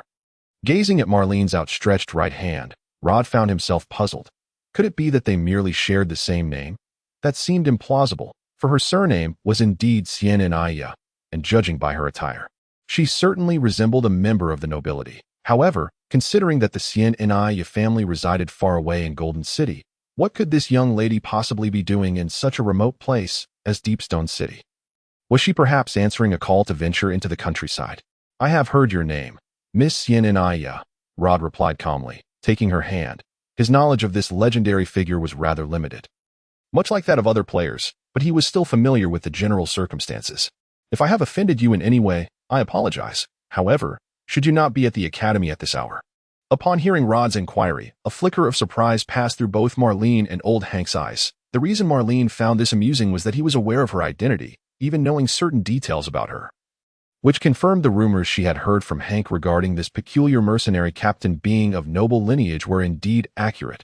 Hank, on the other hand, was somewhat astonished. He had not expected Rod to actually have ties to nobility. While many had speculated about this for some time, it had been difficult to substantiate without concrete evidence. Now, Rod had finally revealed his noble side. One could imagine that such information typically circulated among noble offspring. If Rod were merely an ordinary mercenary, he would have had no way of knowing such matters. Indeed, Marlene responded, perhaps reassured by the notion that Rod was one of their own. The initial air of reserve and pride she had displayed began to dissipate. My mentor believes that my abilities have reached a certain level, and in order to continue improving, I require practical combat experience. That is why I asked Uncle Sarek to provide me with this opportunity to train here. So it was related to Sarek. Rod suddenly understood. Evidently, the Skin Inaya family had sent their daughter to this desolate place out of respect for the Swordmaster. However, before proceeding, Rod felt the need to clarify a few things. Miss Marlene, he said, withdrawing his hand and adopting a more serious demeanor. Since it was Uncle Hank who brought you here, I assume you are already aware of our situation. To be frank, we are indeed short-staffed at the moment. But this very fact makes it perilous to accompany us on missions, particularly as we have recently undertaken a 4-star quest. Should any unforeseen circumstances arise, we could face disastrous consequences. In such a case, are you prepared to wager your life to join my mercenary group? In response to Rod's inquiry, Marlene slightly lifted her chin, revealing a confident yet somewhat cunning smile. I fully grasp your intentions, Mr. Rod. However, this situation is actually advantageous for me as a mid-tier mage. I possess considerable confidence in my abilities. Was this truly beneficial for her? Upon hearing Marlene's response, Rod cast a puzzled glance at old Hank. He had not interacted with this queen of the mercenary world in the game, and from their initial encounter, it seemed that this young lady was quite independent and possessed a strong sense of pride. Yet her words left Rod perplexed. How could a mercenary group that could not even muster a full roster be advantageous to her? Old Hank, sensing Rod's gaze, felt a silent anguish. He understood Marlene's identity and influence as a noble daughter arriving alone in a place like Deepstone City. Although her strength was undeniable, the world of mercenaries often valued more than mere ability. It was also about strategy. Even if one were a formidable mage capable of slaying numerous foes on the battlefield, they remained a woman that if she were to fall prey to the nefarious intentions of certain individuals, her prowess would be of little use. Hank had consistently exercised caution, fearing that should anything happen to this young lady, he would bear the brunt of the blame. Additionally, the inherent pride she exuded as a noble often irked many mercenaries. Despite Hank's previous attempts to introduce her to various mercenary groups, they had all declined her, citing their full ranks as an excuse. After all, they were not cut from the same cloth, and mercenaries did not typically trust nobles. Marlene was not naive. She fully understood why these individuals hesitated to accept her. Yet, her noble pride forbade her from lowering herself to appease them. Rod's appearance, however, ignited a glimmer of hope within her. She had heard that he too was of noble birth. If that were indeed the case, he would surely be more refined than those uncouth mercenaries. Moreover, with only 2 members in his mercenary group, their manpower was undoubtedly insufficient. If they were to claim their ranks were full, it would be an outright fabrication. Rod remained oblivious to Marlene's intentions, but old Hank was aware of her implications, which left him internally alarmed. Before arriving here, he had repeatedly advised this proud young lady that the Starlight mercenary group was certainly not her best option. Their numbers were too few, their tasks too perilous, and they currently resided in a notorious haunted house in Deepstone City. Yet, no matter how much he pleaded, this young lady had refused to heed his warnings. This led Hank to privately lament the stubbornness and arrogance often inherent to the nobility. Rod was no exception, and neither was this young lady, which was quite troublesome. If possible, Hank wished to report this matter to Lord Sarek, believing he would not permit Marlene to take such risks. Unfortunately, fate had conspired against him, as Lord Sarek had been absent from the mercenary guild for several days, making him impossible to find.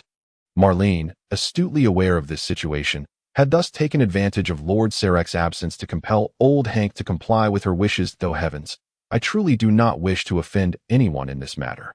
Old Hank could foresee the expression on Lord Sarek's face upon learning of Marlene's decision, yet what could he do? Such was the plight of the common man. Rod, not fully grasping Hank's inner turmoil, would likely not have dwelled on it even if he did. The prospect of having a mage actively seeking to join his ranks was simply too fortuitous, even if old Hank opposed it.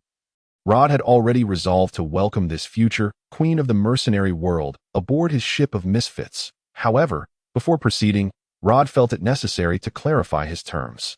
"I can accept your joining, Miss Marlene," he stated, becoming notably more serious. "However, I have several stipulations. Please, do go on." Upon hearing Rod's concession, a flicker of delight sparkled in Marlene's eyes.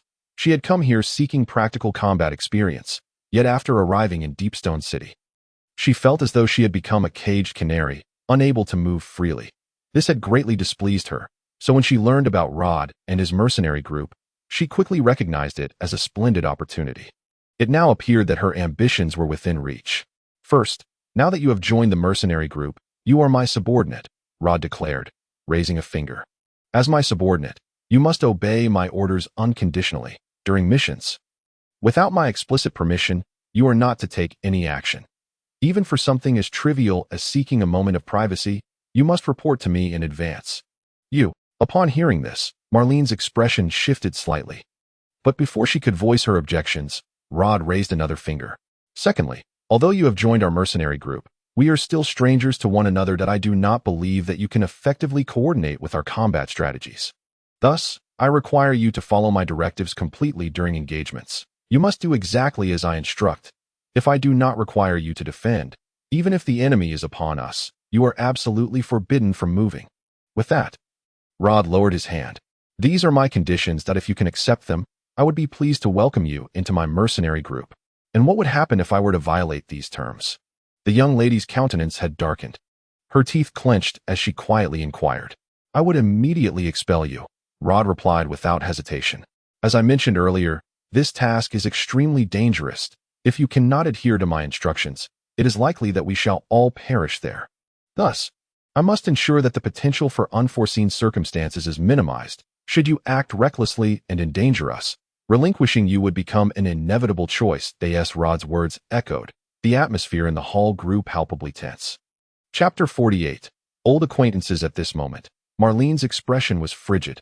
Since her birth, she had never been treated in such a manner. As a rare prodigy of magic within her family, she had always been met with courtesy from her parents, relatives, and even the instructors at the magical academy. Proud and self-assured, she was not like those mediocre individuals who, having grown up in a world of indulgence, became oblivious and arrogant. She had always adhered to her family's teachings without a hint of negligence. While she found Rod's first demand somewhat unreasonable, she believed she could still acquiesce. However, his second demand was something Marlene could not accept under any circumstances. Marlene had always held great confidence in her abilities. Since the age of 6, she had undergone the most rigorous magical education for a decade and had successfully transcended the limitations of the outer circle, entering the realm of the inner circle. Although she had not made significant progress since stepping into the inner circle, she was not disheartened. As her mentor had stated, what she lacked was not knowledge, but rather practical experience in terms of understanding spells. She was nearly on par with her mentor. Thus, Rod's statement was nothing short of a blatant denial of her 10 years of effort. This was something Marlene could not accept under any circumstances. "Mr. Rod, I can comprehend the first condition, but I cannot accept the second." Marlene raised her head proudly, gazing directly at Rod, unwavering. As she felt his gaze upon her, Rod merely raised an eyebrow, but said nothing. Instead, the old Hank, standing nearby, silently prayed, "Let this negotiation collapse. If it fails, there will be no issue. Why? Because you do not understand my capabilities." Marlene's assertion was indeed righteous. Having met Rod for the first time, he could not possibly gauge her strength. Furthermore, she had heard from old Hank that this young man was likely a swordsman rather than a mage. Were he a mage, it would be reasonable to seek his guidance. Considering they were both in the same field, but for a swordsman to command a mage in battle, did he truly understand the situation? Marlene ground her teeth. She was tempted to jump up and berate Rod vehemently. However, her upbringing and decorum compelled her to maintain her composure. After all, if she were to lose her temper while he remained calm, it would not reflect well on the Sienna family's reputation. As the heir of the family, her every word and action extended beyond personal considerations. In response to Marlene's rebuttal, Rod stood up, a gesture that brought a flicker of joy to old Hank's heart. Perhaps this obstinate little one could no longer endure and was about to dismiss him. Thank goodness. If the young lady could incite such ire that she left Deepstone City, it would be for the best. With this thought, old Hank rose as well, intending to mediate before the two could begin arguing. Yet Rod's next words nearly made old Hank choke on his own breath. Then let us put it to the test. Very well. Marlene responded promptly. Standing up and nodding in agreement. No one noticed the old Hank's face shifting through shades of black and purple, an array of colors that seemed to defy description. At that moment, a voice echoed from the staircase. Mr. Rod, breakfast is ready. What are you? Ligia descended the stairs. Her curiosity piqued as she observed the two in the hall. She cast a surprised glance at old Hank before instinctively shifting her gaze to Marlene. Upon recognizing her, Ligia abruptly halted, standing frozen in place. You are Marlene. Ligia. Marlene turned at the sound, her previously cold demeanor melting away as she broke into a radiant smile that rivaled the sun. Ligia, is it truly you? I never expected to see you here. Where have you been all these years? I've been searching for you, but could never find you. How did you end up in Deepstone City? Are you well? The once composed young lady now exhibited a lively exuberance befitting her age. Dashing to Ligia's side and fervently shaking her hands in excitement, in contrast, Ligia's expression bore a hint of awkwardness as she furtively glanced at Rod, as if concerned about something. They know each other? Observing the scene, Rod felt a wave of surprise. To be candid, while he exuded an air of mystery, Ligia also harbored her share of unknowns, her half-angel heritage and the experiences that only nobles would comprehend. Now she was acquainted with Marlene Sienna. Judging by Marlene's demeanor towards her, Ligia could not possibly be a servant or subordinate. Otherwise, Marlene would not be so warmly welcoming. What, then, was her true identity? I am well. Marlene. Sensing Rod's curious gaze, Ligia's heart raced, prompting her to release Marlene's hands and deliberately shift the topic. What brings you here? Weren't you in Golden City? I have entered the inner circle that my mentor encouraged me to travel and gain more combat experience. Yesterday, I learned that there was a shortage of personnel here, so I came to see if I might seize an opportunity. What about you, Ligia? Why are you here? I have been here ever since. Ligia's voice was barely above a whisper, as if she feared Rod might overhear, yet she quickly regained her composure, anxiously looking at Marlene. Are you truly determined to join the mercenary group? Marlene, this is no game. Our current mission is extremely perilous. I have made my decision. I must join. At this moment, Marlene had entirely cast aside her earlier unpleasantness with our OD.to her. Having finally reunited with an old friend, there was no way she would let her leave. Yet at this juncture, Rod doused the overly excited young lady with a bucket of cold water. Do not rush to a decision, Miss Marlene. I believe you have yet to pass my test. Upon hearing Rod's words, Marlene's expression darkened, reverting to her earlier serious and proud demeanor as she turned to face him. Of course, I will not shy away, for I too wish to ascertain your true strength. Very well. Rod was never one to dawdle. And evidently, Marlene was equally decisive. Having reached an agreement, they wasted no breath and swiftly made their way to the garden outside. Yet at that moment, Ligia remained utterly bewildered by the unfolding events. I will not show mercy. Removing her outer cloak, Marlene quietly declared, that moment, she transformed back into the Marlene of the Sienna family, shedding the lively persona she had displayed before Ligia, clad in a luxurious purple robe that accentuated her graceful figure. Adorned with patterns symbolizing her family's glory, she held a short staff embedded with rubies, exuding an air of solemn seriousness. Standing at a distance from Rod, her eyes cast downward, she contemplated the ground.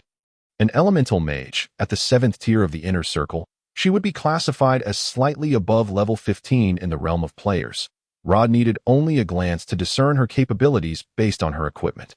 The rubies indicated a fire affinity, and her robe bore multiple protective arrays, signifying that its wearer had entirely abandoned proactive defense. From this, coupled with his first impression of the young lady, Rod had almost completely deduced her combat style. As a former guild leader, he was well acquainted with PvP encounters, making him quite familiar with such matters. Not to mention, compared to the casual combinations of players, NPCs had considerably fixed equipment arrangements, allowing Rod to see through this young lady with remarkable clarity. In stark contrast to Rod's confidence, Marlene felt somewhat like a mouse cornered by a turtle, struggling to find an opening. Rod stood before her. Devoid of any action, he did not draw his sword or assume any combat stance. merely standing there with an ease that suggested he was not in a battle, but rather waiting for someone. This predicament left Marlene feeling somewhat troubled. Although she had engaged in battles before, this frivolous skirmish felt rather trivial. Nevertheless, she was a lady of nobility, and despite her uncertainty regarding Rod's intentions, she swiftly dismissed these thoughts. Regardless of the opponent's schemes, as long as she fought according to her own strategies, victory would surely be within her grasp. Resolute, Marlene declared, "Minkle, flame." Accompanied by her fervent incantation, the young girl stepped forward, raising her staff. A vivid, searing fire erupted from it, hurtling straight towards our OD'd in an instant. The surrounding air began to heat up, and even the ground sparkled with flickers of flame. Weeds ignited and swiftly turned to ash. Their combustion so rapid it seemed to disregard the process of burning altogether. The roaring flames enveloped Rod's figure in an instant, prompting gasps of astonishment from the onlookers. However, unlike them, Marlene felt a pang of despair. She could sense that she had missed her target. She had failed. Yet, a genius remains a genius. The moment she realized something was amiss, Marlene tightened her grip on the staff and forcefully struck the ground. Storm, thought a fierce whirlwind rapidly spiraled outwards from beneath her feet. Sharp blades of air coalescing with a soft whistling sound. Moreover, within this tempestuous gale, glimmers of icy dust occasionally emerged, adding a chilling aura to the scene. Rod, observing Marlene's display, couldn't help but shake his head in exasperation. In the realm of gaming, mages were undeniably the most formidable class, and in reality, they retained their prowess. Although Marlene only surpassed Rod by 5 levels, her current destructive potential was unmatched, outclassing even 2 of Rod. A saying circulated among players: when a mage engages in a duel, they need not even look at their enemies. By unleashing all their skills, even in defeat, they could still claim a worthy foe. This illustrates the sheer dominance and terror of the mage class. However, for Rod, despite Marlene's impressive performance, she was not without flaws. The most glaring issue was her ignorance of her own actions. In truth, while Marlene launched her offensive, Rod had already activated Shadow Blink, positioning himself behind her, silently lurking in her blind spot. Marlene's initial reaction was swift. She promptly abandoned her attack and cast Storm Guard to avert a surprise assault. Yet, if she could not quickly identify the source of the threat, her passive defense would only yield counterproductive results. Rod flipped his right hand, and with a sudden motion, a turquoise card shot forth from his grasp, transforming into a soaring spirit bird that darted towards Marlene's rear. Unbeknownst to her, Marlene remained oblivious to this change. She believed her Storm Guard could withstand any sudden attack. She was convinced that should Rod initiate an offensive, she could swiftly transition from defense to counterattack, catching him off guard. Thus, when the sound of a bird's call resonated from behind her, her immediate reaction was one of confusion and helplessness. What was happening? What was that? Instinctively, she turned to investigate, but just as she did, a tremendous wave of energy crashed upon her. Boom! Storm Guard could indeed block most attacks, but Rod employed the simplest yet deadliest approach, against an elemental spirit composed of wind. Even a raging hurricane was nothing more than fish swimming in the sea, offering no resistance whatsoever. The immense force toppled Marlene to the ground, the violent impact momentarily blinding her. Just then, as she was struck by external force, her robe shimmered, and several golden rays materialized, encircling her, forming a sturdy, multifaceted crystalline shield. Gritting her teeth against the turmoil within, Marlene turned to see Rod standing behind her. When had he appeared there? Panic surged within her, but she forced herself to remain composed, raising her staff once more to launch another attack against Rod. However, this time, Rod granted her no opportunity. Although the young lady possessed considerable strength, she lacked experience. After witnessing Marlene's previous response to the soul bird, Rod decided against further entanglement. Marlene had not sought to discern what had attacked her. Rather, her focus remained solely on him, indicating a significant deficiency in her combat awareness. Thus, Rod saw no reason not to deliver a resounding defeat to this proud lady, hoping it might awaken her to reality. After all, he cast a glance at the sidelines, reassured by Legia's presence. With a smirk, Rod's right hand shifted slightly, and a turquoise card reappeared in his palm, transforming into a fiery red. Simultaneously, the emerald whirlwind shifted in hue. For Marlene, the unfolding scene was utterly beyond her imagination. In the blink of an eye, a bright red flame, propelled by the wind, hurtled towards her shield, colliding with such force that the crystalline barrier groaned under the strain, just as Marlene prepared her countermeasures. A claw emerged from the flames, striking the shield with a resounding bang. The already rudimentary shield spell could not withstand prolonged, intense assault. Thus, with that single strike, Marlene's last line of defense crumbled. Soon after, a shadowy hound burst forth from the inferno, baring its fangs and claws as it lunged towards the young girl. This time, Marlene was truly stunned. From the outset, this battle had far exceeded her expectations. She had not gained the upper hand as anticipated. Rather, she found herself perpetually on the defensive, utterly unable to fathom the young man's intentions. While she had not practiced such confrontations in the academy, her prior experiences seemed futile in the face of Rod. A mage must first safeguard themselves before launching an attack, striving to unleash the most powerful assault to instill fear and damage the enemy at first glance. Of course, she understood that. However, what should she do now? Faced with the onslaught of the Black Hound, Marlene felt herself nearing a breakdown. Yet, in that moment, her noble pride finally allowed her to shake off the fog of confusion. Almost instinctively, she raised her hand, pointing at the ferocious shadow charging towards her, and shouted, "Jur." The whirlwind coalesced at the ruby atop her staff, then erupted forward. In response to this sudden assault, the flame slayer momentarily halted mid-air, before being hurled backward with a wailing cry. This brought Marlene a modicum of relief. She steadied her nerves and lifted her staff once more that instant. However, the card in Rod's hand turned white. A radiant light flashing, Marlene felt a chill at her wrist. Instinctively, she diverted her attention, glancing at her wrist, only to be seized by an overwhelming coldness. Her once resplendent, noble robe was now torn, revealing her delicate, pale arm beneath, from which vibrant red began to seep, spreading outward. It hurt. This was Marlene's first thought, followed by the realization, am I injured? Am I wounded? In that fleeting moment, her mind blanked, and all she could see was the crimson dripping from her arm. The defensive strategies she had previously contemplated, along with her responses to Rod's counterattacks, were entirely cast aside. Reflexively, as if scalded by fire, she discarded her staff, gripping her wrist tightly. In that moment, all notions of battle and confrontation faded from her mind. The only thing that mattered was her injury. How could I be hurt? Why am I injured? Now that I'm wounded, what should I do? It must be said, although Marlene was indeed a resilient rose, she remained a flower of the greenhouse. A prodigy like her, so disciplined and self-assured, had rarely faced adversity. Yet now, she was confronted with something unprecedented in her life. The biting cold jolted the girl from her stupor. As she regained her composure and gazed ahead, the first thing that caught her eye was a gleaming, icy sword, pristine and immaculate. Swish! The star scar grazed her neck before embedding itself in the ground. Only then did Marlene slump like a puppet with its strings cut, her legs giving way as she knelt, eyes vacant and bewildered, staring at the sky, utterly at a loss for what to do.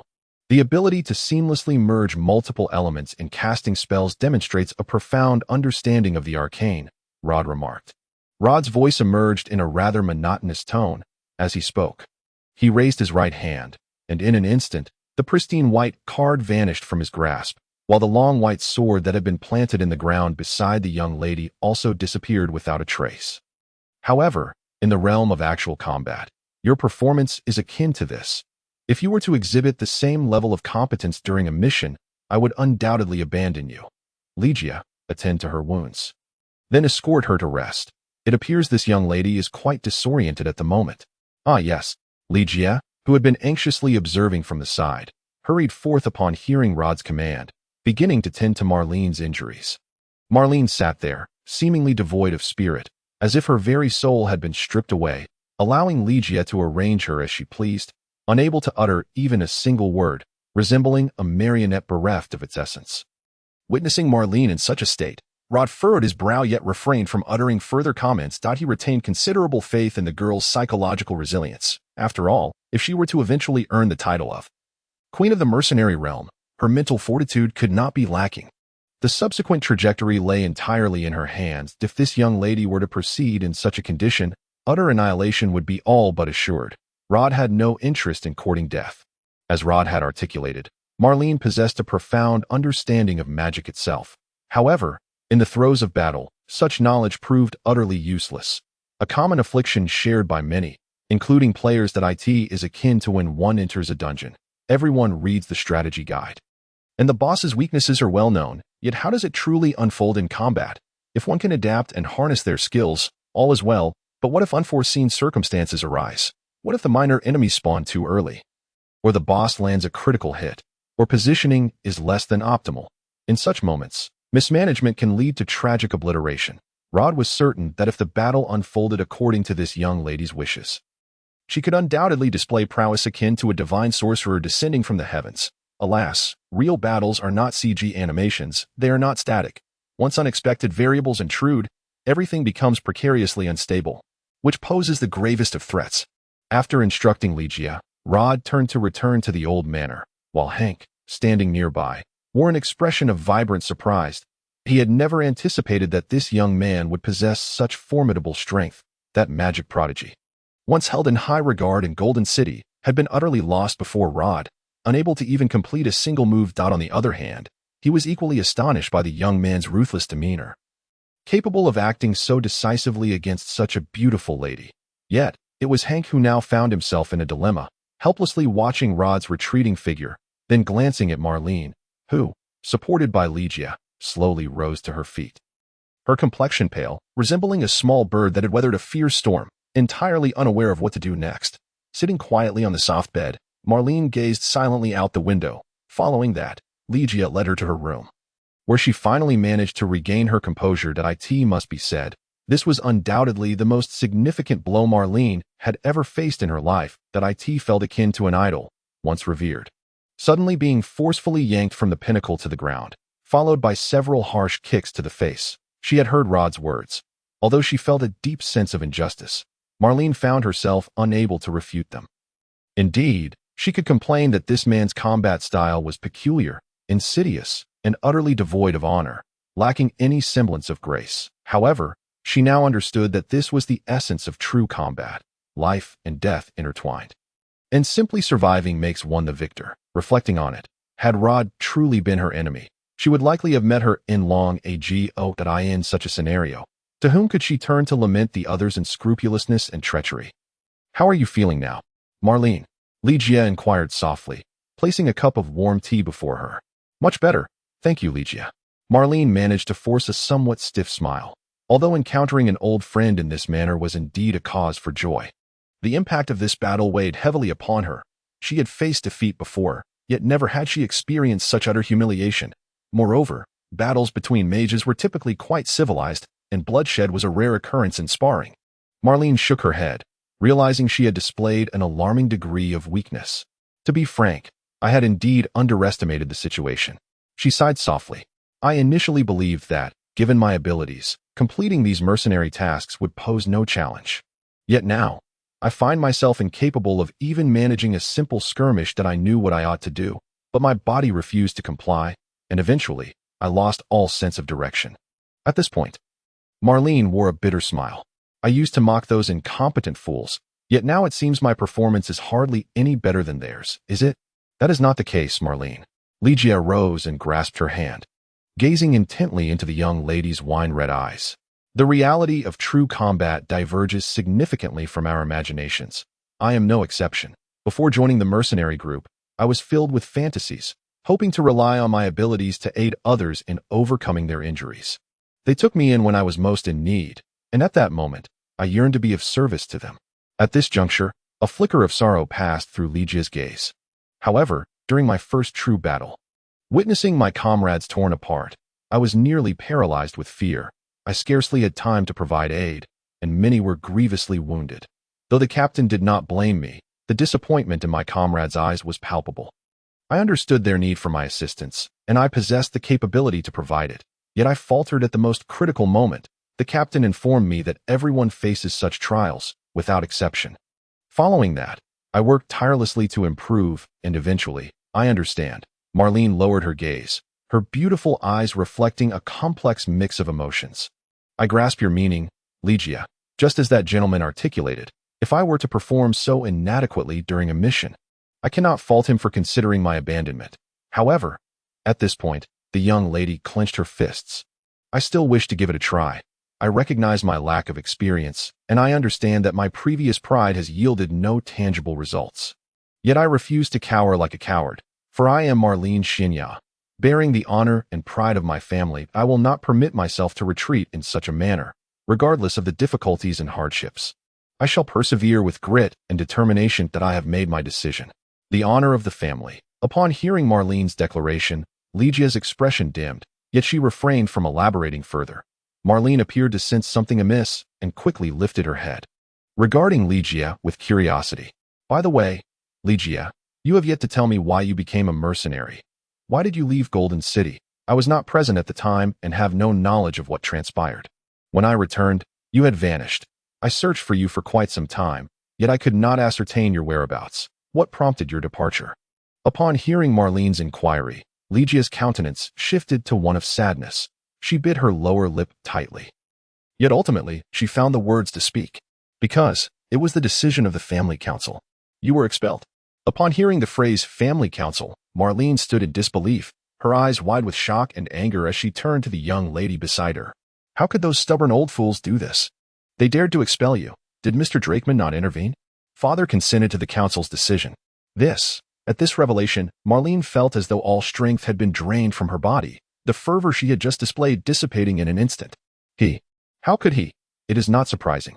Lygia chuckled bitterly, shaking her head. She extended a hand to play with her golden ponytail. After all, I am different from them. I am no longer Lygia Callant Baliot. I am now Lygia Noelu. This is who I am now. Those self-righteous old fools. Marlene furrowed her brow, seating herself again with a cold demeanor, yet soon her gaze softened with concern for Lygia. So, what will you do now, just as I am now? Lygia replied gently and serenely. I will remain with the mercenary group, continuing this way of life. Though it is perilous, there is nothing unfavorable about it for me. Mr.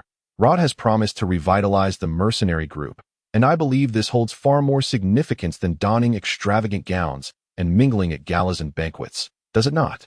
Gazing in astonishment at the composed young girl before him, who wore a gentle smile, Marlene felt a tumult of emotion stirring within her. The once weeping little girl has now blossomed into adulthood. Chapter 50, Another person the cold night breeze swept through. Rod stood on the balcony of the second floor, quietly observing the breathtaking scenery of Deepstone City before him at the edge of that dark, enormous mine. Flickering flames intertwined to form a brilliant necklace, dazzling and enchanting against the backdrop of the pitch-black sky. The sounds of the wind, flowing water, and distant clamor coalesced into a brand new world. In these moments, Rod felt an unmistakable clarity that this was indeed the world he inhabited. Tap, tap. The crisp sound of footsteps echoed, yet Rod did not turn to look. The other party remained silent, approaching Rod's side to gaze together at the majestic view. After a while, Marlene's melodious voice finally graced Rod's ears. I've heard about your circumstances from Lygia. Thank you. I don't believe I've done anything deserving of your gratitude, Rod replied without turning around. You saved Lygia, and that means the world to me. Marlene reached up to tidy her long hair. She tilted her head, her expression a complex mix as she regarded the man's back. She is my only friend, my sole companion from the past to the present if she were to die. At this juncture, Marlene fell silent, yet Rod grasped her meaning. Do you know about Lygia's past? If she wishes to share, I believe she would tell me. In response to the girl's counter-question, Rod did not provide a direct answer, merely shrugging his shoulders to offer a vague response. Upon hearing Rod's reply, Marlene chose not to press further. She quietly observed the man's silhouette, her teeth biting down in contemplation. Although Lygia had described Rod as a very easygoing person, from Marlene's personal experience, she found it difficult to discern what made this handsome, almost feminine man so agreeable. I have made my decision, Mr. Rod, that I will accept your terms. I hope you will allow me to stay. Oh, upon hearing Marlene's response, Rod turned to face her. You have decided? Yes. Standing before Rod's inquisitive gaze, Marlene proudly lifted her chin. Even though she had suffered a humiliating defeat in their contest, she had thus come to recognize her own shortcomings, while she still harbored doubts about Rod's ability to provide her with sound advice and guidance. She resolved to accept others' opinions since she could not achieve what she desired. Once she made a decision, she would never waver. This was the essence of Marlene's pride. Very well. Rod made no further comments regarding the girl's transformation, merely nodding slightly. Is your injury healed? Yes. At the mention of the matter, Marlene's previously calm demeanor shifted slightly, and she instinctively pressed down on her wrist, where the injury, though not severe, had left no scar after Lygia's treatment. Yet, the blow from this injury had been considerable, and even now, the mere thought of it sent a twinge of pain through her arm. You had the opportunity to defeat me. Rod's unexpected remark caused Marlene to look up in surprise, staring at him as she wondered why he had suddenly made such a statement. Your injury is not grave that if you had seized the moment to counterattack, even in defeat, it would not have been so swift. Yet, you surrendered a prime opportunity for retaliation over a trivial injury that posed no real threat to your life, placing yourself in an even more perilous position. Hearing these words, Marlene's cheeks flushed. She had replayed her battle with Rod several times and recognized that had she maintained her composure, although she might not have defeated this peculiar young man, she could have assuredly avoided such a dismal defeat. Instead, she had lost her cool after sustaining an injury, leaving her unsure of her next move, which led to her subsequent downfall. Indeed, as Rod had pointed out, a minor wound on her arm was hardly significant. Yet she had nearly sacrificed her life over it. I understand your point. Thank you, Mr. Rod. You're welcome. It was merely a casual observation. After uttering this, Rod turned away once more. This time, Marlene hesitated, and after a moment of silence, she softly inquired, Mr. Rod, I have heard. You hail from the Eastern Highlands. Yes, is there a problem? No, I merely wanted to. The girl opened her mouth, yet ultimately, she refrained from voicing her inner queries. Never mind, I shall take my leave now. Good night, Mr. Rod. It couldn't be possible, could it? According to the records, that family had long since perished. Marlene shook her head, casting the thought aside, then lifted her skirt to perform a curtsy to Rod before attempting to turn away. Just then, a sudden loud voice rang out, startling the girl. Hey, you damn brat, where are you? I'm here. As Rod reached the doorway, he quickly spotted the old walker standing there. The elder, now devoid of the laziness and dejection he had displayed in the tavern days prior, had traded his filthy clothes for a worn yet impeccably clean leather armor. The crude wooden longbow and quiver were slung across his back, and he appeared remarkably spirited, save for that face, which seemed as though someone owed him money. I had thought you wouldn't come, Mr. Walker. Though the old walker's face clearly displayed dissatisfaction, Rod paid it no mind. He approached the elder, scrutinized him, and then nodded. 20 more minutes. Very well, welcome to my mercenary group. From today onward, you are a formal member. Don't get too cocky, brat. Upon hearing Rod's words, old Walker responded with a cold huff. I want to see just how you. This arrogant fellow will fail. Humph. When that time comes, I shall thoroughly mock you, letting you experience just how cruel reality can be. Only the weak perceive reality as cruel. In response to old Walker's provocation, Rod remained unperturbed, which elicited an irritated eye roll from the elder. Glancing at Marlene, who stood at the door with evident dissatisfaction, he scoffed. And who is this girl? Your woman. Not bad looking, though she has a sour face. You. Marlene could no longer restrain herself. Initially, she had categorized old Walker with the rude and uncouth, but now, hearing him speak such words was utterly intolerable for a lady of noble birth. How rude. This is Miss Marlene Senia, an acquaintance of Lygia, who will temporarily join our mercenary group. Clearly, Rod had no intention of allowing Marlene to vent her anger. He interjected before she could speak. Waving his hand to interrupt her, he then extended his hand toward the elder in a gesture of invitation. Well then, Mr. Walker, it is getting late. I shall prepare a room for you to rest well. We will set off for Pavel Cemetery first thing tomorrow. Of course. No problem, brat. What do you take me for? Wait. Mid-sentence, the elder suddenly grasped the situation. His eyes widened in astonishment as he stared at Rod, then jumped up as if someone had stepped on his tail. Pavel Cemetery. What the hell are we going there for? You accepted that damn task. Indeed. In response to old Walker's inquiry, Rod raised an eyebrow. What on earth is wrong with you? Accepting such a task? Why didn't you tell me earlier? Simple enough. First, when we came to find you, I had yet to accept the task. Second, even if we had, at that time, you were not a member of our mercenary group, so I saw no need to inform you. You.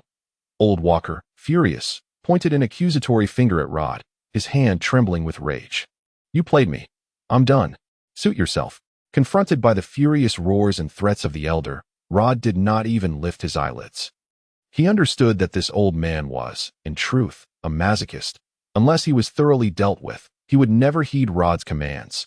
Thus, it was best not to show him any courtesy from the outset, for only then would he comply with Rod's instructions. Moreover, even if the old man truly did become enraged and departed, Rod was unconcerned. He already had plans involving at least 2 individuals to challenge the cemetery. And the addition of Marlene was a significant boon. Under such circumstances, whether Old Walker chose to come or not was of little consequence. It was hardly surprising for a turtle to be untrustworthy. You. Upon hearing Rod's indifferent mockery, Old Walker felt a surge of blood rush to his head, nearly causing him to faint. That moment, Marlene, standing at the doorway, let out a soft chuckle, her gaze filled with playful intrigue as she regarded Rod. Typically, Rod maintained a stern expression, leading Marlene to initially perceive him as a taciturn individual. However, upon actual interaction, she discovered that this man was far from reticent. At times, he could be quite cutting. Despite Rod being only a few years her senior, Marlene felt diminutive in his presence, a sensation she had never experienced with others of her age. Perhaps that one individual was the exception? After glaring at Rod for a moment, Old Walker finally relented, lowering his hands and turning away. Fine, kid, you win. I shall see how miserably you meet your end, and I will accompany you. But let me make it clear, if I sense anything amiss, I will turn and leave at once. Although I may be old, I do not wish to entrust my life to a reckless young fool like you. Not a problem. In response to Old Walker's words, Rod shrugged nonchalantly. If you can manage that, I have no objections. What did he mean by that?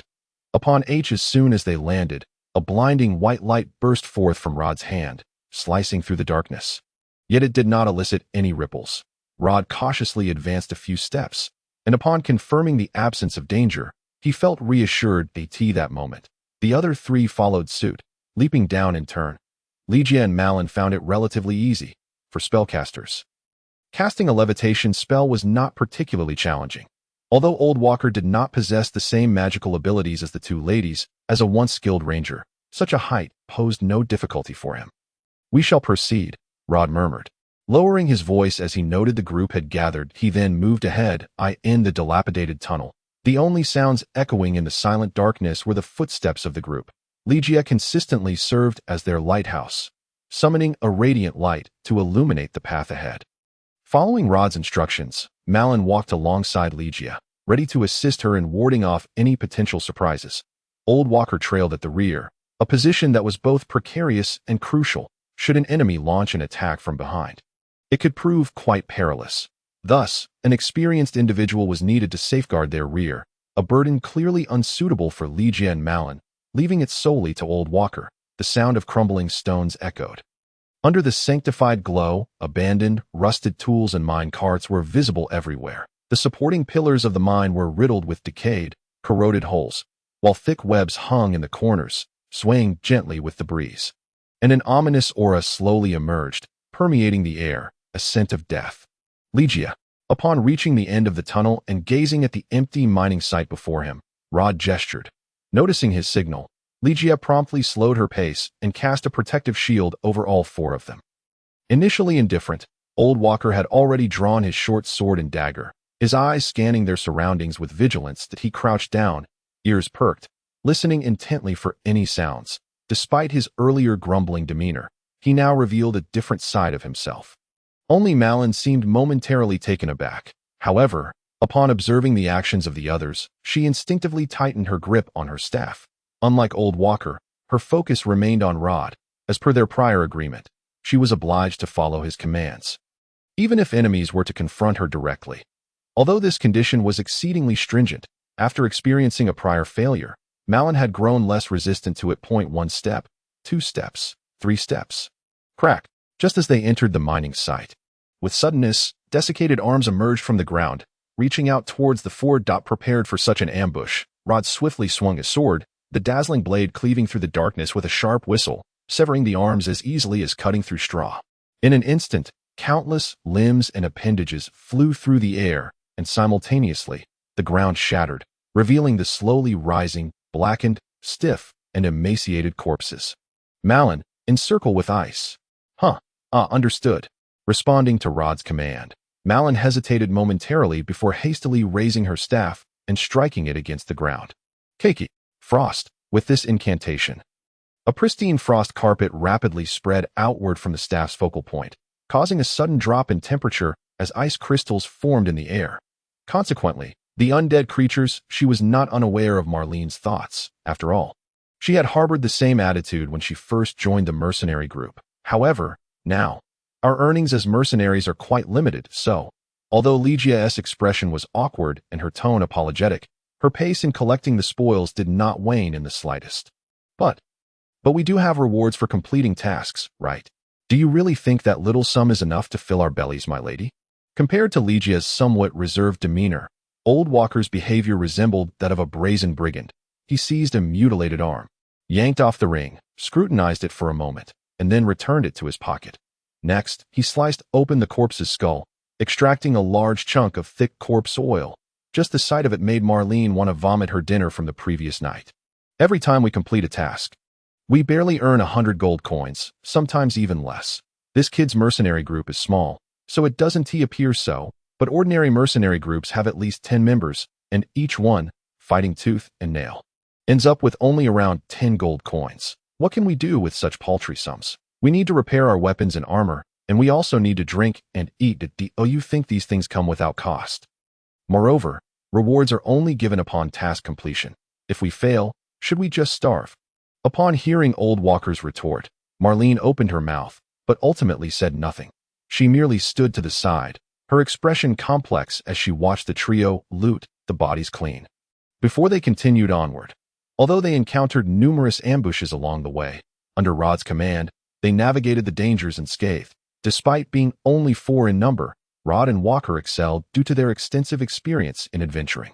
While Ligia had the ability to restrain the undead, and with Marlene's devastating spells, they easily delved deeper, quickly arriving at the mine's darkest depths. The further they ventured, the more oppressive the darkness became. Ligia's holy glow seemed to be eroded and suppressed by the shadows, almost fading into obscurity. Rod led the way, wielding Starfall, vigilantly observing the shadows that loomed like thick ink before him. He was certain that the necromancer had sensed their approach. After all, they had not been shy about slaying numerous undead along the way. The necromancer, having lost contact with its minions, would undoubtedly perceive something amiss and prepare for it.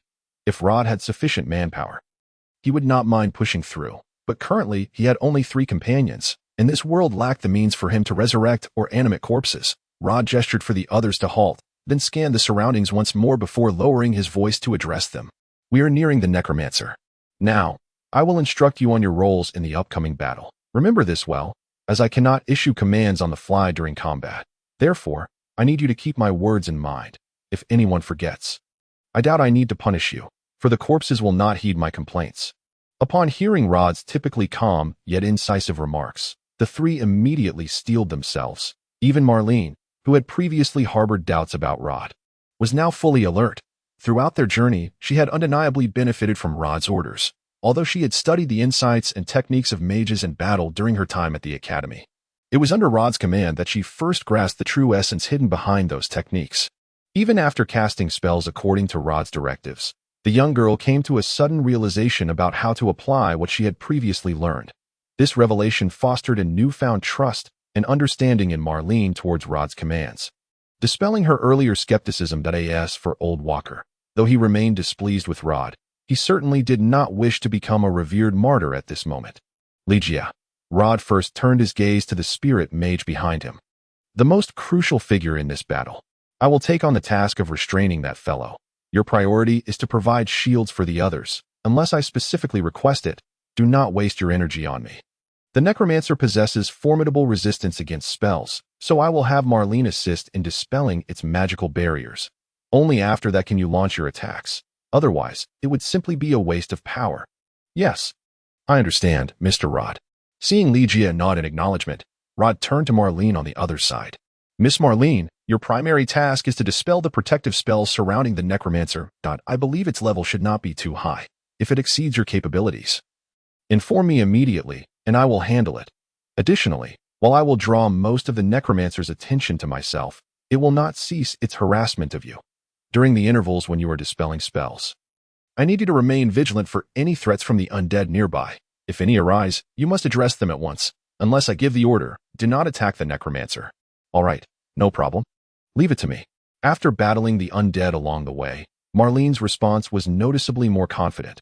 Following her affirmation, Rod then turned to Old Walker. Mr. Walker, your task is straightforward. The necromancer has a prominent gem on its forehead. It should be easy to spot. Your job is to shoot that gem when it prepares to cast a spell. Although, given your strength, it may be unlikely that you can shatter it, as long as you can disrupt its casting.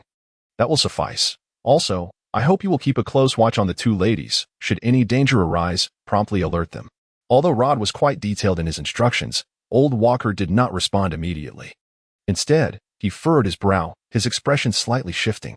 Kid, it seems there's some noise over there. With that, Old Walker raised his hand, pointing toward a tunnel. Over there? Rod followed his gesture, and his expression immediately darkened.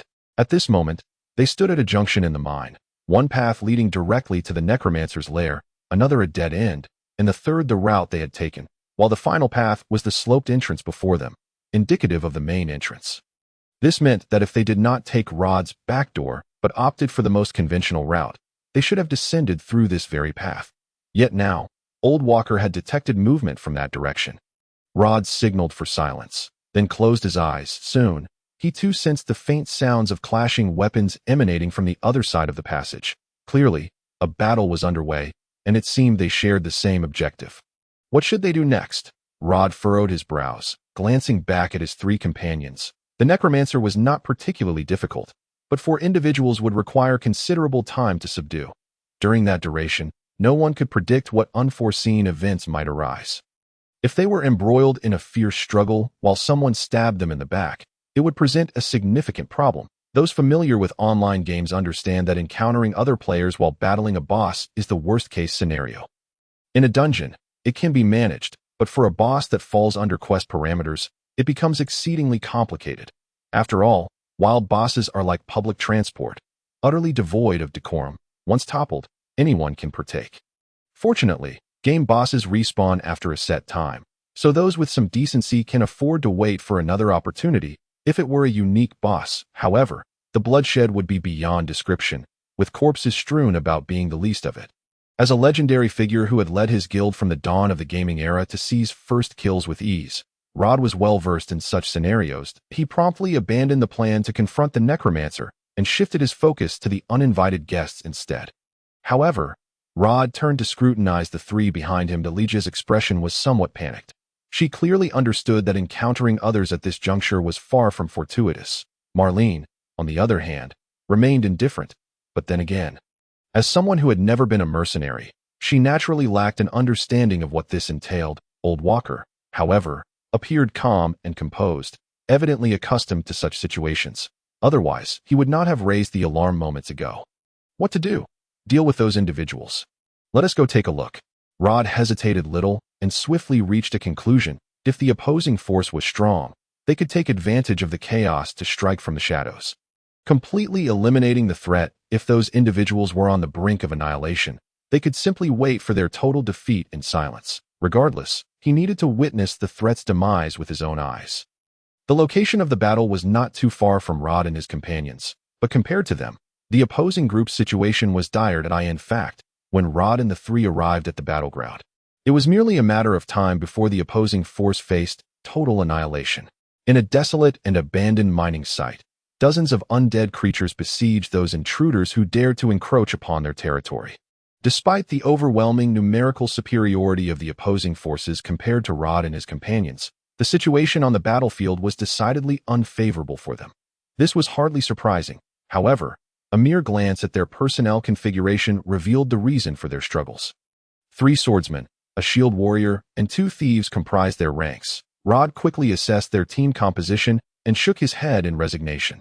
While these melee professions might pose some threat in other contexts, amidst the undead, they were akin to a banquet laid out for the enemy. The undead had no fear of injury or death. The melee fighters posed little threat to them, and the swordsmen appeared to be no more than a dozen levels, lacking even the ability to condense sword energy. Merely reaching this point was a stroke of luck for them. One thief narrowly evaded an undead creature's attack, swiftly plunging a dagger into its throat. His movements were rapid and agile, and had his opponent been alive, it would have surely succumbed to the blow. Yet for the undead, it was hardly significant. In no time, a corpse demon raised its arm and brought it crashing down. Ah! The unfortunate thief, unable to evade in time, was sent flying and crashed heavily to the ground. Before he could rise, icy, putrid hands reached out towards him. Aya! Accompanied by his piercing screams, streams of blood flowed from the monstrous horde of undead. And soon, there was complete silence. The mercenaries' formation faltered slightly. Having lost a comrade, the pressure upon them intensified. Just then, a flash of fire suddenly erupted from within the throng of undead, forcibly dispersing the creatures. A red-haired woman emerged from the inferno, her pallid visage smeared with blood, her leather armor stained and torn. Upon spotting her, Ligia gasped in shock. Sister Shauna. At that moment, Rod made a decisive call. Marin, take action. Chapter 53, Join Operation Ha. With a vigorous swing of her sword, Shauna repelled a nearby corpse demon, exhaling heavily as the pain in her shoulder began to numb, her arm gradually losing sensation. The undead surrounding her grew increasingly numerous, creating an oppressive atmosphere. Was this to be the end? She bit down on her lip, feeling the sting, yet it did little to dispel the despair weighing heavily on her heart. Although she believed she had made thorough preparations upon accepting the mission, stepping into this place with her subordinates revealed the naivete of her assumptions. A 4-star mission. The Pavel Cemetery was indeed no trifling matter, with an unrelenting tide of undead flooding toward them, threatening to engulf them entirely. Despite Shauna's repeated efforts to fend off their assaults alongside her team, the losses had been significant. By this point, they had already lost 5 or 6 members, and most of the remaining fighters bore injuries. In such dire circumstances, could they endure? Shauna had contemplated retreating more than once, yet she gritted her teeth and pressed on, realizing that it was now too late to withdraw. She had ventured too deep, and the opportunity to extricate herself had slipped away. Their only hope lay in persevering and vanquishing the necromancer. Perhaps then, a glimmer of opportunity might present itself. Yet, she understood all too well that this was nearly impossible. They could hardly contend with these undead, let alone confront the formidable necromancer. Not only Shauna, but her subordinates too were steeped in despair. Their will to survive the only force propelling them to wield their weapons, instinctively striving to pull themselves back from the brink of death. However, this was their limit. Dreadful, as the stench of decay assailed her senses, Shauna suddenly snapped back to reality. At that moment, she felt a violent jolt, the immense force causing her to lose grip on her sword, which was sent soaring into the air, the flames that had once blazed upon it extinguishing in an instant. Simultaneously, an ugly corpse demon howled as it lunged toward her. She had been distracted. In that instant, Shauna's heart plummeted. As a swordswoman, she was acutely aware of the consequences of losing focus in battle. And now she was about to taste the bitter fruit of her negligence, at the cost of her own life. Fortunately, Death's scythe brushed past her this time, just as Shauna closed her eyes. Resigned to her fate, a dazzling light descended from the heavens, striking the corpse demon with the force of a hammer, causing the creature to shudder violently before collapsing like a puddle of sludge. A chilling wind swept through, freezing everyone in place, and then a brilliant flash of lightning surged forth. Boom, boom, boom. In the blink of an eye, those terrifying undead were completely obliterated in the explosion. It was only then that they noticed several figures standing at the entrance of the adjacent passage. Sister Shauna, are you all right? With the danger averted, Ligia hurriedly rushed toward them. Marin, having cast her spell, tossed her hair back with pride and flashed a confident smile at Rod, clearly indicating, "See, I did well." However, Rod's expression was one of mixed emotions. Truly, she was an exemplary student, yet my intention was to eliminate them all at once. Never mind. It might be for the best. After all, when issuing the command, Rod had not anticipated that Ligia would be acquainted with these individuals. Now, he felt a sense of relief at Marin's exemplary thinking. Thankfully, she was not a player. Otherwise, they could have found themselves in a far bigger mess. "Is that the Crimson Eagle?" murmured Old Walker as he gazed at the red-haired swordswoman not far away. He exchanged a glance with Rod, both recognizing the unspoken thoughts in each other's minds. Ligia, Shauna, having narrowly escaped disaster, was startled by the figure before her. "What brings you here?" "I am here to carry out a mission," Ligia replied. Kneeling before Shauna, she extended her hands, and with a gentle glow, the wounds on the red-haired swordswoman began to heal rapidly. Even the corpse poison that had afflicted her was completely purged. This exemplified the significance of spiritualists, while mercenaries possessed some basic skills in bandaging and treating wounds.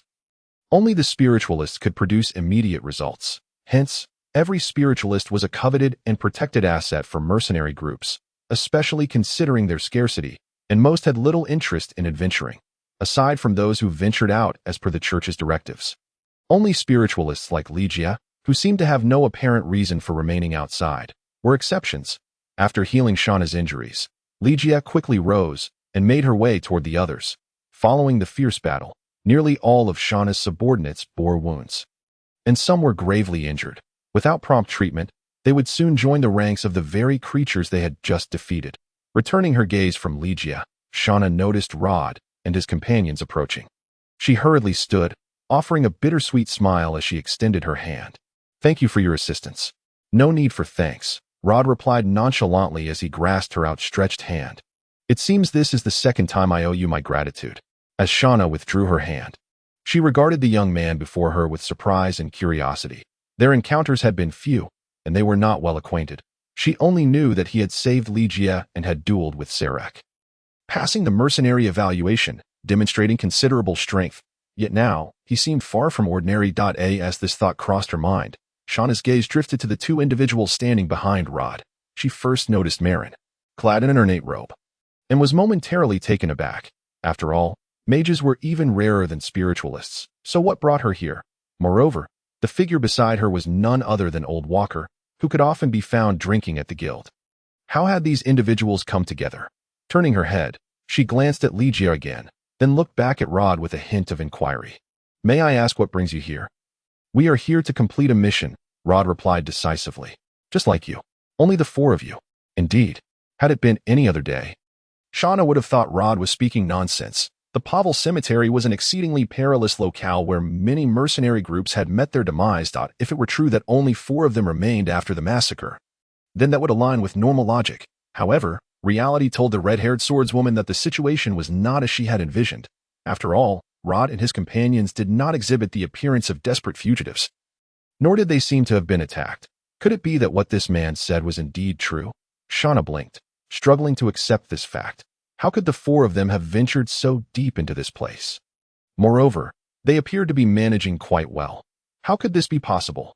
Was this young man truly that formidable? While the red-haired swordswoman pondered these questions, Ligia, having finished tending to everyone's injuries, returned quietly to Rod's side and exchanged a few words with Marlene, as if they were engaged in casual conversation.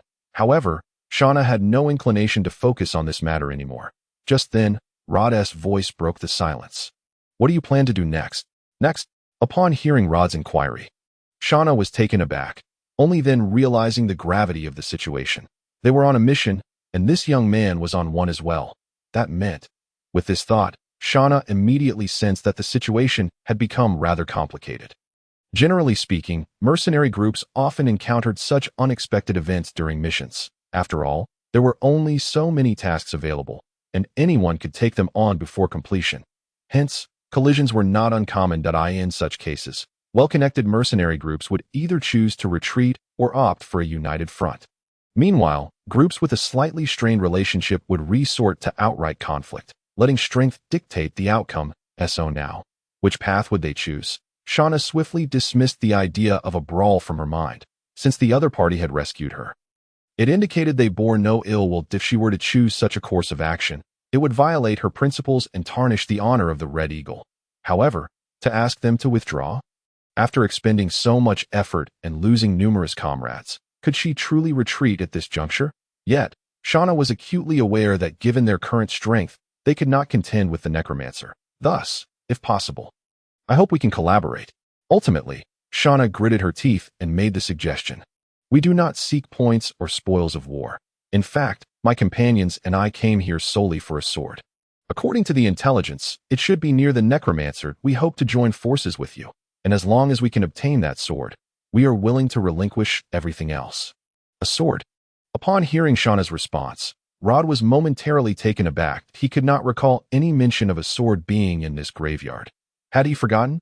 Or was there another reason? Rod furrowed his brow, pondering for a moment, but arriving at no conclusion. So he decided to directly inquire. "Miss Shauna, I do not recall the guild publishing this task. We received a private commission. Shauna responded with a slight shake of her head. I see. With Shauna's answer, Rod's internal confusion was alleviated. So he merely nodded without further comment. I can agree to your request, but I have one condition, he stated, and upon hearing Rod's response, the red-haired swordswoman displayed a glimmer of joy, though she still nervously inquired, "May I ask what your condition is?" "Quite simple," Rod gestured.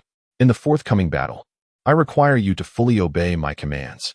Chapter 54. The Battle in the Graveyard. One must admit, Rod's tone was rather audacious, leaving Shauna and her companions momentarily stunned. They had initially believed they were merely entering into a collaborative effort. But with this statement, was he essentially demanding them to be his subordinates? Reactions to Rod's words varied among the others. Old Walker stood with his arms crossed, grinning as he watched the spectacle unfold. Throughout their journey, he had gained considerable insight into this young man's strength and leadership abilities. To him, this lad was well-rounded, possessing commendable tactical and improvisational skills. However, his bluntness left little room for rebuttal. He stated things as they were, without offering any chance for dissent. Rod's words clearly indicated that he deemed Shauna and her companions too weak, preferring to lead them himself for peace of mind. While this was not fundamentally incorrect, the slap in the face was undeniably resounding. In contrast to Old Walker's enjoyment of the situation, Marlene appeared entirely unfazed. Lacking understanding of the nuances between mercenaries, she believed it only natural for her group, having navigated safely under Rod's command, to follow his orders, especially since the opposing group had fared so poorly for their larger numbers. Mages never subscribed to the notion that quantity equated to strength. Conversely, Ligia felt somewhat awkward, as she was the only one among them who had a friendship with the opposing party. Transitioning from friends to subordinates under such brusque terms left her at a loss for words. Yet the young maiden was not foolish. She understood that it was best to remain silent in such moments. As an experienced mercenary leader, Shauna quickly regained her composure, gazing at Rod but unsure how to articulate her thoughts. Truth be told, she was reluctant to accept this condition, as it would likely place her people in harm's way, serving as shields for the other party. However, Rod's resolute attitude left little room for negotiation. If she refused, the path ahead would likely become exceedingly difficult. Just as Shauna contemplated this, a voice suddenly rang out beside her. Why should we take orders from you? Big sister, don't listen to him. We're the ones with greater numbers, and they should be the ones needing our assistance." A young mercenary clad in leather armor and wielding a double-handed sword stepped forward, glaring at Rod and expressing his discontent. "Barney, this is not your place to speak." Upon hearing the young mercenary's complaint, Shauna felt a surge of frustration and waved her hand, signaling him to back down. However, it was evident that the young mercenary named Barney was not ready to relent. "But big sister, this guy is being utterly unreasonable. He is clearly trying to send us to our deaths while he sits back and reaps the rewards. Such a despicable person. A despicable person." Rod had yet upon sensing Rod's gaze, Barney let out a huff but refrained from stepping forward. To him, it was evident that this cunning noble was trying to sow discord between himself and others, and he absolutely could not allow himself to be manipulated. Besides, he had no intention of retreating. Should this young aristocrat attempt any devious schemes, he would be ready to thwart them at a moment's notice. "Whatever you intend to do, I shall not permit you to succeed." The youth clenched his fists, silently vowing within, with the arrival of Shauna and others. The group's pace quickened significantly, and soon they reached the depths of the underground tomb. Boom, boom, boom. Amidst the cascading flashes of lightning, the undead were sent soaring into the air, shattering upon their descent to the ground. No longer posing any threat, their strength was indeed formidable. Observing Marlene, who wielded her staff with ease, and Rod, who calmly directed the others, Shauna couldn't help but reflect on this notion. If she had harbored doubts about Rod and his companion's honesty at the outset, those doubts had now evaporated. Marlene's powerful spellcasting and Rod's precise commands were perfectly synchronized, rendering the once formidable undead that had troubled Shauna and her comrades as easily vanquished as stalks of straw. This young man was undeniably powerful. With this thought, Shauna's gaze shifted towards Rod, who stood at the forefront, accompanied by a black hound. Although she had been present during the mercenary evaluation that day, it was only through direct engagement that she truly grasped the extent of his remarkable skills. "We're almost there." Unlike Shauna, Rod remained vigilant, After dispatching yet another wave of ghouls, he warily scanned his surroundings while retrieving a ring from his cloak and slipping it onto his finger. Embedded within it was the soul-binding stone he had acquired from the old manor. After obtaining the stone, Rod had divided it into 3 equal parts, setting them into a silver ring he had purchased. Though his alchemical skills were not particularly advanced, he was capable of such basic embedding. The size of the soul-binding stone was proportional to the strength of the souls it could contain. A stone too small would be ineffective against powerful souls, while one too large would be wasteful, and this size was just right. The reason Rod produced the soul-binding stone at this moment was unmistakable. Whoosh! Just as the dust settled and silence threatened to reclaim the space, several shadows suddenly shot forth from the debris, launching an attack on the group. Had this occurred previously, it would likely have caught everyone off guard, but this time, with Rod's forewarning, the enemy's ambush was rendered futile. With Marlene's incantation, a swirling tempest transformed into a barrier, dispersing the shadows. Only then did they see that these were sharp spikes formed of bone.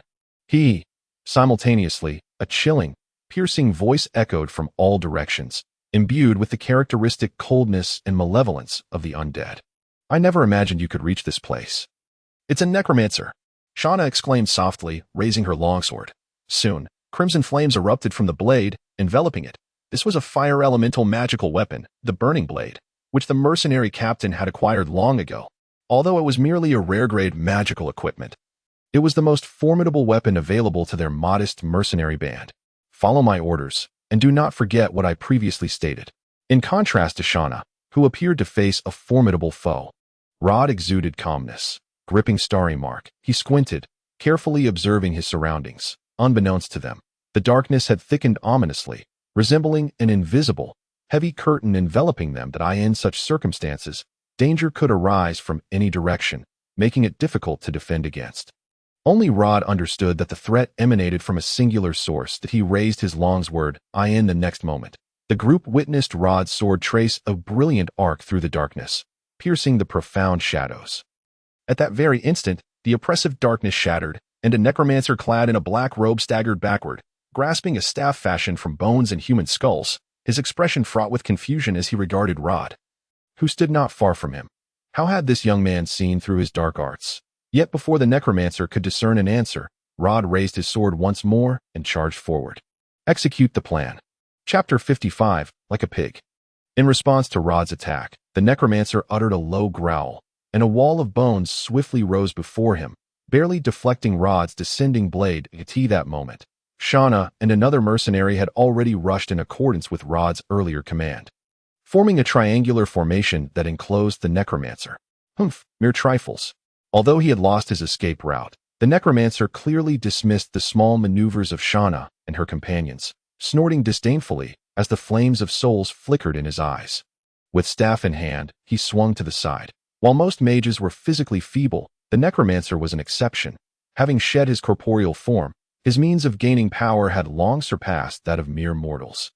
As Shauna instinctively parried the necromancer's assault, she was unprepared for the force that surged from his staff. Akin to a barbarian swinging a heavy club, the red-haired mercenary faltered. And had she not sensed the impending danger and hastily evaded the brunt of the strike, she might have found herself intimately acquainted with the ceiling. Do not withstand it head-on. Maintain your distance and continue your assault. Observing Shauna's precarious situation, Rod furrowed his brow and reiterated his warning.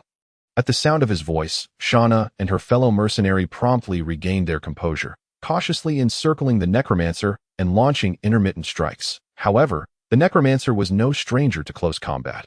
He maintained the wall of bones to fend off Rod's onslaught while wielding his staff.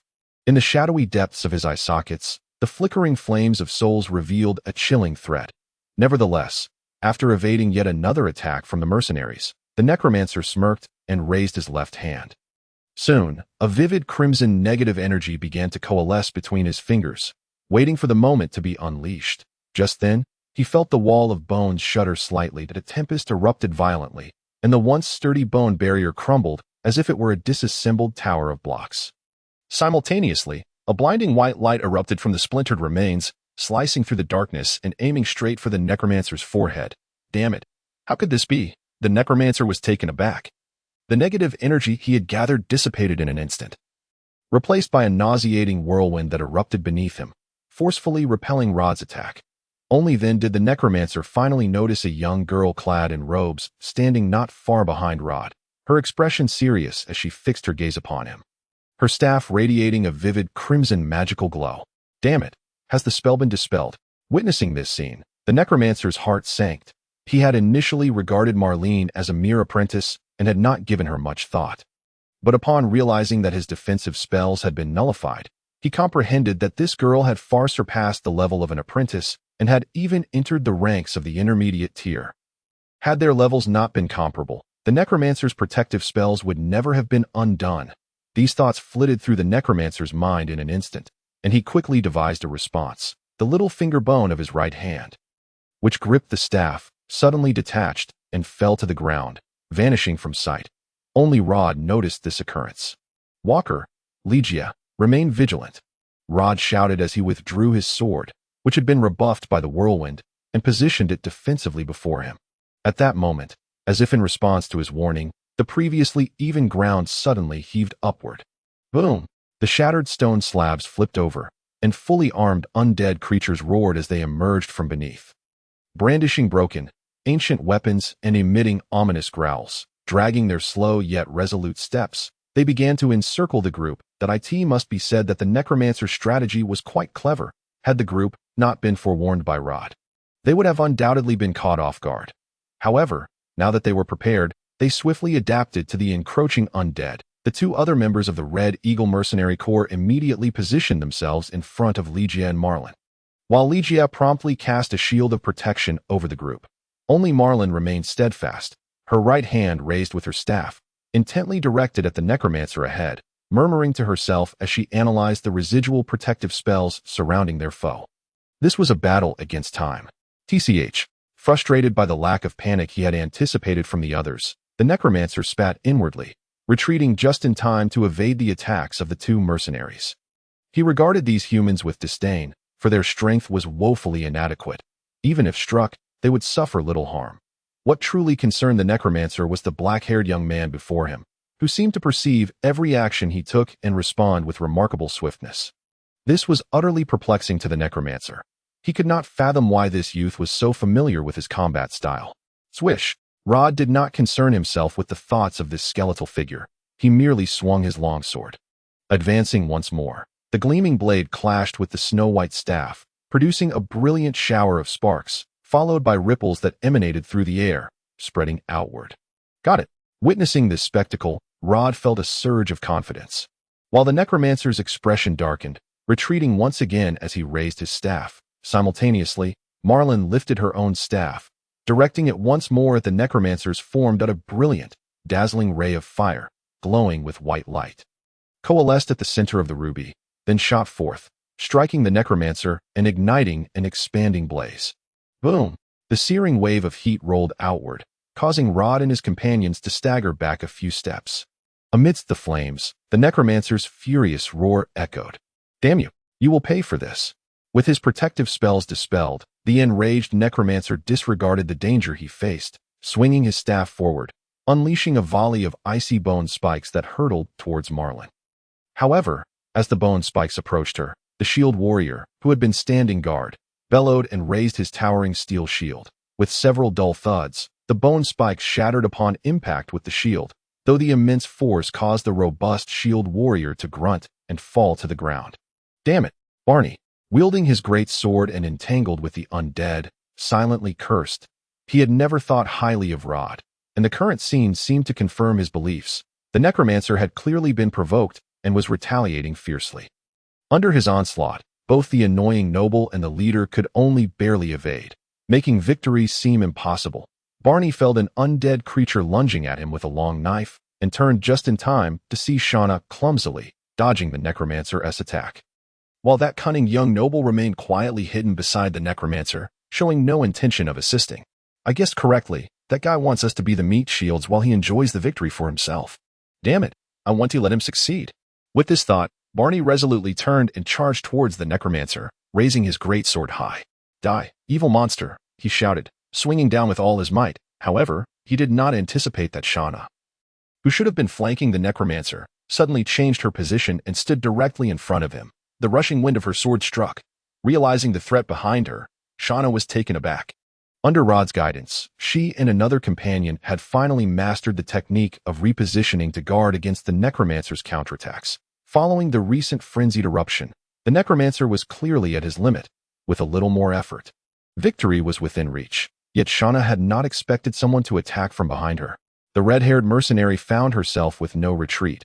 She gritted her teeth and rolled on the spot, attempting to evade the incoming strike at that moment. The necromancer seized the opportunity presented by Shauna's momentary hesitation and locked onto her as his target. He smirked, his mouth twisting in a grin as he curled his fingers and spat forth a foul incantation. Bang! This time, Shauna could not dodge the necromancer's attack. A sharp bone spike pierced through her left shoulder. The tremendous force yanking her backward before she crashed heavily to Ligia was diligently tending to the wounds of the gravely injured Shauna. While the fool who had caused the trouble stood by, engrossed in the scene, Old Walker was busy clearing the battlefield, and Marlene stood coldly to the side, casting disdainful glances at the culprit. The other members of the Red Eagle Mercenary Corps wore equally troubled expressions, encircling Shauna with concern for their leader's injuries. "I'm sorry, Captain. I'm so sorry. I didn't mean to. I swear." Barney knelt beside Shauna, his face pale as he felt the icy glares of those around him, filled with anger and disappointment. This was an unfamiliar sensation for Barney, leaving him both anxious and aggrieved. He had witnessed their captain embroiled in a fierce battle, while that sly nobleman lurked nearby, doing nothing.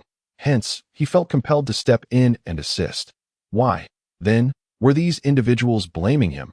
Did they not recognize the perilous situation at hand? As Barney's mind raced in turmoil. Phew! Upon witnessing Rod's reaction, Marlene voiced a mild admonition, and it was only then that Rod seemed to come to his senses, nodding slightly. "Yes, I understand. Thank you for your hard work. You've done well." As he spoke, he curiously scrutinized the young lady before him. To be able to discern the dark soul ring, which boasted a mere 0.1 drop rate. One could only imagine how remarkable this prodigious young lady's abilities must be. Chapter 57. The other side of the chessboard. Gentle sunlight streamed through the floor-to-ceiling windows, casting a warm glow upon the pristine white floor. The young girl squinted slightly, reclining on the soft sofa, relishing the leisurely afternoon hours. Outside, the lake's azure waters danced under the caress of the wind, producing a melodious echo, while the verdant branches swayed gently, adding a rustling accompaniment to the symphony. The opulent crystal chandelier radiated an enchanting magical light, and on either side of the resplendent hall, exquisite paintings and finely crafted sculptures adorned the walls, creating an ambience akin to stepping into a sanctuary of art. The grand door, intricately carved with the image of a nine-winged bird, opened silently, revealing a noble woman in formal attire who gracefully traversed the crimson carpet, approaching the young girl reclining on the sofa, and knelt before her. "Your Highness, At the sound of the woman's call, the girl slightly opened her eyes, her emerald gaze revealing a hint of languor and playfulness. 3 pairs of immaculate wings, as delicate as gossamer, enveloped her enchanting, slender form. Her snow-white, elongated legs emerged, exuding an allure that was tantalizingly irresistible. Golden locks cascaded down her shoulders, shimmering softly in the sunlight, resembling a radiant crown. "What is it, Lady Carol?" "Everything is ready. The Merchant Association has been dealt with, awaiting your command, Your Highness." The woman's words trailed off as she noticed the girl had once again closed her eyes. Understanding the nature of this sovereign, she promptly ceased speaking, waiting for further instructions. Indeed, the decayed branches are quite repugnant. The girl, her eyes half closed, extended her hand to stroke the black cat curled up lazily in her arms. Yet, it is through their decay that new shoots may bloom into vibrant flowers. To stifle the process of beauty's growth is an act devoid of charm, and I find it rather unappealing. "I understand, Your Highness." Though the girl's statement seemed somewhat disjointed, the woman appeared to grasp the essence of her words, nodding slightly in acknowledgement. However, her expression soon shifted to one of concern. "Recently, reports from the Parfield region regarding the council's rats. Let them be." The girl released her hand from the cat and sighed. "My devoted subordinates should know what to do." A harmonious understanding between sovereign and subjects reflects true magnificence. The competent minister will surely comprehend my intentions. Only those flowers that courageously face the storms are deserving of the glory of affection. I trust they will know how to proceed. "Yes, Your Highness." Upon hearing the woman's response, the girl finally revealed a hint of playful mirth. After such a long period of toil, I dare say you must be quite fatigued. How about joining me for a cup of tea? This is a freshly delivered red tea, sure to delight your palate. Thank you for your kind offer, Your Highness. You are too courteous, Lady Carol. That it is precisely this quality that makes you utterly endearing. Come, you stand too far away. Do move a little closer, if you please. Your Highness. The wind picked up. It was only upon returning to Deepstone City that Rod finally breathed a sigh of relief. During their departure, they encountered no further obstacles, just as Marlene had stated. Undead creatures relied entirely on the powers granted by their master to sustain their existence. Thus, once the necromancer had perished, the undead outside returned to dust. This mission could be deemed a resounding success. Rod had forged the soul core he required, Ligia had obtained the sacred tome, and even Old Walker had acquired a cloak imbued with elemental resistance. However, a minor disagreement arose between Rod and Marlene concerning the allocation of the Dark Souls. In the Dragon Soul continent, rare items were typically categorized into two types, those possessing a unique and rare skill, and those significantly enhancing the attributes of the bearer. Rod's Starscar Holy Sword belonged to the latter category, while the Dark Soul was unequivocally of the former. That it boasted a skill highly regarded among players, Shadow Mist Shift. Shadow Mist Shift. The bearer can create a shadowy area of darkness. While within this area, they can move freely, disregarding distance and obstacles, acquiring this stealth characteristic, which dissipates upon being attacked. Essentially, this skill functions as a limited-range teleportation. A rarity in the game. Its inherent level is classified as rare, and for players other than mages, obtaining a skill for rapid movement is exceedingly difficult, making Shadow Mist Shift an excellent remedy for this gap. Furthermore, in times of peril, it allows players to escape swiftly and leisurely from combat. The only drawback is that it must be activated within the Shadow's range, but for players who often explore underground, this is hardly a hindrance. Although this item was indeed rare and useful, Rod was not the type to hoard equipment for himself. He straightforwardly explained the Dark Souls capabilities to Marlene and inquired if she had any interest. To his surprise, despite hearing his explanation, Marlene remained dismissive. Her reasoning was simple. As a mid-circle mage, she possessed ample defensive spells. Moreover, she deemed the skill not as formidable as Rod claimed, recalling that during their confrontation with the necromancer, he had used this ability to conceal himself, only to be effortlessly revealed by Rod's sword. Marlene's conviction was that anything not within her grasp was unworthy of trust. From this perspective, she evidently did not believe in the power of a magical ring, instead placing her faith in the spell she controlled. Ultimately, Rod retained the ring. One could only imagine the expressions of those players who coveted this ring, should they learn that what they were willing to purchase at an exorbitant price was regarded by a native as unworthy of trust. Thank you for your assistance, Mr. Rod. At this moment, Shauna's condition had improved considerably. Although the necromancer's attack was venomous, the red-haired mercenary was no novice and had narrowly avoided a fatal blow. While her pierced shoulder required proper rest, recovery was assured, and no significant harm would ensue. However, in stark contrast to the bountiful gains of Rod and his companions, the Red Eagle Mercenary Corps suffered considerable losses. They had turned the necromancer's lair upside down but had failed to locate the sword for which they had been commissioned, leaving Shauna rather disheartened. Yet for Rod, this outcome was anticipated, for in his recollection, the gear emerging from the Pavel Cemetery was exclusively suited for magic professions. He had never heard of a task concerning a sword. Initially, he had assumed this to be an exclusive NPC quest, one in which players had no eligibility to participate, hence his ignorance.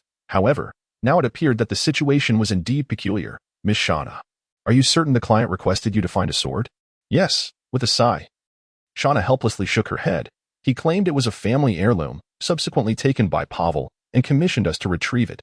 According to the agreement, he also paid us an advance of 150 gold coins. So I doubt there is any deceit involved. However, since we cannot find the sword now, I am at a loss for what to do. It was no wonder Shauna had not doubted the client. For according to mercenary customs, once they received the advance, it was non-refundable. This meant that regardless of the success or failure of the task, the funds were theirs to keep, and the client would recover nothing. Consequently, many clients would offer only a nominal advance as a symbolic gesture, with the remainder to be settled upon task completion. This client had handed over 150 gold coins at once, a sum equivalent to that of an ordinary 3-star mission's reward. Given such generous compensation, it was hardly surprising that Shauna had not suspected any falsehood. After all, who would frivolously spend such a sum just to amuse themselves? Yet discussing this was futile now, for Shauna had not located the sword, and based on the description, Rod suspected it to be an ancient sword, an item not overly abundant in the game, often serving more as a symbolic relic than one of practical utility. Though such was the case, the mission ended in failure, and the red-haired mercenary found herself in a state of profound despondency after losing several companions. With a forced smile, she bid farewell to Rod and the others, dragging her weary body towards the mercenary guild. The others followed closely at her side, except for the fool, Barney, who was slung over the back of the shield warrior. The poor fellow had yet to regain consciousness after being soundly beaten by Rod, and if Rod's guess were correct, he would remain in slumber for the entirety of the day as Rod watched the figures of Shauna and the others disappear around the corner. His gaze turned icy. They have been deceived, he asserted with unwavering conviction. Upon hearing Rod's words, Legia widened her eyes in astonishment, and even old Walker furrowed his brow in confusion. What is it, kid? Are you saying Shauna and the others have been duped? What do you mean? It's quite simple, Rod replied, shrugging in response to their bewilderment. If what that client claimed is true, that it is their family's heirloom, then he would not merely send these mercenaries without appearing himself. Indeed, agreed Marlin, nodding in concurrence. For us nobles, an heirloom represents the very spirit of the family, a symbol of unparalleled honor. If such honor were to be lost, as family members, we must act swiftly to reclaim it. Should the Senya family's heirloom be lost or stolen, even if I were to hire mercenaries to seek it out, I would have to accompany them. Only the bloodline of the family can restore honor at the first opportunity, otherwise, reclaiming it from others would be seen as mere charity, an intolerable blemish for any reputable noble. That I refuse to believe that a family possessing an heirloom is merely a newly risen parvenu. As Mr. Rod has pointed out, there must be something amiss. What could it be? Legia asked, her voice tinged with anxiety, for regardless of the circumstances, Shauna was her dear friend, and the thought of her in peril left the girl unable to remain composed. I do not know, Rod said, shaking his head. Then, raising his gaze, he stared contemplatively at the city of or before him. However, I may have some inkling. Chapter 58. An invitation from the Keller family. The events surrounding the Red Hawk Mercenary Corps left Rod puzzled and increasingly on guard. While such occurrences might seem merely incidental to others, Rod sensed that something was amiss. As Shauna had mentioned, the adversary had paid a deposit of 150 gold coins, a sum too considerable to suggest mere amusement or trickery. There must be a deeper issue at play. Although Rod harbored these thoughts, he refrained from asking Legia to investigate the Red Hawk's affairs, as Barney's previous incident had created an awkward atmosphere between the two mercenary groups. Thus, he instructed Old Walker to return to the guild to resume his old duties. I hope you can keep an eye on the guild's recent developments, Rod said, seated at his slightly antiquated wooden desk, scribbling on paper while speaking to Old Walker in a casual tone. Look for anything particularly unusual, and if there are any anomalies, inform me immediately. Additionally, I would like you to help me find an MT within the guild. An MT? I've never heard of that, Walker replied. Someone who can stand at the forefront of the team during crises, Rod clarified, tapping his forehead before refining his explanation. Remember, no more than 2 individuals, although our mercenary corps is currently small in number. What we truly need now is not an increase in personnel, but rather cohesion and teamwork. Someone who can take the lead in times of crisis. Upon hearing Rod's request, Old Walker squinted, stroking his sparse beard as he pondered. I might have a candidate in mind, but kid, I think you'll have to shell out quite a bit. How much?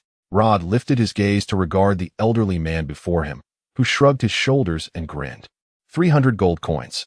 That much. Rod frowned at this revelation. The total reward for their recent mission had amounted to 500 gold coins. And Old Walker's demand would claim more than half, leaving Rod perplexed. It is worth noting that hiring mercenaries typically does not require a substantial investment. Acquiring a competent mercenary for the corps usually costs no more than 100 coins at most. Many mercenaries would gladly join a corps even without pay. Both Old Walker and Marlin belonged to this category. The former had accepted only 50 coins, while the latter, not in need of funds, sought merely combat experience, thus refraining from requesting money from Rod. Yet now, Old Walker was asking for 300 coins to hire someone. Noticing the astonishment on Rod's face, Old Walker's enjoyment grew. Since joining the mercenary corps, Rod had frequently taken jabs at him, And now he finally had the opportunity for revenge that, of course, Old Walker was not speaking recklessly. After all, this was now his mercenary corps too, and he was not foolish enough to undermine his own team. However, one gets what one pays for. To secure the best, one must spend a bit more. Very well. To Old Walker's surprise, Rod did not react with the outrage and indignation that others might have displayed. But rather, he opened a drawer and tossed a coin pouch onto the table. There are 500 gold coins inside. Take it. Huh. Old Walker froze at Rod's gesture. Hey, kid, isn't that the payment for our last mission? You're just giving it all to me. It's fine. I don't have any immediate need for the money. And since you want it, go ahead and use it. This time, Rod did not even lift his head in response to Old Walker's anxious inquiry. He picked up the paper before him. Unconcerned as he spoke, while 500 gold coins might seem considerable to Old Walker, they were hardly significant to Rod.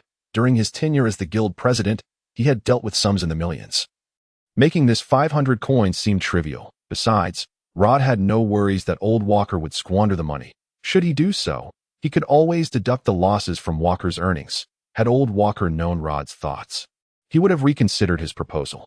Unfortunately, the inner workings of a person's mind are often inscrutable, and thus, Old Walker regarded Rod's unexpected generosity with newfound respect for the boy who usually wore a stern expression and seldom offered kind words. Rest assured, kid, Old Walker said, clutching the coin pouch with an unusually serious expression. I guarantee I will bring back a candidate who will meet your satisfaction. With that, Old Walker paused, and a peculiar smile crept across his weathered face. I assure you, your money will not be wasted. I hope so. As Rod's attention remained focused on the paper before him, he failed to notice the strange smile on Old Walker's face at that moment. Rod set down his pen and folded the paper. Is there anything else? By the way, I wanted to ask when we would embark on our next mission. I have already secured a mission. We depart in 2 days. In 2 days. Upon hearing Rod's response, Old Walker furrowed his brow. Then do I still have time to gather information at the guild? This mission will only involve Marlin and me, Rod replied. Shaking his head, Ligia needs to focus on learning new spiritual techniques during this time, and you have your own tasks to attend to, so it will just be the two of us going. Don't worry. We are merely collecting some alchemical plants from the Dusk Forest, a 2-star mission with minimal difficulty. Therefore, you need not be concerned. Just focus on your own affairs. As he spoke, Rod glanced at the noble young lady seated in another corner of the study, engrossed in her reading. Upon sensing Rod's gaze, Marlin flashed a proud and triumphant smile, prompting Rod to inwardly shake his head and sigh in resignation. In truth, Rod had not intended for it to unfold this way. He had originally planned to venture alone, seizing the opportunity to unearth the exquisite equipment buried within the Dusk Forest. However, to her surprise, Marlene resolutely declined Rod's request upon learning of the matter. For a young lady, the most crucial aspect of life is to venture forth and accumulate experiences. She had grown weary of the monotonous existence within the confines of Deepstone City, evidently showing little interest in it. Thus, under Marlene's strong insistence, Rod ultimately consented to embark on the journey with her. After all, Marlene was now a member of the mercenary group, and with her intermediate mage prowess, she could adeptly handle any unforeseen circumstances that might arise. Very well, I understand. Old Walker nodded in acknowledgement, then rose from his seat. I shall make the necessary preparations and then head to the guild to assess the situation. Should you wish to contact me, you know where to find me. Upon uttering these words, Old Walker intended to take his leave when, unexpectedly, a knock resonated at the door. Moments later, Ligia pushed it open and entered the study. Mr. Rod, this has just been delivered by a messenger from the Keller family. With a hint of tension and confusion, Ligia extended the letter in her hand towards Rod, which was an exquisitely crafted invitation adorned with gilded insignia and a lavish family crest, indicating the status of its sender. The Keller family. Rod furrowed his brow in perplexity before reaching out to accept the invitation from Ligia. Do we know these individuals? At Rod's inquiry, a peculiar expression immediately crossed Ligia's face. Mr. Rod, have you forgotten? What do you mean? When we returned from the Twilight Forest to Deepstone City, you saved a young lady. I have no recollection of that, Rod replied decisively, clearly having completely forgotten the encounter. Ligia was left speechless, momentarily sticking out her tongue, yet she chose not to press the matter further. After all, the previous encounter had been rather unpleasant, and she had assumed there would be no further interactions between them. To her astonishment, the Keller family had now sought them out once more. What could their intentions be this time? The patriarch of the Keller family has invited me to a banquet to express his gratitude for saving his daughter. By this point, Rod had finished perusing the contents of the invitation and casually placed it on the nearby table. Does anyone wish to accompany me? Upon hearing Rod's invitation, Old Walker was the first to turn and exit the room, waving his hand dismissively. I have no interest in idly sipping tea with those aristocratic lords. I shall take my leave now, lad. Rest assured, I will fulfill your commission. I will too, Ligia stammered, a hint of embarrassment gracing her features as she quietly stepped back. I am currently preoccupied with learning new spiritual techniques, so I am afraid I cannot join you. Marlene. Seeing that neither Old Walker nor Ligia intended to attend, Rod turned his gaze towards the noble young lady quietly engrossed in her reading. Upon meeting Rod's gaze, Marlene pondered for a moment before nodding. Although I possess little interest in mingling with those provincial nouveau riches, a brief respite could be quite refreshing. Ligia, you should come along as well. Me, but learning spiritual techniques is not something one can master in a day. And it has been quite some time since you last attended such a tea gathering, has it not? It would be beneficial to unwind a bit, wouldn't it? Well, upon hearing Marlene's suggestion, Ligia's face turned even more awkward. Stealing a glance at Rod, she noticed he showed no sign of objection, which allowed her to breathe a sigh of relief, and, with a resigned nod, acquiesced. Chapter 59. The Midnight Banquet Crash. A vase was hurled to the floor, shattering into countless pieces. Why did you invite that scoundrel here, father? Helen stood fuming in the living room, glaring at the grim-faced Keller. This is not the time for your childishness. Keller sighed, observing his daughter's expression, but his demeanor quickly hardened.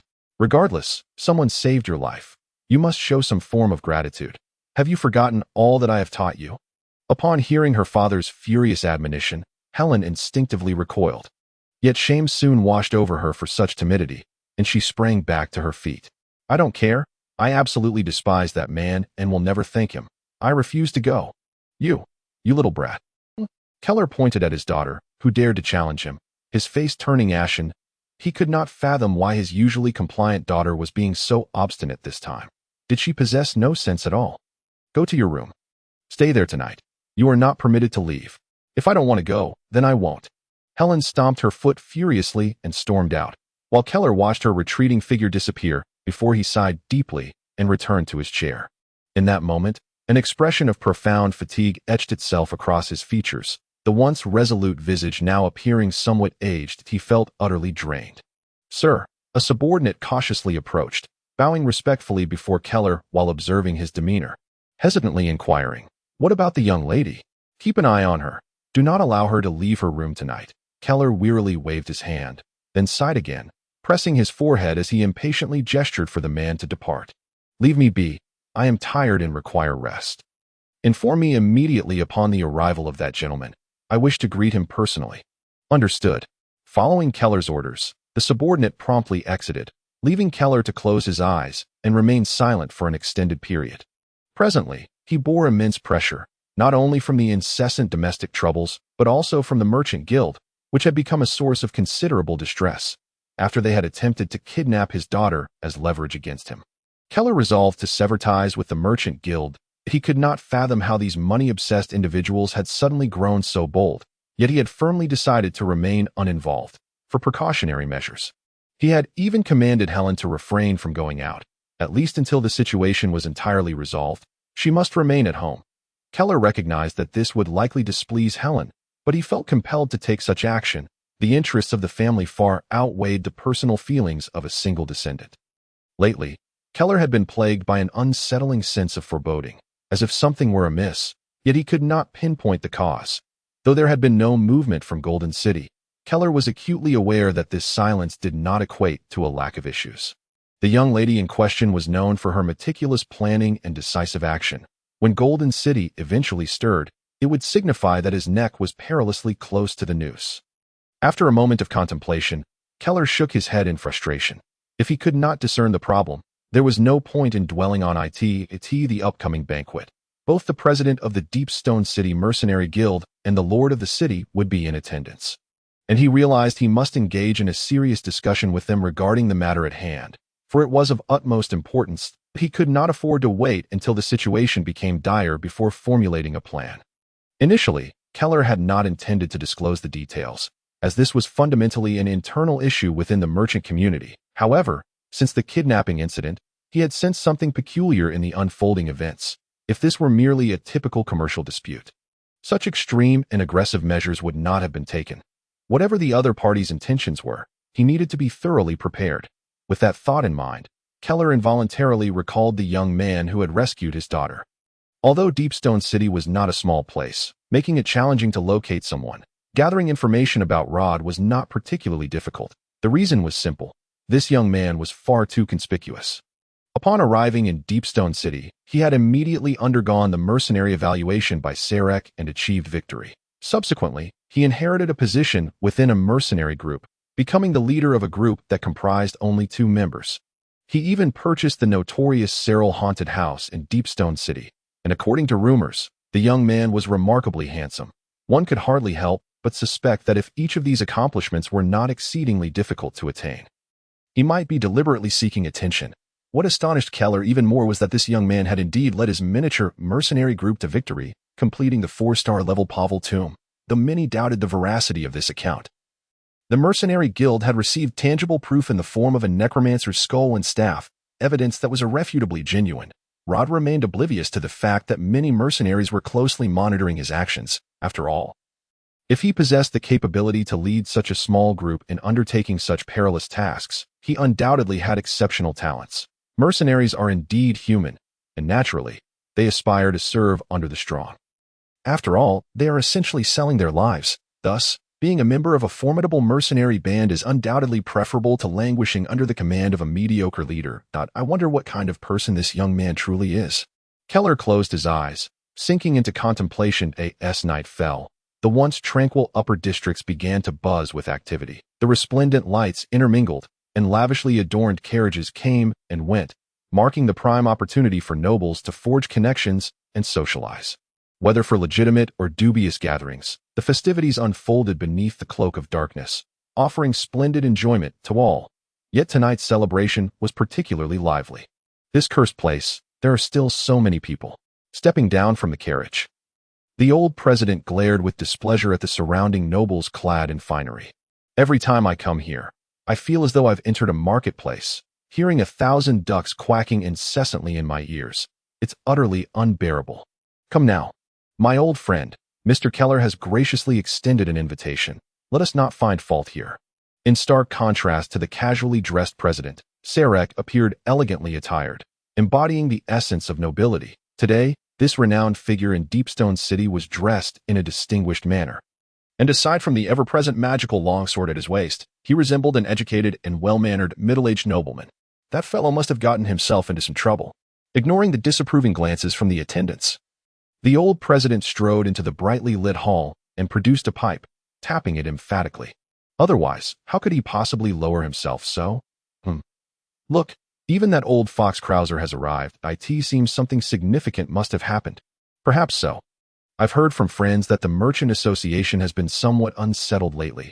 But, if that were the case, he wouldn't seek our mercenary guild and Lord Krauser's assistance to resolve it. What do you think? Could it be? I'm not interested in such troublesome matters. If anyone dares to trouble me, a swift blow to the head is the most straightforward solution, don't you think? You might be mistaken in that regard.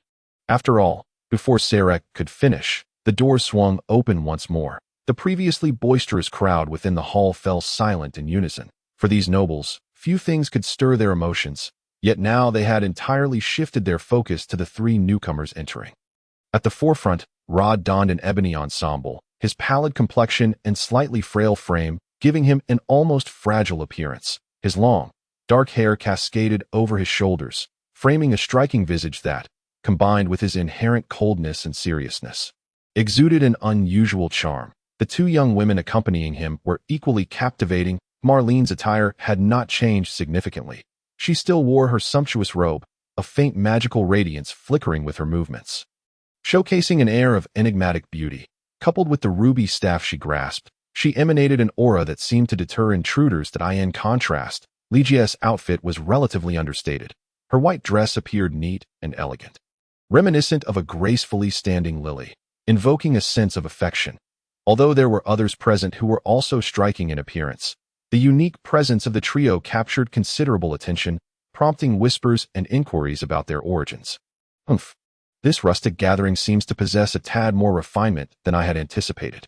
Marlene disregarded the throng around her, scrutinizing her surroundings with a discerning gaze before remarking with a hint of sarcasm. Marlene, that's rather impolite. Lygia gently tugged at Marlene's sleeve, offering a quiet admonition. There's no need to concern yourself. Just relax, Lygia. However, Marlene evidently paid little heed to Lygia's counsel.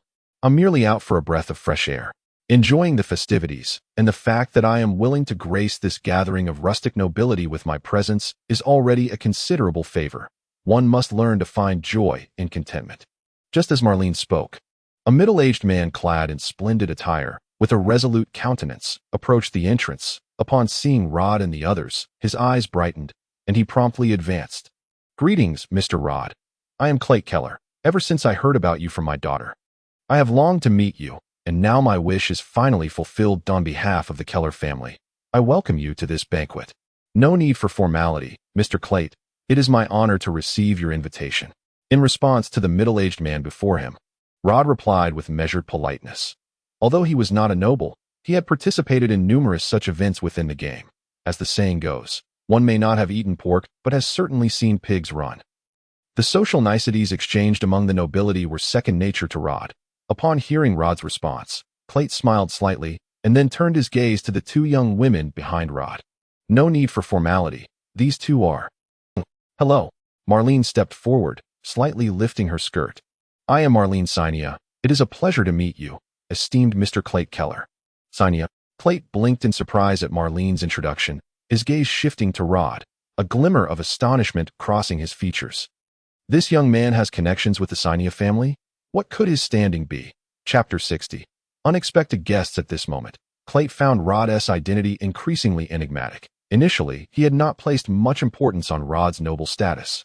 As nobility comes in various ranks, often, wealth alone could secure a lowly noble title. Moreover, he had heard that Rod hailed from the Eastern Highlands, a region known for its ancient seclusion and self-contained society. Thus, Clayt had paid little attention to the matter. However, he now realized he must reassess his perspective. In any case, being acquainted with someone from the Synia family was not something an ordinary noble could achieve. The Synia family wielded considerable influence, commanding respect throughout the Moon Kingdom. While the Keller family was also affluent, in comparison, it resembled a small fish struggling for survival against a great predator, merely surviving on scraps. Clayt had certainly heard of Marlene Synia, a rare magical prodigy within her family, who had reached the intermediate realm at such a young age, with a future that appeared boundless. There were even rumors that she might one day join the Royal Mage Guard. Such a figure was not to be trifled with, and now, seeing her stand behind Rod, did this imply that Rod's status surpassed hers?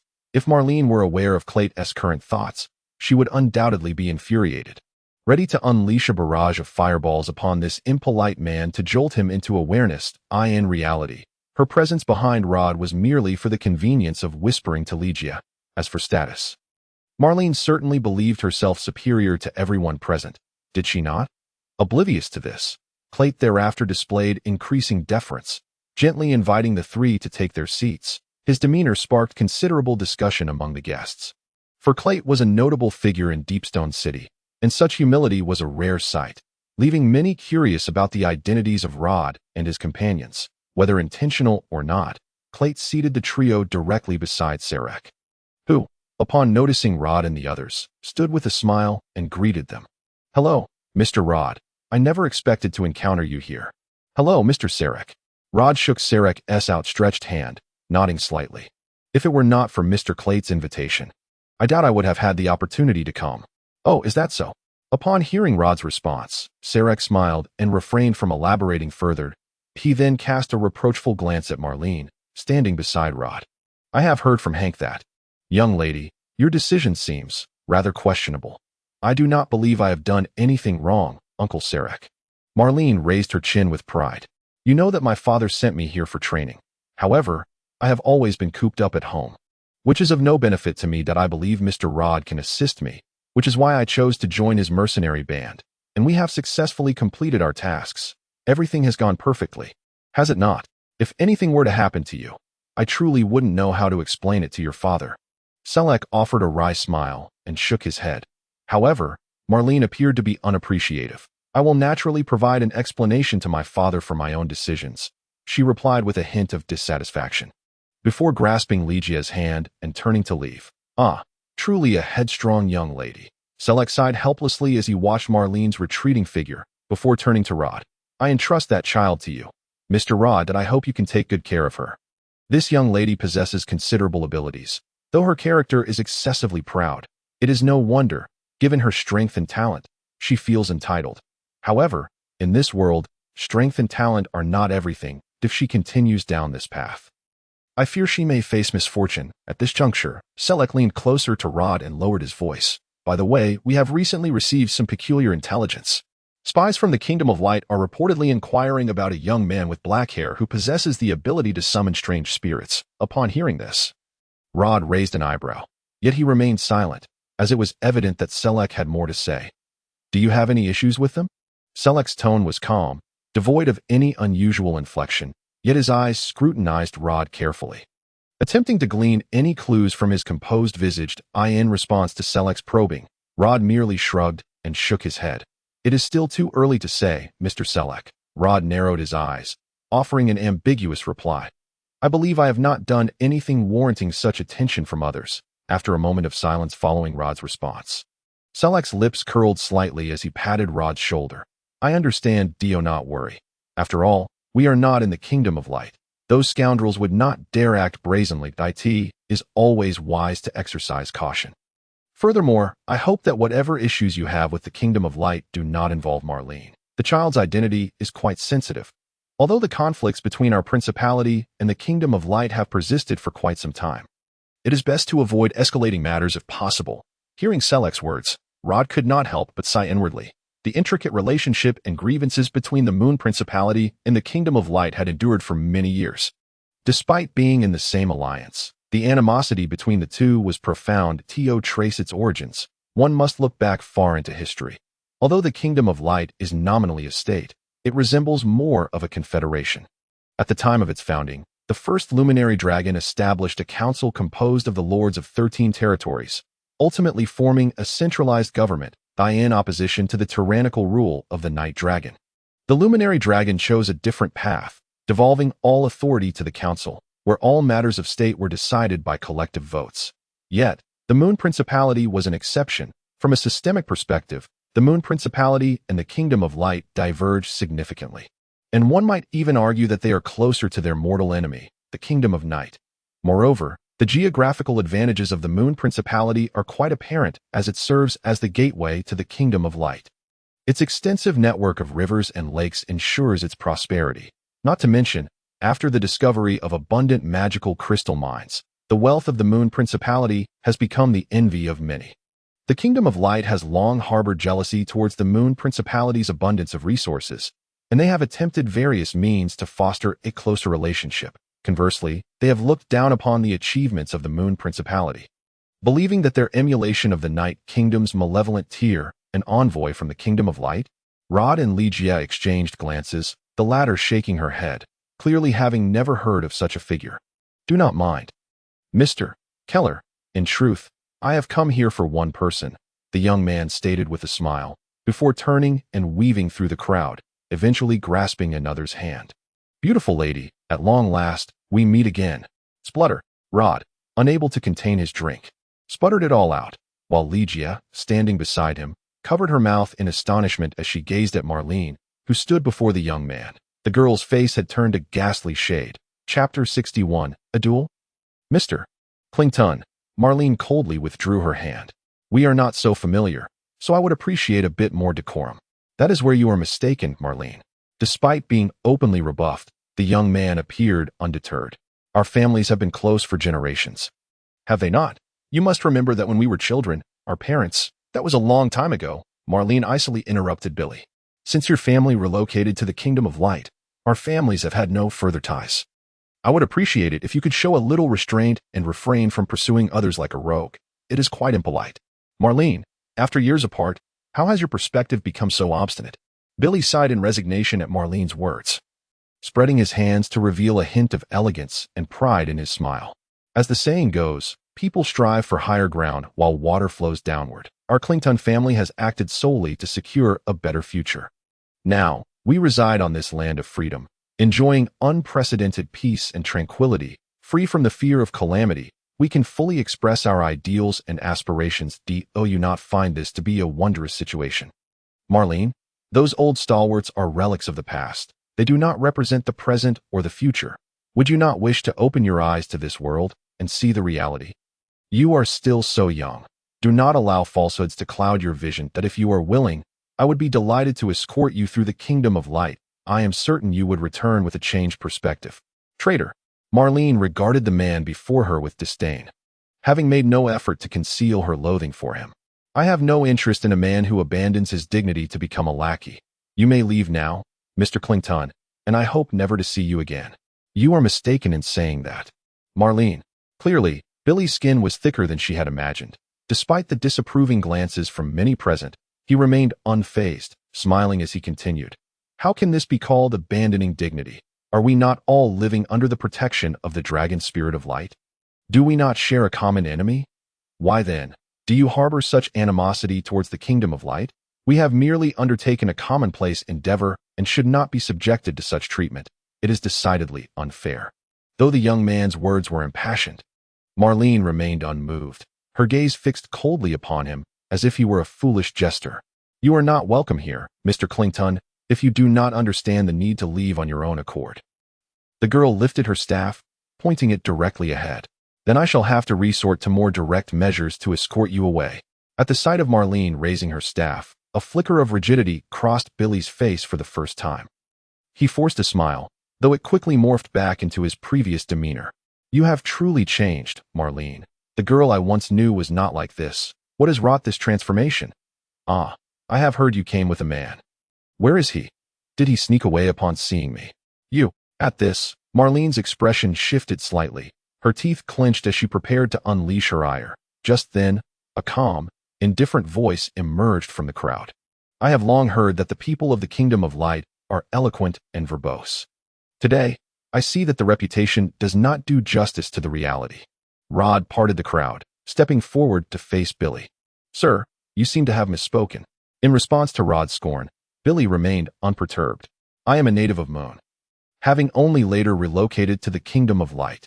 I see. Upon hearing this, Rod scrutinized Billy closely, nodding in satisfaction. It appears this gentleman is indeed a patriot. I must apologize for my earlier assumption. Mr. Rod. Upon hearing Rod's words, Marlene felt a surge of discontent, preparing to voice her thoughts. However, Billy interjected. It seems you are rather astute, capable of grasping my true intentions. Everything I do is aimed at bettering the Duchy of Moon. But alas, here, Billy cast a regretful glance at Marlene. Not everyone can comprehend this. I understand. Rod nodded as if he empathized, which immediately endeared him to Billy. That I, in fact, upon discovering that Marlene had attended the banquet with a man. Billy had felt a surge of anger, determined to show him a lesson. However, seeing this man now so agreeable, Billy felt less incensed. Since the other party was willing to concede, he could grant him a modicum of respect. Yet, regrettably, Rod's next words left Billy's face devoid of color. Survival of the fittest, taking the essence and discarding the dross. That Mr. Clington's voluntary departure for the betterment of the Duchy of Moon exemplifies a rare spirit of self-sacrifice, which I find truly admirable. Splutter. Hee. The nobles present were no fools. They immediately grasped the underlying meaning of Rod's words, and many stifled laughter at Billy's expense. Most had harbored disdain for him. Yet out of respect for his status as an envoy from the kingdom of light, they had refrained from voicing it. Now, witnessing Rod's subtle mockery sent a wave of satisfaction through them. Even Marlene's previously rigid expression softened considerably, her eyes reflecting a newfound warmth towards our Odette. In her experience, she had encountered many peers, yet none possessed the acumen, composure, and grace that Rod exhibited. Coupled with his striking appearance and formidable skills, he was nearly the epitome of perfection. If only he would smile more often. Marlene's expression did not go unnoticed by Billy, who, recalling how the woman had scorned him since his arrival, felt a surge of anger at the sight of her smiling at this man, who had reduced him to a mere jest. Very well, if that is the case, Billy declared, abruptly raising his staff. I challenge you to a duel. A duel. The mere mention of the words startled everyone, and Keller, who had been spectating from the sidelines, felt a surge of alarm that he certainly did not wish for any troublesome disputes to mar the banquet he had organized, just as he prepared to intervene. Rod spoke in a leisurely manner. A duel. Surely there must be a reason behind it. Yes. What is it? For this lady. Billy gestured towards Marlene. Should I emerge victorious, you will immediately vacate her side, and she shall henceforth be mine. If you win, I shall relinquish my claim to her. What say you to this condition? Ah, I see, I understand now. Upon hearing this, Rod nodded affirmatively, then spoke decisively. Then I must refuse. Very well, since you have accepted. What? You refuse? Both Billy and the onlookers were left dumbfounded by Rod's response. The duel was a matter of noble honor. Could this young man truly lack the valor to uphold such a tenet? Why refuse? Are you afraid of me? Indeed, a lack of intelligence is a hard ailment to bear. In response to Billy's retort, Rod sighed in exasperation, gazing at him as a teacher might regard a hopeless student doomed to fail despite their best efforts. Let me remind you, this lady is not an object. She does not belong to me. So even if you were to win, do you truly believe that I could simply say please go, and Miss Marlene would obediently follow you? I shall reiterate. She does not belong to me. Thus I possess no authority to make decisions on her behalf. If she truly desires to depart with you, then why should I impede her? With that, Rod turned to gaze at Marlene. At that moment, Marlene had regained her composure. She proudly lifted her chin and approached Rod, raising her staff to point at Billy. Indeed, Mr. Clington. Marlene Sania, am not the possession of anyone (N01), save for myself. Dictates whether I stay or go. If you genuinely wish to take me, then I invite you to try and see if I am so easily led away. At this juncture, Marlene was evidently enraged. As she spoke, the exquisite robe she wore shimmered with magical brilliance, and even the vivid red gem atop her staff began to reveal a mysterious insignia. You, Billy, confronted with Marlene's palpable fury for the first time, felt his complexion shift dramatically. He could sense the surging magical energy emanating from her. He had no doubt that should he attempt to seize her, she would obliterate any chance of him ever appearing before her again. It is not gentlemanly to resort to violence against a lady. Mr. Clington. Although Billy appeared flustered, Rod clearly had no intention of letting him off easily. For Rod, any citizen of the Light Kingdom was fair game for a thorough beating, as long as they were not literally dead. Driven by animosity, Rod regarded the Light Kingdom as a council of swine, with their foolish subordinates and citizens. Oh, and foolish players as well. Anyone affiliated with the Light Kingdom was assuredly untrustworthy. If you truly intend to resort to violence, I would be more than willing to oblige. So would I, you rascal. At that moment, Sarek emerged from the crowd. You must understand, this is the Duchy of Moon and the city of Deepstone, not the Light Kingdom's base. If you wish to cause trouble here, I suggest you carefully consider the consequences. Otherwise, even if you are an envoy of the Light Kingdom, we would not hesitate to remind you of your place. Sarek. Upon witnessing Sarek step forth, Billy clenched his teeth, finally comprehending that he was no longer in control of the situation. He was not foolish. He understood that though the crowd had not pressed him too hard due to his status as an envoy, it was only because he had not committed any egregious acts. However, should he truly provoke these individuals, he would have no recourse if he were to be beaten to a pulp and tossed aside. For the Light Kingdom had many envoys, and he was but one. It appears I have been discourteous. I shall take my leave, and perhaps we shall meet again. He gritted his teeth as he spoke, then turned and strode away. Only after he had departed did Marlene lower her staff, smiling at Rod. Thank you, Mr. Rod. It was fortunate to have you here to drive away that insufferable man. No need for gratitude. I harbor no fondness for that gaggle of fools either. Rod waved his hand dismissively, and Marlene let out a light laugh, raising her cup of wine. Then, to celebrate our mutual victory, would you allow me to treat you to a drink?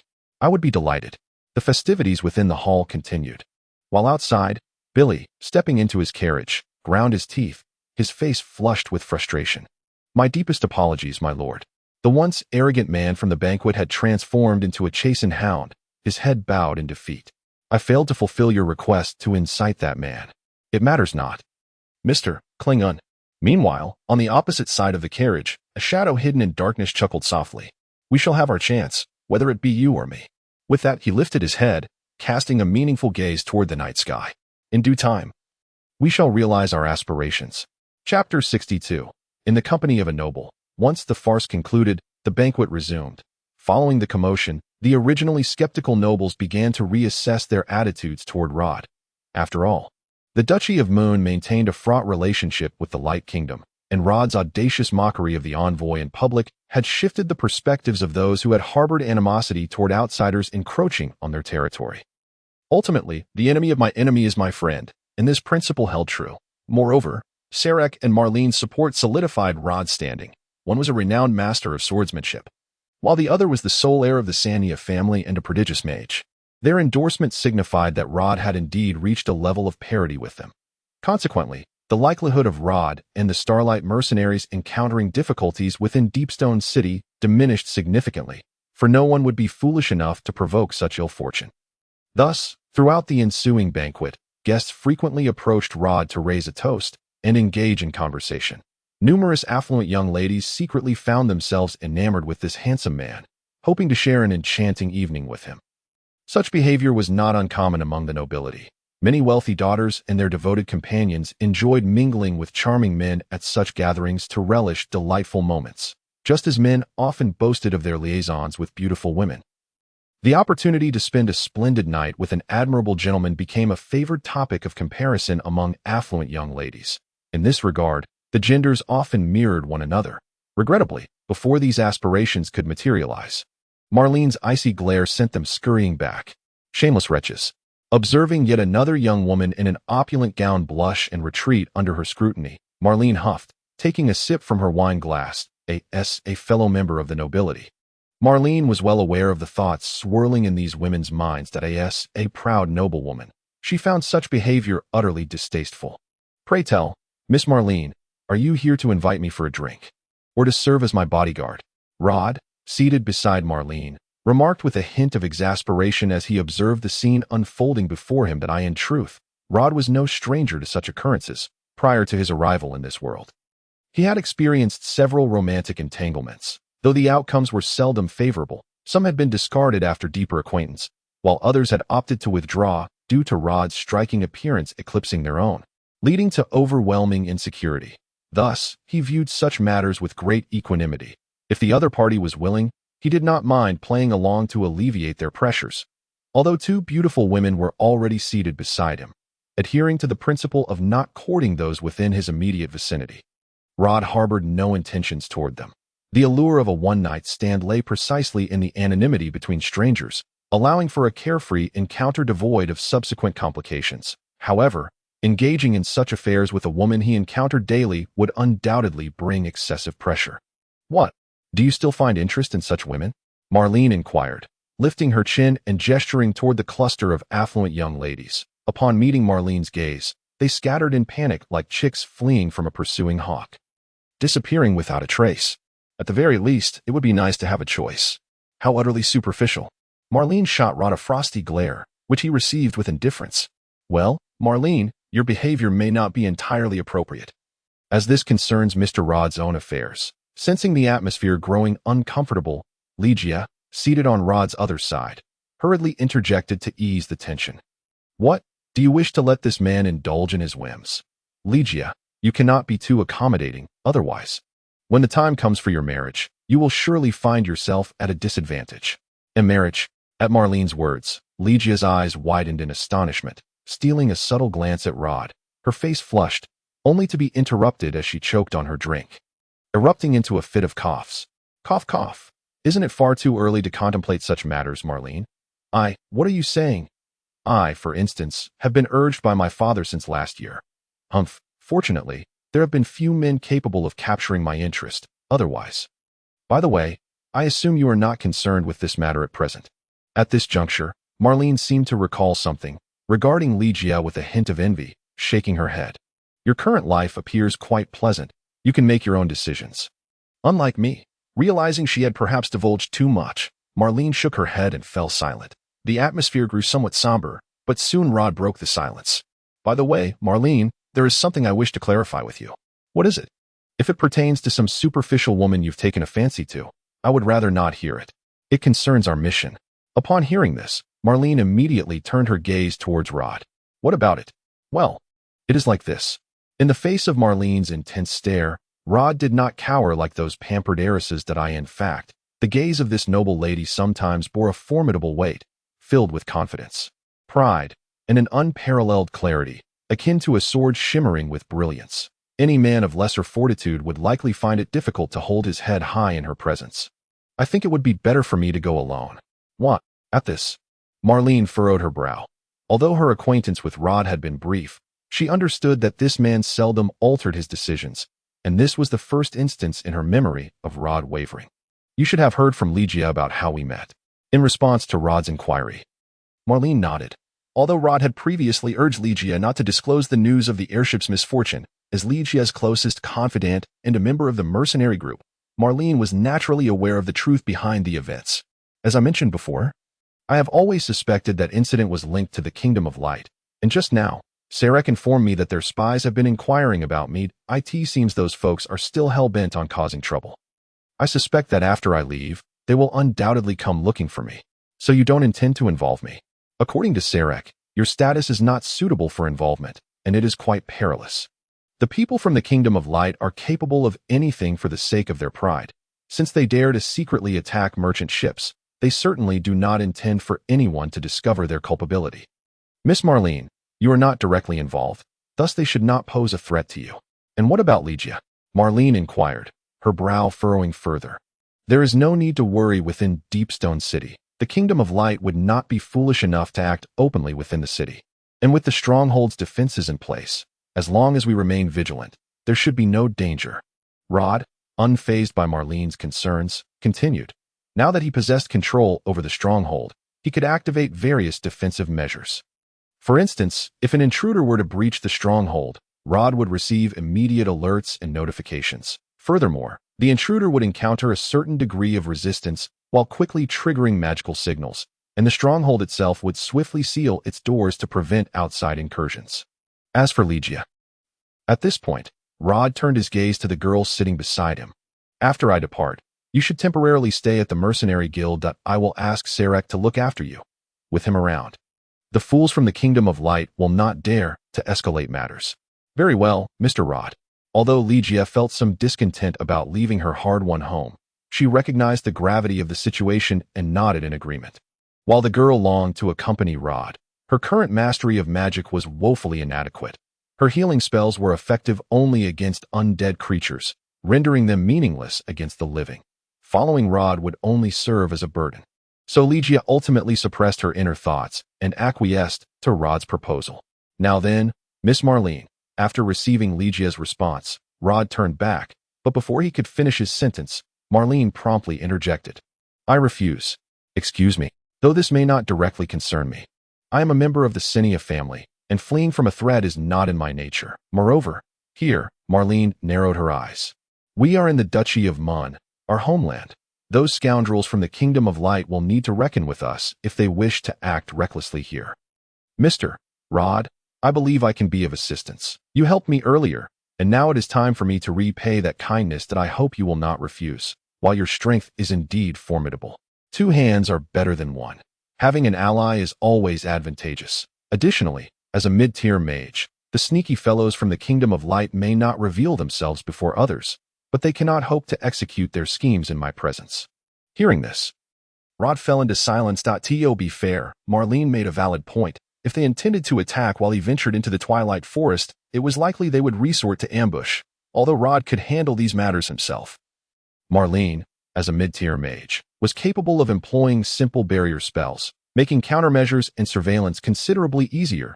If the situation were dire and fraught with uncertainty, Rod would certainly not allow Marlene to accompany him.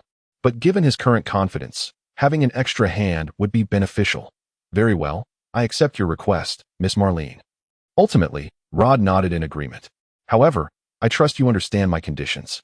I understand, and I shall heed your commands. After all, I do not wish to perish due to trivial pride. Then, with that, Rod extended his hand. To a fruitful collaboration. To a fruitful collaboration. With a confident smile, Marlene firmly grasped his hand. They were oblivious to Ligia, who was observing their clasped hands with a complex expression from the other side. Her small hands clutched her skirt tightly, revealing her inner turmoil that I must become stronger. This was Ligia's singular thought at that moment. Chapter 63. Into the mountains, the brilliant sunlight filtered through the gaps in the leaves, cascading downwards. Rod straightened up, surveying the uneven path before him, shaking his head, before turning back to the girl, who was panting not far away.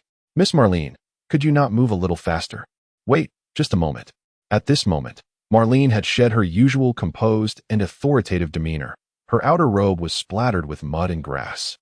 Her fair face flushed crimson, and beads of sweat the size of peas glistened on her forehead. An onlooker might well assume this young lady had endured a long and arduous journey, when in truth, they had merely traversed a single hill. I never expected it to be this exhausting. Leaning on her staff for support, the girl was swaying unsteadily. The enthusiasm she had initially displayed had now utterly dissipated. And it was no wonder. They were not merely out for a leisurely jaunt. Observing Marlene, who was on the verge of collapsing from fatigue, Rod began to entertain the notion that bringing her along might have been a miscalculation. After all, mages generally lacked physical stamina, a fact he had evidently overlooked. Previously, while at the Pavel Cemetery, Marlene had not appeared so disheveled. She had been able to levitate her body using magic, but that was largely due to the steepness of the path. Now, perhaps the seemingly gentle incline had lulled Marlene into a sense of security, prompting her to take the initiative to put her feet on the ground and venture into the mountains. Initially, the young mage had been quite spirited, as this was her first time adventuring without anyone to care for her, with no one to clear the way for her.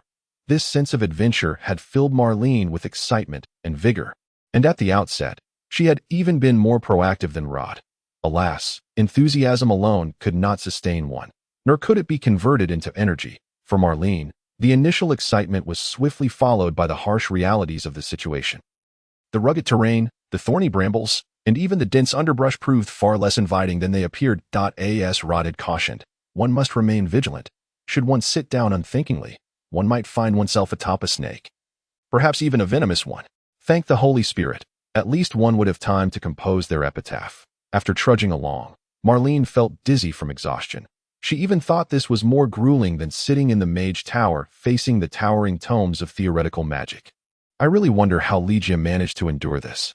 Ultimately, Marlene did not collapse onto the ground. She leaned against a tree trunk, gasping for breath, and finally regained her composure.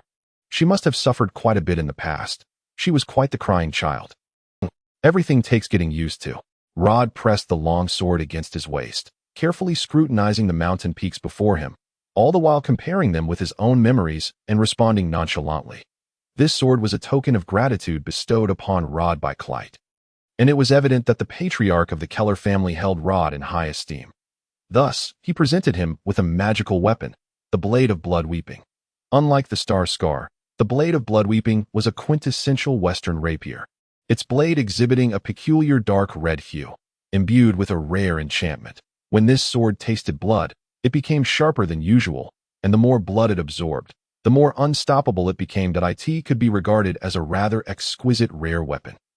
Naturally, Rod accepted Keller's gift without hesitation. Although the Star Scar remained his favorite, it occupied space for summoning spirits, which was a significant drawback for him.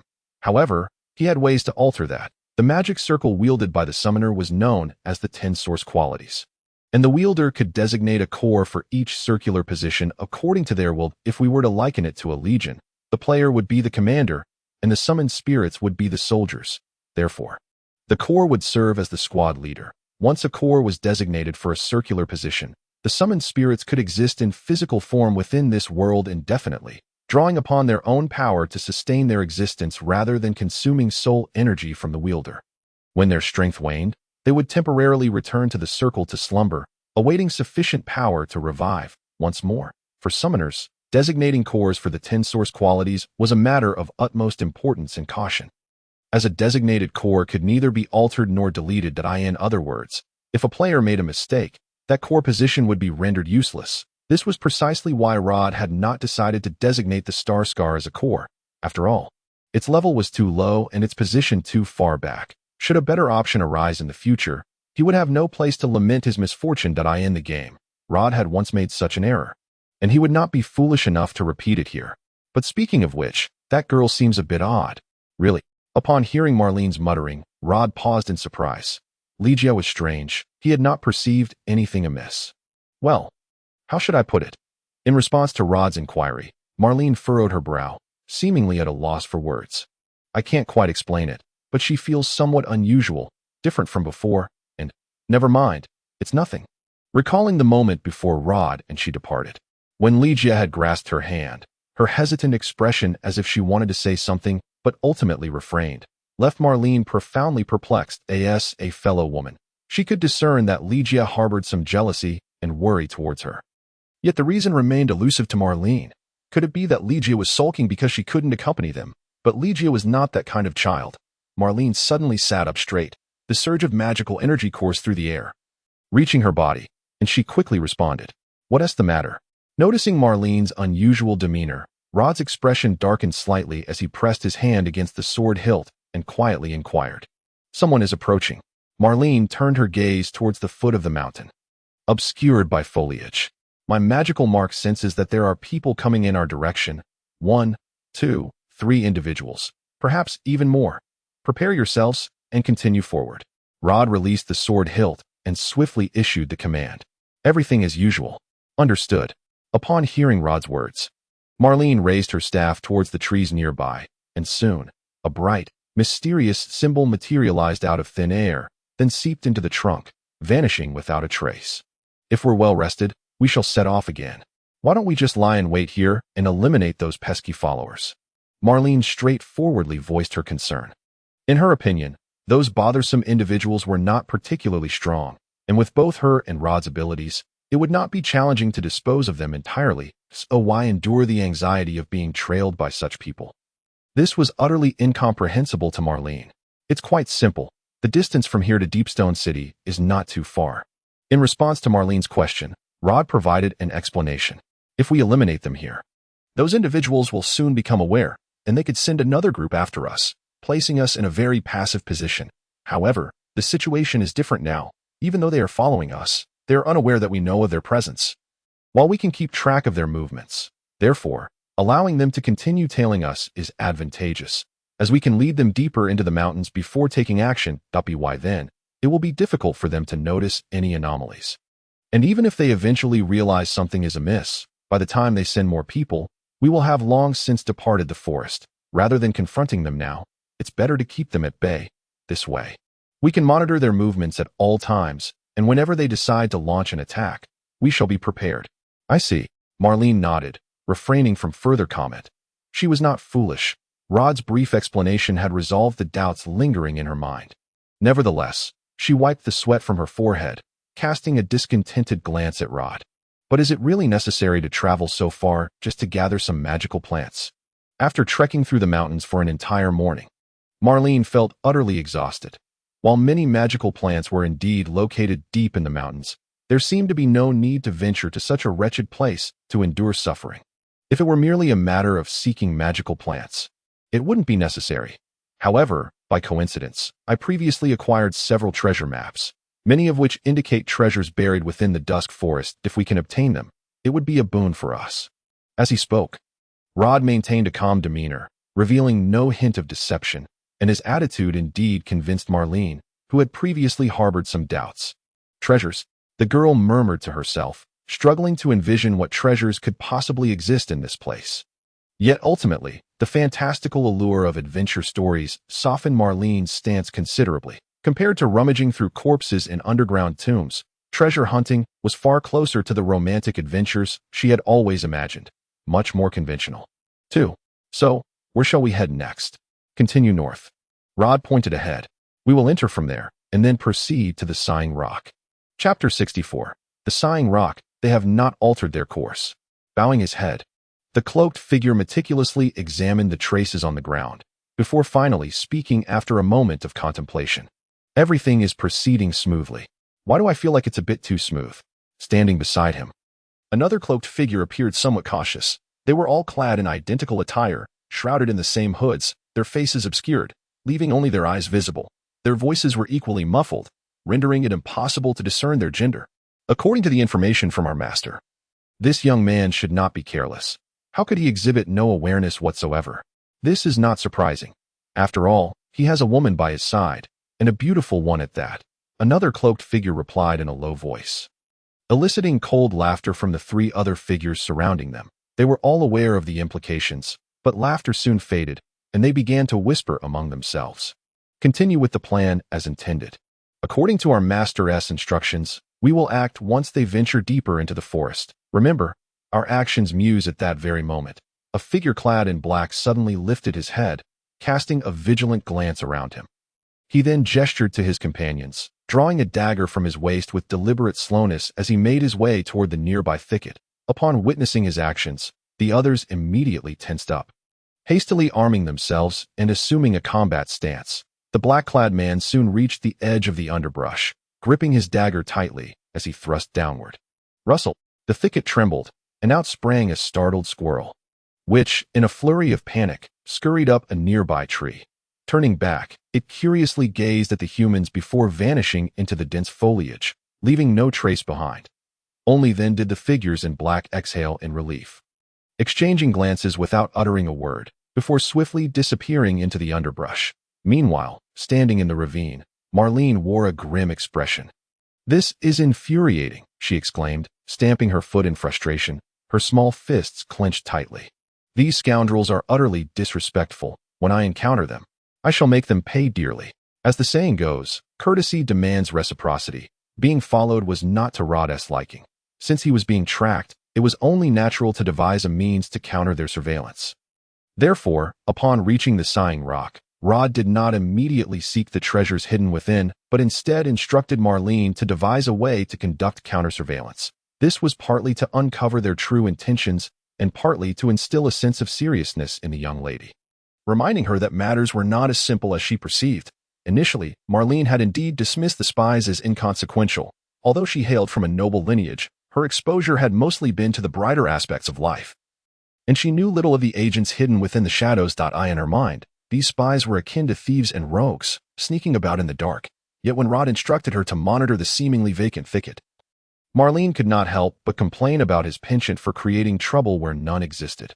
However, upon witnessing several figures emerge from the thicket, which had appeared deserted moments before, her complexion drained of color, leaving her speechless. Though proud, she was not foolish. Moreover, as a mage, she was particularly wary of ambushes. While she was adequately protected during battles, the nature of her profession made it impossible to maintain constant vigilance.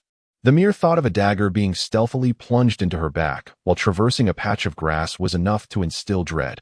Having witnessed the terrifying prowess of these spies firsthand, Marlene finally shed her previous disdain and began to approach these mice with the seriousness they warranted. Observing her reaction, Rod silently nodded in satisfaction. He had gleaned the disparity in strength between the two parties from his earlier probing. In terms of absolute rank, the spies had undoubtedly advanced beyond Rod. However, their reconnaissance methods and stealth techniques bore no difference from those etched in Rod's memory, allowing him to easily track them down. This newfound confidence bolstered Rod's resolve in dealing with these nuisances. On the surface, they appeared to be in a passive position, for the experience of being followed was undeniably unpleasant. Yet conversely, one could argue that they held the advantage, as these spies, no matter how formidable, needed first to locate their targets before launching an attack. Hence, in terms of choosing the battleground, Rod was at an advantage. Additionally, he discovered something rather amusing. "Quite an adorable familiar," he remarked, observing the squirrel climbing up Marlene's arm, unsure if he was offering praise or sarcasm. "To be frank, I expected a mage's familiar to be more unique." "More unique?" Marlene shot him a glare while petting the squirrel perched on her shoulder. "Do you think all mage familiars are as bizarre and nonsensical as your peculiar summons? This little one is my precious companion. Had I not been embarking on a journey, I would not have brought it along." Poor summoned spirits, caught in the crossfire. However, observing the small creature on Marlene's shoulder, nibbling contentedly on a nut, Rod merely shook his head and refrained from further comment. Indeed, he found himself at a loss for words. In the eyes of many women, cuteness is justice, a sentiment Rod had often encountered while leading players. Frequently, female players chose pets based solely on their appearance, charm, and cuteness, rather than their impact, talents, or combat prowess. evidence that, regardless of the world, women shared a common language in this regard. Let us proceed. In the desolate ravine, dense shrubs flourished, and the howling wind stirred up clouds of dust. Is there truly treasure here, Mr. Rod? Marlene queried, shielding her face from the gritty gusts as she expressed her discontent. In such a wretched place, how could there possibly be treasure? Precisely because it is deserted, there exists treasure, Miss Marlene. Rod advanced cautiously under the shadows, his attention keenly focused on his surroundings. Do you know why this place is called Sighing Rock? Hearing Rod's counter-question, Marlene shook her head. She was not a native of Deepstone City and thus had no knowledge of such things. This area was once the stronghold of a band of mountain bandits. At that time, Deepstone City had yet to be established, and the mines were monopolized by greedy merchants who exploited the miners, denying them fair wages and sustenance. The bandits arose to confront these tyrants, slaying the oppressors and returning the ill-gotten gains to those who rightfully deserved them.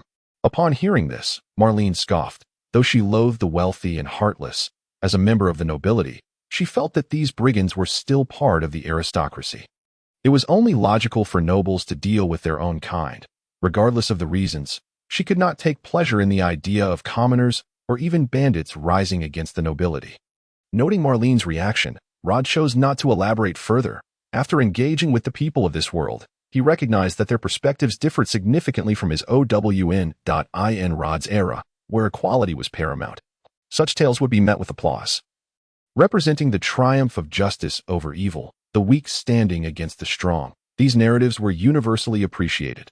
Yet in this world, the current era did not entirely align with that sentiment.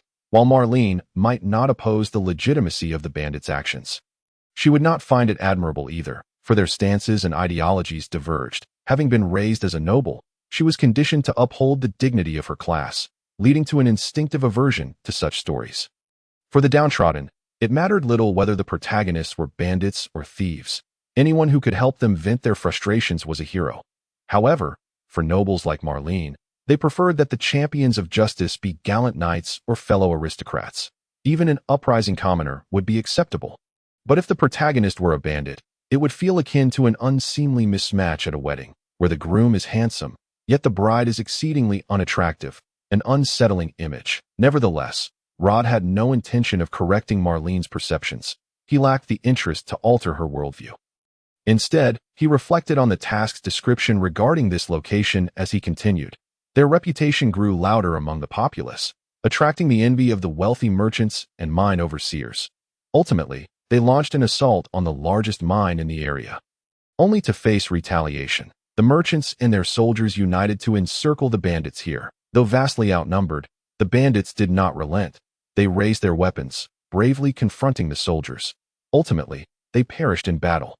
And those whom they had once aided came in the dead of night after the soldiers departed, weeping as they erected one tombstone after another for their fallen heroes. Thus, this place became known as Sighing Rock. A beautiful tale indeed. What became of those bandits afterward? I do not know. Rod shook his head decisively.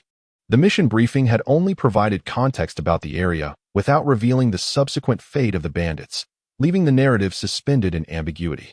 It truly is a remarkable story, Marlene mused, her tone tinged with complexity and hesitation. However, Mr.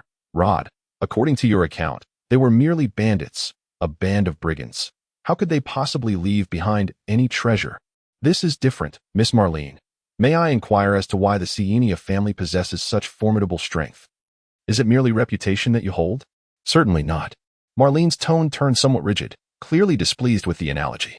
Our Sienia family is not one of those decayed entities that only bask in past glories.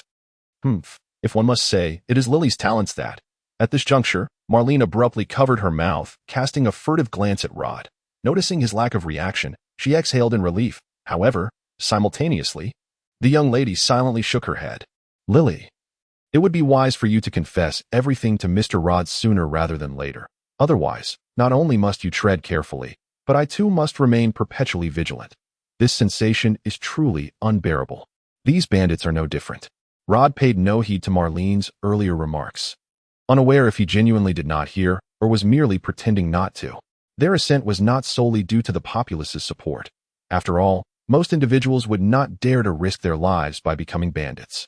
If these ruffians have grown this powerful, They undoubtedly have some form of backing that we could investigate this aspect, and perhaps it might yield unexpected discoveries. Rod's musings were somewhat fanciful, yet not entirely devoid of merit. In the game, many hidden quests stemmed from rumors, gossip, and even legendary tales. Players were particularly attuned to this information, as they understood that this was a game, and being a game, it lacked the vast uncertainties of the real world. It could be said that any phrase or word uttered within the game could potentially mark the inception of a secret quest. After all, would one invest so much time crafting data merely to deceive players for amusement? Within the game, the quest of the Sighing Rock was initiated when a player, inspired by a bard's song in a tavern, ventured forth, ultimately unlocking the quest and claiming the reward. Marlene, of course, was unaware of these intricacies. And thus, as she gazed at Rod, her expression now bore an added layer of astonishment and bewilderment. The realization that he could glean so much information from a mere tale made her regard him as somewhat inscrutable. It was as if nothing in this world posed a challenge for him. What manner of person was he? At this moment, Marlene's curiosity only deepened. Right here, at that moment, Rod halted before a cavern. Scrutinizing the inky darkness within before stepping inside, Marlene hesitated for a moment, then lifted her skirts and followed closely behind. The torch flared to life, its flickering glow illuminating the dim, shadowy cavern, where only the sound of their footsteps echoed in the stillness. Cold water dripped from the cave walls, creating a crisp resonance. Upon surveying the surroundings, it was merely an ordinary underground grotto, seemingly indistinguishable from any other place. Rod, torch in hand, cautiously advanced. However, he had not walked far when Marlene suddenly gasped, "Ah, what is it?" Rod turned curiously to look at the girl, who wore an expression of embarrassment tinged with fear. I feel as though someone is touching me." "Touching you?" Before turning back, Rod had contemplated several responses, yet he never anticipated facing the most implausible one. He raised the torch, sweeping it behind Marlene. The dark passage revealed no one. "There is no one here. Perhaps I was mistaken?" Marlene, having noted the situation behind her, felt her cheeks flush and refrained from further comment. Rod paid it no mind, and soon they continued deeper into the cave. However, barely a few steps later, Marlene's exclamation pierced the air once more. "Ah, eh?" Rod turned again, but still found no trace of anyone behind them. This time, however, Marlene's complexion had grown pale. Her body trembled slightly, as if she had seen a ghost.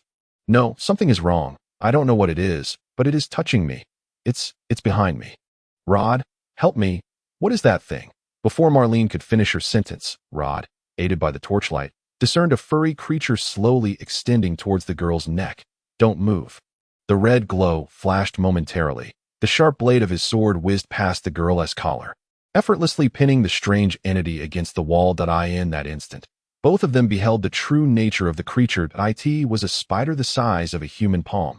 At that moment, the eye, however, Marlene's demeanor appeared somewhat unusual. Not only did she envelop herself in a protective force field, but she also clung closely to Rod's back, her right hand grasping the hem of his garment, her eyes incessantly scanning the surroundings. One could surmise that even if spies were to ambush her at this moment, they would surely fail. Following that, Rod and Marlene encountered no significant obstacles.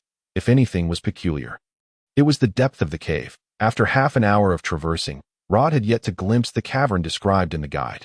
"Mr. Rod, are we truly in the right place?" Marlene exhaled, a shiver passing through her.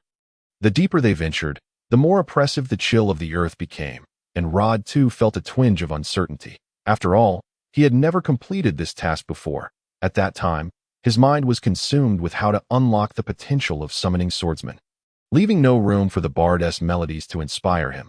His knowledge of the Sighing Rock came from a boastful adventurer who had posted a comprehensive screenshot of his exploits on the forum. Along with the spoils he had acquired thereafter, his intent was to flaunt his brilliance, and indeed, the community was captivated, for prior to that, no one had considered that those singing in taverns might be tied to quests. Most players merely dismissed their songs as mere noise. It was only after this task that players began to explore various avenues to unlock new quests, becoming more engaged in this world. The journey thus far had mirrored Rod's recollections from that guidepost. Except the player had written, after walking in the cave for a while. How long was a while? Only the heavens knew. "We should be nearing the end," he murmured to himself, convinced it wouldn't be much longer. Otherwise, that player would not have referred to it as a while. Damn, Forsaking data in pursuit of narrative had proven to be a grave mistake, if to affirm Rod's thoughts. A few minutes later, they finally reached an opening. Before them lay an expansive underground cavern, a stark contrast to the narrow passage they had just traversed. Stalactites hung from above, the damp stone walls reflecting the glow of their torches. Above the cave, several small openings connected to the surface allowed beams of pure sunlight to cascade down, illuminating the space. And at the ends of those shafts, some persistent plants were striving to stretch their limbs. It's so beautiful. For Rod, who had seen myriad bizarre sights in the underground realm, it was merely another spectacle. Yet for Marlene, it was her first genuine glimpse of the subterranean scenery, which was not as dark and terrifying as she had imagined. It could even be described as enchanting and exquisite. The pristine stalactites, the converging beams of light, and the infinite stone vault overhead created an unparalleled sense of awe, as if she were completely enveloped, with no means of escape. That it was a peculiar beauty. Marlene was lost in this breathtaking sight she had never encountered before, while Rod had already shifted his gaze to a massive stone tablet not far away. It bore an uncanny resemblance to the screenshot he had seen in the post. Before a colossal inverted stalactite, a smooth surface had been meticulously carved, inscribed with the names of dozens of individuals, those bandits who had met their demise. After their deaths, their bodies had been brought to this profound cavern for burial. And here they had erected a monument. They were born in darkness, and they perished in darkness, yet they brought us light, Rod murmured, reciting the inscription before lowering his gaze to the rear of the stone tablet. After the passage of countless years, the graves had lost their original form. If not for the small mounds of earth arranged with such precision, few would have noticed them as graves. Mr. Rod, what shall we do next? You're not suggesting we disturb the graves, are you? Marlene withdrew her gaze, her expression tinged with concern. After all, unearthing graves was hardly a virtuous endeavor. Let's spread out and assess the situation, Rod replied. He certainly knew the precise location of the treasure, as the previous player had documented the entire journey. Although it was his first visit, he believed that comparing his memories with the present surroundings would make locating the treasure a manageable task. However, Rod had no intention of appearing foolish by directly approaching the treasure. That would undoubtedly raise Marlene's suspicions, for she was no fool, and if she required an explanation later, it would pose a significant inconvenience. Thus, he opted for a more theatrical approach, ensuring convenience without any regarding this unexpected delight. Rod naturally accepted it without hesitation, subsequently stuffing all the magical weapons inside. He rummaged through the entire treasure chest and reached its lowest tier. A glimmer of excitement finally flickered in Rod's eyes. He then grasped a tattered piece of cloth that lay at the bottom of the chest. At first glance, the cloth appeared utterly unremarkable, its grayish hue rendering it somewhat soiled. However, Rod was acutely aware that this was the very reason why they had gained immense popularity online, revered by many. Shadow's emissary, cloak, magical equipment, mystical, grants the wearer a 70 stealth bonus.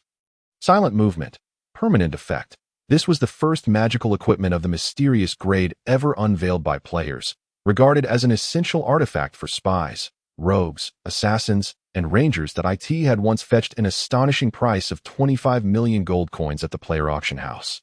And even in the late stages of the game, its value remained undiminished. Aside from ancient-grade magical equipment, there was no other magical gear that offered such cost-effectiveness in terms of stealth. Moreover, this cloak was one of only 10 in the entire Dragon Soul continent.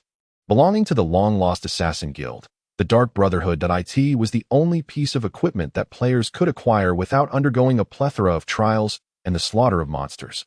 Although many players had ventured here later, hoping to test their luck, they ultimately returned empty-handed. Now, this legendary little artifact had finally fallen into Rod's hands. The only lament was that he was not a rogue, which significantly diminished the cloak's inherent value. Nonetheless, for a summoner like him, it was not without its merits. Rod was examining his spoils. Marlene, on the opposite side of the cave, gazed curiously at the wall before her. What is this? The wall was enveloped by a dense tangle of vines, obscuring it from view. Yet, Marlene could sense that something lay behind a prominent bulge in the middle. Cautiously, she picked up her staff and began to peel back the vines. The first thing that caught her eye was an imposing visage. Marlene instinctively let out a shriek. Raising her staff and stepping back, it was only then that she realized what stood before her was merely a statue. The figure depicted a warrior clad in full armor, sword in hand. Gazing sternly ahead, despite enduring the passage of countless years, the statue remained remarkably intact, exuding an aura of indomitable spirit. Is this a statue from the era of Fascal? Gazing at the statue, Marlene's curiosity was instantly piqued. She approached it, examining it with fascination, before reaching out to touch its face. Just then, Rod's voice rang out. "Marlene, what happened? What did you discover?" "Huh?" Startled by Rod's inquiry, Marlene turned her head, and at that moment, a faint sound caused both of them to pause. Marlene turned back in astonishment to see the statue's face suddenly begin to retract, followed by a brilliant light erupting from its once dark eyes. Then, the statue swiftly repositioned its sword, which had been pointing downward, now standing upright, while the surrounding vines were severed in an instant. "What is this? Marlene, be careful, come behind me." Rod was taken aback by the sight of the statue. He distinctly recalled that there had been no mention of a statue in the forum. And considering this cursed place appeared to be a natural cave, it was unfathomable for there to be an artificial statue. However, at that moment, Rod had no time to ponder further. He swiftly pulled Marlene behind him and drew his sword, keeping a vigilant eye on the statue. "May the Holy Spirits protect us. This couldn't possibly be another damned alchemical creature, could it?" To Rod's surprise, the statue showed no signs of aggression after it had repositioned its sword. It ceased all further movement. Just then, a low rumble echoed. Rumble. Along with the sound, the stone wall beside the statue began to tremble, and then it shifted slightly, revealing a passageway that stood 2 to 3 meters tall. Rod and Marlene exchanged glances, both at a loss for words. What on earth was happening? Chapter 66, A Hidden Realm. The entrance loomed darkly, devoid of any light. Rod and Marlene stared at the opening, uncertain of what to say. After a prolonged silence, Rod finally broke it. "What did you do, Marlene?" I didn't do anything." Marlene's expression betrayed her panic, indicating that this development was entirely unforeseen for her as well. In truth, it was equally surprising for Rod. He was certain that there had never been any posts online discussing this statue or the entrance. If such a thing existed, it would have surely been widely shared. Yet, there was a possibility that subsequent adventurers discovered this entrance but found nothing within, leading to its obscurity. However, looking at the current scene, Rod could hardly believe that there was nothing inside. Mechanisms, secret passages. Their presence here could only imply one thing. Should he venture inside to investigate? Standing before the passage, Rod found himself in a quandary. Under normal circumstances, he would have acted without hesitation in a game. But this was different. In the game, death meant a restart. Yet here, he had little faith that he would be granted a second chance. Furthermore, he had encountered similar places before, often filled with traps or guarded by formidable monsters. Certainly, they were not to be trifled with. Additionally, this location did not exist in Rod's memory, implying that he could not rely on prior task guides or screenshots to make an informed judgment. However, this did not daunt Rod in the least. Marlene. Ultimately, he made a decision. With one hand drawing his sword and the other extending forward, a vivid crimson card materialized before him, transforming into a fiery blaze that struck the ground. Soon, a pitch-black hound emerged, following closely at Rod's side. "Stay here. I will check the situation inside. If I do not return within 20 minutes, or if there is an explosion, you must leave immediately and do not approach." "Understand. How can I do such a thing?" Upon hearing this, Marlene furrowed her brow, clearly disagreeing with Rod's proposal. "Are you asking me to abandon you in a crisis, Mr. Rod? If I do that, how will I explain it to Lygia? Moreover, our Senia family has no cowards. This is not a matter of courage, Miss Marlene." Rod waved his hand dismissively. "We have no knowledge of the traps within nor of what awaits us. If we encounter an unexpected situation and become trapped here, it would be quite troublesome. However, if one of us remains outside, then in the event of any mishap, there would still be someone available to assist." "That may be true, but," Marlene's brow furrowed, her expression shifting multiple times before she finally clenched her teeth resolutely. "I have a solution." "Miss Marlene." Surprised by her declaration, Rod gazed at her, unable to fathom what solution she might propose. I possess a family heirloom magical equipment." As she spoke, a faint blush crept across Marlene's face, and she lowered her gaze, stammering, "Regardless of the danger I might face, I can instantly escape this space and return home to Senia if I wish. Moreover, This equipment can be utilized by two people together as long as you hold my hand, even if a problem arises. We can leave at the first opportunity. With that, you need not worry. Initially, Marlene's voice was barely above a whisper, but soon it regained its usual tone. Upon hearing her words, Rod regarded the young lady before him with a mix of astonishment and uncertainty. He was well aware that mages possessed numerous life-saving techniques and equipment, and as the sole heir to the Senia family, it was implausible that Marlene lacked some form of protective ace. However, he had not anticipated her to openly disclose such matters to him. These types of equipment were family secrets, to be kept confidential at all costs unless absolutely necessary. And now, so, I insist on accompanying you. Mr. Rod. Unbeknownst to her, under Rod's watchful gaze, the spirited resolve that Marlene had just mustered began to wane. She clenched her teeth, yet it was evident that she had resolved to uphold her viewpoint, though there may indeed be peril. I am a mage, equipped with myriad means to guard against such dangers. Moreover, should any issues arise, I can swiftly activate and depart this peculiar locale without delay that not a favorable prospect. Upon hearing this, Rod fell silent for a moment. To be candid, he did not wish for Marlene to venture forth, yet he was no longer the invincible swordsman he once was, capable of vanquishing gods and demons alike. Now, at merely level 10, he had to meticulously consider the implications of dispatching even a few advanced spies. Was it truly wise to proceed alone into the unknown? Rod himself was beset by doubts. Very well.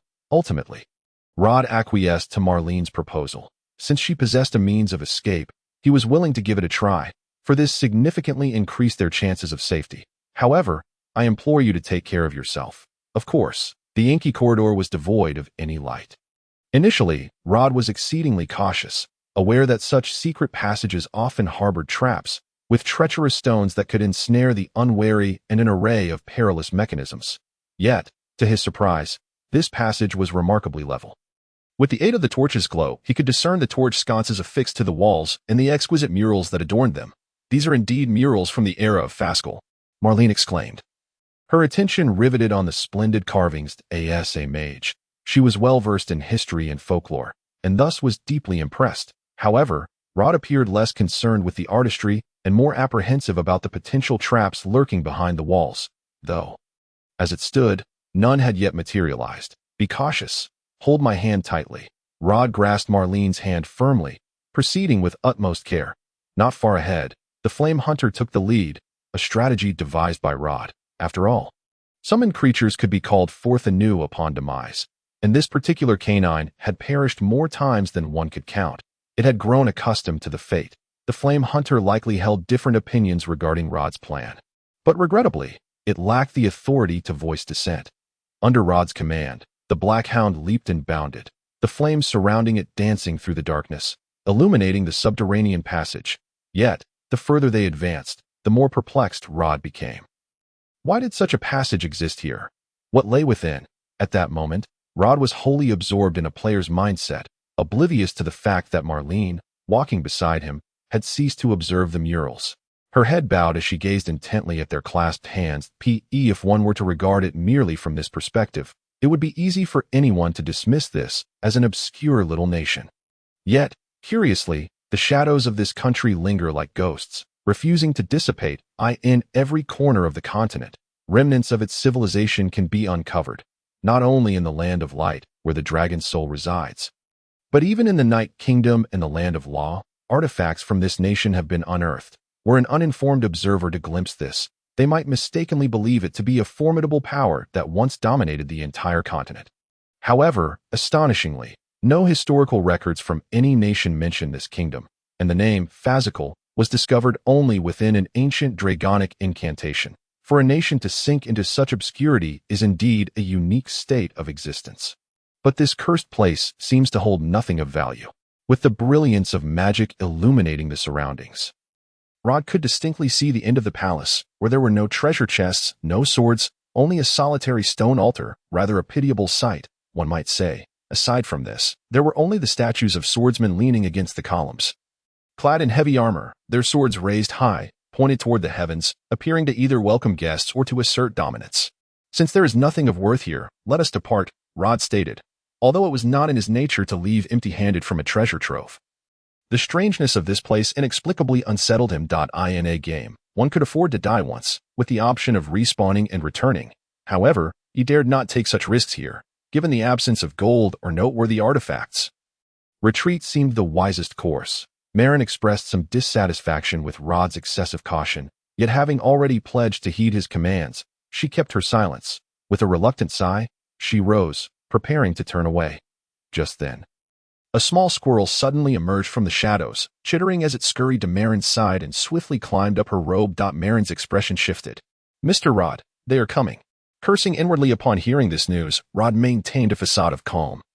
Though internally he seethed, realizing that the group of spies would indeed follow. This cursed location was beneath the earth. Should they perish here, it would be certain that no one would discover their fate. For those spies, it represented an ideal assassination setting. If they chose not to engage here, it would likely reflect more than mere intelligence. To be candid, the timing was far from opportune. If everything proceeded as Rod anticipated, there would be no issues. Yet, unexpectedly, a ruin had appeared, one not foreseen by him. Rod surveyed his surroundings, noting the apparent lack of alternative exits. The path he had traversed thus far felt secure. But the uncharted territories remained a mystery. They had only arrived at the cave half an hour prior. The spies could not have been far behind. Though they were also prepared, Rod felt an urgency.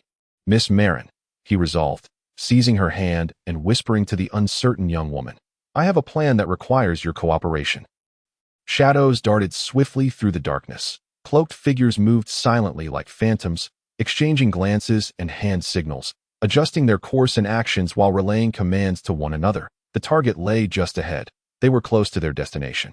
Caution was essential. Preparations to strike were underway. The spies infiltrated the cave. The breathtaking underground scenery that evoked wonder in Marin held no charm for these spies. They had no time to marvel at the wonders of nature. With daggers and knives in hand, they cautiously pressed against the walls, advancing through the shadows. Yet, they discovered nothing in the vast emptiness. Apart from an opened, dilapidated chest and a pile of rusty weapons, there was naught else. Surely, there were no other exits. Had they sprouted wings and flown away? That was impossible. Soon, the spies uncovered a hidden door in the stone wall, a task at which they far excelled compared to Marin's blind luck.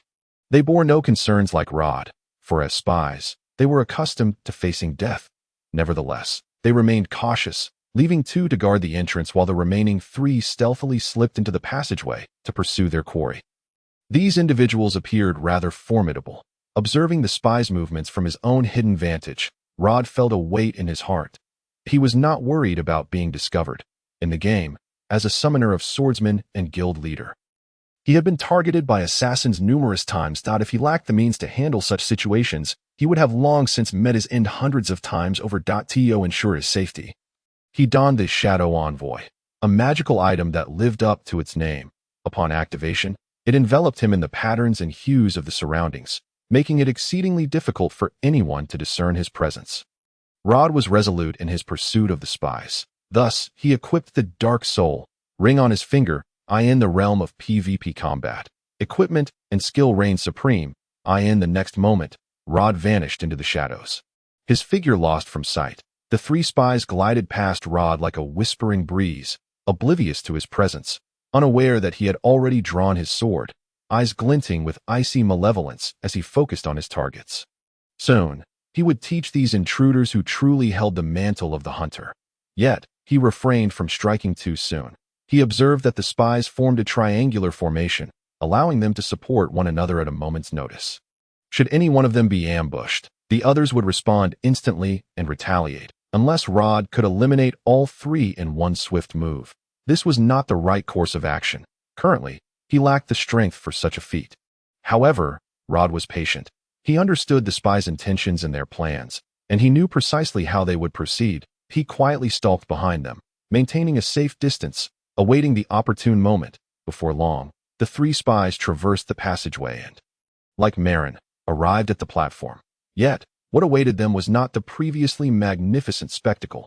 Having anticipated their arrival, Rod had instructed Marin to extinguish the magical light orb, leaving no conditions for the enemy to exploit. However, knowing that this would pose significant difficulty for the spies, he nonetheless offered them a semblance of assistance. In the darkness, a flicker of flame instantly drew their attention. They crouched low, peering intently in that direction. Soon spotting Marin, torch in hand, crouched before a stone pillar, seemingly engrossed in her studies. It was an excellent opportunity. The thought flashed through the minds of the three spies, etching itself indelibly in their consciousness. Indeed, the darkness enveloped them, and their target was distracted. In such circumstances, even a mage would struggle to react in time that a single strike would suffice, and all would be well. Yet, the spies exchanged glances. Their apprehension evident. They were not tasked with the role of treasure hunters. This bizarre and somewhat exaggerated locale raised their suspicions, but upon further contemplation, they concluded that the danger was minimal, after all.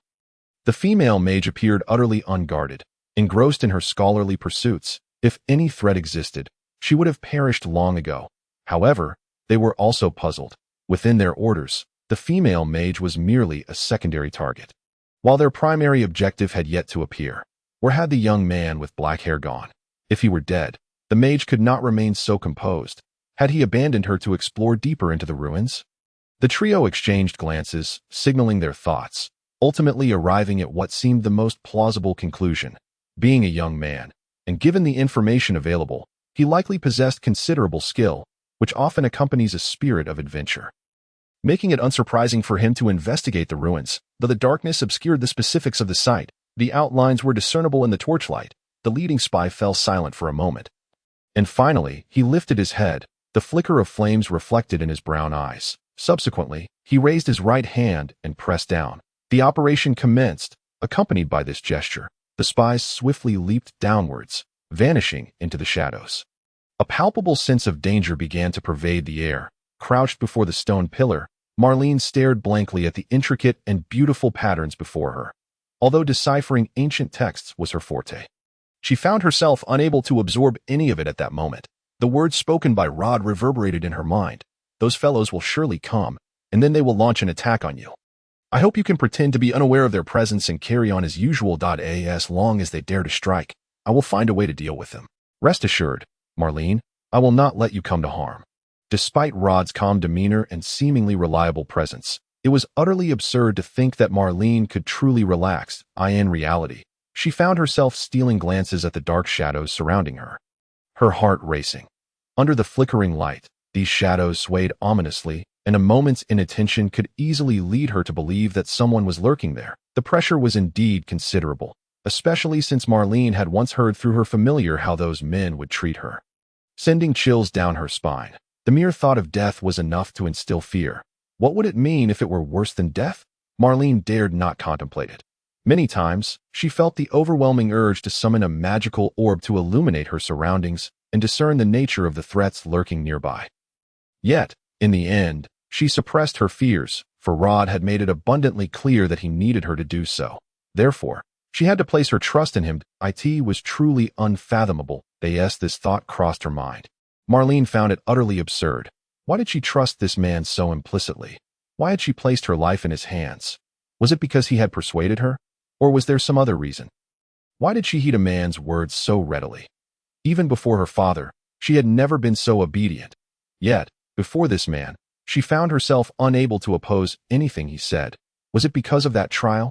It shouldn't be, for while he was indeed the first man to dare to harm her, she was not the kind of weak woman who would back down after a single fright.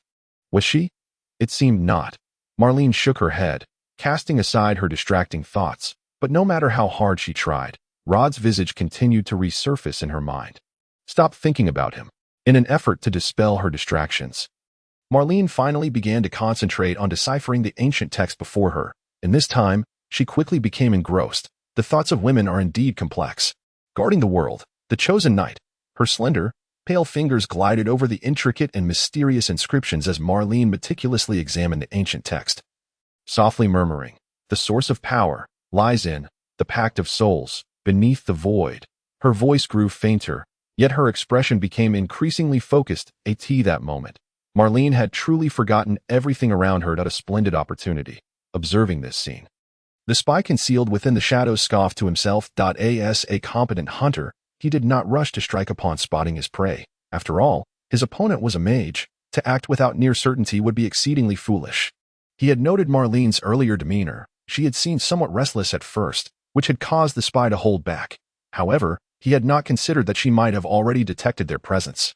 It was only logical that a young girl alone in such a dreadful place would be anything but calm and collected. Now, however, Marlene appeared to have settled into her task, and her intense focus on deciphering the cryptic symbols left her oblivious to the abnormalities surrounding her. With this thought in mind, the spy extended his hand, retrieving a handkerchief, and then, crouching low, he stealthily emerged from the darkness. Unfortunately, he was still just a fraction too late. A bright crimson blade pierced through his throat. And the spy's eyes widened in astonishment, his gaze fixed on the splash of red before him that he wished to cry out, to alert his companions, but only his tongue helplessly protruded from his mouth. Trembling in vain that moment. Not to mention, the speed of the spy is exceedingly swift, rendering it exceedingly difficult for an ordinary individual to react in time. Furthermore, this is a human. If it were a mere beast or an alchemical creature endowed with only a modicum of intelligence, it would undoubtedly be far easier to deal with. However, it is too late for regrets now. Marin, stay vigilant. Seize any opportunity to lock onto him and launch an attack. You understand? I will give it a try. Faced with Rod's command, the typically confident and proud Marin became cautious.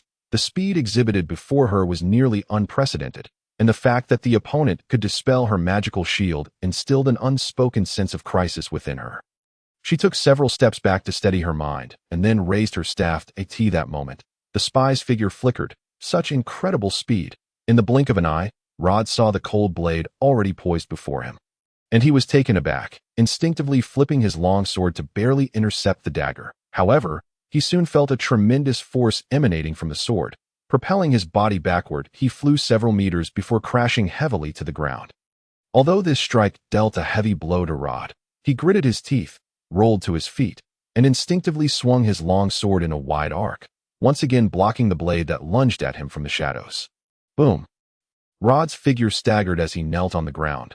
The magical weapon in his hand emitted a harsh, grating sound, bending backward like a longbow. Was this a barbarian or a spy? Rod gripped the hilt with one hand while pressing down on the blade with the other. Internally lamenting, this foe was exceedingly difficult to contend with, swift and powerful. Were it not for his extensive experience, he might have already become a lifeless corpse on the ground. Observing Rod's disheveled state, the black-clad spy's eyes flickered with a hint of confusion. He did not underestimate Rod.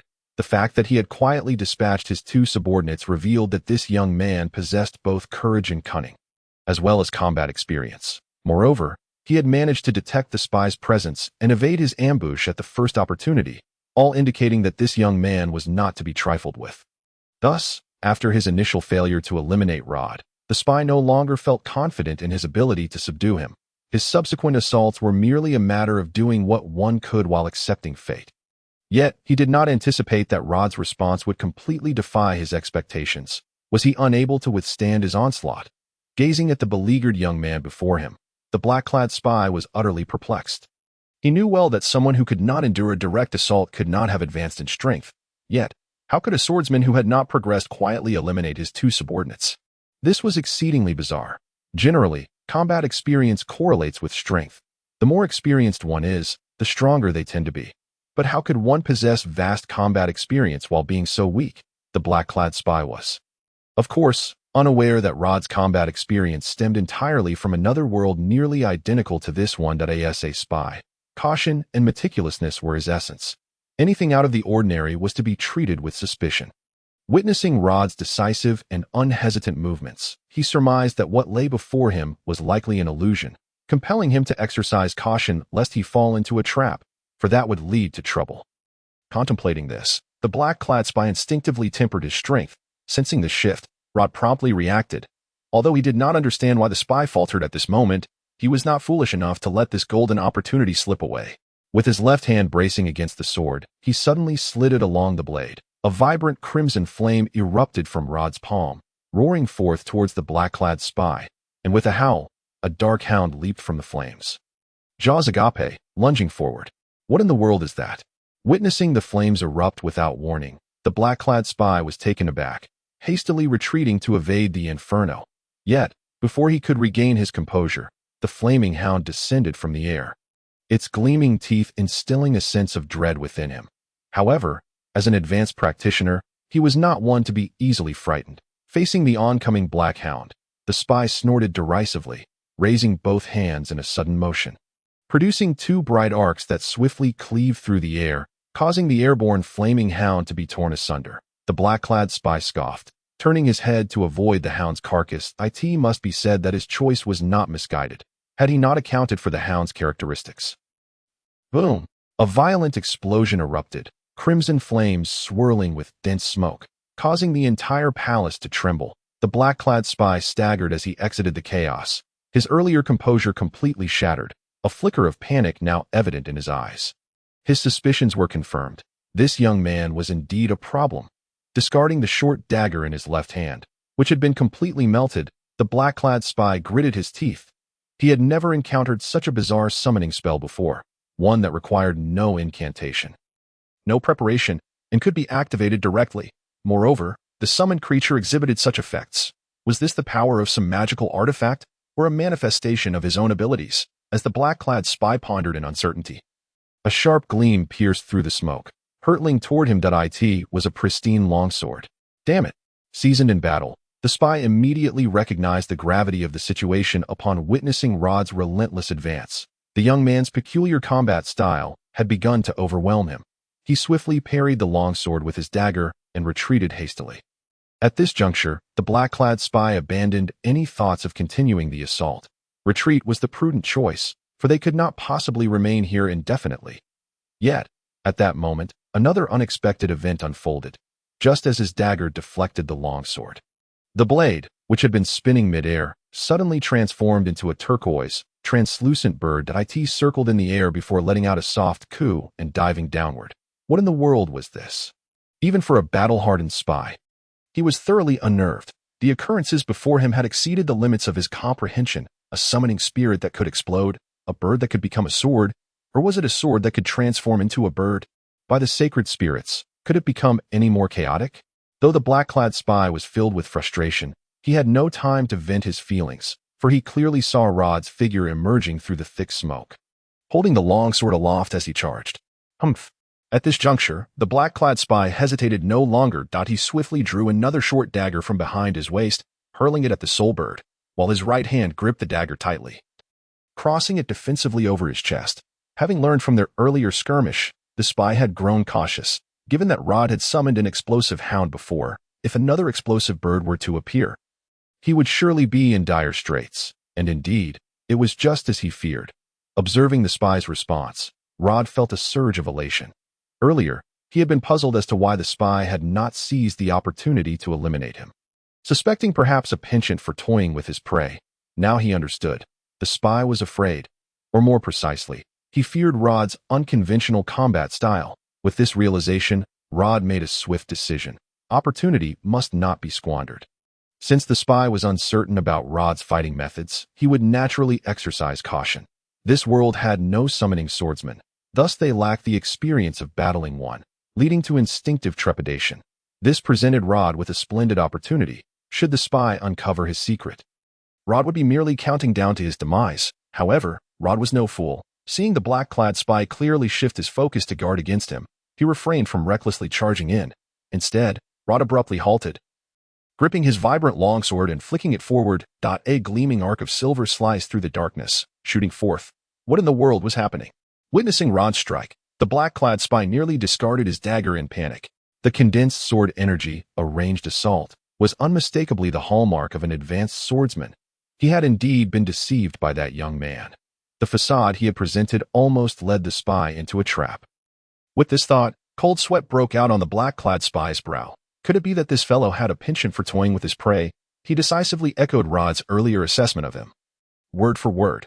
Truly, an exceedingly beautiful misunderstanding. Confronted by the swiftly approaching sword aura, the cloaked spy finally refrained from the folly of attempting to block it with his hands. He leaped backward, evading Rod's attack. However, at that moment, a faint sound wafted through the air, causing his heart to plummet into icy despair. Swish, swish. At that juncture, Marlene had finally fixed her gaze upon the figure that had been incessantly swaying. She raised her staff, pointing it forward. An invisible blade of wind shot forth, hurtling towards its target. Ugh! A low, muffled groan pierced the silence. Despite the spy's commendable agility, the limits of human speed were undeniable. In his efforts to dodge Rod's sudden assault, he had done his utmost. Yet, when faced with Marlene's windblade, he found himself utterly defenseless. The only action left to him was to roll on the ground, desperately evading the assault of the windblade. Nonetheless, several sharp gusts grazed past him, leaving a trail of wounds in their wake. When he finally rose to his feet, his body was marred with injuries, and even the black cloth that had concealed his face now lay discarded on the ground. However, upon beheld the spy's face, Marlene stood frozen in place. Beneath that black cloth was, astonishingly, the visage of a young girl. Her pale face was now ashen, and her azure eyes blazed with fury and resentment. Realizing her true identity had been exposed, the cloaked spy ceased to evade, unleashing a furious roar as she brandished a dagger, charging towards Marlene. "Marlene, take action!" Although she heard Rod's command, and her magical energy had already coalesced at the center of her staff, the sight of the girl, baring her teeth and lunging at her, rendered Marlene incapable of lifting her staff. That it felt as though the seemingly light staff had transformed into a weight of 1,000 pounds, utterly beyond her ability to wield. After all, this was a girl nearly of her own stature. Could she truly bring herself to kill her? This thought flitted through Marlene's mind, causing her focus to shatter. Yet, it was precisely due to this hesitation that she missed her most opportune moment. Like a female leopard, the cloaked spy swiftly closed the distance to Marlene, letting out a fierce shout as she raised her dagger. Damn it! Witnessing the scene unfold before him, Rod gritted his teeth. He did not rush forward. Instead, Rod raised his right hand high and suddenly retreated. Then, darkness completely engulfed his figure. The girl's furious roar and the dagger's chilling wind finally snapped Marlene's attention back to reality. When she regained her focus, she saw the scythe of death already poised to descend, ready to reap a life. In that fleeting moment, Marlene felt a chill wash over her entire being. She closed her eyes, gripping her staff tightly, her mind a blank slate. Am I to die? This was the only thought occupying Marlene's mind. The glimmering dagger fell, piercing through the protective force field born of her instinctual danger response, penetrating flesh and bone. Shoo! Yet, Marlene felt no pain whatsoever. Am I dead? She opened her eyes in astonishment, and the first thing she beheld was a large hand outstretched before her. At its center, the sharp, glimmering dagger had already pierced through the palm. There could only be one owner of this hand. Mr. Rod.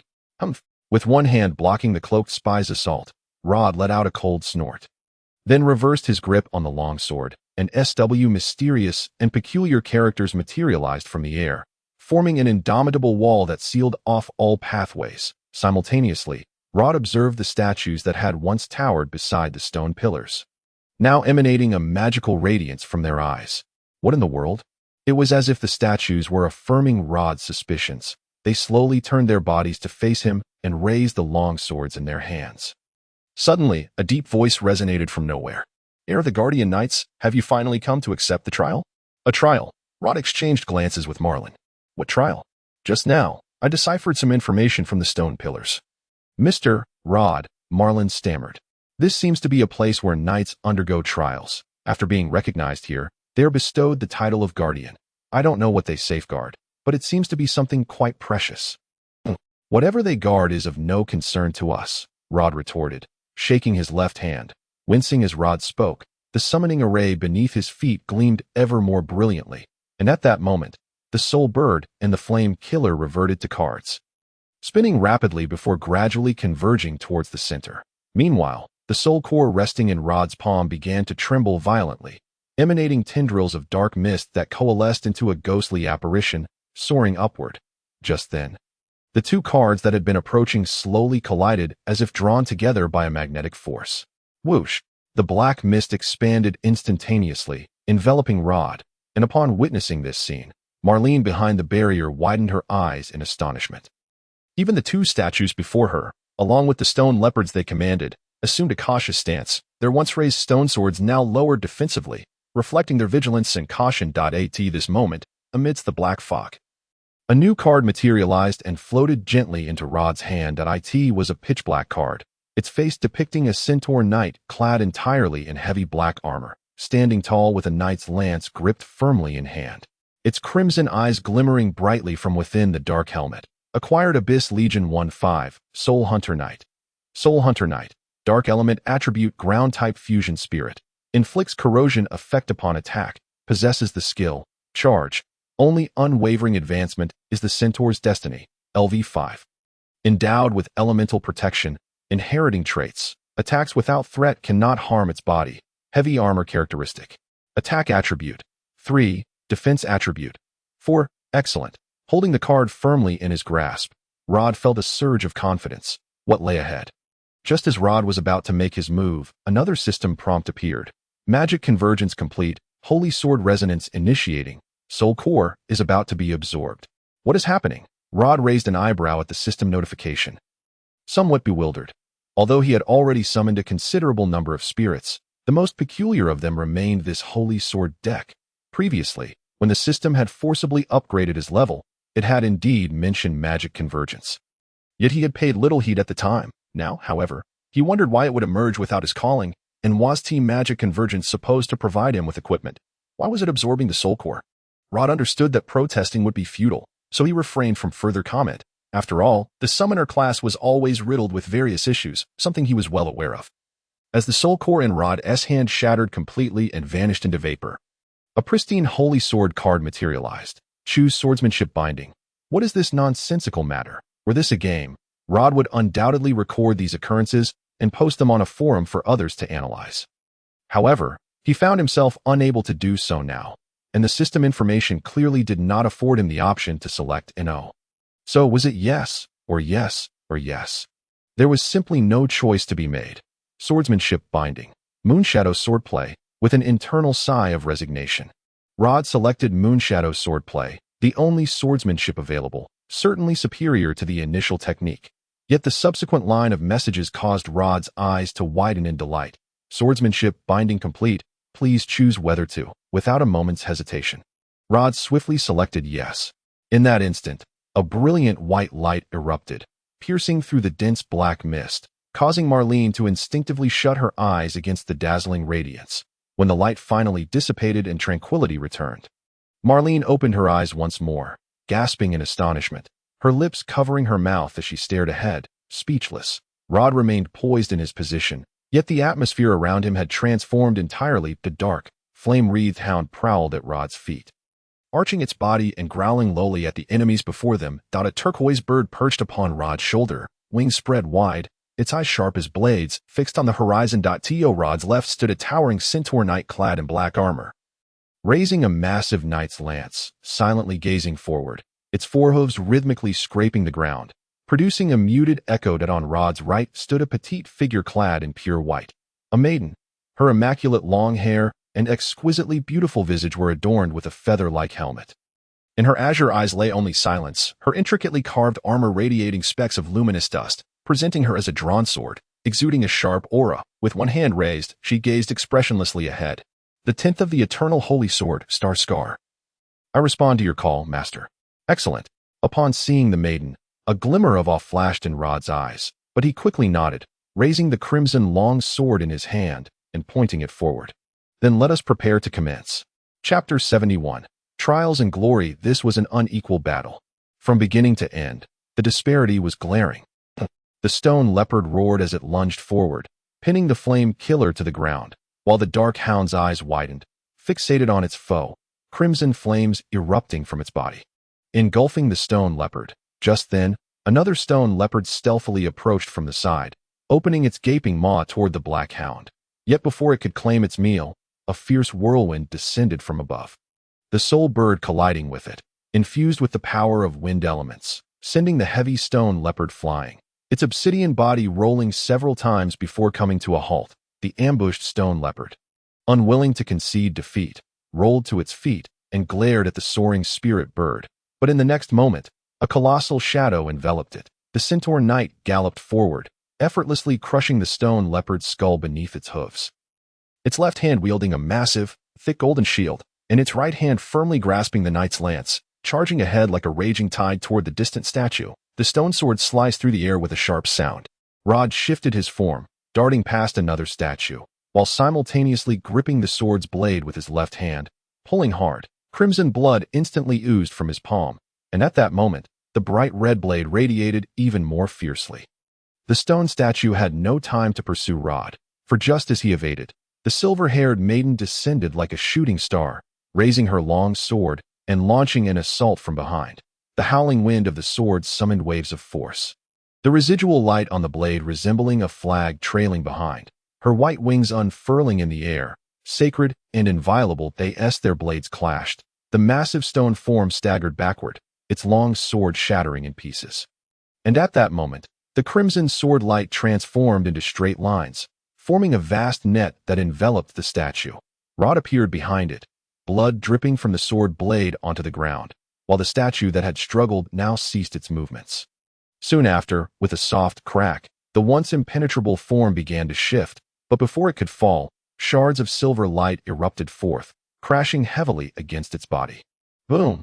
The statue, unable to withstand any longer, exploded violently, debris scattering in all directions, its fragmented head and body collapsing to the ground. Meanwhile, on the other side, the Centaur Knight's lance pierced through however, Rod, being well acquainted with his own circumstances, realized that the consumption of the four summoned spirits was rapidly approaching a critical threshold he could scarcely endure. He had to secure victory before that point, or else face an uncertain fate, the outcome of which only a genius could foresee. This was clearly not Rod's style, although he remained oblivious to the true purpose of this trial. His experiences within the game suggested that reaching the end was rarely a misguided choice. Creak! A jarring sound of friction echoed. Rod lifted his gaze, only to find the path before him completely obstructed by four imposing statues, each brandishing sharp swords and long shields, poised in a defensive stance. Meanwhile, the stone leopards prowled around them, seemingly biding their time for an opportunity to strike. Without overthinking the situation, Rod directed his long sword forward, and the Flame Slayer once again howled and dashed forth with unwavering resolve. Its form was predictably pierced. A violent explosion erupted, forcibly creating a slight gap in the tightly knit formation. Yet, this minor opening was more than sufficient for Rod and his companions. The Centaur Knight took the lead, raising its colossal lance high before bringing it down with tremendous force. The statues, still reeling from the explosion, were immediately shattered, their forms crumbling under the impact. Simultaneously, the Centaur Knight raised its shield with its left hand and swept it sideways, sending the stone leopards, who had leaped into the air to attack, flying back into the sky, thus clearing a safer distance. Eliminate them, Rod commanded as he swiftly passed by the Centaur Knight, giving the order without looking back. The Centaur Knight, upon hearing Rod's command, raised its lance high, struck its shield with vigor, and boldly lifted its head, launching a counterattack against the remaining foes. The soul bird circled around it before plunging towards the ground amidst a roaring wind. In the mere 3 minutes since the battle commenced, Rod already felt an increasing sense of urgency. Although his consumption had lessened after decisively abandoning the Flame Slayer, he found himself with little stamina remaining. Despite the sharpness of the crimson blade in his hand, which had gained an edge after absorbing Rod's blood, his left hand had grown alarmingly pale, trembling incessantly, a clear sign of distress. The sound of rushing wind filled the air. Instinctively, Rod sidestepped, raising his longsword just in time to block the punch of a shadowy figure. For the first time, his once indomitable sword, capable of slicing through solid stone, met a formidable opponent. The grating, piercing sound of their clash reverberated momentarily before fading into nothingness, allowing Rod to finally discern his target. It was a gargantuan stone statue, significantly larger than those he had faced previously, and the materials from which it was constructed were evidently extraordinary. Trouble had finally arrived. The statue, armed with no weapon but its sheer presence, stood there, blocking nearly 2/3 of the passageway, resembling an impenetrable door or wall, certainly an adversary not to be trifled with. "Show me your glory." What the figure uttered was incomprehensible to Rod. Frustration welled within him, yet he had to signal the angelic girl beside him to pause momentarily. He understood that certain bosses could not be vanquished through sheer force. They possessed conditions and weaknesses. If confronted with a boss immune to magic, even the most cataclysmic spells would have no effect. Conversely, a mere stick might suffice to resolve the issue, given that the opponent had not attacked immediately, but instead posed a condition. Rod's experience told him there was likely a non-combative resolution at hand. "Glory, heir." The voice of the colossal statue resonated throughout the palace, almost inducing a headache. Glory? What did that mean? Rod's mind raced to recall every detail regarding the summoned swordsman, history, tales, quests, but he found no mention of the so-called glory. The game's narrative on summoned swordsman was scant, merely providing a brief overview before concluding, while players were far more intrigued by the adventurous content than background lore.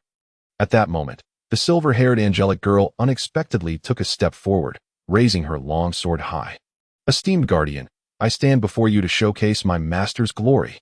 As the silver angel spoke, her form began to emanate a gentle silver glow. Her pristine wings unfurling as a magnificent magical array materialized beneath her feet, she began to levitate, and at the same time, the silver light enveloped her like delicate threads. In a flash, her form vanished, replaced by an extraordinarily pure and sacred longsword. Star Scar. Was this glory? Rod gazed curiously at the sword hovering before him, feeling a strange sensation within. It was only natural to ponder such thoughts upon witnessing a person transformed into a blade. Ultimately, Rod extended his hand to grasp the longsword. Its hilt was smooth, cold, and polished, indistinguishable from any other weapon, and it was hard to believe that such a weapon could take on a human form. As he held the sword, a sudden realization struck Rod. What was my glory? Why was this sword my glory? Was this creature implying that the glory referred to? With that thought, Rod ceased to hesitate, raising the sword and pointing it at the colossal stone statue. Indeed, this was my glory, the recognition of my past triumphs and the brilliance I once possessed. At that moment, radiant light burst forth from the blade, striking the statue squarely in the forehead before vanishing without a trace. As the light penetrated its form, the immense statue began to crumble, rapidly disintegrating into dust and dissipating into the air. Simultaneously, a system notification appeared before Rod's eyes. Chapter 72. Within the ruins, trial successful, acquired Guardian Sacred Mark, reclaiming lost glory, reviving past brilliance. This system notification was straightforward, yet its appearance felt peculiar to Rod at that moment. He certainly understood what his glory was, especially when considering the lineage from his card, the Holy Sword, and the illustrious history that followed, being the most influential summoned swordsman, the most powerful guild leader, and ultimately emerging victorious as the champion of the Dragon Soul Continent duel among tens of thousands of players. Now, the task seemed to be a mere repetition of that feat, almost deceptively simple. Yet, it was oddly unsettling, for this was not the game world. There were no players, no gaming companies, and no global PvP duel leagues. It was akin to a person traveling back to the Tang Dynasty and being tasked with winning the F1 Racing Championship, a concept utterly absurd for that era. Rod also beheld the Guardian Sacred Mark he had acquired. This artifact was not unfamiliar to him. Many professions in the late game possessed similar sacred marks. Mages had the Ring of Spells. Swordsmen had the Mark of Bravery. Knights had the Judgment of Will, and Spirit Masters had the Heart of the Divine. Even rogues and rangers had corresponding magical tattoos. In the game, these were rewards earned after passing trials. The intricate, ornate designs appeared like tattoos upon his arm, one silver-white, the other dark as night, gradually fading into his skin as they reached his elbow, the patterns linked with the summoning array on his hands. And as Rod concentrated, they swiftly vanished from sight. Guardian Sacred Mark, Honor Heart reclaimed, Honor Heart. All summoned spirit consumption reduced by 1/3, duration extended by 1/3, glory is my life. Done. It was only then that Rod exhaled a sigh of relief, collapsing to the ground as the holy sword rapidly disappeared, reverting to its card form. His left hand was now alarmingly pale, nearly devoid of color, and the gory wound on his finger had become increasingly mangled. The Bloodcry blade was indeed an exceptional weapon. Its power, when fed with sufficient blood, was undeniably impressive. If only the blood it absorbed were not his own. Mr. Rod. As the trial concluded, the barriers that had surrounded him dissipated, and Marlene, who had been anxiously waiting in the back, rushed over. Upon seeing the gruesome state of Rod's left hand, her expression shifted dramatically. "You're injured." "It's just a minor wound." Rod shook his head, attempting to rise to his feet. Despite his relatively clear mind, the after-effects of significant blood loss overwhelmed him, causing a wave of dizziness that nearly sent him tumbling to the ground once more. Fortunately, Marin, quick to act, supported him just in time. "Given your injuries, you ought to rest properly. Surely there are no enemies lurking nearby." "There should be none," he replied. "Then take a moment to recuperate. We can set out again afterward." Faced with Marin's insistence, Rod chose not to argue further. Not only had he lost considerable blood, but the excessive drain on his spiritual energy also weighed heavily on him. Forcing himself to move at this juncture would indeed be unwise. Ultimately, he leaned against the stone pillar once more, with Marin's assistance, to regain his strength. While Rod busied himself with rest, the young sorceress remained active. She retrieved several exquisite crystals from her cloak, bustling about to arrange them around him. Then, in hushed tones, she began to chant an incantation. In no time, a translucent, polygonal shield materialized, enveloping the two of them. "This is a mid-level protective spell," Marin explained, noticing Rod's gaze. "It effectively aids in the healing of wounds and restoration of strength. I believe you have endured so much. You deserve to rest, especially now. You need not worry about an ambush. This is a treasure of the Senia family, not something just anyone can breach. You can feel secure now, can't you?" By the end of her words, a hint of defiance tinged Marin's tone. Their journey from departure to the Sighing Rock had taken approximately 2 days, during which Rod had remained in a state of heightened alertness. Reacting to every rustle of the wind or stir of the grass, he frequently urged Marin to keep an eye on the direction and whereabouts of the scouts, all to prevent any unforeseen incidents.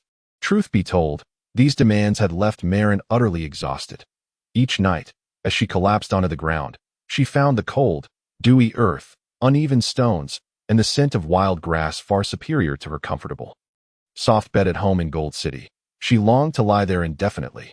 Yet, compared to Rod, her fatigue was trivial. That on the surface, Rod appeared to have everything under control.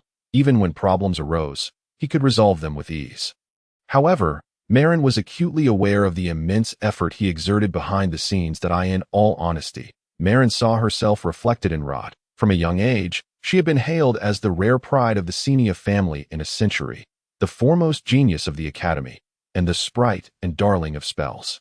To others, she seemed to master every spell effortlessly, her grasp of spiritual energy profoundly deeper than that of her peers. Yet, they had not witnessed the sacrifices that lay behind her accomplishments, while other children frolicked in the gardens. She toiled away in a room piled high with books, poring over esoteric tomes. While the daughters of other families mingled at lavish gatherings, she practiced spells alone in the cold, dim basement, repeating her incantations tirelessly. Even as other children drifted into blissful slumber, she would stand before a grand mirror, rehearsing the etiquette of nobility again and again. Even now, while other noble scions cavorted in their stables, she was engaged in perilous training deep within the forest. Many envied her, the prodigy of magic, the family's favored child, and she accepted their admiration as her due. She had every right to be proud. She possessed talent, capability, and a willingness to strive. Thus, she felt justified in her pride and confidence, earning the accolades and envy of others. Conversely, Marin would never permit those beneath her to look down upon her. For her, the notion of being underestimated by those who squandered their lives in frivolity was utterly humiliating. It was this understanding that allowed her to empathize with Rod's feelings. Thus, even when he scolded her in anger, she could only accept it without retort, for the man before her was undoubtedly more intelligent, more gifted, and far more diligent than she. Just as she would not allow others to trample her efforts, she could not condone the trampling of his. Rod, of course, remained oblivious to Marin's thoughts. He had little interest in deciphering the minds of women. In his earlier, Navi days, he had attempted to do so but learned, through a rather comical truth, that his girlfriend had ended their relationship because he drew more attention than she did when they ventured out together, which overwhelmed her. For a modern, independent woman, having a boyfriend who outshone her in looks was hardly enviable. After that, Rod ceased such trivial speculations, since Marin had assured him of the protective spell's efficacy, and Rod could see its robustness. He did not hesitate to lean against the stone pillar and close his eyes. Though the cold, hard surface was uncomfortable, it was a trivial concern. Mr. Rod. He opened his eyes to find Marin laying her cloak on the ground. Hesitatingly looking up at him, realizing she had caught his attention, she bit her lip. Indeed, this was merely a gesture of repayment, as her errors had led to his injuries. As a member of the Senia family, she could not remain idle. This was her pride. Yes, indeed. If you wish, you may lie here, she suggested, gently patting her thigh, her cheeks flushed to the point of near embarrassment. I believe you would find this far more comfortable than leaning against that frigid stone pillar. Moreover, your hand is injured that I was unable to assist you during the battle, so at the very least, allow me to examine it. Although I may not be as proficient as Legia in healing spells, I possess some basic knowledge as a sorceress. Is that permissible? Rod did not respond immediately. Instead, he curiously regarded Marin before posing his question. Upon hearing his inquiry, Marin instinctively straightened, adopting a brave demeanor. Of course. It is no trouble at all. Such a minor matter is nothing. Then I shall not hold back. Before Marin could utter another word, Rod had already laid his head on her lap and closed his eyes.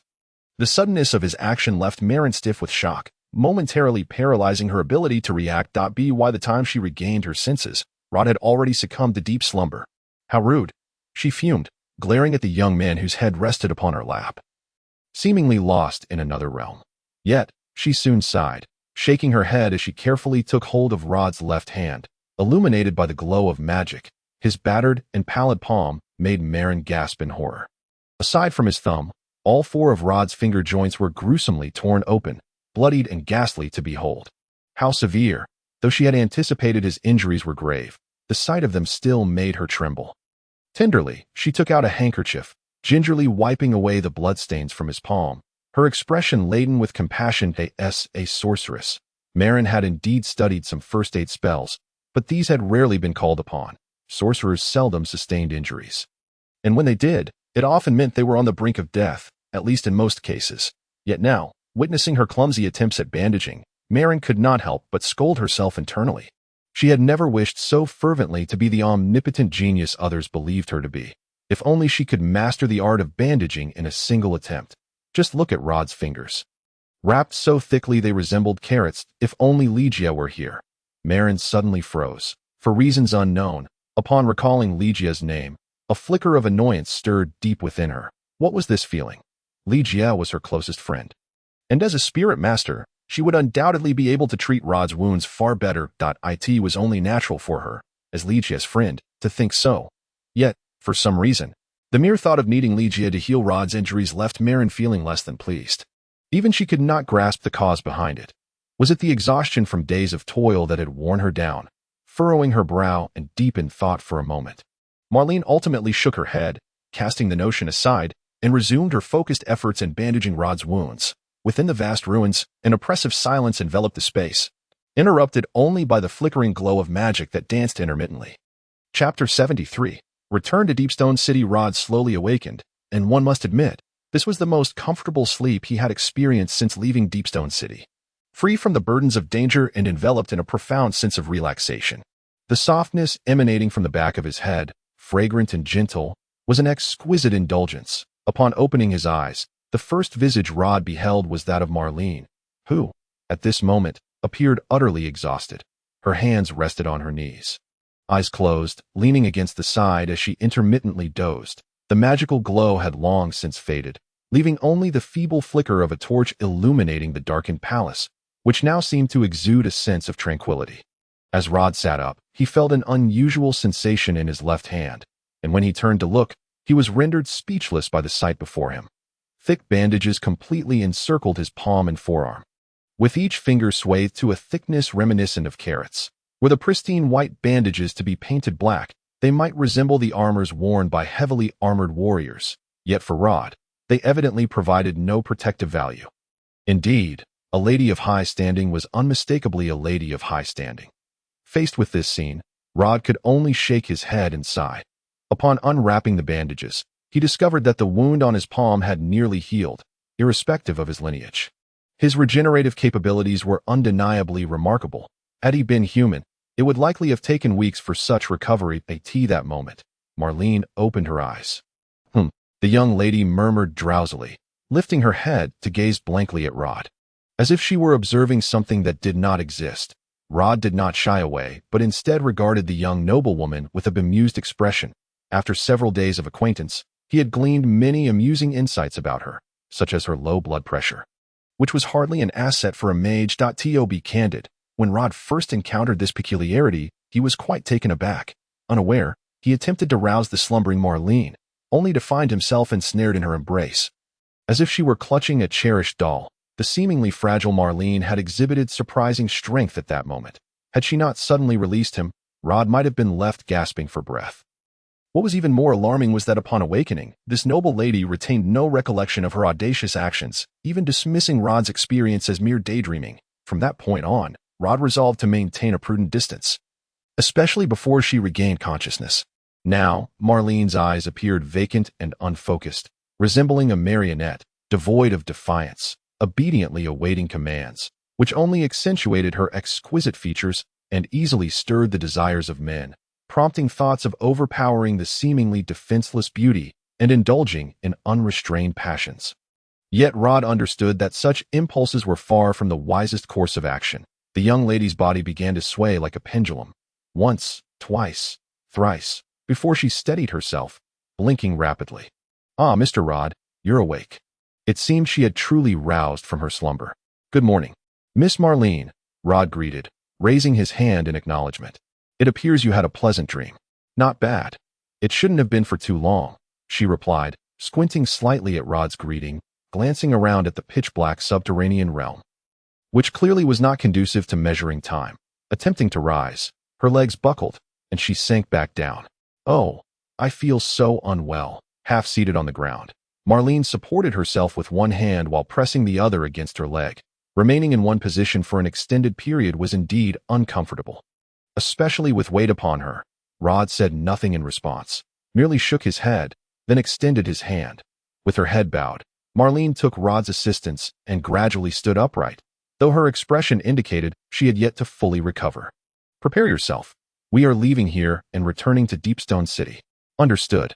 At Rod's command, Marlene offered no further comment, simply lowering her head and softly replying, before awkwardly moving to the side to collect the gem crystals that constituted the protective barrier, returning them to her embrace. Just then, a thought struck her. She approached Rod and produced some items from her cloak. "By the way, what are these?" "According to your words, spoils of war." At this moment, the young lady had finally resumed her usual noble demeanor, frowning as if she were not entirely pleased. "I found these on those who attempted to assassinate us.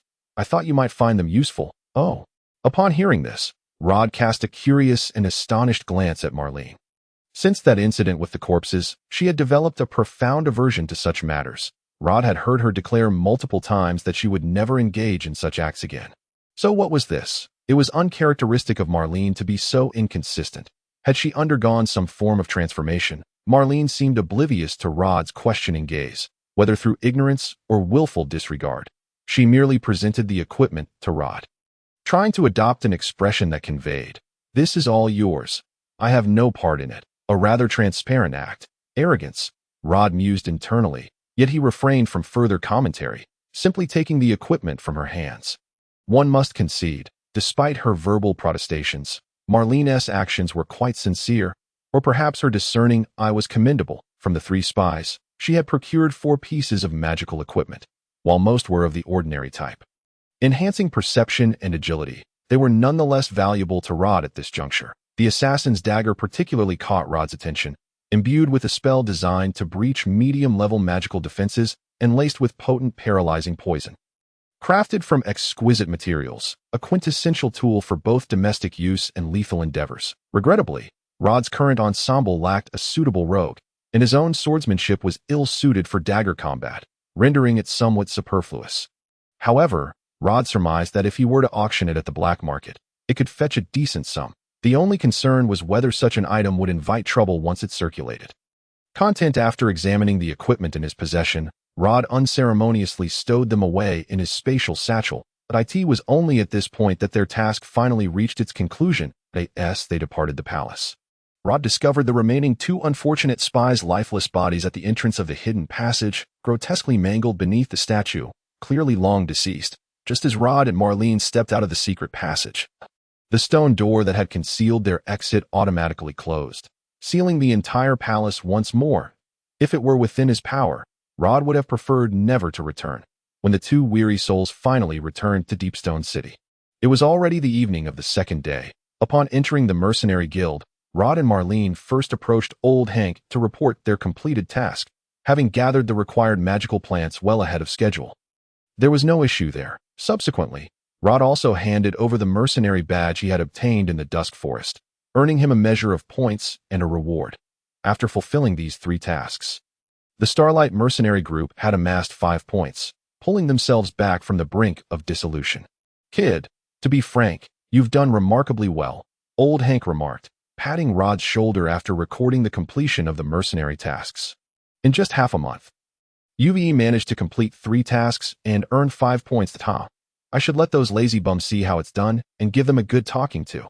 Those good-for-nothings who waste their days drinking and chasing women. If they don't step up their game, they'll have nowhere to cry when the guild disbands." "That's nothing special," Rod replied, shaking his head. In truth, he had not given much thought to these minor achievements. But rather, he was more concerned about other matters. "How is Ligia? She hasn't caused any trouble, has she?"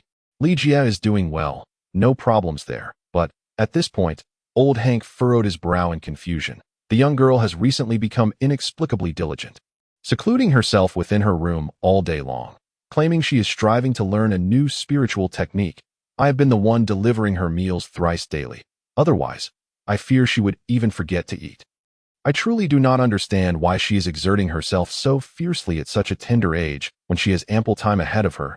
If she continues to push herself to this extent, she may jeopardize her health, and that would be a most regrettable outcome. Young one, please counsel her wisely. She is likely to heed only your words at this juncture." "Very well, I shall." Upon hearing this, Rod nodded, for he too wished for Ligia not to succumb to the perils of overexertion. After all, she is the sole healer in the group. Should she fall ill, the ensuing troubles would be considerable. With this thought in mind, Rod refrained from saying more and politely acknowledged Old Hank before turning his gaze to Marlene, who stood beside him. "Let us depart. Upon hearing this, a peculiar and intricate expression flickered across Marlene's face. But she quickly shook her head, restoring her usual confidence and pride. Just as the two were about to set off, a voice suddenly rang out. "Hey, kid, you finally returned." They turned towards the sound and beheld Old Walker, his face aglow with excitement as he waved at them. "I was beginning to think that you two might have been devoured by wolves out there. It seems you fared rather well." "Mr. Walker?" Rod raised an eyebrow. "What brings you here?" "Me." Upon hearing Rod's inquiry, Old Walker first retrieved a flask from his waist, took a hearty swig, and then squinted at the young man before him with a grin. "You ought to thank me. Kid, I managed to get that person you requested." Chapter 74. A profitable deal. Approaching Rod, Old Walker gestured towards the nearby counter, and the bartender, understanding instantly, quickly produced a large glass of refreshing ale. Old Walker tilted his head back and downed it in one gulp, wiping his mouth with satisfaction before revealing a smile to Rod. "It's all set. That fellow is currently awaiting you at the hideout. Care to go back and take a look? 300 gold coins is no trifling amount. I trust that individual meets my expectations." As Rod accepted the coin pouch Old Walker tossed back to him, he spoke.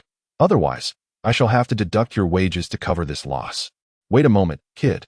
At this, Old Walker's expression stiffened.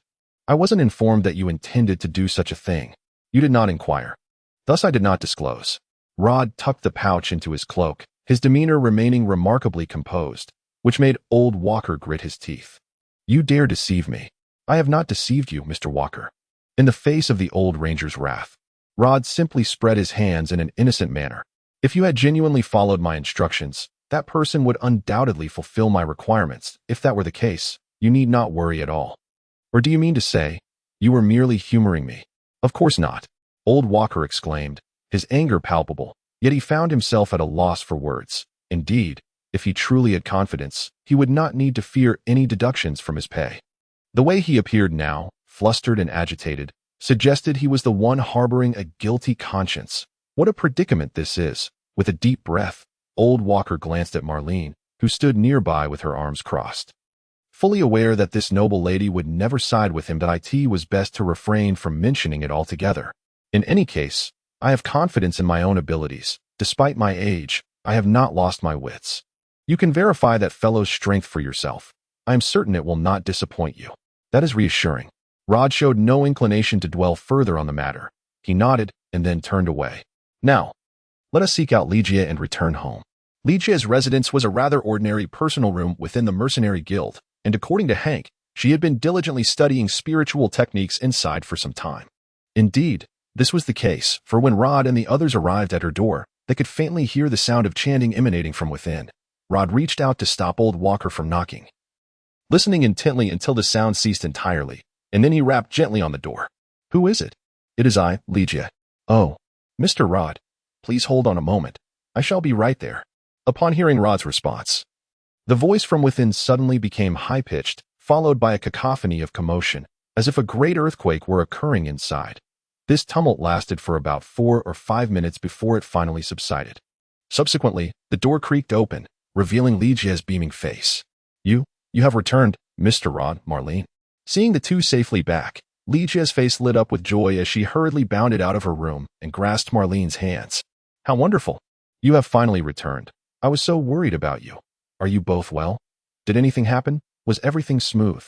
As Ligia held Marlene's hands, a fleeting look of discomfort crossed the young mage's face. However, Ligia seemed oblivious, eagerly inspecting the two to ensure they were unscathed or exhibiting any peculiarities before finally releasing a long sigh of relief that in truth, since Rod's departure, Ligia had worried for them daily, although Rod had reassured her not to fret. The fact remained that they were dealing with individuals from the Kingdom of Light, which was not as easily managed as common brigands. Everything went smoothly. In response to Ligia's inquiry, Rod nodded, scanning their surroundings before continuing. "However, this is not the time for such discussions. We shall elaborate on the details once we return home. For now, please gather your belongings, and let us prepare to head back." "Understood." Upon hearing this, Ligia promptly nodded and turned to pack her belongings. That IT was indeed curious. In the past, during her missions with the mercenary group, she had also resided in the guild's guest rooms, and at that time, she had found no fault with it. Yet now, having her own home, staying here felt increasingly uncomfortable. Although she was not required to clean or prepare her meals, for some inexplicable reason, Ligia found herself yearning for her own room. So, when she heard that they could finally return home, her excitement was palpable. Soon, the young girl had packed her belongings and left the mercenary guild alongside ROD. IT was now deep into the night, and the streets were sparsely populated, with only patrolling soldiers riding about, surveying the area. As they walked, Rod, feeling at leisure, began to inquire about Ligia's progress. "I am making great strides, Mr. Rod. Just give me a little more time, and I shall master the radiant arrow." When discussing her ongoing studies, Ligia's confidence shone through. Learning spiritual techniques was no simple endeavor, especially when it involved surpassing one's limits to delve deeper. In truth, Ligia's inherent abilities were not weak. However, her lack of skills had hindered her performance. Rod was certain that once she acquired more skills, her power would ascend to new heights. Yet, observing the girl's exhilarated expression, he felt it prudent to temper her enthusiasm. "Ambition and diligence are commendable traits, but I hope you will pay heed to your health. The perils of haste can be quite grave. To become a formidable spellcaster, one must first possess a calm mind. Do not rush, but rather, take steady steps toward your goals. I heard from Uncle Hank that you have not left your room for days, wholly absorbed in your studies. While such dedication is admirable, this approach is not advisable. Remember, at this stage, you remain an indispensable support for the mercenary group. Do not forget this." "Yes." Upon hearing Rod's words, Ligia, who had been somewhat elated, immediately lowered her gaze, while Marlene stepped forward, eager to offer comfort.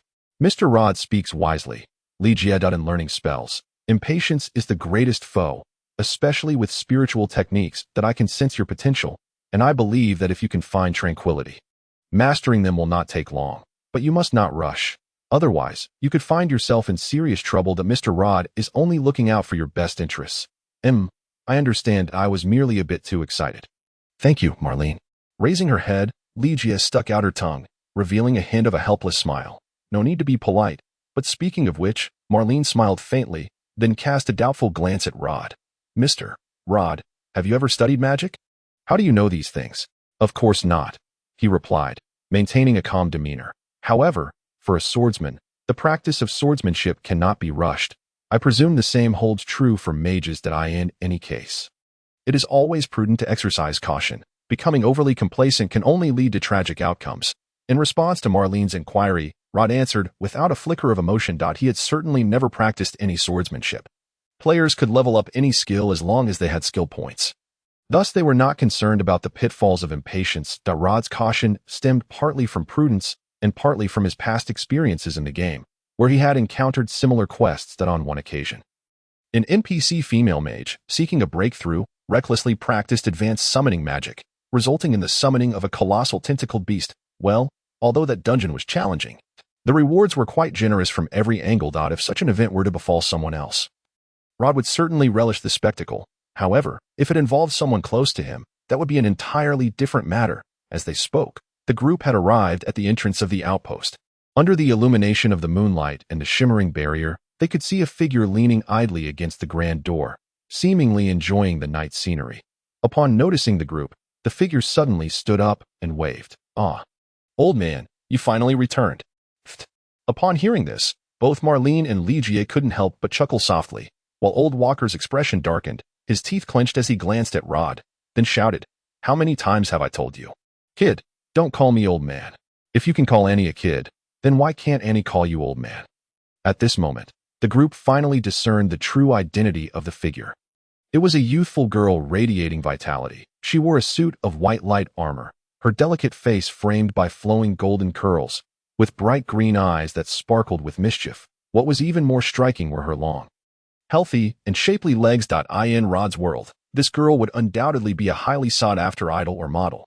The only aspect that seemed incongruous with her appearance was the exquisitely crafted golden shield that spanned over a meter in length on her right arm.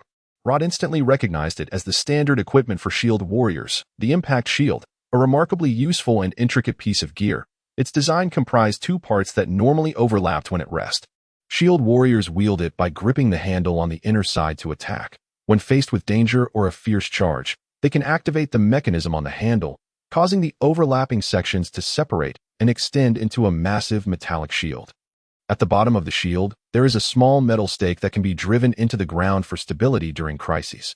Overall, it is an ingeniously constructed piece of equipment, with the interior being hollow, allowing shield warriors to embed ordinary shields to enhance its defensive capabilities. This also mitigates the disadvantage of being unable to replace or repair the shield immediately if it were to be damaged. However, Rod was well aware that the impact shield ranked among the heaviest equipment in the Dragon Soul continent, easily among the top 5. Most individuals would struggle to lift it. The weight of a single impact shield could rival that of two two-handed swords combined. Even for players, unless they chose a strength-oriented class like a barbarian or dwarf, it would be quite challenging to wield. Observing the girl now, one couldn't help but question whether the massive shield in her grasp was merely a paper mock-up. Could one really imagine a girl effortlessly wielding a motorcycle in the air? "Mr. Walker, is this the strong reinforcement you mentioned?" Rod's expression remained neutral, yet his inquiry clearly conveyed his stance. "Of course, kid." Although he had just been bickering with the girl, old Walker immediately aligned himself with her as he turned away. "Don't judge by appearances, I assure you. This young lady possesses remarkable abilities. If you hadn't coughed up the funds, you wouldn't have her, would you? Oh, then I am genuinely curious to hear just how capable she is, and why you didn't find a man instead." He. Upon hearing Rod's question, old Walker rubbed his hands together, a sly grin spreading across his face as he leaned closer to Rod and whispered, "It's quite simple. Do you think shield warriors are easy to come by? If they were, you wouldn't have given me the task, would you? Furthermore, I considered that you were still a young man. So, how about it? No need to thank me. We're all men here. I understand just looking at this young lady's appearance. Your money was well spent. Wouldn't you agree?" Rod turned his head away, ignoring old Walker's gaze. However, before he could respond further, the girl bounded over to stand in front of Rod. Upon closer inspection, the girl was surprisingly tall. Rod, standing at 1.8 meters, was certainly not short, and both Marlene and Ligia were about half a head shorter than him. Yet this girl was nearly his height, with a beaming smile. She extended her hand and firmly shook Rod's hands. "You must be the leader of this mercenary group. You look so young. From now on, I'll be counting on you, big sister." In that instant, the air seemed to freeze. Anyone acquainted with Rod would know that he deeply despised being mistaken for a woman. After spending considerable time together, Ligia was well aware of this, and although Marlene had been initially oblivious, she too had come to realize Rod's aversion. Even old Walker refrained from making jokes about it, fully aware that it was Rod's Achilles heel. Once it was touched, who knew what might ensue?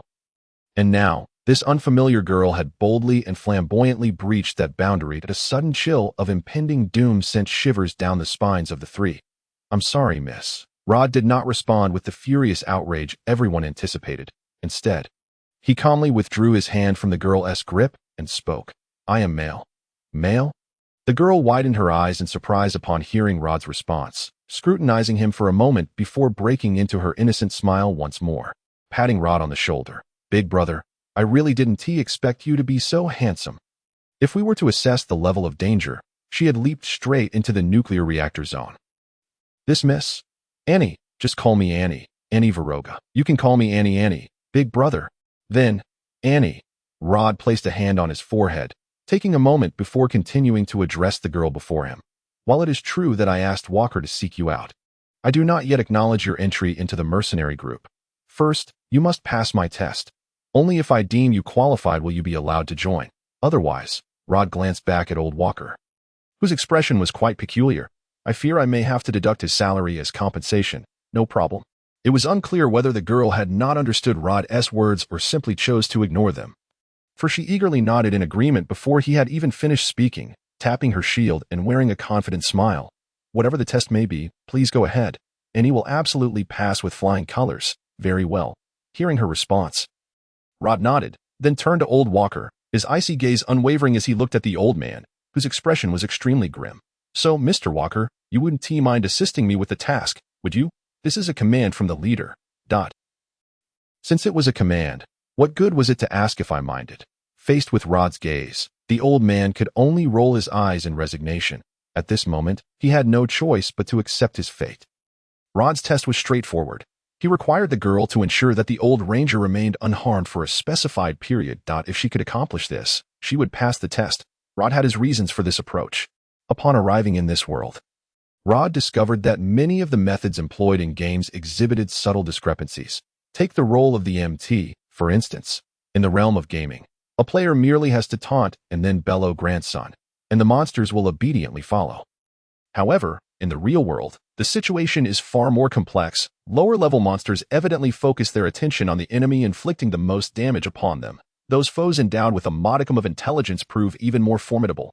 When confronted by a necromancer, Rod once attempted to enlist the aid of the shield warrior from the Red Hawk Mercenary Corps to temporarily assume the role of MT.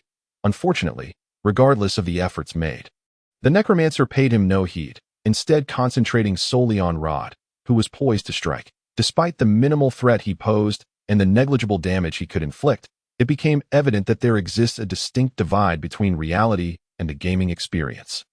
Nevertheless, this does not imply that MTs are rendered obsolete in the real world. In fact, whether in reality or in games, the primary function of an MT is not to deal damage but to provide protection. In the gaming sphere, an MT actively diverts and taunts the monsters to shield their comrades from harm. In contrast, in reality, they often find themselves relegated to a more passive role of guardianship. This necessitates exceptional reflexes, defensive capabilities, and adaptability. Otherwise, no one would entrust their safety to them. This is precisely the challenge Rod sought to test. Hey, kid, you're settling personal scores. Old Walker protested loudly, his face ashen as he stood upon the lawn of the back garden. However, it was clear that Rod had rendered his final verdict, one that was not open to appeal. This is a fair choice, Mr. Walker. This young lady is your selection, so surely you must have faith in her abilities. Now, relax and trust that she can succeed. Is that not your responsibility? Don't think that just because you speak so eloquently, I'm oblivious to your intentions, you deceitful brat. Old Walker fumed, shaking his fist in anger.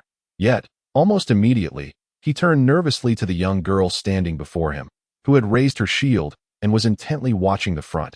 Little one, I'm entrusting my life to you. You must get this done. Rest assured, old man, it'll be absolutely fine. Probably.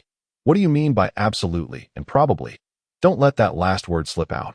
After all my trust in you, before old Walker could voice any further objections, Rod had already set his plan into motion. That he extended his hand, and 3 cards materialized in the air, followed by a radiant summoning circle, from which the Centaur Knight, the Black Hound, and the Soul Bird promptly emerged. How magnificent! What are those? The girl gasped, her eyes wide with astonishment, which startled old Walker even more. Don't lose focus. Little one, that kid is just full of tricks. Be cautious and don't touch that black dog. It will explode. From now on, for 3 minutes, as long as you can protect old Walker from harm for that duration, you will have passed the test. As he spoke, Rod glanced at Marlene, who stood nearby, eagerly observing the spectacle, and nodded slightly. You'll keep time. Understood, Mr. Rod. Responding to Rod, Marlene produced a pocket watch from her bosom, and then Rod snapped his fingers. Go, as if in response to Rod's command. The three summoned spirits let out their roars in their respective styles before dashing forward. Leading the charge was the Black Hound, a creature that, after a series of relentless self-destructs, seemed to have awakened some rather unfortunate traits. Its expression was one of reckless abandon mixed with excitement. If it were human, it might want to consult a psychologist. Meanwhile, the previously cheerful girl finally subdued her smile, adopting a serious demeanor. She bent her body, raising her shield in front of her, executing a standard defensive stance. With a soft crack, sharp, fang-like barbs emerged from the gaps of her shield, glinting with a cold light at that moment. The Black Hound lunged forward with a howl. The girl shouted fiercely, swinging her shield with great force. The massive, weighty shield, seemingly weightless in her hands, was hurled forward, its rush proving that its heft was no mere illusion. The Black Hound, taken aback by her swift action, was sent crashing away, howling as it tumbled backward before finally rolling to the ground. However, at that moment, the Centaur Knight charged in. Its massive lance shot forward, but the girl deftly altered the direction of her shield just as it was about to make contact, deflecting the Centaur's thrust. She then raised her shield high, sending the lance that had been aimed at Old Walker careening into the air. Though they had narrowly avoided danger, the girl did not lower her guard. Instead, after deflecting the Centaur's spear, she brought her shield crashing down onto the ground. Crack! The hefty shield slid down, transforming into a vast barrier that enveloped her body, its bottom firmly lodged into the earth. Almost simultaneously, the Centaur's other shield flew towards her, colliding violently with her giant shield. Boom! The deep, resonant sound caused everyone present to feel a jolt deep within their hearts, the enormous recoil causing the Centaur to stagger backward. The girl too took a half-step back. However, unlike the Centaur, she had ulterior motives. The Soul Bird, which had been circling in the night sky, finally swooped down with a piercing wide as a creature formed from wind elements.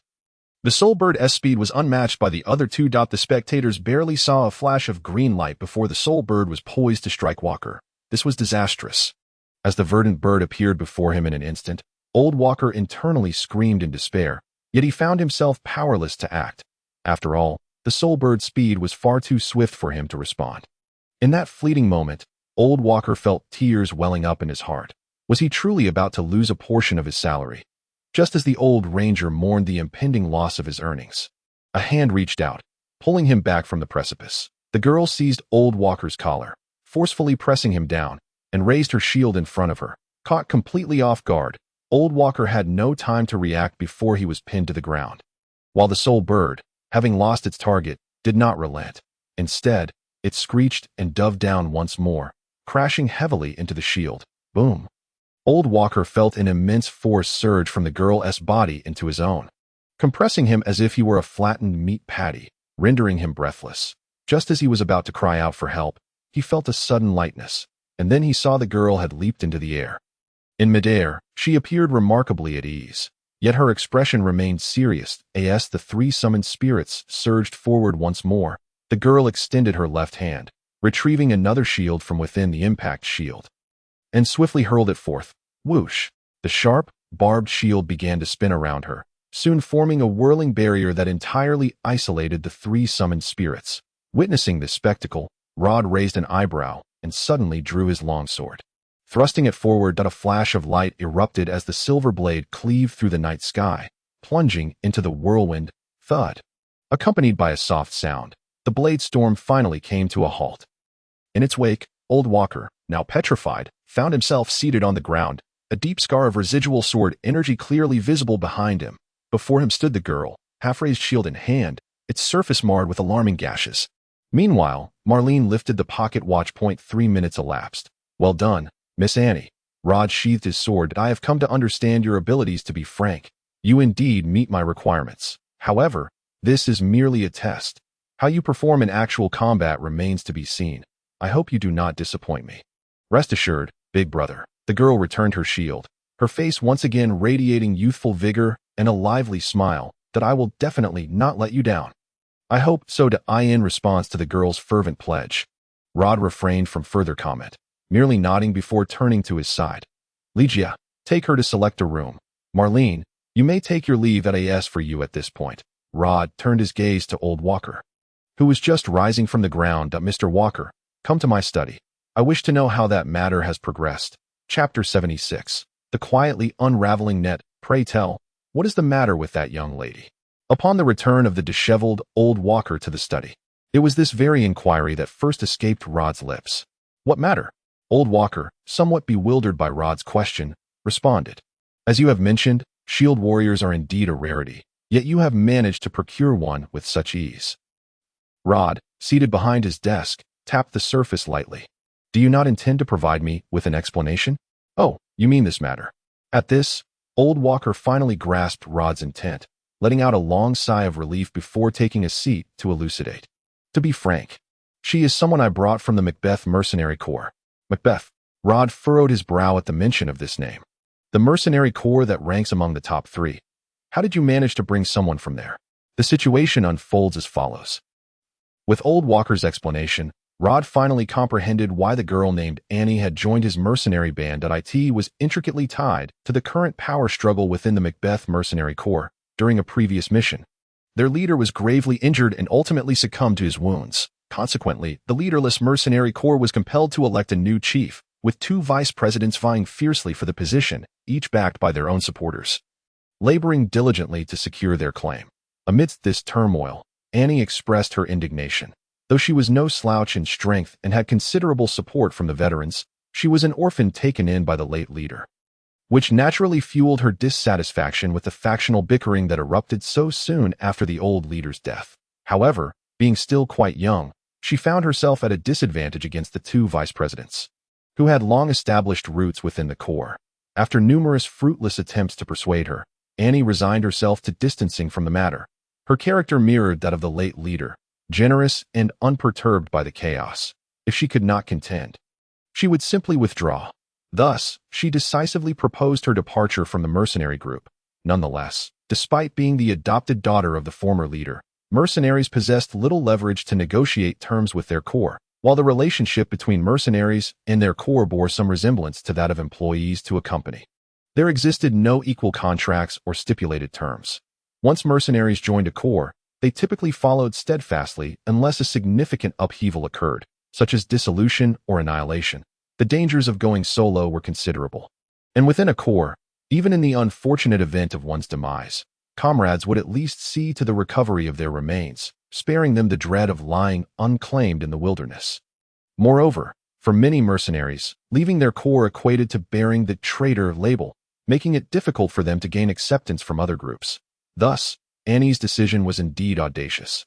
Annie wished to leave, and the 2 vice presidents were disinclined to retain her, as she was still associated with the late leader. Although young, she was formidable, and as a shield warrior, she wielded significant influence over the mercenaries. They feared that should she grow stronger, she might one day rally her supporters to threaten their leadership. Yet, they were also wary of allowing her to depart without consequence, ultimately resolving that whoever could present 300 gold coins could take her away. For medium-sized mercenary groups, this sum represented a considerable burden, as they comprised numerous members with livelihoods to sustain. Despite the seemingly generous rewards for missions, the spoils were meager when divided among many. That a mid-sized corps typically possessed a working capital of no more than 400 to 500 gold coins, rendering them incapable of affording such an amount. Conversely, larger mercenary groups, while financially able to meet the price, shared similar concerns to the vice presidents. They recognized this as an internal conflict within the Macbeth Mercenary Corps and understood that regardless of who emerged as the new leader, they would likely find themselves at odds with this young lady. Most large mercenary groups maintained mutual connections. Unless there was a profound grudge, it was uncommon to purchase an adversary's ally. Additionally, they were generally not short on manpower. While Annie was indeed capable, her presence or absence bore little significance to them, making it unwise to offend a rival corps over a single individual. Interestingly, enemies of the Macbeth Mercenary Corps did express a desire to pay for Annie's return, seeking to vex their adversaries. However, it was unfortunate that these enemies were also Annie's foes. Although she had grown indifferent to her former corps, it did not imply she would accept invitations from those she despised. Several wealthy merchants and nobles also sought to procure this beautiful young lady, yet Annie was no fool. She resolutely declined their offers, disinterested in becoming a mere bedmate or concubine. News among mercenary groups flowed freely. Thus many mercenaries were aware of Annie's situation. When Old Walker heard Rod express a desire for a capable individual, he immediately thought of Annie. Moreover, Annie herself appeared quite content with this transaction. A smaller mercenary group promised less pressure and fewer troubles. The larger core, which held no interest in her, were precisely where she wished to avoid, as greater power often brought more internal strife. Tired of the disputes surrounding the new leadership contest, Annie simply yearned to be an ordinary mercenary, focused on completing missions and living a straightforward life, free from the complexities that plagued her former association. Oh, I see. After hearing Old Walker's explanation, Rod nodded, easing his lingering doubts. Now, let us turn our attention to more pressing matters. What of the investigation I commissioned you to undertake? Hey, you won't believe it, my boy. This matter is indeed rather peculiar. Upon the mention of this topic, Old Walker became animated. Following your instructions, I investigated 32 mercenary groups, and guess what? Aside from those currently engaged in missions, they all set out on tasks related to the undead around the same time. Did they accept these tasks voluntarily? Not in the slightest. Old Walker waved his hand dismissively. The mercenaries are fully aware of the difficulties posed by undead creatures, unless they belong to a large mercenary group, who would be foolhardy enough to gamble with their lives. From what I gathered, these groups were all commissioned by someone, and the client paid a considerable upfront deposit to secure their compliance. And what of their current situation? 5 of the mercenary groups have returned, suffering heavy casualties, much like the Red Eagle Corps. Many now face a shortage of personnel, and it seems they did not complete their missions, which is indeed a significant blow to their reputation. Do you know the specifics of their tasks, including the locations and the identity of the client? I'm afraid I cannot provide that, my boy. Old Walker spread his hands in resignation. These details are closely guarded secrets within the mercenary corps, rarely divulged to outsiders. That I cannot inquire further, but I suspect the mercenary guild maintains records, as all commissions must receive their confirmation. Nevertheless, it is peculiar. Such a multitude of tasks related to undead creatures is not typical. What could be the cause? At present, I can only speculate. Rod sat back in his chair, contemplating deeply as his fingers danced lightly across the desk. The situation indeed felt somewhat abnormal, recalling the occurrences within the game. He sensed a revelation. During that time, numerous players from the Kingdom of Light had appeared here, reportedly to undertake a particularly lucrative mission at the outset, as for the nature of that task. With this thought, Rod raised an eyebrow. Now it makes sense. However, further investigation is warranted before drawing any conclusions. It is certain that these events are interconnected. Tomorrow, I shall visit the Mercenary Guild to see if I can uncover any clues. The Mercenary Guild. Upon hearing this, Old Walker frowned. You intend to engage with that lot? Well, do not say I did not warn you. They are notoriously tight-lipped, and extracting information from them will not be an easy feat. I am well aware of my own capabilities. Rod shook his head, then closed his eyes to ponder once more. In the meantime, continue to investigate what those mercenary groups are up to, and keep a keen eye out for any unfamiliar mercenaries entering Deepstone City. Unfamiliar mercenaries. Isn't it quite normal for those fellows to gather here every day? After all, as a major city, Deepstone City naturally attracts that group. Indeed, it is quite normal. However, if there is a sudden influx within a short span of time, that becomes abnormal. Are you implying? Upon hearing this, Old Walker's expression shifted. He was not oblivious. Having been tasked by Rod to investigate numerous peculiar occurrences, he instinctively sensed that something was amiss. Yet, he remained unaware of who dared to orchestrate such actions. Is someone plotting against the mercenary group in Deepstone City? Young man, do you possess any information? Observing Old Walker's expression, Rod could only roll his eyes in exasperation. What information could he possibly have? Under ordinary circumstances, Rod would find this slightly unusual, but wouldn't dwell on it. However, the situation was different now. He was acutely aware of impending events, and thus even the slightest anomaly would immediately draw his attention and caution. If I had any news, I would naturally inform you. Chapter 77. The enemy is clear. My intentions are hidden. There is no place more comfortable than one's own home. This was the first sensation Rod experienced upon opening his eyes. Outside, dawn had broken, with the sun just rising above the horizon, its radiant warmth filtering through the window, dispelling the shadows and chill of the old house. A new day had commenced. although he had returned yesterday. Weary and exhausted, Rod swiftly changed his attire, intending to practice his swordsmanship in the back, a habit he had cultivated in the game. Each time he logged in, he relished finding a spot to hone his skills. Warming up before engaging in other activities, this routine enabled him to better immerse himself in the game and sharpen his reflexes during combat.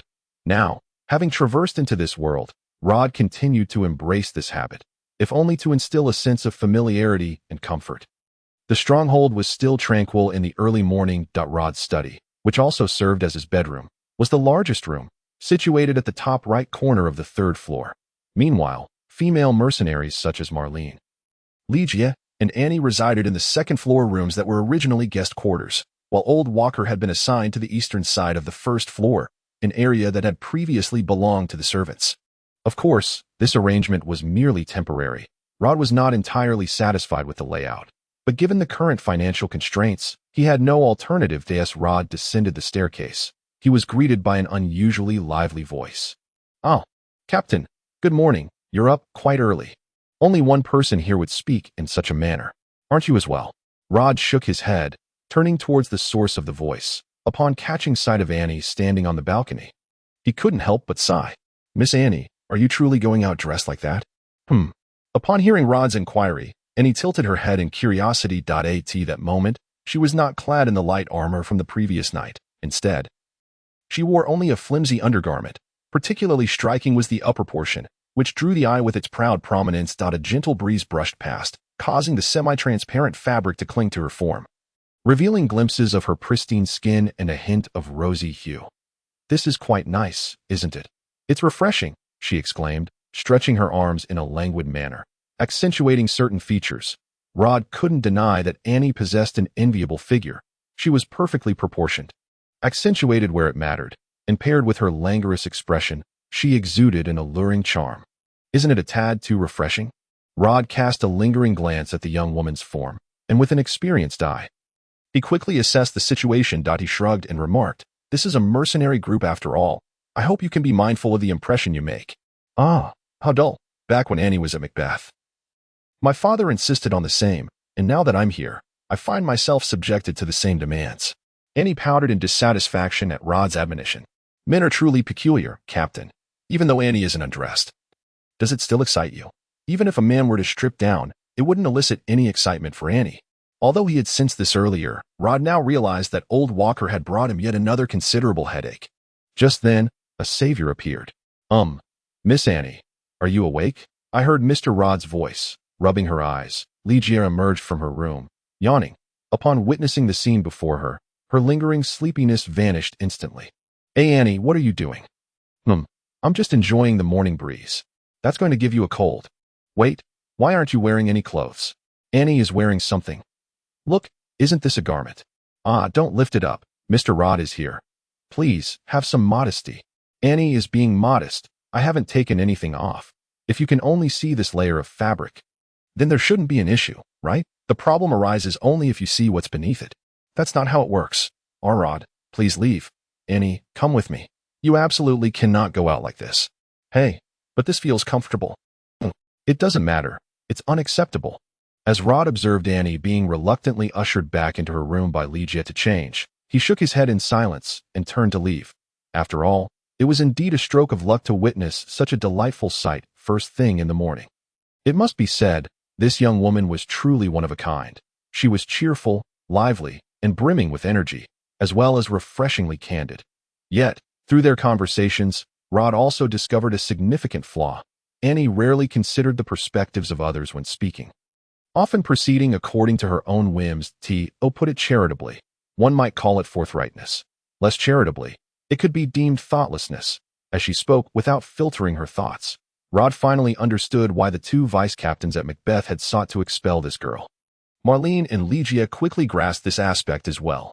Following the morning's commotion, everyone gathered to enjoy a leisurely breakfast. When it was just Rod and Ligia, they would merely make do with whatever was available.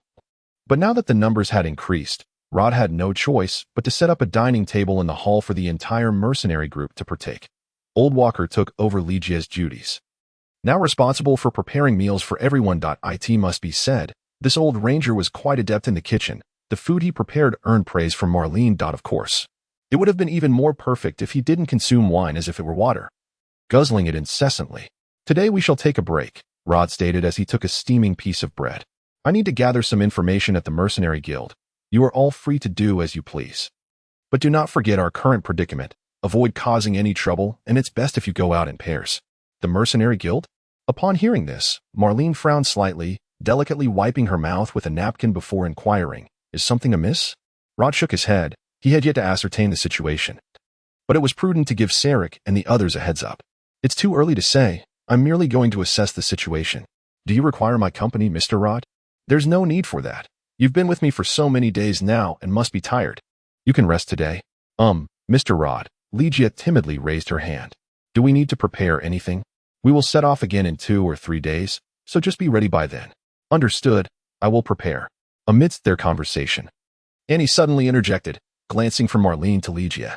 "Sister Marlene, Sister Ligia, Annie finds it quite strange. Why do you both not address the captain as captain?" "Eh?" Marlene and Ligia were momentarily taken aback. In Annie's mercenary group, everyone calls the captain captain. Why do you two refer to him by his name? Well, a hint of awkwardness appeared on both their faces. Even old Walker seemed somewhat uncomfortable, hastily lifting the wine jug to mask his expression. However, Rod soon came to their rescue, alleviating the tension. They each possessed their own reasons. Marlene has merely joined our mercenary group temporarily, while Ligia has her own motivations. Within my team, I am indifferent to how you choose to address me. Feel free to call me whatever you like, as there is no obligation. "I see." Annie blinked, her emerald, crystalline eyes glancing curiously at the others before she fell silent, redirecting her focus to the food before her. It was only at this moment that the other 3 members exhaled in relief. Though their expressions remained rather intricate, suddenly, a knock echoed through the room. Ligia promptly rose and made her way to the door, opening it to exchange a few hushed words with someone outside. She then received a letter and returned to the group, her face bearing an odd expression. "What is it, Ligia? What has happened?" Marlene inquired curiously upon noticing Ligia's demeanor. Ligia, while handing over the letter, replied with a peculiar look, "Mr. Rod, this is an invitation. The populace's primary concern lies in the rising cost of living. As long as we remain silent, no one will be aware of the origins of the food and supplies they purchase. Indeed, bowing to the Duchy of Muin is not a cause for celebration. Yet for the sake of our nation and the citizens who support us, we must relinquish our trivial pride and make certain concessions to secure the stability of our country. Of course, this is our dilemma. For our people, they do not need to know from whence these goods and commodities originate." At this juncture, Bode paused. They remained oblivious before, so it is only natural that they care little about it now. Upon hearing this, the legislators' previous agitation dissipated, replaced by excitement and fervor. Indeed, this matter had long been a source of vexation, and now they had finally discovered a means to address it, which undoubtedly brought them solace.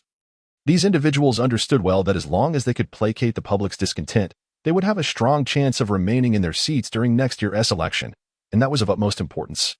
As for Face, if it occasionally took a back seat, even to the 3rd position, what harm could it do? After all, it would not cost them a piece of flesh. "So, Mr. Bode, regarding the dispatch of invoice, I shall undertake the journey myself," Bode declared, puffing out his chest with confidence. "I will convey our Parliament's utmost sincerity to Miss Lydia and assure the fulfillment of this honorable mission." With that, Bode raised his gaze, looking forward. "I kindly request the Parliament's approval." In response to Bode's earnest look, the elderly man seated in the elevated position fell silent for a moment. He sighed deeply, weary from surveying his surroundings, before reluctantly nodding. "Your request is accepted. A definitive conclusion shall follow the Parliament's vote." A desperate struggle. Upon hearing the elder's response, many seated legislators shared the same thought, casting disdainful glances at the man in the high seat. How much longer did he intend to cling to his position as the Chancellor at his advanced age? Truly infuriating. Had it not been for this old fool's sluggishness, the Parliament would not have remained ensnared in passivity. Humph! It appeared that by the time of the next election, this old man would inevitably be vacating his seat. At that juncture, with this thought in mind, numerous eyes turned towards the confident and proud man who had just descended from the podium. Perhaps a new era was dawning.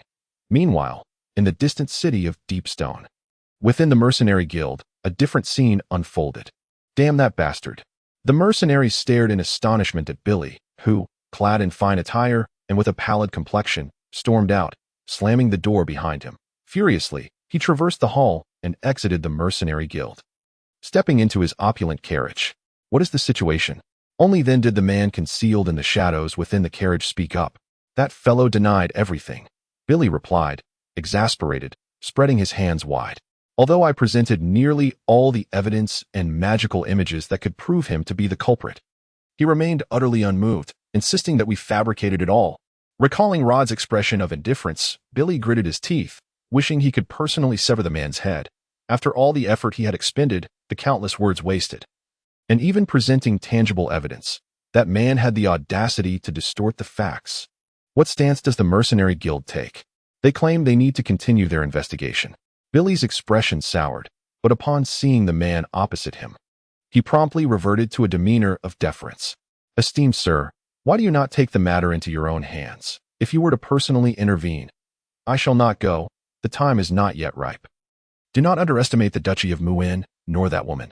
The reason she allows our presence here is certainly not due to ignorance of our existence. This is precisely why I despise this country, Billy scoffed coldly.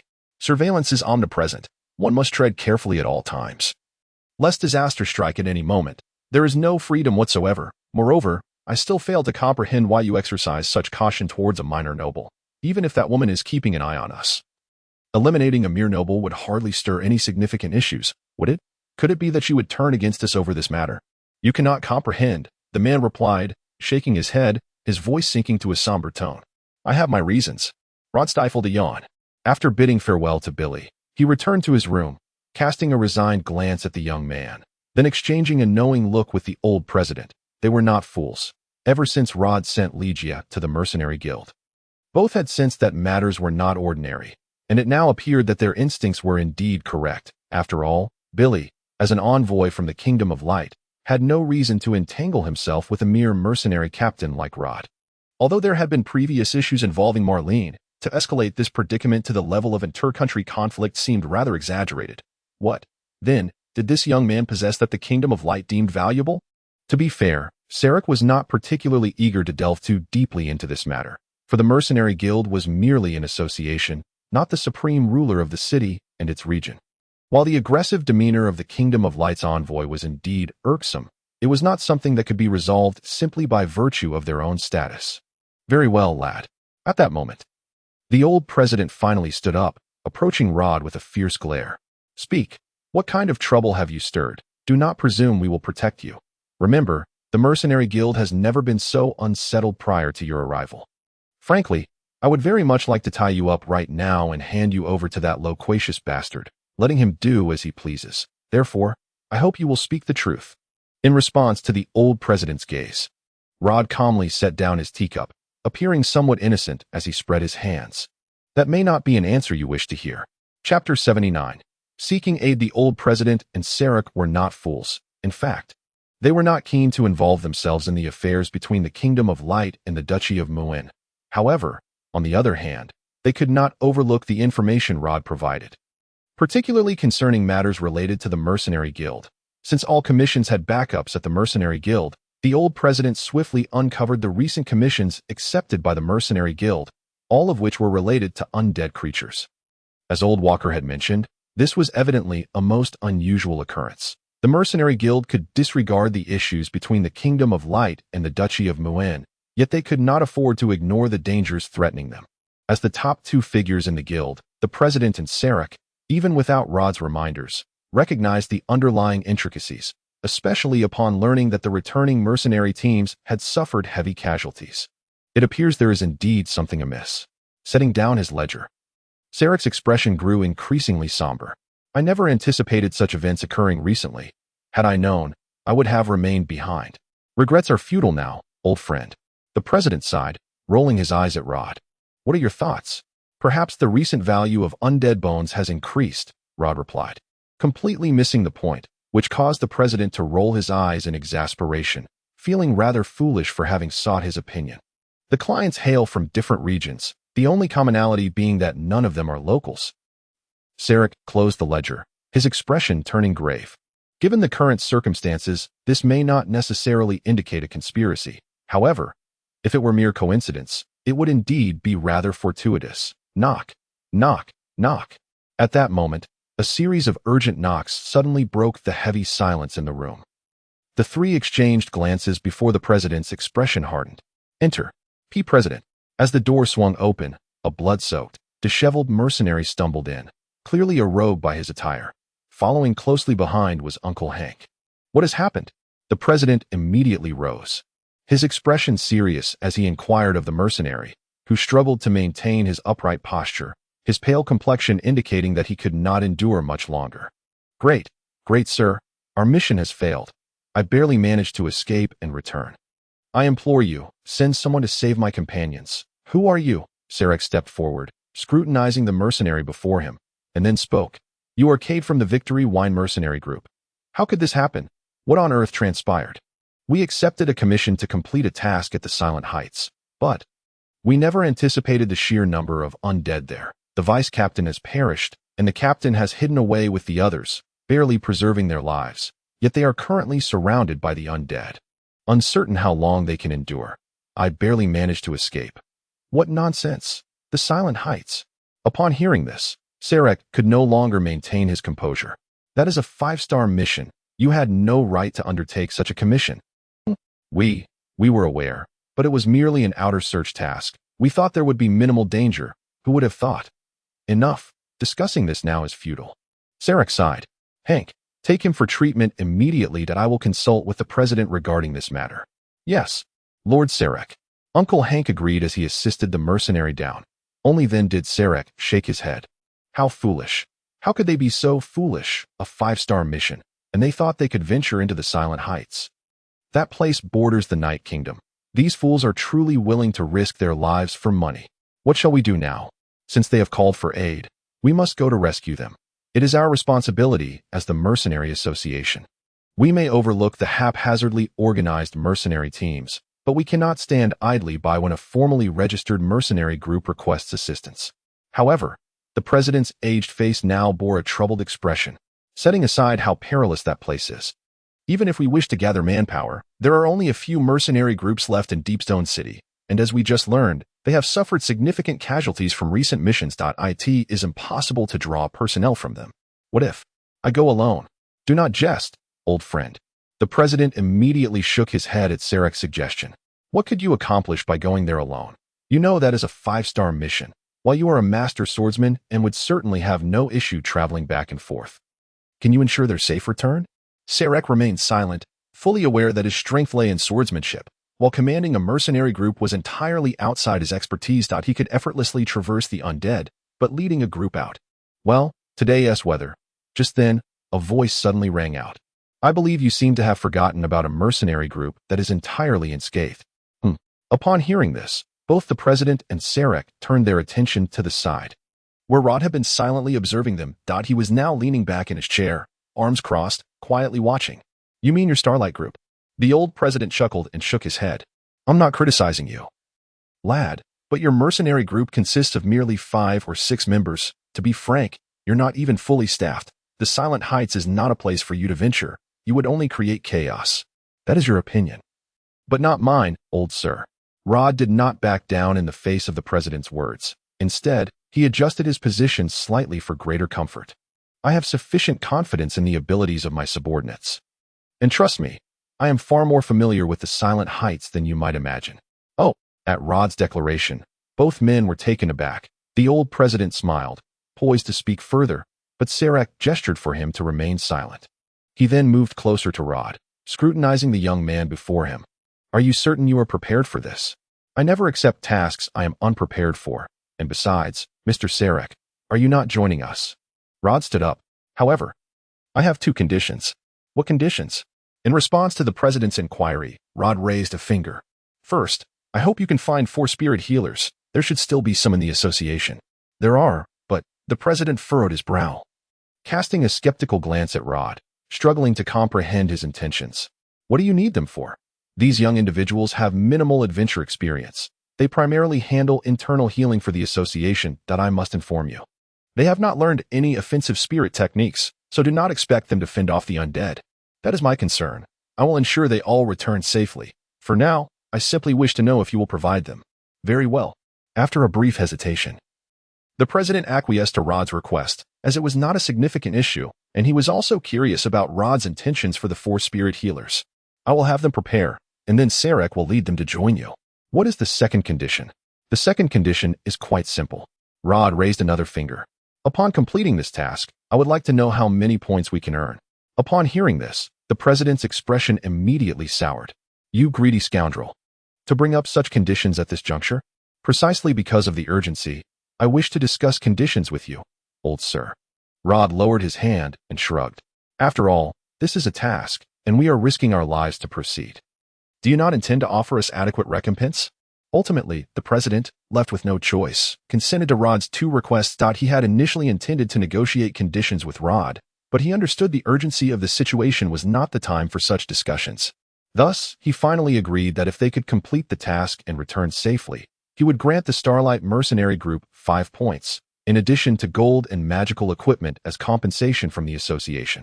The reward for this task was certainly generous. They then arranged to prepare for departure that day, setting out early the following morning. Rod subsequently left the mercenary association. I truly do not understand what you are thinking, fuming as he returned to his chair. The president cast an unhappy glance at Sarek, who stood smiling by the window. Do you genuinely believe this lad possesses such capabilities? I see him merely spouting nonsense. The enemies at the Silent Heights are not something he can approach or retreat from at will. He claims to be familiar with the place. I suspect he is simply fabricating tales. I do not share your opinion. Sarek shook his head with a wry smile, then sobered, looking at the old president. You must recall that this lad took on the task at Pavel's cemetery when he first established his mercenary group. And not only did he return safely, but he also rescued the Red Hawk mercenary group. That I have inquired with members of the Red Hawk mercenary group, and they confirmed that this young man is exceedingly well-versed in dealing with those undead creatures, to the extent that even the long-standing necromancer at Pavel's cemetery could not gain the upper hand against him.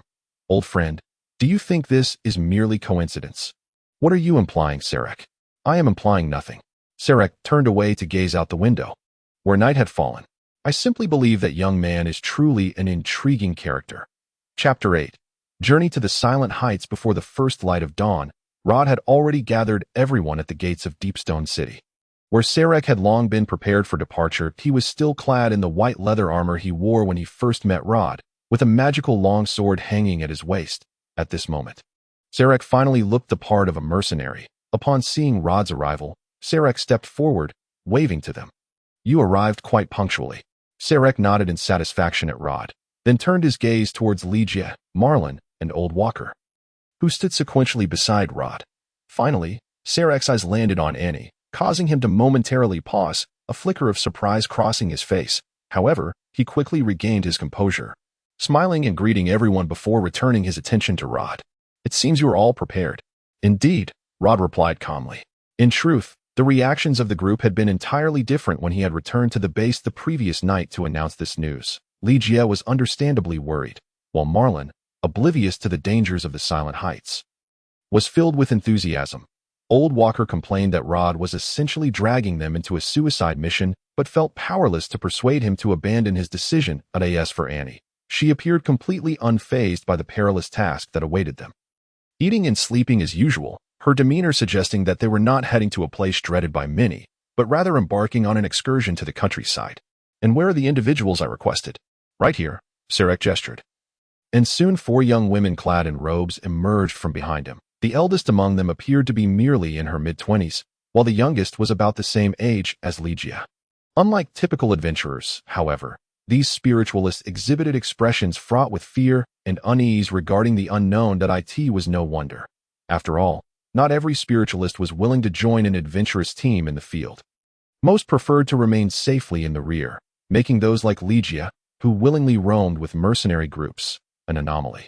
As per your request, they are all capable of employing group healing spells and protective shields. Now, young man, you must understand that this is a significant asset from the association. My old friend, though reluctantly acquiescing to your demands, does not mean he will allow you to lead them down a path of no return. I must make it clear that my foremost duty is to protect them from harm. If anything happens to these children, I will take them away immediately. As for the rest, you will have to manage on your own. No problem. In response to Sarek's words, Rod said little, merely gesturing his gratitude before stepping before the four spiritualists at that moment. The four gazed at the young man with a mix of curiosity, skepticism, and apprehension. Frankly speaking, they did not wish to venture into battle. However, as members of the Mercenary Association, they were bound to follow orders. Though this was not unconditional, that in many respects, spiritualists were even more precious than mages. I believe you are all aware of our destination, Rod continued, disregarding their stares, adhering to his own rhythm of speech. You also understand the dangers that lie ahead. Leaning against a tree, Marlene felt the ground beneath her soften, while the sky above spun in a disorienting whirl.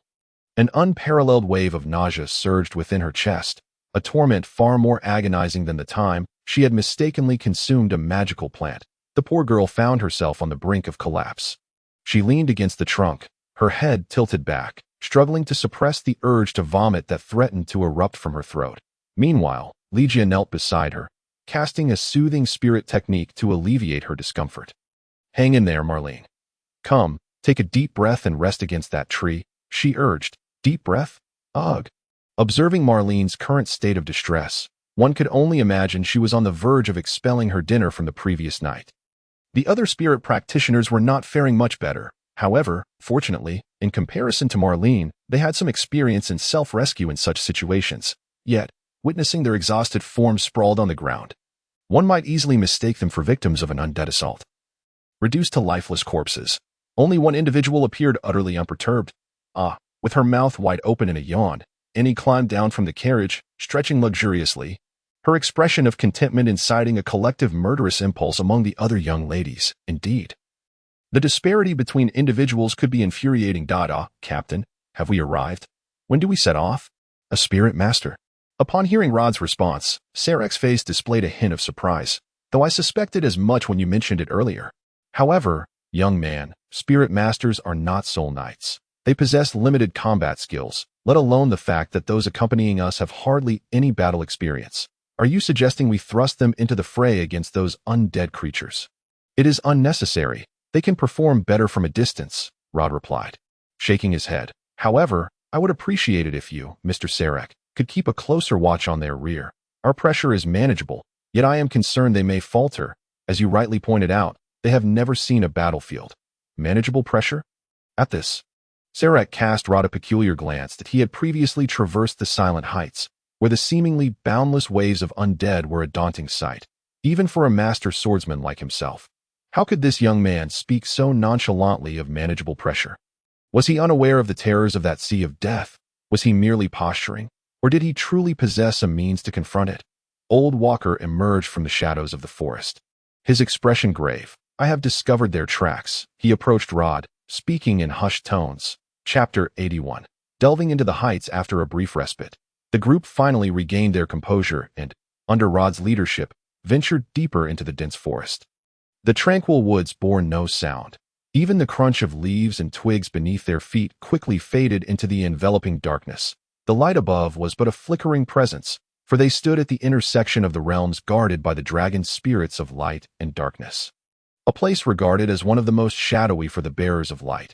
Here, the dichotomy of darkness and light blurred, merging into an indistinguishable whole. There, a figure. Suddenly, a spirit master leapt up, her pallid face pointing to the side. In the distance, a ghostly visage hovered silently, observing them. Ignore those creatures. Continue onward, Rod commanded, not even glancing in their direction. The spirit master hesitated. But those evil spirits, if you do not engage with them, they will not trouble you. Rod felt as though he were guiding a band of novices who had just entered the game. Startled by every little thing, he had witnessed various reactions from female players on their first visit to this place, some indifferent, some feigning composure, others shrieking in terror, and some trembling with fear. Initially, Rod had offered gentle reassurances, but as he encountered more newcomers, he grew weary of such distractions. After all, they were merely frightening themselves. If they remained so unsettled here, what would happen when they truly entered the heights? But, the spirit master appeared dissatisfied with Rod's indifference. The evil spirits were the foes of the living. How could they not attack her, a living being, as she traversed this place? Moreover, the malevolent entities hiding among the trees were not few in number. The deeper they ventured, the more they encountered. The silent wraiths flickered in the forest, their lifeless eyes betraying a longing for life that was unnerving. As the number of spirits increased, even Marlin, Legia, and Old Walker grew tense, vigilantly scanning their surroundings. Fearful that these undead would suddenly surround them and consume them, the four spirit masters were nearly paralyzed with fear. Had Rod not been moving swiftly, they might have been too frightened to proceed at all. Among them, only Rod and Sarek maintained their composure. Rod understood that they would not be attacked by these malevolent spirits. Despite their seemingly overwhelming numbers, it was merely an illusion, strong on the outside, yet weak within. That if one ignored them, they would not dare to strike. However, should someone succumb to the pressure and flee, then they would indeed pose a genuine threat. Rod had positioned Sarek at the rear for this reason, should any spirit master falter under such terror and attempt to escape. At least this master swordsman could prevent them from taking that perilous course. Fortunately, the spirit masters proved to be more resilient than Rod had anticipated, though their faces were pale and their legs trembled. Not a single one fell behind until they emerged from that area. This greatly elevated Rod's estimation of them. To be fair, even the weakest spirit masters were undoubtedly superior to players, for they had genuinely witnessed death, possessing a psychological fortitude that was commendable. In contrast, players who believed themselves fearless due to the vast information they consumed were often not superior when confronted with genuine mortality.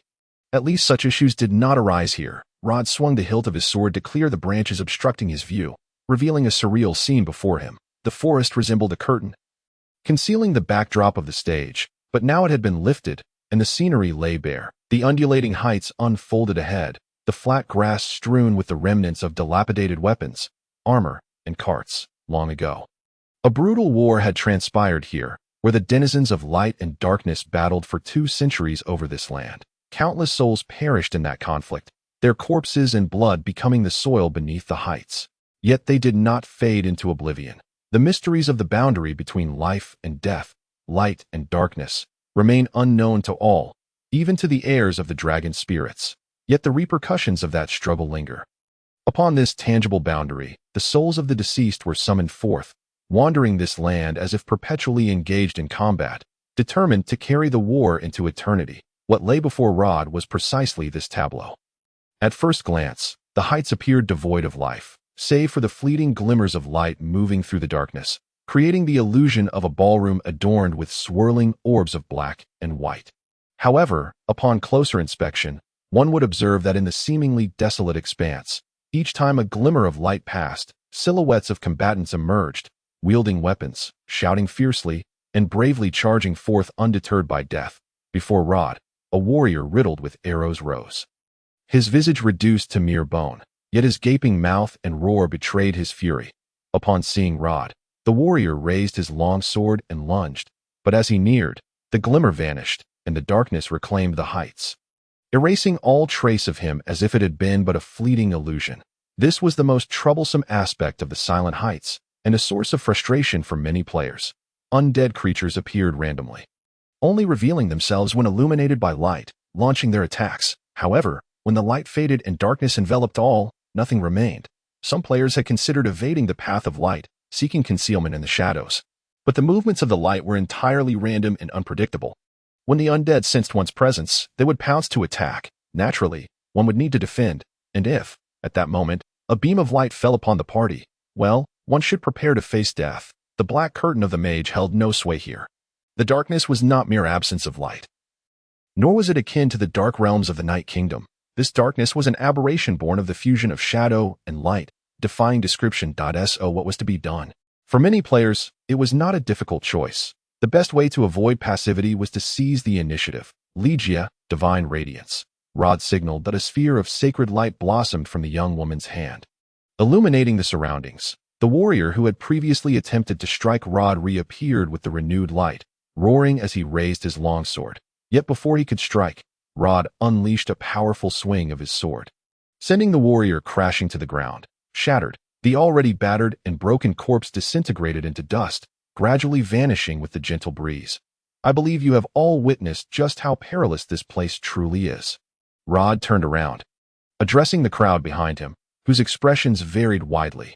Naturally, Legia and the other mercenaries maintained serious countenances. They were not fools. Rod had intentionally demonstrated his prowess in their presence. And now these individuals were acutely aware that the Silent Heights was indeed a place of formidable reputation, one that even a fully armed mercenary group would likely hesitate to approach. However, you need not concern yourselves with the light or when enemies might appear, that I can assure you, from this moment forth, foes will emerge from all directions. Without glancing back, Rod flicked his long sword. The silvery moonlight blade slicing through the air, instantly cleaving a group of undead creatures drawn to the radiance in twain, leaving them lifeless on the ground. Thus, I urge you to remain vigilant at all times. Walker, keep a watchful eye to the rear. Marlin and Legia, I require your attention on the flanks. Annie, your primary task is to ensure their safety. Remember, we cannot afford to halt our advance. Who knows how many undead lurk in this forsaken place? Our victory hinges on traversing this high ground, so you must remain in sync with us at all times. Do you understand? Understood, Captain. At that moment, Annie appeared remarkably composed, cheerfully responding to Rod's orders and even waving her hand, which elicited a wave of exasperation from the others. Did this young lady truly grasp the gravity of the situation, particularly the several spirit mages, who initially hoped this shield warrior would protect them? Yet, observing her demeanor, they felt an inexplicable lack of confidence in her capabilities, though they had never held much to begin with. If not for the presence of Selek by their side, they might have already retreated in despair. Follow me, Rod commanded. Stepping forward, the ensuing scene would be etched into many minds forever. They beheld a pristine light dispelling the darkness of the heights, followed by the emergence of hundreds of undead creatures that had been locked in combat. Upon sensing the light, they seemed to halt their skirmish as if prearranged, roaring in unison as they charged towards Rod and his companions. Witnessing this, Selek's expression shifted during his own trial at the heights. This moment had left a profound impression on him, the undead emerging from the dark veil, seemingly endless. While a truly vast army could evoke a sense of despair, at least one could visually ascertain the numbers surrounding them. Here, however, one could never truly fathom the extent of the enemy forces. A weariness of the unknown was a formidable foe in itself, leading many to ultimately crumble under the pressure. Nothing was more terrifying than the absence of hope. What would Rod do now? This thought ignited a flicker of anticipation within Selek, who focused his attention to the rear while casting glances at the battlefield ahead, eager to see how this young man would manage to uphold his claim of minimal pressure. Strangely, Rod exhibited no signs of anxiety in the face of the undead. He merely snapped his fingers. Legia, directly ahead, group heal. Understood, Mr. Rod. Maintaining the sacred glow in her hands, Legia extended her left hand, and soon, a cascade of immaculate light descended from above, enveloping the undead within its embrace. You as well, from the same position, cover them all. At Rod's command, the spirit mages, though surprised, complied, raising their hands to cast their group healing spells. Beams of pure white light unfurled amidst the undead, their previously agile movements now rendered sluggish. Once all the spirit mages completed their rounds of group healing, the once fierce undead now resembled toothless old women, barely able to move. Marlin, chain lightning. A vibrant burst of energy shot forth from the young girl's fingertips, striking the undead in an instant. Initially, it was but a faint spark, but then the dazzling lightning erupted, leaping across the undead and ensnaring them in a vast net. Following a series of resounding explosions, hundreds of undead collapsed, silenced forever. Marlin gaped at the spectacle before her, scarcely believing her own fingers. Chain lightning was the most basic of group spells, inherently weak, and only grew weaker upon dispersal. Marlin had anticipated Rod would instruct her to unleash a more powerful spell, such as Lightning Sphere, to deal with these foes. Yet witnessing this outcome made her question whether these were truly undead or merely poorly crafted scarecrows. Was there truly such a method? Meanwhile, Selek was equally astonished. He knew that high-ranking spirit mages and soul knights could wield sacred light to obliterate the undead. But now these ordinary spirit mages were achieving similar results? No, perhaps that statement wasn't entirely accurate. After all, the judgment hammer of high-ranking spirit mages and the light of judgment from soul knights could annihilate any undead in an instant, while these ordinary spirit mages could only diminish their capabilities and speed. Yet, that was still quite impressive. Reflecting on this, Selek cast a glance at Rod. How did this young man come to know such methods? Not just Selek, but the spirit mages were equally astonished. mirroring Ligia's initial disbelief at their newfound ability to exert such a significant influence over the undead. Some gazed at their hands in bewilderment, questioning whether they were dreaming. Regrettably, Rod had no time to slap them back to reality. Now that you all know what to do, let us advance. As he beheld yet another wave of undead emerging under the illuminated veil, Rod raised his long sword. Chapter 82. A change of perspective. Searing flames roared forth. Violent explosions rippled among the undead, surging tongues of fire spreading in all directions, consuming everything within reach. The oppressive heat radiated outwards, obliterating all in its path. Marlin withdrew her hand, her mind clouded as she lost count of how many hordes of undead had faced them. She had no idea how many there truly were. Yet in her memory, she had never experienced such exhilarating spellcasting. Each time she waved her hands, summoning torrents of magical energy, hundreds, even thousands, of undead were reduced to ashes.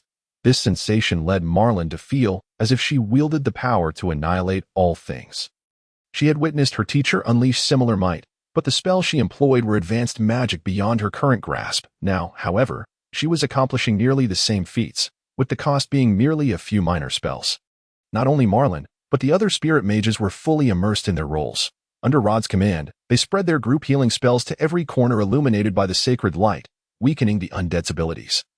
After which Marlin, Rod, and Selek would strike decisively to eradicate the foes. Old Walker stood at the center of the formation, periodically calling out the directions from which the undead emerged, enabling others to respond more effectively.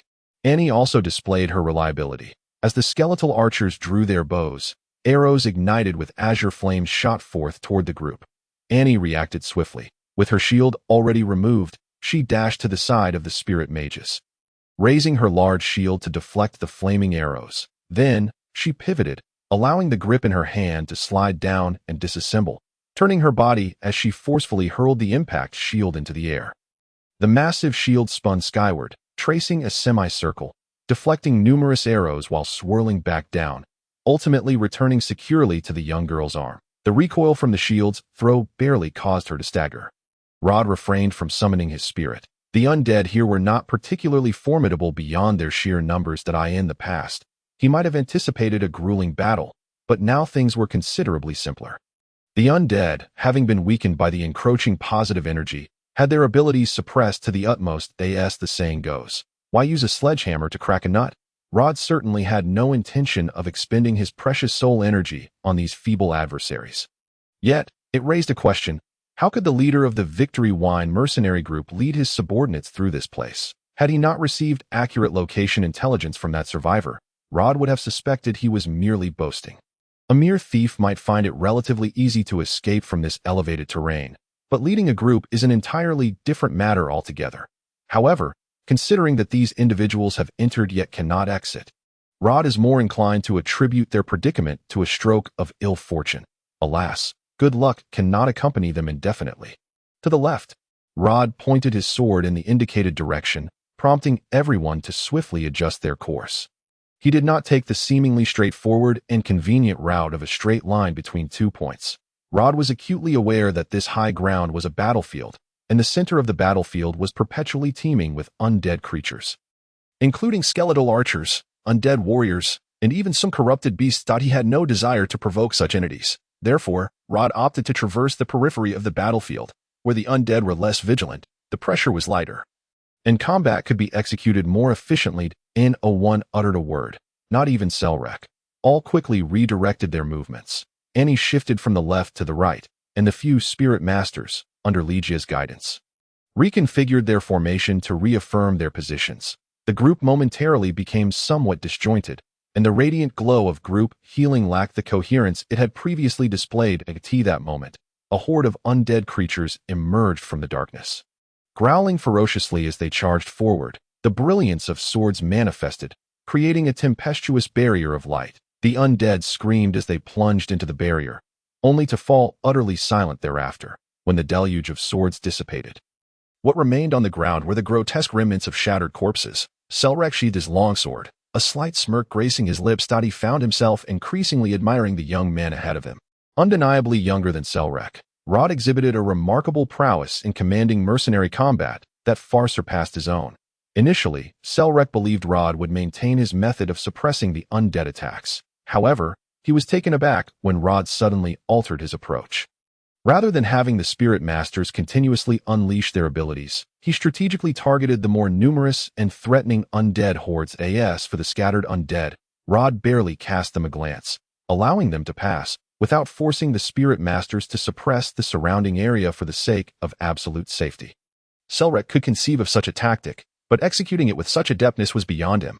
Rod seemed intimately familiar with every profession, consistently issuing commands and directives that allowed others to follow his lead effortlessly. His instructions clear and concise. Even the previously dissenting Spirit Masters had shed their earlier reluctance, now diligently fulfilling their tasks that 2/3 of the journey had elapsed. Spirit Masters, how much longer can you endure? Rod inquired, casting a glance towards the dense, dark forest ahead, which was neither close nor far. I can cast group healing 4 more times, came one response. I can manage 3 more, another chimed in. I can do 4 to 5 more, yet another added. Hearing their replies, Rod furrowed his brow. Their pace appeared to have slowed. This was hardly surprising, given that there were only 5 Spirit Masters on their side, a number insufficient to maintain momentum. Everyone, gather, we're preparing to charge. To be mindful of your surroundings. Annie, ensure their safety. Do not let anyone fall behind. We need to run now. Prepare to cast group healing for yourselves on my command. Now, 3, 2, 1, run. Upon hearing Rod's command, everyone immediately followed his lead, sprinting forward with all their might. With the suppression of positive energy lifted, the previously disadvantaged undead swarmed towards them, closing in from all directions. A few Spirit Masters, already struggling to keep pace, felt their hearts race with trepidation as the undead pursued them. Fortunately, Legia and Old Walker remained close by, preventing anyone from falling behind. Now unleash. Brilliant light flickered around them 4 or 5 times. Forcing back the undead that had gotten perilously close, Rod severed the head of a warrior blocking his path with a swift strike. He then reversed his longsword, flinging it forward, the sound of slicing wind filling the air. Moments later, a silver blade shot forth from Rod's sword, cleaving through the battlefield and effortlessly tearing apart the undead, creating a wide swath of clear ground. Simultaneously, Marlene completed her incantation. The gathered magical energy coalesced at the tip of her staff. Initially a mere flicker of light, which soon transformed into a howling tempest, sharp wind blades cleared the obstacles surrounding the group, compelling even the undead to retreat from the chaotic surge of magical energy. Seizing the opportunity, Rod and his companions finally reached the juncture of the elevated terrain and the forest. Enter the forest, quickly. Rod halted, gesturing towards the dense thicket ahead, though the shadowy woods appeared perilous. To those being pursued by the undead, it represented a glimmering beacon of hope. However, not everyone would make it there unscathed. Oh no, a Spirit Master running behind slipped and fell to the ground. Her companion, witnessing this, hurried to assist her, only to find her own legs giving way, collapsing beside her. They were not accustomed to physical exertion, and after enduring several hours of intense combat, their stamina had virtually reached its limit. Hurry! Get up! Selrek, bringing up the rear, positioned himself protectively between the two, his ethereal sword forming an impenetrable barrier that barely held off the encroaching undead. Yet, against the relentless tide of terrifying beings, he found himself at a loss. I can't get up. The kneeling Spirit Master cried out, her voice trembling. She could see the undead looming nearby, her instinct for survival compelling her to rise, but fear rendered her immobile, in a panic.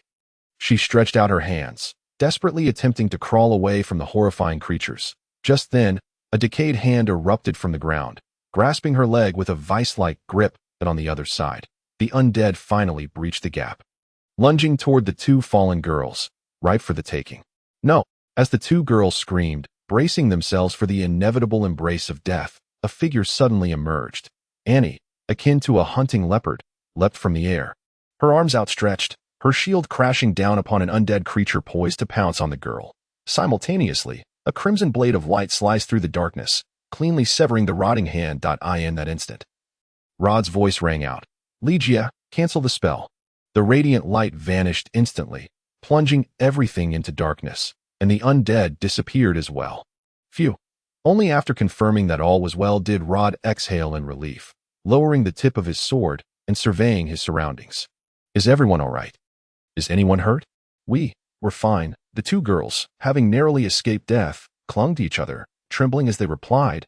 They had never been so close to death, so near that it felt as if closing their eyes would whisk them away from this world forever. Annie is just fine. No issues whatsoever. Mr. Selrek. I am well, unscathed. Can you stand? This. Although the darkness obscured their expressions, Rod could infer their hesitation from their stammering responses. This was troublesome. Lord Selrek, let us each take one, he suggested. Agreed. With that, Rod bent down and hoisted one of the girls into his arms, eliciting a startled scream from her, but he paid it no mind. We must leave this place immediately. The road ahead is still long. We cannot afford any delays. Chapter 83. Reinforcements upon re-entering the forest. Everyone felt utterly exhausted, including Marlene and Ligia, who were panting heavily. Yet Rod did not relent in his pace. He continued to carry the spirit master who could barely walk, half dragging the rest forward until they reached a nearby clear spring, where he finally ordered a halt. Upon hearing Rod's command, the tension that had gripped them suddenly released, and they collapsed onto the ground, too weary to move another inch. Old Walker also let out a low whistle, subsequently taking a seat upon a stone to seize the moment for rest. Sarek and Annie became the only two individuals in the group unaffected by the fatigue. One quietly observed their surroundings while the other scurried among the crowd, intermittently delivering water and sustenance to them. How long do you think it will take for you to regain your strength? Rod casually inquired of the nearby spiritist while sitting on another stone. This was not a game. After all, one could not simply sit upon the ground, nibble on some bread, and sip water to return to full vitality. The essence of soul power, as its name implies, derives from the strength of the soul, somewhat akin to energy. However, the distinction lies in the fact that when one is utterly exhausted, the most one can hope for is to faint. If one overexerts their soul power, they would be left in a state of near ruin, if not death. In games, there exists a mechanic whereby depleting one's soul power leads to an immediate halving of all character attributes. And should one fail to find a means to recover promptly, they would swiftly learn how non-combat casualties come to be. Upon arriving in this world, Rod discovered that the inhabitants adhered to similar principles, seldom utilizing soul power in excess. Particularly among spellcasters like Marlene and Ligia, they would not stubbornly persist when they recognized their limits, opting instead to cease their assaults without hesitation. They understood well that exceeding their limits could very well cost them their lives. At the very least, we will require half an hour. Upon hearing the weary reply, Rod furrowed his brow, feeling that such a pace was far too slow. After all, this place was not nearly as secure as the previous battlefield. It resembled an enhanced version of the dark forest they had initially entered, where the malevolent spirits would not simply lurk in the shadows of the trees, idly watching. They would lie in wait, poised to strike at any moment. The nature of these spectral entities made them exceedingly difficult to capture, necessitating the cooperation of the spiritists, especially Ligia's holy radiance. Yet, seeing the young girl leaning against Marlene with her eyes closed, Rod realized she would not be recovering any time soon. With such delays, would they truly be able to find any living souls? What troubles you? You seem quite distressed. Sarek's voice broke through Rod's thoughts as he raised his head to find the swordsman smiling at him. We have squandered too much time. Rod shook his head. I'm somewhat concerned. Squandered? Sarek chuckled in disbelief at Rod's assertion, gazing at the young man with a mixture of incredulity and admiration. In Sarek's view, they had performed admirably. From their entry into the Silent Heights to the present moment, they had expended less than 4 hours in total. Considering the battles they had faced, such an outcome was nothing short of remarkable. Not to mention, they had suffered no casualties, merely fatigue. In Sarek's estimation, there was likely no mercenary group within Deepstone City that could surpass their accomplishments. Yet, seeing Rod's expression of frustration, Sarek assumed he was worried about something else, only to realize he was lamenting the pace of their journey. If word of this were to spread, one could only imagine the number of mercenary leaders who would feel shamed into taking their own lives in penance. I believe you have done exceedingly well. Sarek, perplexed by Rod's thoughts, decided not to dwell further on the matter. He offered a wry smile and patted Rod on the shoulder. Even if I were alone, I could not have reached this point in such a brief span of time. Yet you have managed to bring everyone here safely, which speaks volumes of your capabilities. You truly are an exceptional leader of mercenaries, at least in Deepstone City. I have yet to encounter a leader as reliable as you. What piques my curiosity further is, at this juncture, Sarek squinted slightly, a hint of puzzlement crossing his features. How did you come to think of utilizing the healing arts of spiritists to weaken those undead? Surely, this was not a mere whim of yours. During my time in the Eastern Highlands, I participated in several confrontations with undead creatures, in certain situations, to survive, one must exhaust all options and try anything that might work. Rod lied with an unflinching demeanor. Yet his statement was not without foundation. The Eastern Highlands, located at the fringes of the Night Kingdom, was indeed the most isolated region of the Moon Duchy. However, small-scale skirmishes with the Night Kingdom had never ceased, giving rise to a local profession known as the Soul Hunter. These warriors, raised in the Eastern Highlands, were among the few in the Land of Light with extensive experience battling the undead.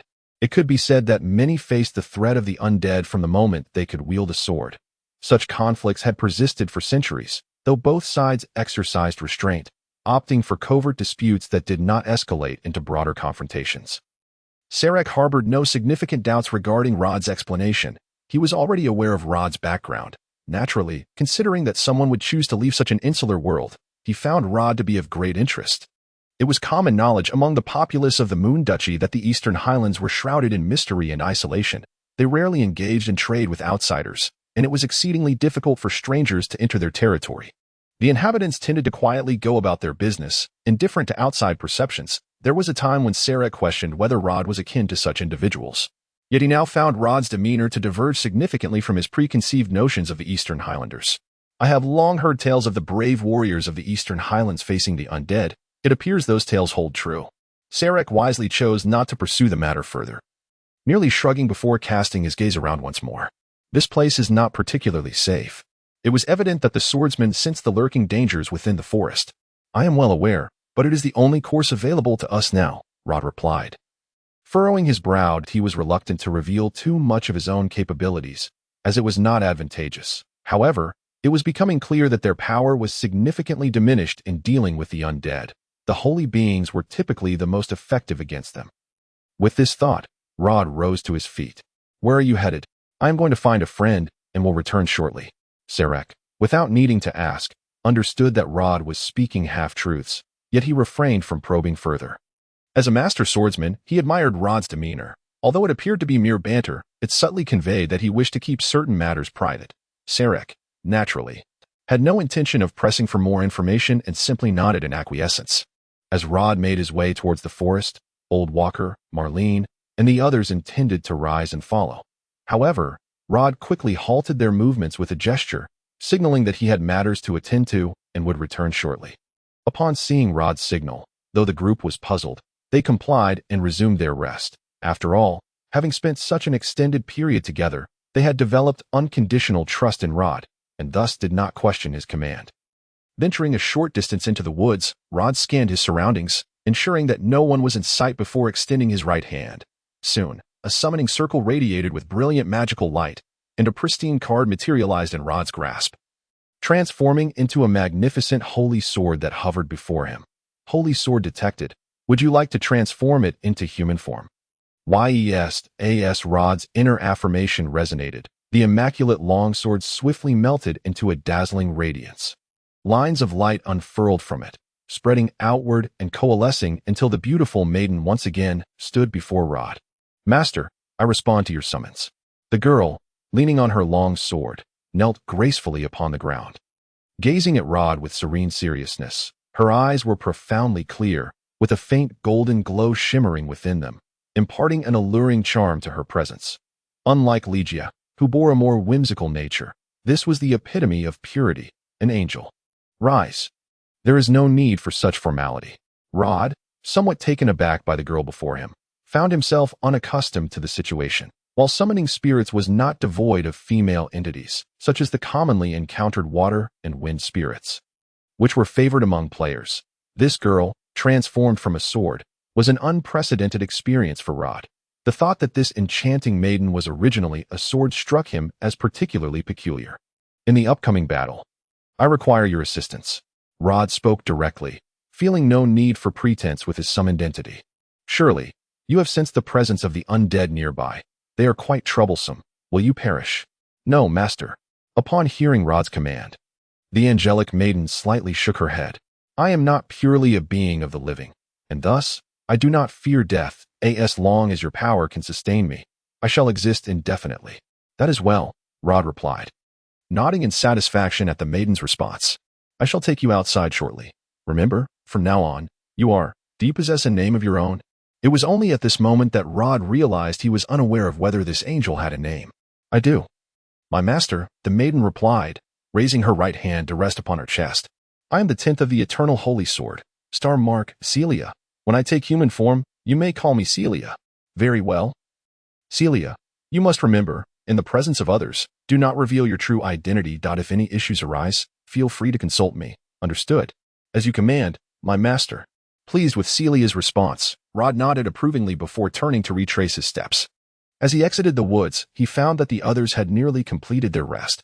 Hey, lad, where on earth have you been?